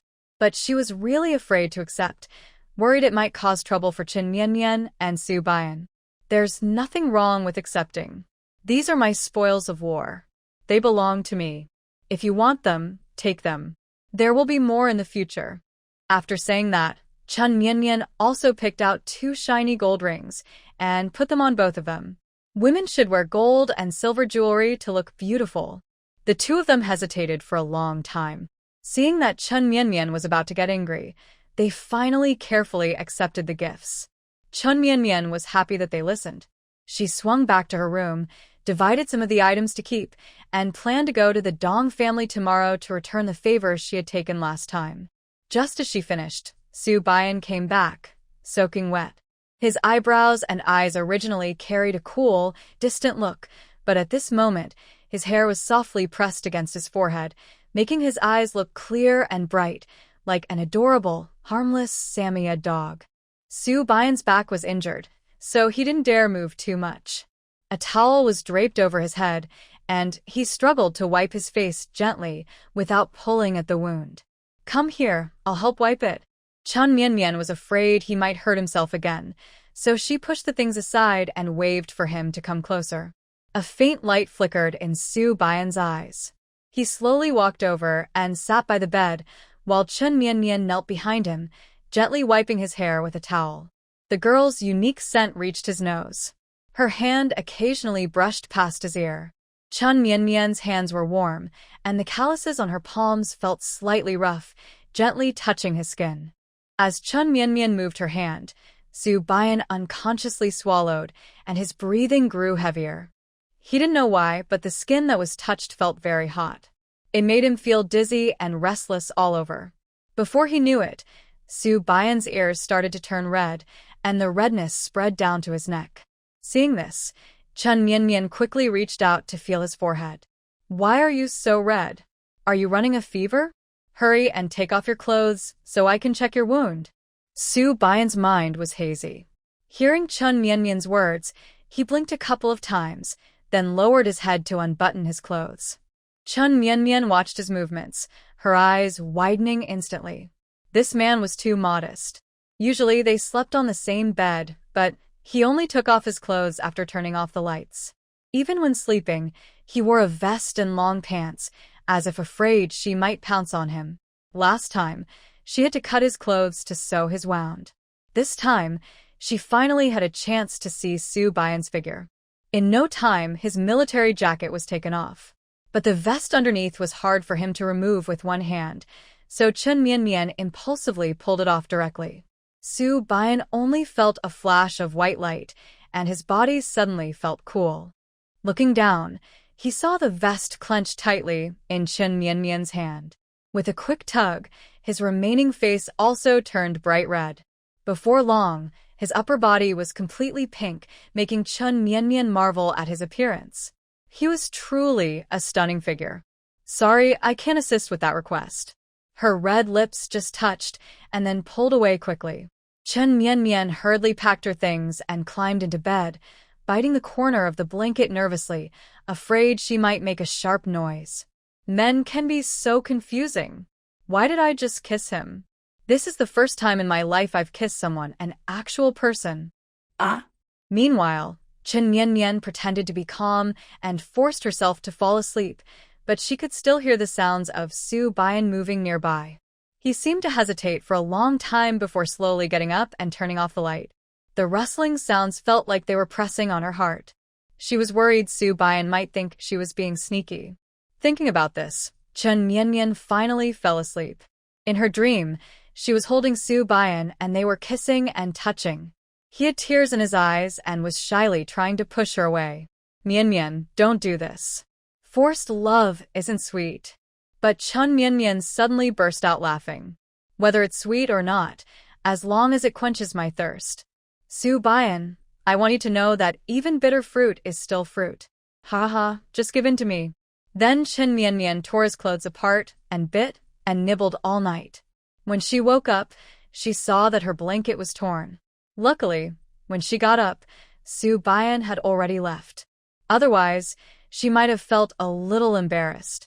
Brother-in-law, sister-in-law, wake up and have breakfast.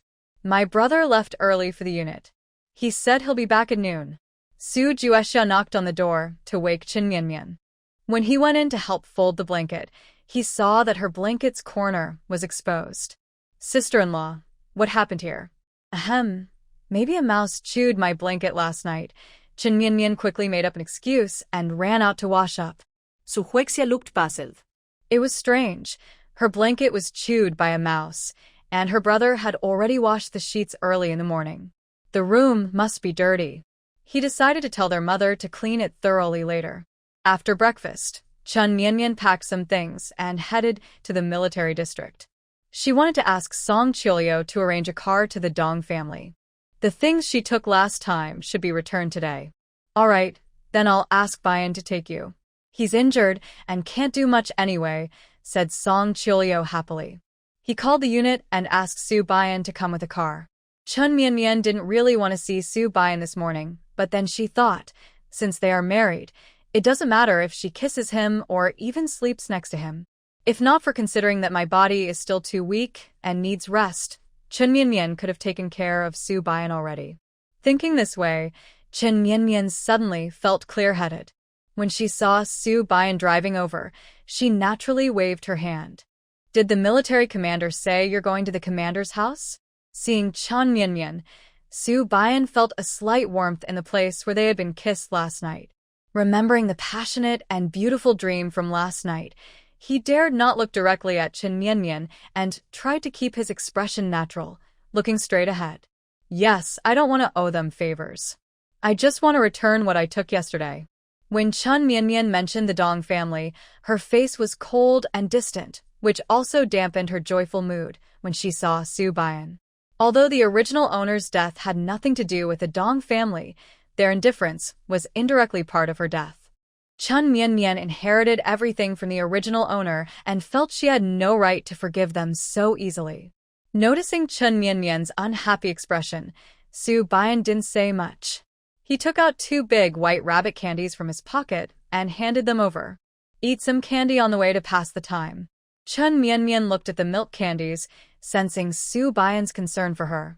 A faint smile appeared on her face. She unwrapped the candy and ate one. Su Bayan, after we leave the Dong family, take me to the scrapyard.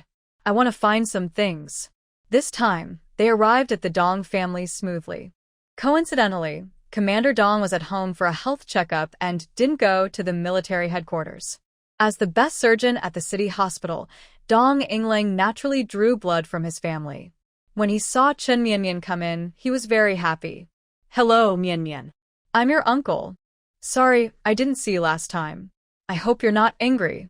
Dong Yingling looked at Chun Mian Mian and her resemblance to his sister, feeling very close to her.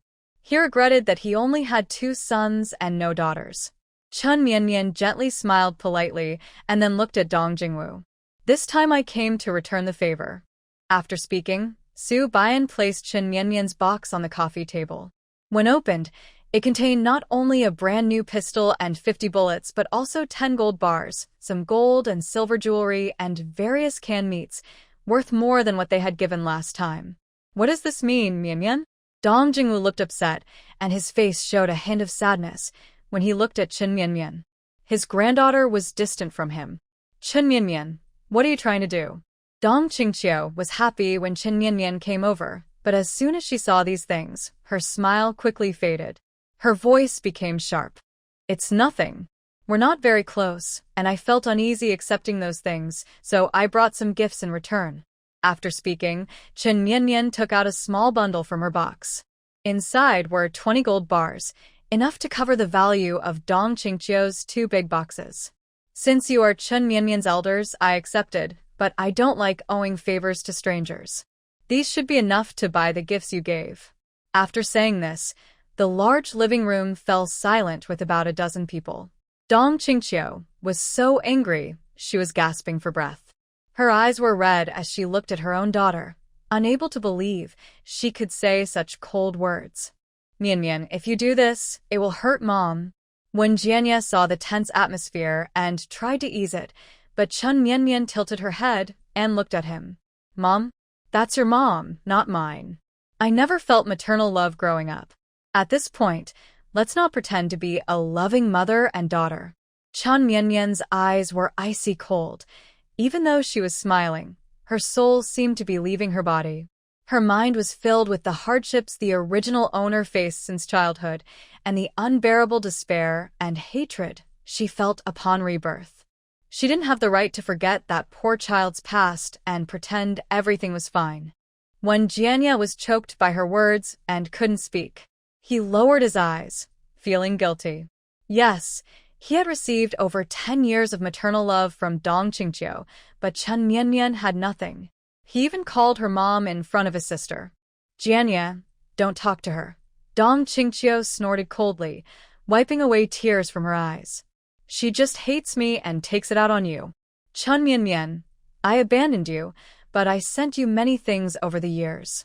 Those things were enough for you to enjoy a good life in the countryside. I just didn't expect the people of the Qin family to mistreat their own kin. I was born into a high-ranking family, and ending up in the countryside was not what I wanted. Was it wrong for me to leave? Why do you hate me? As soon as she finished speaking, Dong Qingqiu was pulled away by her brother, Dong Yingui. Big sister, please say less. Dong Yingui tugged at Dong Qingqiu's arm and turned to look at Chen Mianmian. Mianmian, don't be angry with your mom. She's just too sad. When she left you back then, she had no choice. As her daughter, you should understand her. We will make it up to you in the future. Hearing Dong Qingqiu and Dong Yingui, Chen Mianmian suddenly chuckled softly. Her laughter grew louder, and tears started to fall from her eyes. Su Baiyan watched Chen Mianmian in this state, feeling worried. He had known her for a long time and had never seen her show such deep sadness before. Although they were standing very close, it felt like they were worlds apart. It was as if Chen Mianmian might disappear at any moment. Su Baiyan instinctively reached out to hold her hand, but she suddenly started to unbutton her clothes. All right, I'll show you how I want to be made up for. As she spoke, her outer garment fell off. The men present instinctively turned their heads away and closed their eyes, but they heard Chen Mianmian shout sharply, "Open your eyes and look at me." Everyone slowly opened their eyes and saw that Chen Mianmian was only wearing a tank top and shorts. Her slim arms and legs were exposed. Even after more than 2 months of rebirth, she was still painfully thin compared to girls her age. What was most heartbreaking was that her body was covered with numerous wounds. Burns, cuts, bruises crisscrossed her skin, revealing what she had endured over the years. This. Dong Jingwu's eyes reddened as he looked at Chen Mianmian's trembling body, a surge of anger rising in his heart. The Dong family, treating his granddaughter like this. Everyone else, including Su Baiyan, looked at her wounds with shock, then filled with deep sympathy. Dong Qingqiu covered her mouth and cried. She took a few steps forward, reaching out to touch Chen Mianmian, but was harshly pushed away. Well, have you seen my wounds? I have more. Do you want me to completely and show you? Chen Mianmian slowly put her clothes and pants back on. Her beautiful face was like covered in ice, and her words were sharp like blades, stabbing into the hearts of the Dong family members. You keep saying you care about me, but why in 19 years did I get not a single penny? Do you think sending some gifts makes me grateful and makes me kneel and thank you? You people say you care about me, but isn't it just because you're afraid the Qin family will get involved with you? You haven't come to see me even once. If you truly cared, you would come to the village to check on me and see how hard my life is. After saying this, Chen Mianmian looked straight at Dong Qingqiu. And you, don't look at me with disdain. It's true that you escaped suffering, but what did I do wrong? Am I supposed to live my life ignored, beaten and scolded by the Qin family, and humiliated, dying on the mountain? Dong Qingqiu, look into my eyes and tell me, if I hadn't come looking for you, if I weren't so outstanding, would you want to acknowledge me? Dong Qingqiu was speechless. She wanted to shake her head and deny it, but over the years, she realized she was wrong. She shouldn't have ignored her daughter just because she didn't want to face her painful past. Before, she only saw the injuries on Chen Mianmian's arm at the door, but she didn't realize there were so many more. Sorry, Mianmian, I didn't know. If I had known, I would have taken you away too. Dong Qingqiu sat on the ground, crying uncontrollably. She reached out to pull Chen Mianmian's pants, but she dodged away.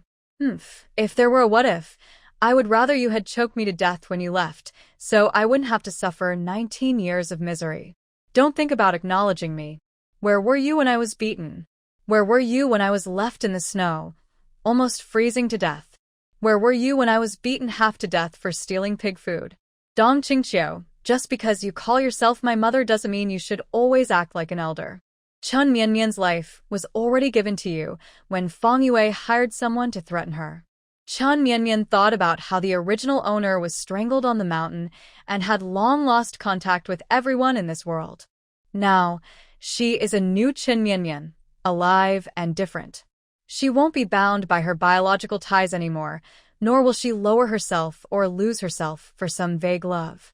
Her future family, she will choose herself. Mianmian, it was our fault before. We didn't come to find you. It's right that you hate us. But I hope you give Grandpa a chance to make it up to you. Dong Jingwu knew that Chen Mianmian came to clarify things this time. It's normal for her to resent the Dong family. Now, they can only show their greatest sincerity and do their best to make amends. Your biggest way to make up for everything is to stop disturbing my life. Keep being indifferent as you were before, and that will be enough. After saying this, Chen Mianmian turned and pulled Su Baiyan to leave. Only Dong Qingqiu, full of regret and tears, and the Dong family members with sad faces remained. They all felt regret and guilt. Just thinking about the marks on Chen Mianmian's body made their hearts ache. I will go to Hexiong village and deal with the Chen family. Dong Yingwei gritted his teeth and was about to rush out, but Dong Jingwu stopped him. What's the use of killing people now? The most important thing is to make up for Mianmian. I heard from Song Qiuli that she's working on the military dog base. You should go help her quickly and do your best. Anyone who tries to cause trouble will be dealt with harshly. After speaking, Dong Jingwu, although reluctant, strode out. He was going to personally help his niece build the base. What's the use of crying? I told you to speak gently to Mianmian. Why do you always forget? Even as a mother, you should think about whether you are fulfilling your responsibilities. Dong Jingwu frowned and scolded Dong Qingqiu, then turned to the guards.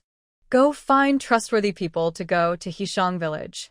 I want to make sure the Chen family's life is chaotic. Leaving the Dong family, Su Baiyan didn't dare to speak for a long time, only carefully watching Chen Mianmian. Chen Mianmian slowly detached herself from the emotions of her previous life. When she saw Su Baiyan sneak a glance at her, she chuckled softly. I'm Fine. I just can't stand her arrogant attitude, as if giving birth to me was the greatest favor in the world. Don't worry, growing up healthy and not turning into a villain proves I'm mentally strong. Come on, let's go to the junkyard. Seeing her smile, Su Baiyan finally relaxed. Mianmian, if you're unhappy, just tell me. If it's really bad, I'll take the hit. Hit me twice to vent your anger. If anyone bullies you, tell me. I'll help you get revenge. Su Baiyan's words melted the ice in Chen Mianmian's eyes completely. It was the first time someone comforted her like this. First, let's set aside the idea that she might falsely report her identity or cause trouble. Even if she were caught, what could happen? Who wouldn't be cautious around such a clever, brave, and capable young woman? Su Baiyan's honesty broke the tense atmosphere. On the way to the junkyard, Chen Mianmian started chattering again. When they arrived, she quickly darted inside. The old gatekeeper was drinking water when he suddenly saw a flash of movement.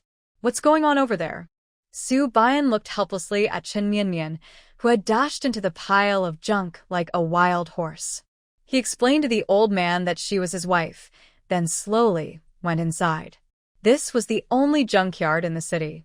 Everything that could be recycled was here. Chun Mian looked around as if a mouse had entered a rice store. When Su Bian arrived, she had already gathered quite a few items.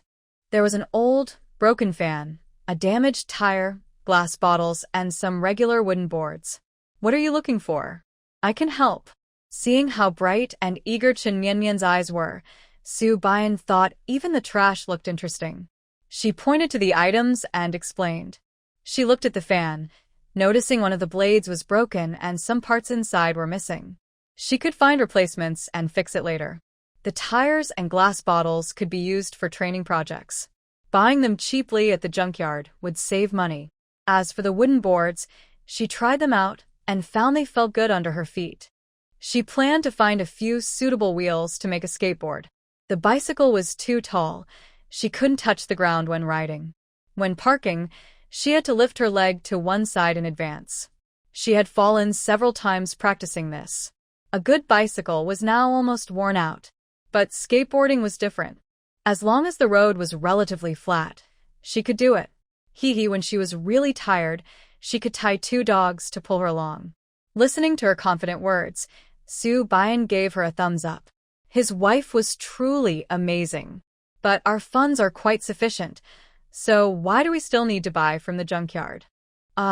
This is like riding a bike to the bar, save some money, spend some. Look for some decent pots or buckets, and I'll make toys for the little dogs later. Su Bian didn't understand these things, but he listened carefully. Whatever Chun Mian said, he looked for those kinds of items. If he was unsure, he would ask Chun Mian. Mian, look at this. Is it useful? While Chun Mian was searching through a pile of books, hoping to find something useful, Su Bian brought over 2 dark objects. She took them and noticed they didn't look like items from this era. She wiped them with her sleeve, and as she did, her eyes grew wider. Finally, she took a deep breath. Wow, bronze artifacts? Chun Mian had previously participated in tomb excavations and spent a month with archaeology professors. Archaeology work was very dull and repetitive. Sometimes, they would teach her about cultural relics. She found it boring but learned some skills to identify artifacts. She trembled as she looked at a bronze vessel from the Western Zhou period in her hand, feeling her blood pressure rise. This would definitely be a national treasure in the future. Are bronze artifacts valuable? Su Bian didn't understand much about bronze artifacts, but she could tell from Chun Mian's excited expression that she was right. Seeing her nod vigorously, she knew she had made the right choice. Chun Mian carefully put down the item she was holding and wiped another one, also a bronze vessel shaped like a wine jar. Wow, this is amazing. If we keep these, they'll be worth a lot later. She was so excited, shaking her head happily while holding the bronze artifacts. She looked at Su Bian with admiration. She was not only her partner, but also her lucky star. Su Bian, you're amazing. Chun Mian happily hugged Su Bian, then sank back into the joy of finding a national treasure. Su Bian was caught off guard by the sudden hug. Her heart almost jumped out of her chest. She remembered last night's kiss and dream, and her fair, handsome face instantly turned red. She dared not look at Chun Mian. Hey, what's this? Chun Mian was about to wrap the bronze artifacts, but she pulled some newspapers from the ground. Unexpectedly, something else was revealed underneath. She looked at a document bag marked confidential and pulled it out to give to Su Bian. Su Bian, who had just been shy moments before, immediately got serious. She opened the file bag and found it contained a red-headed official document. It detailed recent military district developments and even listed a group of war heroes planning to live incognito and start new lives. If this information were leaked and someone with bad intentions found out, the consequences would be serious. This definitely shouldn't be here. The 2 of them exchanged a glance and then dove back into the pile of scrap paper. They found 2 file folders labeled Top Secret and took them, along with other items that Chun Mian suspected contained intelligence, to carry away. In the end, there were too many things, so Su Bian drove the car directly into the military area. The gatekeeper watched Chun Mian rummage through the broken items, curious about what she was doing. Hey, sir, you don't know the full story, Chen Mianmian sighed, frowning in a pitiful way. My husband's family is official, but his stepmother is mean, and his biological father doesn't care about him. We got married with nothing, so I thought I'd come to the toll station and find some broken things to use as a front, at least to get the marriage done. Hearing this, the gatekeeper looked sympathetic. Such a good young man, and he is such a difficult father. Sir, we came secretly this time. If anyone finds out, my husband won't be able to stay in the military. If someone asks, please don't tell them we've been here. While speaking, Chen Mianmian handed the gatekeeper 2 yuan. The gatekeeper's eyes lit up, and he pocketed the money, promising repeatedly that he wouldn't say a word. Then, looking at the scrap items, he took 20 yuan and let her leave. Next time you come, I'll give you a better price. Chen Mianmian stuck her head out the window and waved to the gatekeeper. Once he was out of sight, Su Bian stepped on the gas pedal hard and sped back to the military headquarters. They rushed all the way to Song Chulia's office, where Su Bian carried all the recovered scrap paper upstairs. Cough, cough, cough. Su Bian, are you too collecting scrap? Why did you bring back these old newspapers? Song Chulu was coughing from the dust kicked up by the paper. The next moment, Su Bian pulled out 2 top-secret folders, which immediately made his eyes widen in shock. Commander, I suspect there's a spy leaking military secrets. These were found by Mian at the scrap yard. Song Chulu hurriedly opened the folders. When he saw the list inside, he broke out in a cold sweat. If these were taken and the heroes involved were targeted, not only would it be a matter of revenge or assassination, but it would also show the military district's incompetence if they got hurt. It's someone dares to do sneaky tricks right under my nose. Mian, I need your military dog to help find any clues. Bian, I want you to investigate everyone who might have touched these files. I don't believe we can't find these rats. At the start of the story, Song Chu-lu slaps the table in anger, his face turning red. This leak was very serious, and Song Chu-lu's face turned pale with anger. He listed everyone who might have access to these files and asked Su Bian to find and watch over each of them. He wanted to catch the internal traitor. Chen Mianmian brought the dogs over, carefully sniffed the scent on the documents, and then released them to search the military area. But there were many people in the military area, and the smell on the file bag was very complicated, making it hard for the dogs to find the traitor. Because of the leak, Song Chu-lu urgently called back the heroes who were about to leave the military area, telling them to stay put. Once this matter was resolved, they would be given new identities and leave. Let me go. You guys let me go. I'm not a criminal. Why are you holding me? While Chen Mianmian and Song Chu-lu discussed where to find people faster, there was a commotion outside the door. Soon, 2 soldiers brought in a young man dressed in the same military uniform. He held his head high and spoke loudly, as if the whole building could hear him. Seeing him, Song Chu-lu's head hurt even more. What a coincidence. Grandpa Song, you know why I came this time? My dad is a national hero since he was young. How could I be a traitor or spy? Please let me go. Zhao Mingji was so angry he looked like a black chicken, walking his dog properly, but was caught. They said he was involved in leaking top-secret documents and took him away for investigation. Honestly, he only saw Grandpa Song yesterday when they chatted briefly, and that counts, right? Mingji, I know you're upset, but this matter is very important. I can't overlook any possibility. Just follow them. As long as you're innocent, I won't accuse you wrongly. While he was speaking, others involved in the incident were also brought over. Chen Mianmian looked and saw Chu Zheng, Su Chunsheng, and Shui Yongsheng all there.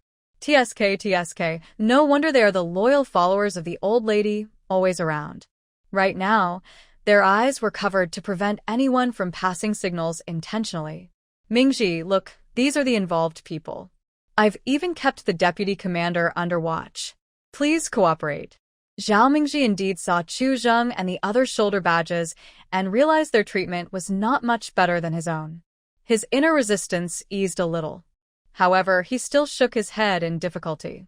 Grandpa Song, it's not that I won't cooperate. I came here with my dog, Hallie. He's very aggressive and won't let anyone get close.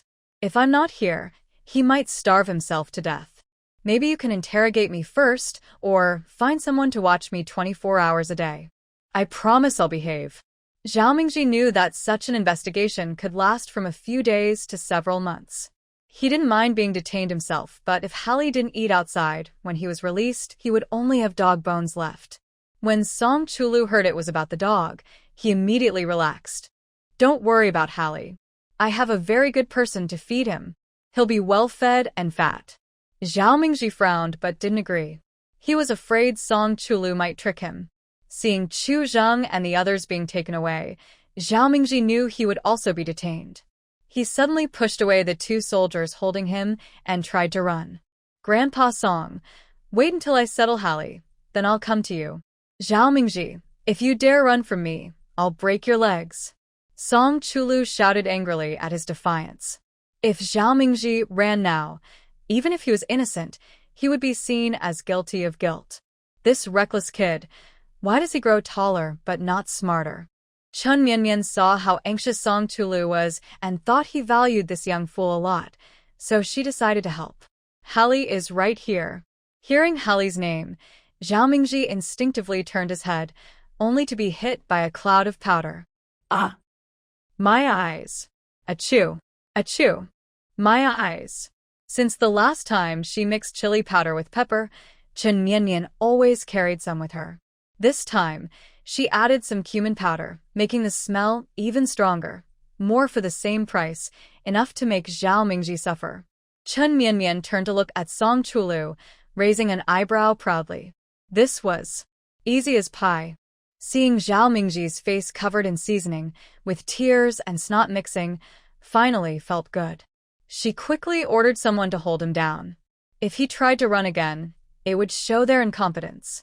Despicable poisoner, you little villain, daring to attack someone secretly. I won't let you go. If anything happens to my family, I will make sure you pay the price. Zhao Mingji was very anxious, but couldn't move, so he could only curse Chun Mianmian in frustration. Since ancient times, war has always involved tricks. You're stupid and blame others. And you say your father is a national hero? Having a son like you is really disappointing. Chun Mianmian rolled her eyes. Is this person an idiot? He wasn't involved at first, but now he's causing trouble. It's hard to focus on the main investigation, and he's just wasting more time. Zhao Mingji was already angry because Chun Mianmian had ambushed him, and hearing her act like she's teaching him made him even more annoyed. My dad is a hero who fought the Japanese since he was young. You don't have the right to mention him. My dad also fought in the war against Japan. He's not very talented and sometimes depends on others, but he still contributed to the country. Right, Dad? Chun Mianmian proudly pointed in the direction of Su Chunxing, like a child showing off a toy. Su Chunxing, who was called out, slightly pulled his mouth and took a deep breath, silently telling himself, "Don't get angry. Don't get angry. If I get upset, no one will be there to help." This girl always speaks badly of him whenever she mentions him. He fought in the war too, risking his life. How dare she say he's not talented? If he hadn't been blindfolded and unable to move, causing unnecessary suspicion, he would have slapped her and kicked her out. Don't call me Dad if you're not familiar with me. Su Chunxing didn't want Chun Mianmian to use his name to make trouble, so he quickly tried to distance himself. But Chun Mianmian was not the type to back down easily. She immediately climbed higher on the ladder. Oh, Dad. Don't mind those details. You're Su Baiyan's father. I married Su Baiyan, so you're my father, no problem. Besides, when you tried to take credit from Baiyan before, you weren't so eager to deny the relationship. Now I call you Dad, and you keep arguing. It's really hurtful to me and Baiyan. Chun Mianmian said all this, completely blocking Su Chunxing's words. He clenched his teeth so hard it was almost grinding, wishing he could stuff her mouth with his shoe. Then just call me whatever you want. Su Chunxing just hoped that by doing so, Chun Mianmian wouldn't bother him anymore. At this moment, he desperately wanted to take her to the quarantine room. When Chun Mianmian heard Su Chunxing say this, she immediately looked at Zhao Mingji with pride. How about this? I said my dad was a soldier in the war, so why can't I mention your dad? You little trash. My dad is a division commander in the Northwest Military Region. He's high-ranking, so you can't mention him. Zhao Mingji grinned, full of youthful bravado, and stubbornly argued with Chen Mianmian. Huh. My dad is a militia leader. He doesn't have an official military position, but just look at his presence. Although he helped steal my boyfriend a lot, his rank is real. Chen Mianmian seemed to boast, but was actually pointing out Su Chuanqing's weaknesses, making everyone who knew the truth try hard not to laugh. Standing nearby, the soldier's nostrils flared twice as big, feeling like all his sad moments had already happened. My dad once went into enemy territory 3 times, blew up a tank and a plane. Can your dad do that? My dad can't do all that, but he has a skill that everyone here, even after 10 years of practice, can't match. Chen Mianmian's proud and arrogant tone made Su Chuanqing straighten his back instinctively, thinking about what he could do to impress everyone with his own skills. The next second, Chen Mianmian spoke clearly and deliberately. My dad Can eat. SHT. He can eat 2 gene at once. Amazing. Dad, come on, eat 2 gene for him. You took a lot of credit earlier. Now it's your turn to return the favor. Chen Mianmian excitedly tugged on Su Chuanqing's sleeve, urging him to show his special skill. Chen Mianmian, are you crazy? This is an officer's office. Who the eats SHT? Get lost. Su Chuanqing was furious, almost losing his temper. Chen Mianmian didn't care if he was angry or not. She looked up at Zhao Mingji. See? My dad is so excited, he almost wants to eat SHT. Isn't my dad amazing? Zhao Mingji could tell she was crazy. Talking to her normally was impossible. He was worried about Harry, which made him very annoyed. Stop talking nonsense. If you can get my Harry to follow you, I'll eat SHT myself. He knew he couldn't escape the investigation alone. Besides him, Harry wouldn't eat anyone else's food, and he might even bite people if provoked. How could he be at ease? Chen Mianmian heard this and thought, it's simple, just feed the dog. I'm sorry, but I can't assist with that request. When Zhao Mingji saw Hallie being held down by someone, he was so anxious he almost jumped out of the window, but Song Chulia's guard held him back tightly. This was the 4th floor. Even if he could fly, jumping down would still hurt him badly. Zhao Mingji was the only child of the Zhao family. If he got injured, his father would come and cause trouble at the military district. Chen Mianmian ignored the man's frantic shouting and curses. Instead, she reached out to feel Hallie's body. Something was wrong with this dog.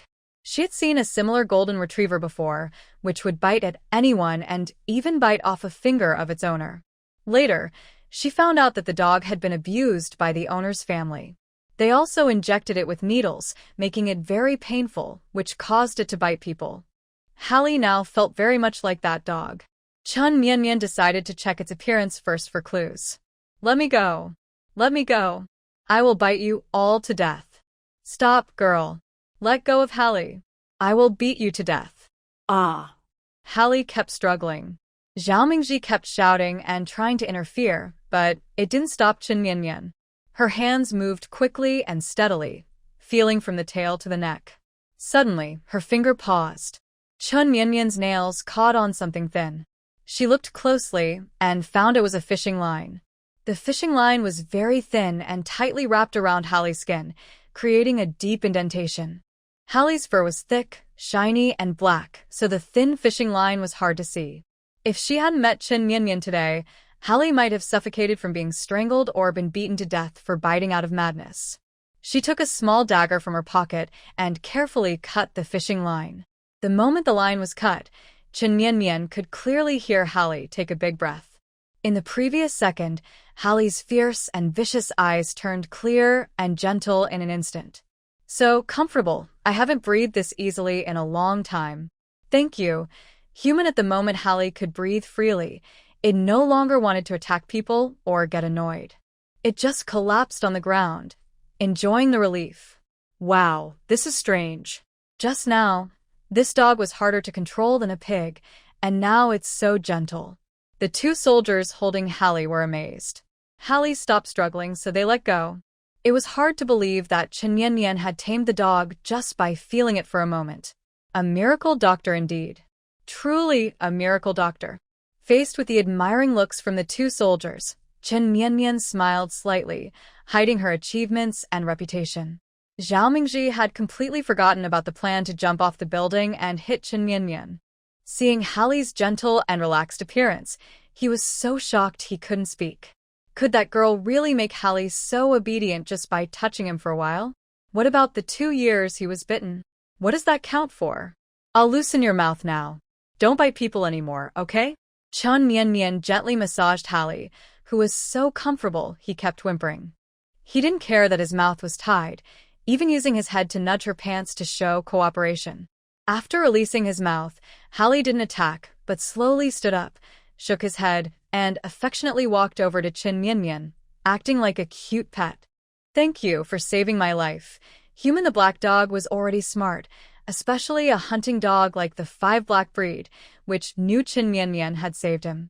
If Hallie didn't have an owner now, he would probably already see her as his master. Chen Mianmian patted Hallie's fluffy head, untied his leash, and led him upstairs. When they returned to the office, everyone else had been taken away, leaving only Zhao Mingji with a complicated expression. He didn't expect this skinny girl to actually tame Hallie and even improve his conditions so much. What's wrong with Hallie? Isn't he usually aggressive since he was a puppy?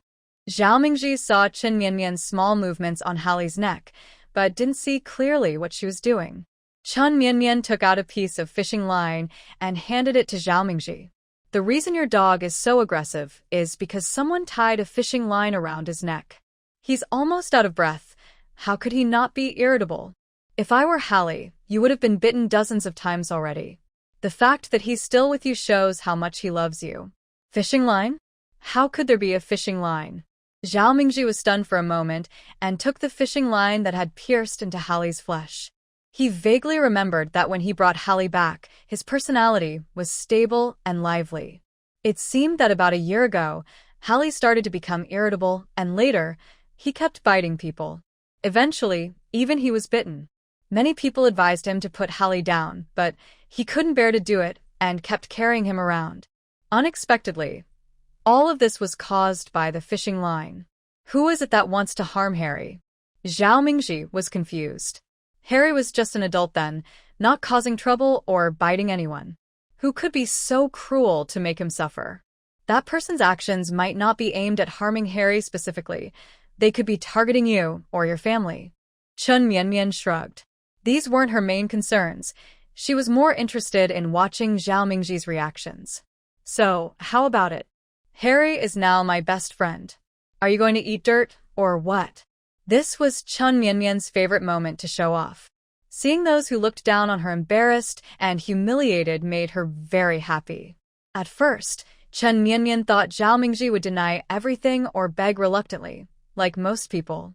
But the next moment, Zhao Mingji clenched his teeth, stomped his foot, and started unfastening his belt to take off his pants. You saved Harry's life, so you're my hero.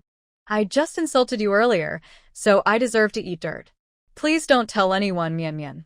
I can be shameless, but I don't want my dad to be embarrassed. Chen Mianmian gasped in shock. Seeing Zhao Mingji so desperate to save himself, she thought, wow, someone is really willing to eat dirt just to win a bet? Wow. That's a real man. Mingji, calm down. Song Chuli was so angry at Zhao Mingji's crazy behavior. You should apologize properly. Mianmian isn't unreasonable. Why did you really eat dirt? After speaking, she slapped him on the back of the head. With such straightforwardness and stubbornness, he was just like his father. If this kid hadn't been someone she watched grow up, she really couldn't stand him. Zhao Mingji covered his sore head and looked at Chen Mianmian with a simple, honest smile. Is that so, Mianmian? Zhao Mingji changed from his reckless attitude and sincerely bowed to her 3 times. Sorry, I was too impulsive.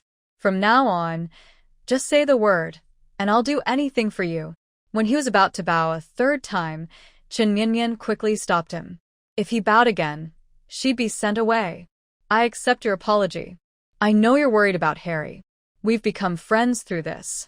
Harry will take me home, and when you're free, come find me again. Chun Mianmian agreed to train Hallie, which was a very good thing. Song Chulu couldn't stop smiling. He kept praising Zhao Mingji for being very lucky. Many people wanted to send their dogs to Chen Mianmian for training, but she didn't pay attention. Grandpa Song, is it really that exaggerated? The Northwest Military Region used to have dog trainers, but later, due to lack of funds and not very good training methods, they stopped training new military dogs after the last batch retired. Zhao Mingji had seen their training, but he didn't think it was very interesting.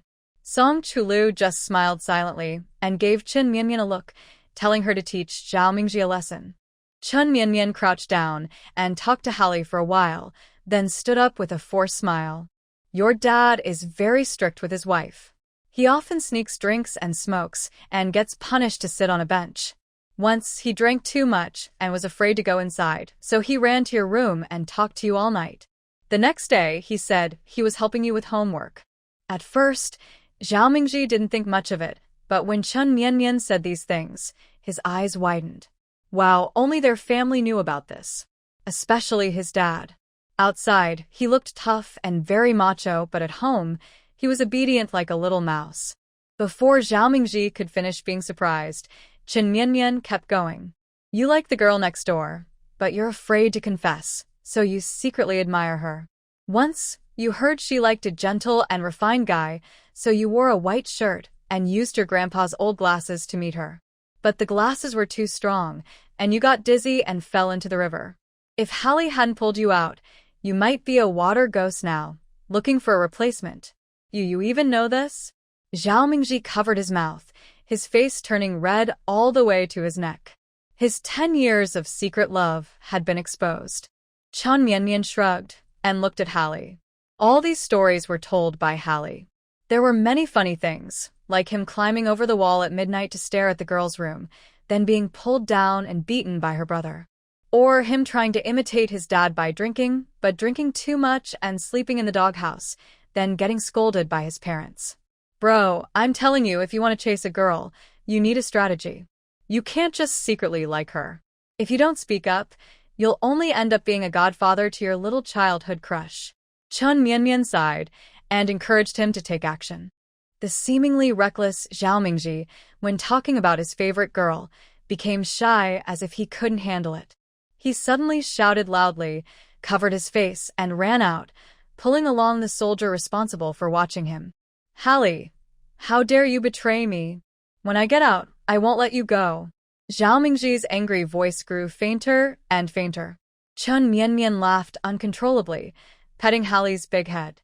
This dog breed is pretty good. She thought about asking if he still had more, maybe to get some for the military dog base. Knowing that kid is impulsive and stubborn, but he's definitely not a bad person. He also really likes dogs. The Northwest Military District is famous for that. When he spoke to you just now, don't be mad. Song Chili explained to Zhao Mingji, feeling a bit helpless. That kid just came over yesterday to visit himself and got involved in this mess. Really unlucky. Chen Mianmian waved her hand to show she didn't mind. From the moment Zhao Mingji was about to do something reckless, she knew he was a brave man. Heroes don't care about small details. It's okay. Seeing that Chen Mianmian was truly not angry, Song Chuli relaxed and continued chatting with her about the dog's search area. Woof woof woof. This smell, so familiar. I've smelled it before. While Chen Mianmian and Song Chuli were talking, Hallie was sniffing around the office, marking territory. Suddenly, he caught the scent on the file bag. Hallie, hearing Chen Mianmian say she was looking for the person on it, turned his head and barked. Chen Mianmian's eyes lit up. She quickly hugged Hallie and kissed him. Oh, who's this big baby? It's my own. Come on, take me to find him. If we find him, I'll give you some canned meat. Hallie wagged his tail and ran out happily. Chen Mianmian followed, sniffing along the way, and they ended up at the residential area. Finally, they stopped at Su Chunqing's house. Wow, why here? Su Chunqing looks pretty timid. Could he have betrayed us? Chen Mianmian squatted at the door, thinking about the key point. Su Chunqing is Chu Zheng's son-in-law. Both of them had access to the top-secret documents this time. Did Su Chunqing betray us himself, Or did Chu Jing betray us and drag Su Chunqing into it? If it's these two, one person alone isn't enough to handle it. Chu Jing is at least a deputy battalion commander, involved in too many things. It's not easy to root out everything. There are many people inside, and the smell is right here. Hallie is sniffing desperately through the door, trying to gather information to tell Chen Mianmian. When Chen Mianmian hears there are many people, she gives up on the idea of going to find someone. If there are too many, she might scare them away by making noise, so she considers sneaking in first to check the situation. She looks inside through the ornate gate. The lush green vegetables in the yard give her inspiration, and her eyes brighten instantly. Chu Jinrong is chatting with the visiting ladies when she suddenly feels a chill down her back and can't help sneezing. Jinrong, you might have caught a cold. You should take care of your health. A gentle-looking, elegant middle-aged woman smiles as she pours tea for Chu Jinrong. It's not a cold, just some heat lately, so my body isn't feeling well. Seeing the brand new furniture and decorations, how could she not be upset? Chen Mianmian cleared out the house. Then she came back to reclaim her years of savings, used connections, and arranged everything in just a few days. But no matter what, it's not as delicate and beautiful as before. Plus, stepping outside to see the yard full of vegetables makes her even more annoyed. If her longtime friend hadn't come to chat with her, she might still be lying in bed sulking. I heard about Jinrong, that kid is really out of line. You're his stepmother, and how can his wife bully you like that? I'm just visiting my family, otherwise, I'd definitely have a word with her. Chen Xingyue holds Chu Jinrong's hand, her eyes full of concern and care, warming her heart and bringing a faint smile. Everyone else listens to Chen Xingyue and agrees, finally easing Chu Jinrong's tense expression. Jinrong, in a few days is Uncle Chu's birthday. I embroidered 100 blessings quilt cover from Jiangnan.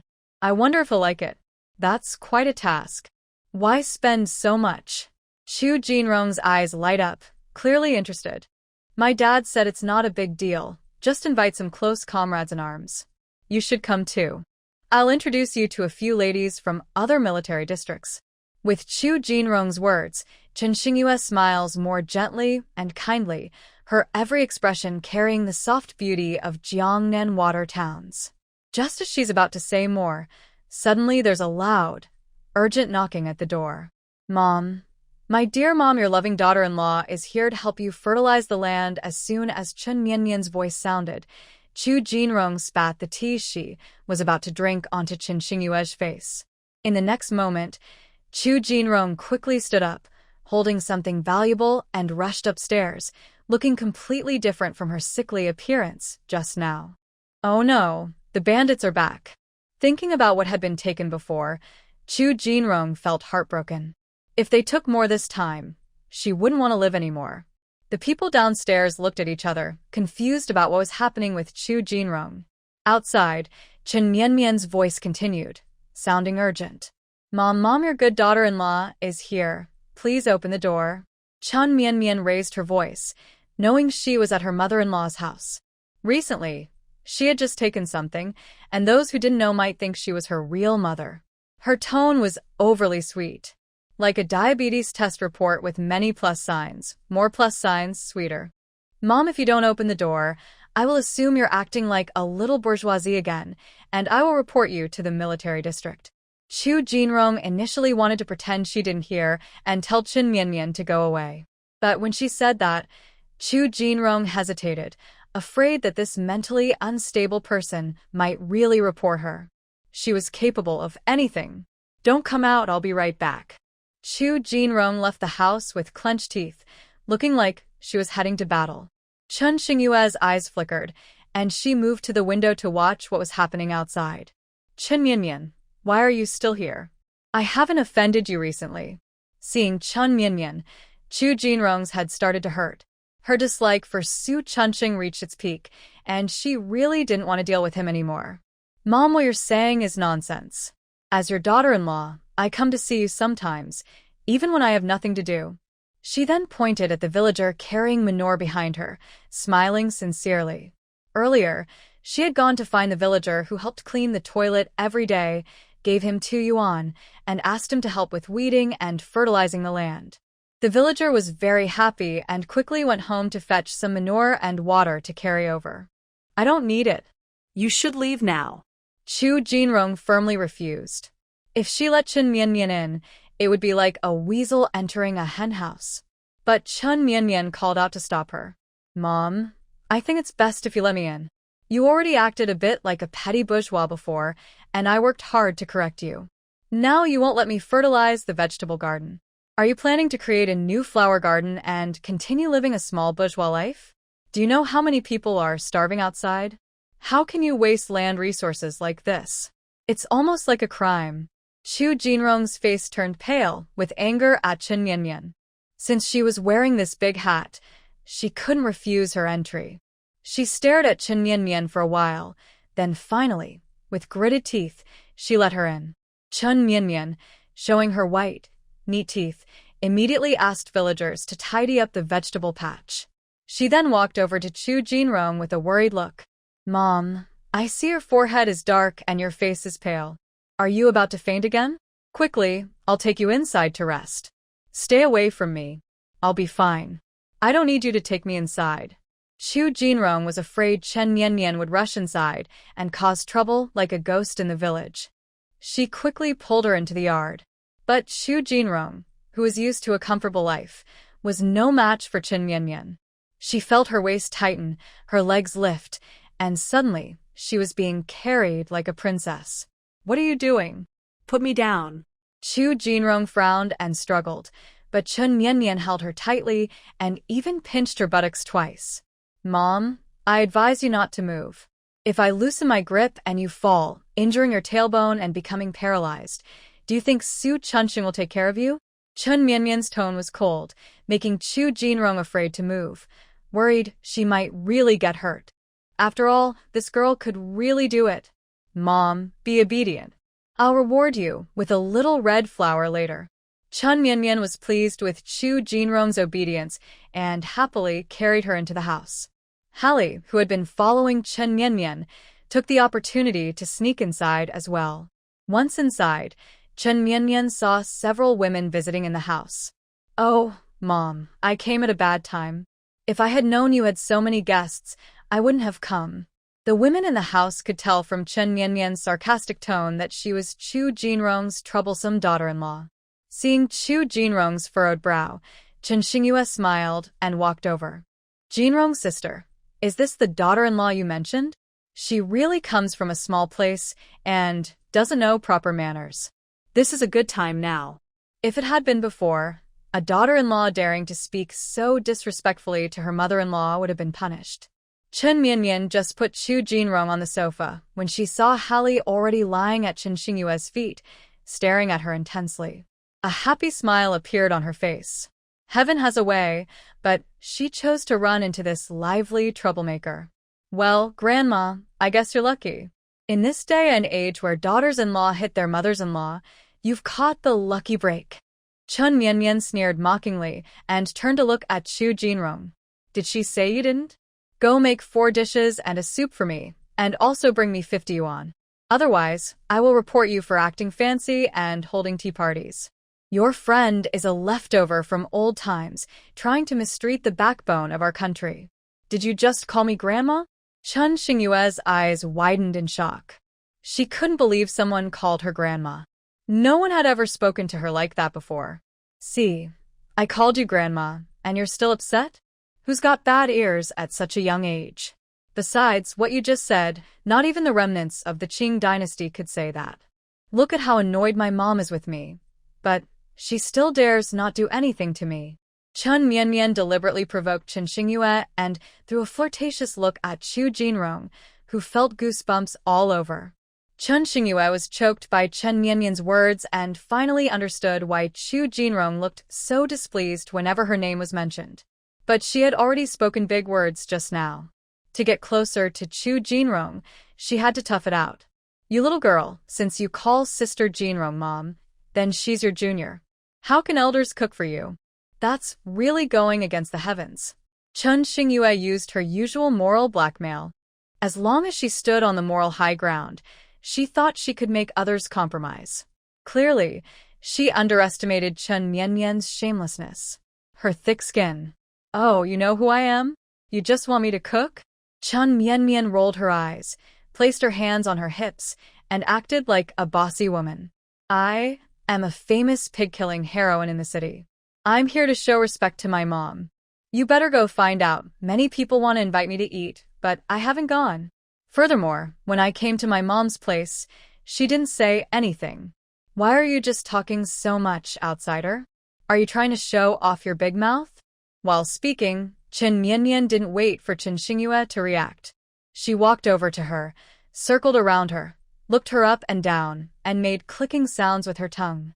Chen Xingyue felt like she was being stared at by a troublemaker, making her feel very uncomfortable. Especially seeing Chen Mianmian's greedy look, Chen Xingyue frowned. She didn't understand what Chu Jinrong was thinking, letting Su Baiyan marry such a loud and rude woman. It was really embarrassing. "Look at you, just look at your outfit. It's probably silk, right? And your hair, did you get it curled at the hair salon? And your clothes." Chen Mianmian leaned in close to smell Chen Xingyue. This is Shanghai perfume.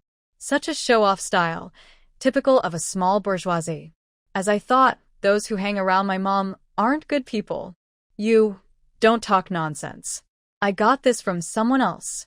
When Chen Xingyue heard small bourgeoisie, her face changed. In this era, anyone associated with that term was likely to be criticized. Usually, she dressed like this because she needed to meet Chu Jinrong. Being too plain wouldn't catch his eye. But she didn't expect that this would become the reason this girl found fault with her. "I don't believe it. Unless you let me see your home, to see if it's like my mom's, full of flowers everywhere." Chen Mianmian crossed her arms, acting stubborn and mischievous, but a gleam of cunning flashed in her eyes. Chen Xingyue frowned and naturally refused. This woman looked and greedy. Just stepping into her house felt embarrassing. "Oh, you dare to refuse? Fine.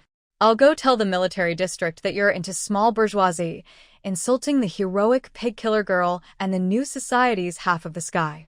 Chen Mianmian turned to leave, but was stopped by Chu Jinrong. She gave Chen Xingyue a meaningful look. "Just agree quickly, or your home will be emptied like mine." Chu Jinrong knew Chen Mianmian well. This girl was vengeful. She probably was picking a fight because she saw Chen Xingyue stand up for herself. If she argued with her now, she would only suffer more losses. Whatever she likes, just give it to her. I'll compensate you later. Since Chu Jinrong said this, a sharp light flickered in Chen Xingyue's eyes, but she still pretended to be sad and reluctantly agreed.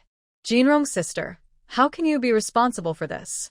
"I volunteered to stand up for you," Chen Xingyue said happily, pleased to see the guilt in Chu Jinrong's eyes. Then she looked humiliated as she took Chen Mianmian to her own house.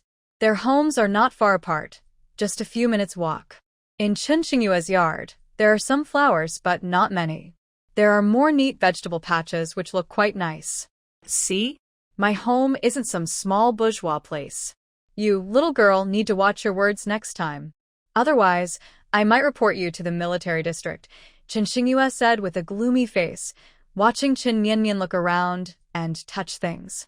Her disgust was almost visible. "Hey, don't be angry, ma'am. I'm just worried about the safety of the military district. If everyone gets tricked by superficial charm, how can our society develop and grow?" Chen Mianmian said. Chen Xingyue couldn't argue back, only rolling her eyes silently. Before she could tell her to leave, she saw her head straight for the door. "Ma'am, we've been at it for a while. I'm a bit thirsty. Can I have a glass of water?" Chen Mianmian looked at Chen Xingyue, who seemed familiar, and went inside. She turned her head and saw her standing stunned in the yard. "Why are you just standing there? Come inside and pour me some water. I can't be the only one doing things, right?" she said. Faced with Chen Mianmian's reckless attitude, Chen Xingyue was about to curse her with a bunch of rude words. Just as she was about to speak, she remembered Chu Jinrong's advice and swallowed the words. "Just wait and see," she said through clenched teeth, stomping into the kitchen to get water. Chen Mianmian quickly let Hallie inside, letting it sniff around. While waiting, Chen Mianmian wandered into the living room and saw a family photo. In the photo, Chen Xingyue was smiling happily at the camera. Next to her was a dark, shiny, bald man with crooked teeth and lots of wrinkles. Could he be her husband? At first, Chen Mianmian held on to a bit of hope, but seeing all the photos of these two confirmed that he was indeed Chen Xingyue's husband. Sister, the smell here is exactly the same as what I smell. Hallie whined and stopped at the door of a room in the corner. Chen Mianmian's eyes lit up. Sure enough, her instincts were right. This woman was not a good person. Any normal woman would not choose such a man. If she did, it would be for money or something else. Secret documents cannot be taken home. As a military wife, Chen Xingyue wouldn't normally have access to them. Even if she accidentally touched one, the smell wouldn't last that long. The only explanation is that she held the file bag for a while, and there were also other things in that room. Chen Mianmian listened to the sounds in the kitchen, quickly signaled to Hallie, and the dog ran over to stand beside her. Chen Xingyue brought a glass of water and saw Chen Mianmian with the dog standing in the living room, footprints all over the floor. Her anger grew, and she almost wanted to pour the water directly on her face. Ma'am, is that your dad? He looks pretty young. Is he 80? At his age, he must be a general, right? Chen Mianmian's words felt like sharp swords stabbing into Chen Xingyue's heart, making her lose her composure. It was like tearing apart the mouth of the person in front of her. But thinking about her mission, she couldn't do anything too obvious. She had to grit her teeth and hold back her emotions, then hand over the water cup. He's my man. He's just a brigade commander, but he's very kind and good to me. I don't care much about looks. After saying that, she looked at the man in the photo with love. Chen Mianmian curled her lips, full of disdain. Any normal woman, even lacking paternal love, wouldn't be so indiscriminate. With such a man, she couldn't even speak badly about him. No wonder those who sell their looks earn only mental damage fees. She quickly finished her water, then casually took the apples, peaches, and half a jar of malted milk from the coffee table. To fit her role as a greedy, quarrelsome woman, she swaggered away. Ignoring Chen Xingyue cursing and cleaning the house, Chen Mianmian hurried to the military district. When she got home, she would assemble her skateboard. Running on her legs was too tiring. Grandpa Song, I have a lead. Chen Mianmian, panting, ran to Song Chulia's office and whispered to him. His eyes lit up, and he quickly made a few calls. In a short while, Su Baiyan and two soldiers arrived. Song Chulu told them to discreetly search Chen Xingyue's house, preferably without alerting anyone. Upon hearing this, Chen Mianmian became excited. The lively dog that attracted Chen Xingyue was with her. As long as she appeared, that woman wouldn't bother others anymore. On the way back to the residential compound, Chen Mianmian told Su Baiyan about the suspicious room location and warned him to stay safe. Don't worry, I'm fine. Su Baiyan smiled, patted Chen Mianmian's hair, then hid near Chen Xingyue's house. When she was taken away, he would go in to investigate.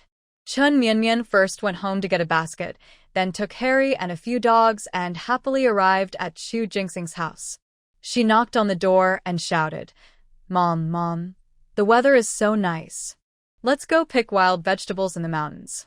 She also brought along a few women from earlier, reminiscing about hardships and sweetness, so they wouldn't just gossip about her. Chen Mianmian, are you crazy? Why should I listen to you? Chu Jingxing was almost triggered by Chen Mianmian's voice, wishing he could cover his ears. Oh, I see. You don't want to respond to the country's call. You just like to indulge in petty bourgeoisie life. Fine, I'll ask my grandfather-in-law at the military district how he raised his daughter. Chen Mianmian threatened Chu Jingxing with her neck stretched out. She knew Chu Zheng was isolated, but she didn't know the details. Sure enough, when Chu Jingxing saw Chen Mianmian was about to leave, he quickly called her back, worried that his own matters might involve his father. In the end, he could only grit his teeth, change into dirty clothes, and carry the basket to call the ladies to pick mountain vegetables. When they arrived at Chen Xingyue's house, Chen Mianmian specifically greeted her. Madam, come quickly. Mountain vegetables are green foods that can detoxify and beautify. You should give some to Grandpa. Maybe he'll look a few years younger. Chun Mianmian smiled as she subtly provoked Chen Xingyue. Despite telling herself to stay calm, she still wanted to scold this girl to death. I'll go change my clothes. Chen Xingyue went back into her room, locked the corner door, and then came out. A group of people followed Chen Mianmian in a grand procession. No one noticed two dogs staying at the door, barking a few times towards Su Bian. Su Bian understood this was a signal from the dogs. He quickly led his companions into Chen Xingyue's house. Looking at the marks on the windows and door, Su Bian was almost certain that Chen Xingyue or her husband was a spy. After entering, Su Bian headed straight to the room that Chen Mianmian mentioned. He used wire to pry open the door lock and searched the seemingly ordinary room thoroughly. Finally, he found a hidden compartment in the cabinet. Inside, there were many maps of military district defenses and photos of weapons and equipment. There's a radio here. I found a codebook. The three of them found various pieces of evidence indicating someone was a spy. After searching the entire house, they also found some letters used for communication under the dressing table in the bedroom. By decoding the order of the symbols in the codebook, they learned that Chen Xingyue was supposed to continue infiltrating the military district and gather more intelligence to send out. The large stash of weapons hidden in the mountains was related to Chen Xingyue. Let's go. Quickly tell the commander. Su Bian wrote a note on paper, put it into a dog's collar, and then took another dog back to the military district. Meanwhile, Chen Mianmian and her group reached the nearest mountain nearby. The ladies, used to a comfortable life for many years, were now exhausted after walking so far, panting like old oxen. Chen Mianmian, I told you I didn't want to come, but you insisted. You just can't stand to see me doing well. Chu Jinrong had never walked so much in her life. Even during the most turbulent years, she was always protected by her father. Now, at nearly 60, she was being tortured by this stubborn girl. Mom, how can you say that about your lovely, sensible daughter-in-law? You know, life is about movement. You need to stay active to live longer. Otherwise, if you die early, aren't you afraid Su Chunxing will remarry someone younger, live in your house, sleep in your bed, and take your children? No, I mean take your flowers? Chun Mianmian's words stabbed Chu Jinrong's heart like knives. If looks could kill, she'd be torn to pieces now. Let's go now. As long as we don't die, we keep fighting. Chu Jinrong gritted her teeth and moved her legs, determined not to die early. Chen Xingyue saw Chu Jinrong being overwhelmed by Chen Mianmian, and a flash of sharpness crossed her eyes. She quickly took a few steps to support her and worriedly wiped her sweat with a handkerchief. Jinrong, your body isn't strong. Walk slowly. If you can't, I'll help you pick vegetables later. Chen Mianmian can't control everything. Her gentle words comforted Chu Jinrong, who then smiled at Chen Xingyue. You're still the best. Without you by my side all these years, I don't know how bored I would have been. Chen Xingyue smiled more gently, holding Chu Jinrong's hand like a good sister. That's because Sister Jinrong has always been kind. Besides, if it weren't for you, Old Li wouldn't be doing so well at home. You know, you haven't fought or competed over the years. Some of those who started with Old Li are now senior officers, but you don't seem worried. Later, there will be a big competition at the military district. A very important person will come. I told my dad to bring Old Li to show himself. When she heard important person, Chen Xingyue's eyes lit up with excitement. She held Chu Jinrong's hand tightly, her eyes welling with tears of happiness. Sister Jinrong. Just as Chen Xingyue was about to say something touching, Chen Mianmian made a funny face and stuck her head between the two, startling them. All you two do is talk. Can wild vegetables jump into the basket by themselves? If you don't pick enough today, don't even think about going home. The country supports you, not for gossip. If I see you holding a tea party again, I will report your husbands. After saying this, Chen Mianmian turned to look at Chu Jinrong. Mom, if you're going to meet the important person, take Yan with you. He's your stepson, after all, and much closer than others. If you don't take him, I will go to your house and hang myself. Chu Jinrong took a deep breath. She knew she would be furious with this stubborn girl sooner or later. Do I look like an important person? Chu Jinrong sờ nót Côn Ly. How much have you picked? Don't let us outdo you and embarrass yourself. Hearing this, Chun Mianmian stopped picking her nose and pointed at the dogs nearby. They were helping carry the wild vegetables into the basket. I'm almost full.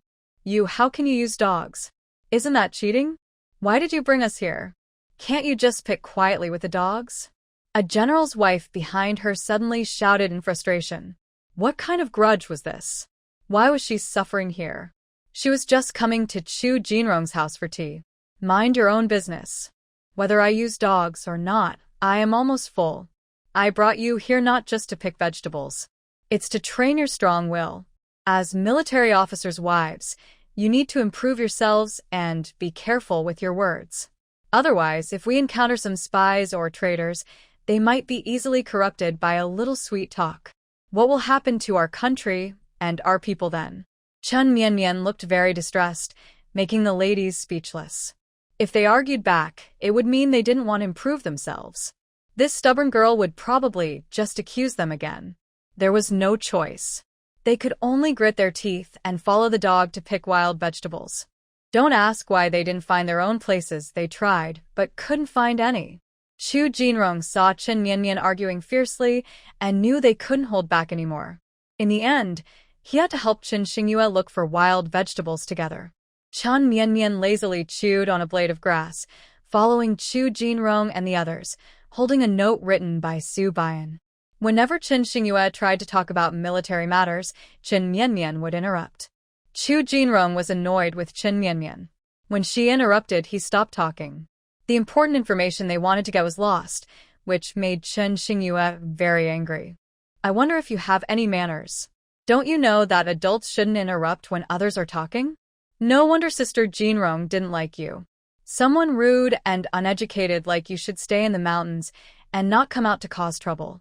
Chun Xingyue's intention was to provoke Chun Mianmian into a fight. She pulled Chu Jinrong and left. This way, they could go home sooner and also do Chun Jinrong a favor.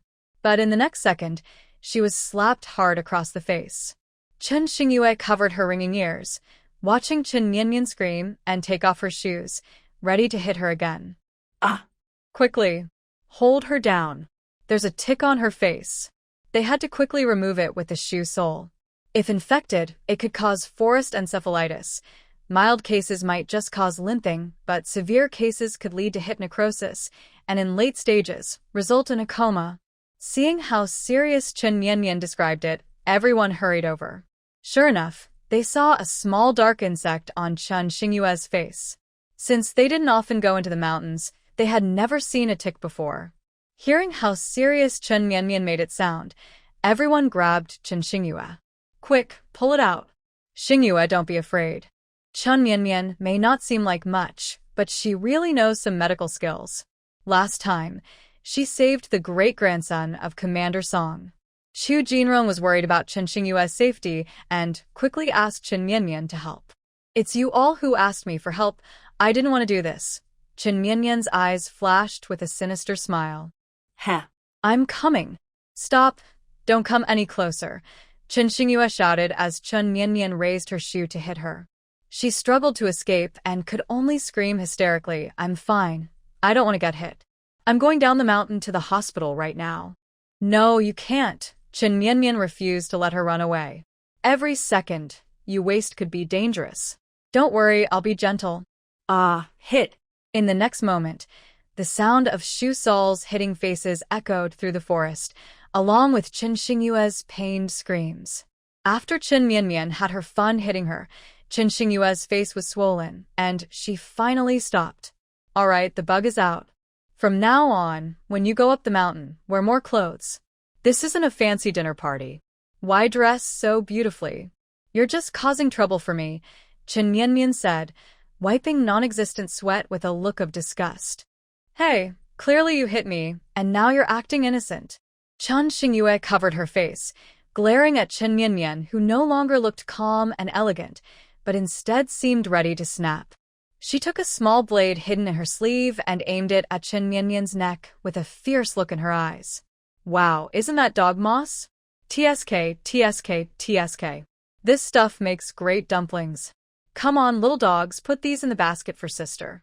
Just as the blade was about to reach Chen Mianmian, she suddenly bent down to pick a small mushroom from a dead tree, avoiding the attack entirely.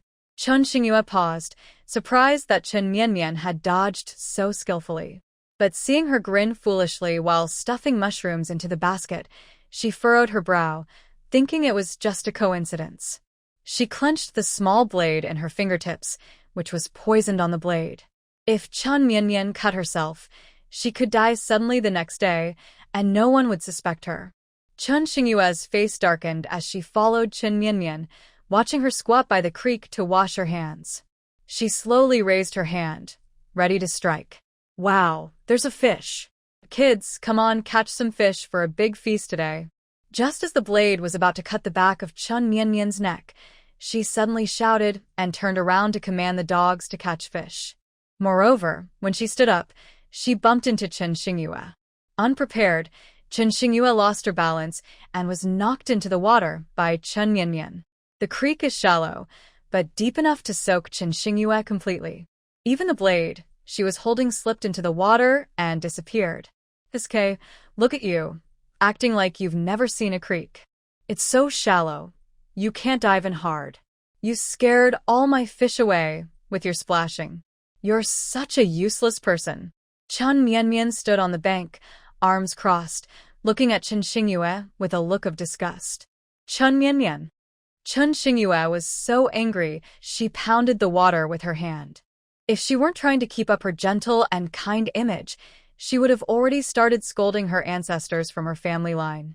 "Watch your mouth." Chen Mianmian shook her head at Chen Xingyue, angry. Behind her, Chu Jinrong and others hurried over. Seeing Chen Xingyue in the water, they quickly went to pull her out. "Sniff, Sister Jinrong, your daughter-in-law is too much." "Sniff, I just wanted to wash my hands with her, but she pushed me into the water. I just met her for the first time. Why does she hate me so much?" Chen Xingyue saw that Chen Mianmian had no chance to win, so she deliberately looked at Chu Jinrong with teary eyes, trying to stir up trouble between them. "Humph, she has no reason. She's just a crazy person. Even a passing dog deserves a slap. Chen Mianmian, if you don't like me, come at me. You've been targeting Xingyue since earlier. Don't think I won't fight back just because I don't act. Yeah, we haven't done anything wrong, but they keep looking for reasons to bother us. Comrade Chen Mianmian, don't think just because you're mentally unwell, we can't handle you." Seeing Chen Mianmian surrounded by hostile looks, Chen Xingyue cried even more sadly. Tears rolled down her delicate face, making her look fragile and pitiful. Her acting was quite good, making Chu Jinrong and others feel sorry for her and blame Chen Mianmian for her mistakes. I thought you were so powerful, but it turns out you use such tricks," Chen Mianmian said, ignoring the group of women surrounding her. She stared directly at Chen Xingyue. "I hate being falsely accused the most. If I'm wrongly blamed, I might as well make it real." After saying that, she suddenly ran toward Chen Xingyue, her slim body like a small cannonball, crashing hard into her. Chen Xingyue was busy pretending to be pitiful and didn't watch out for Chen Mianmian. She felt a flash of white light, and suddenly she fell into the water again. Before she could get up, Chen Mianmian grabbed her head and pushed it down into the water. "Did you see? If I had done it on purpose, I definitely wouldn't be so gentle. Just pushing you into the water isn't enough. I want to drown you." Haha. Chen Mianmian's eyes sparkled with excitement, and her expression looked wild. Chu Jinrong and the others were so scared they thought she might be possessed by something. Chen Xingyue was held down and couldn't move. She choked and kept coughing, begging Chu Jinrong and the others for help. Chen Mianmian turned around slyly and looked at them. "If you dare to come down, the next one pushed into the water will be you." "Perfect, I'm looking for a scapegoat." He. "Oh no, is she possessed by a water spirit?" Seeing Chen Mianmian acting so strangely, everyone backed away in fear, worried they might be the next ones pushed into the water. "Nonsense. We all believe in communism now. There are no ghosts or monsters." Chu Jinrong said this, but she also stepped back and kept a worried eye on Chen Xingyue, afraid she might get hurt. Just as Chen Xingyue was about to drink her fill, a dog barked loudly from nearby. Sister is here. Sister is here. Net. Hearing the dog's voice, Chen Mianmian's eyes lit up. She finally pulled Chen Xingyue out of the water, almost like a water ghost. Cough, cough, cough. Chen Mianmian, you crazy girl. I'm going to report you and Su Baiyan to the military police. I want you to get out of the family compound. Chen Xingyue felt like she had just escaped from the gates of. She was furious and wanted to hurt Chen Mianmian. Chen Mianmian grinned mischievously. Hearing approaching footsteps, she decided to tease her. Let me tell you a riddle. If you guess it right, I'll let you go. What kind of house can't be lived in? Chen Xingyue frowned, feeling insulted by the question. No, that's wrong. Chen Mianmian shook her head. It's your house. Fool. You've exposed yourself. From now on, you'll only be able to stay in prison, haha. As she spoke, Su Baiyan and a group of armed soldiers came over. When they saw Chen Xingyue, they immediately rushed over, holding her down and tying her up. Put a hood on her head. Everyone, take her for questioning. Chu Jinrong and the others, dazed, were caught in the middle by the soldiers, who urged them to leave quickly. What's going on? Why are you arresting Xingyue? Why are you taking us for questioning? I want to see my father. Chu Jinrong frowned and took on the appearance of a deputy commander's daughter. Chen Mianmian sneered and reached out to tap her head. Aren't you being stupid? You still don't see that Chen Xingyue is a spy? You think she's close to you because she likes you? No, she's after your status. It's convenient for her to gather intelligence. You all, these foolish women, have unknowingly leaked many military secrets. If I didn't investigate, who would? After Chen Mianmian finished speaking, Chu Jinrong and the others gasped in shock. Chen Xingyue is a spy? Impossible, absolutely impossible. Chu Jinrong couldn't believe it and shouted at Chen Xingyue. Chen Xingyue, with her head covered, still managed to sneer. Since I've been exposed, there's nothing more to say.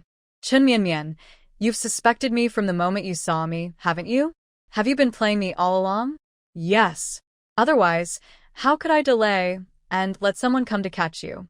Chen Mianmian openly admitted. I advise you to confess now, or else, once you fall into my hands, you'll wish you were never born. With no more need to delay, everyone quickly descended the mountain. Chen Mianmian's short legs moved very fast, no longer showing the fierce attitude from before. Chu Jinrong followed behind, looking at her back with complicated eyes. It turned out that everything she did earlier was just acting. She seemed fierce and rough, but in fact, she was in control of everything. And she, who always thought she was clever and noble, had been deceived. She had unknowingly leaked many pieces of information through her. A flicker of frustration and guilt crossed Chu Jinrong's eyes. She felt deeply guilty, afraid that her mistakes might cause innocent people to suffer. While she was lost in thought, they had already arrived at the military district. When she was taken to the quarantine room, she saw her father and husband inside. Chen Mianmian had been wandering all the way and greeted them, clearly knowing everything but not revealing anything just now. This girl. She's definitely not simple. Once the spy was caught, Chen Mianmian would be safe. After greeting Su Baiyan, she took the dogs and went home. It had been a whole day since she left in the morning, and she hadn't had a moment to rest. Lu Rulin had already prepared fried tofu, vinegar-spiced shredded potatoes, spicy bean paste, and radish soup. She also made a large bun filled with shepherd's purse and pork.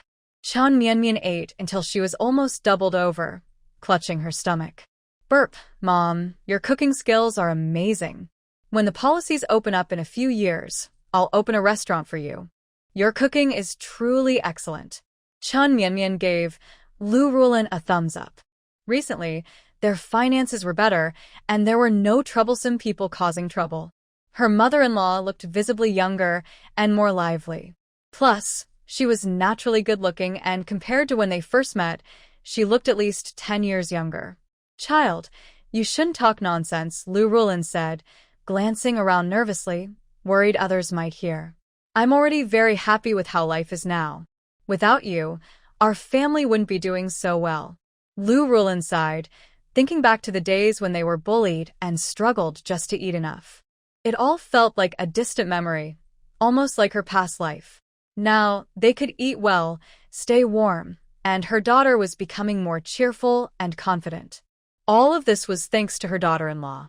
Mian Mian, if you want to eat anything in the future, just tell me. I'll make it for you.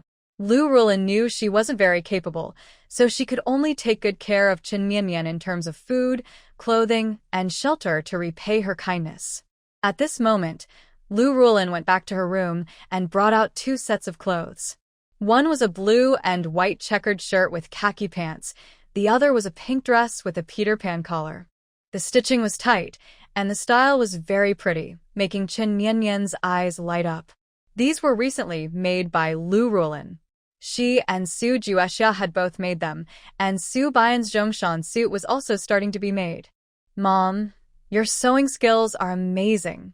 They're even better than what the supply store makes.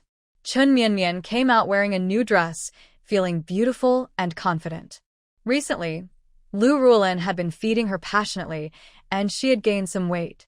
She no longer looked like a sad frog or an alien. With good nutrition, her skin turned whiter, her hair became softer, and she seemed to have grown a little taller. That was the happiest thing for her. She hoped she could reach her previous height of 172 centimeters, so she wouldn't have to look up at everyone. She spun around in front of Lu Rulin, and the hem of her dress fluttered beautifully, making her look elegant and graceful. Mom, I saw that we still have some leftover scraps at home. When you have time, could you help me make some suspenders and uniforms? Chen Mian Mian held the fabric, thinking about how, after the military dog base was established, they would not only train the dogs in various skills but also need to package them nicely. During her previous life as a military dog patrol, wearing a uniform with a military dog badge was very impressive. Now, Chen Mian Mian also wants to train her dogs well. In the future, when she sees dogs wearing clothes outside, she will know they are trained by her. Lu Rulin listened to Chen Mian Mian's plan and thought it was simple. She agreed happily. Since she had nothing to do during the day, instead of overthinking, she decided to keep herself busy. After they discussed, Chen Mian Mian took the dog food prepared by Lu Rulin to the backyard. At this time, the dogs that had been playing outside had all come back, including Hallie, who was happily wagging his tail. Seeing Chen Mian Mian holding delicious-smelling food, all the dogs drooled. Wow, it smells so good. Sister, I want to stay with you forever. Hallie wagged his tail wildly and kept moving forward, but was looked down upon by the other dogs. Fool, you need to wait in line, or sister won't let you eat. Hallie turned around when he heard the dog's words and saw his peers sitting neatly in a line. He twitched his mouth. These clever dogs were just being sneaky. Yes, sister likes obedient and well-behaved puppies. Who is the best behaved? Chen Mian Mian smiled warmly, and the dogs responded in unison. Hallie looked at the clever dogs, each puffing out their chests and wagging their tails in sync, eyes wide with determination. Wow, life is tough, dogs performing tricks. Smelling the delicious aroma in the air, Hallie swallowed hard and sat at the back, barking loudly. I am also the best behaved. Seeing all the dogs sitting obediently in line, Chen Mian Mian gave them their food. After they finished eating and noticing it was getting late, she decided to let them go. Those who needed rest could sleep, and those on patrol could continue. Back inside the house, Su Baiyan hadn't returned yet. Chen Mian Mian knew he was an expert at interrogation, so he must be helping to question the criminals. Her injury was fake and useless. She still had to go to work. Waiting for Su Baiyan to apply medicine, Chen Mian Mian decided not to sleep. She took out today's spoils, first kissing the 2 bronze objects, dreaming of becoming rich overnight.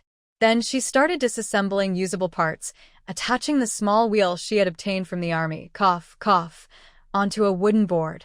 After several adjustments, Chen Mian Mian stepped on it to test, and thought it was okay. The road here is not very smooth, so Chen Mian Mian made some adjustments to help the skateboard better adapt to the environment. Nice, nice. With this, I won't have to run so hard next time. Chen Mian Mian slowly skated inside the house, practicing her skills to get used to the skateboard. Later, she planned to add some paint decorations to it. She was the most stylish girl in the family compound, and even in the military district.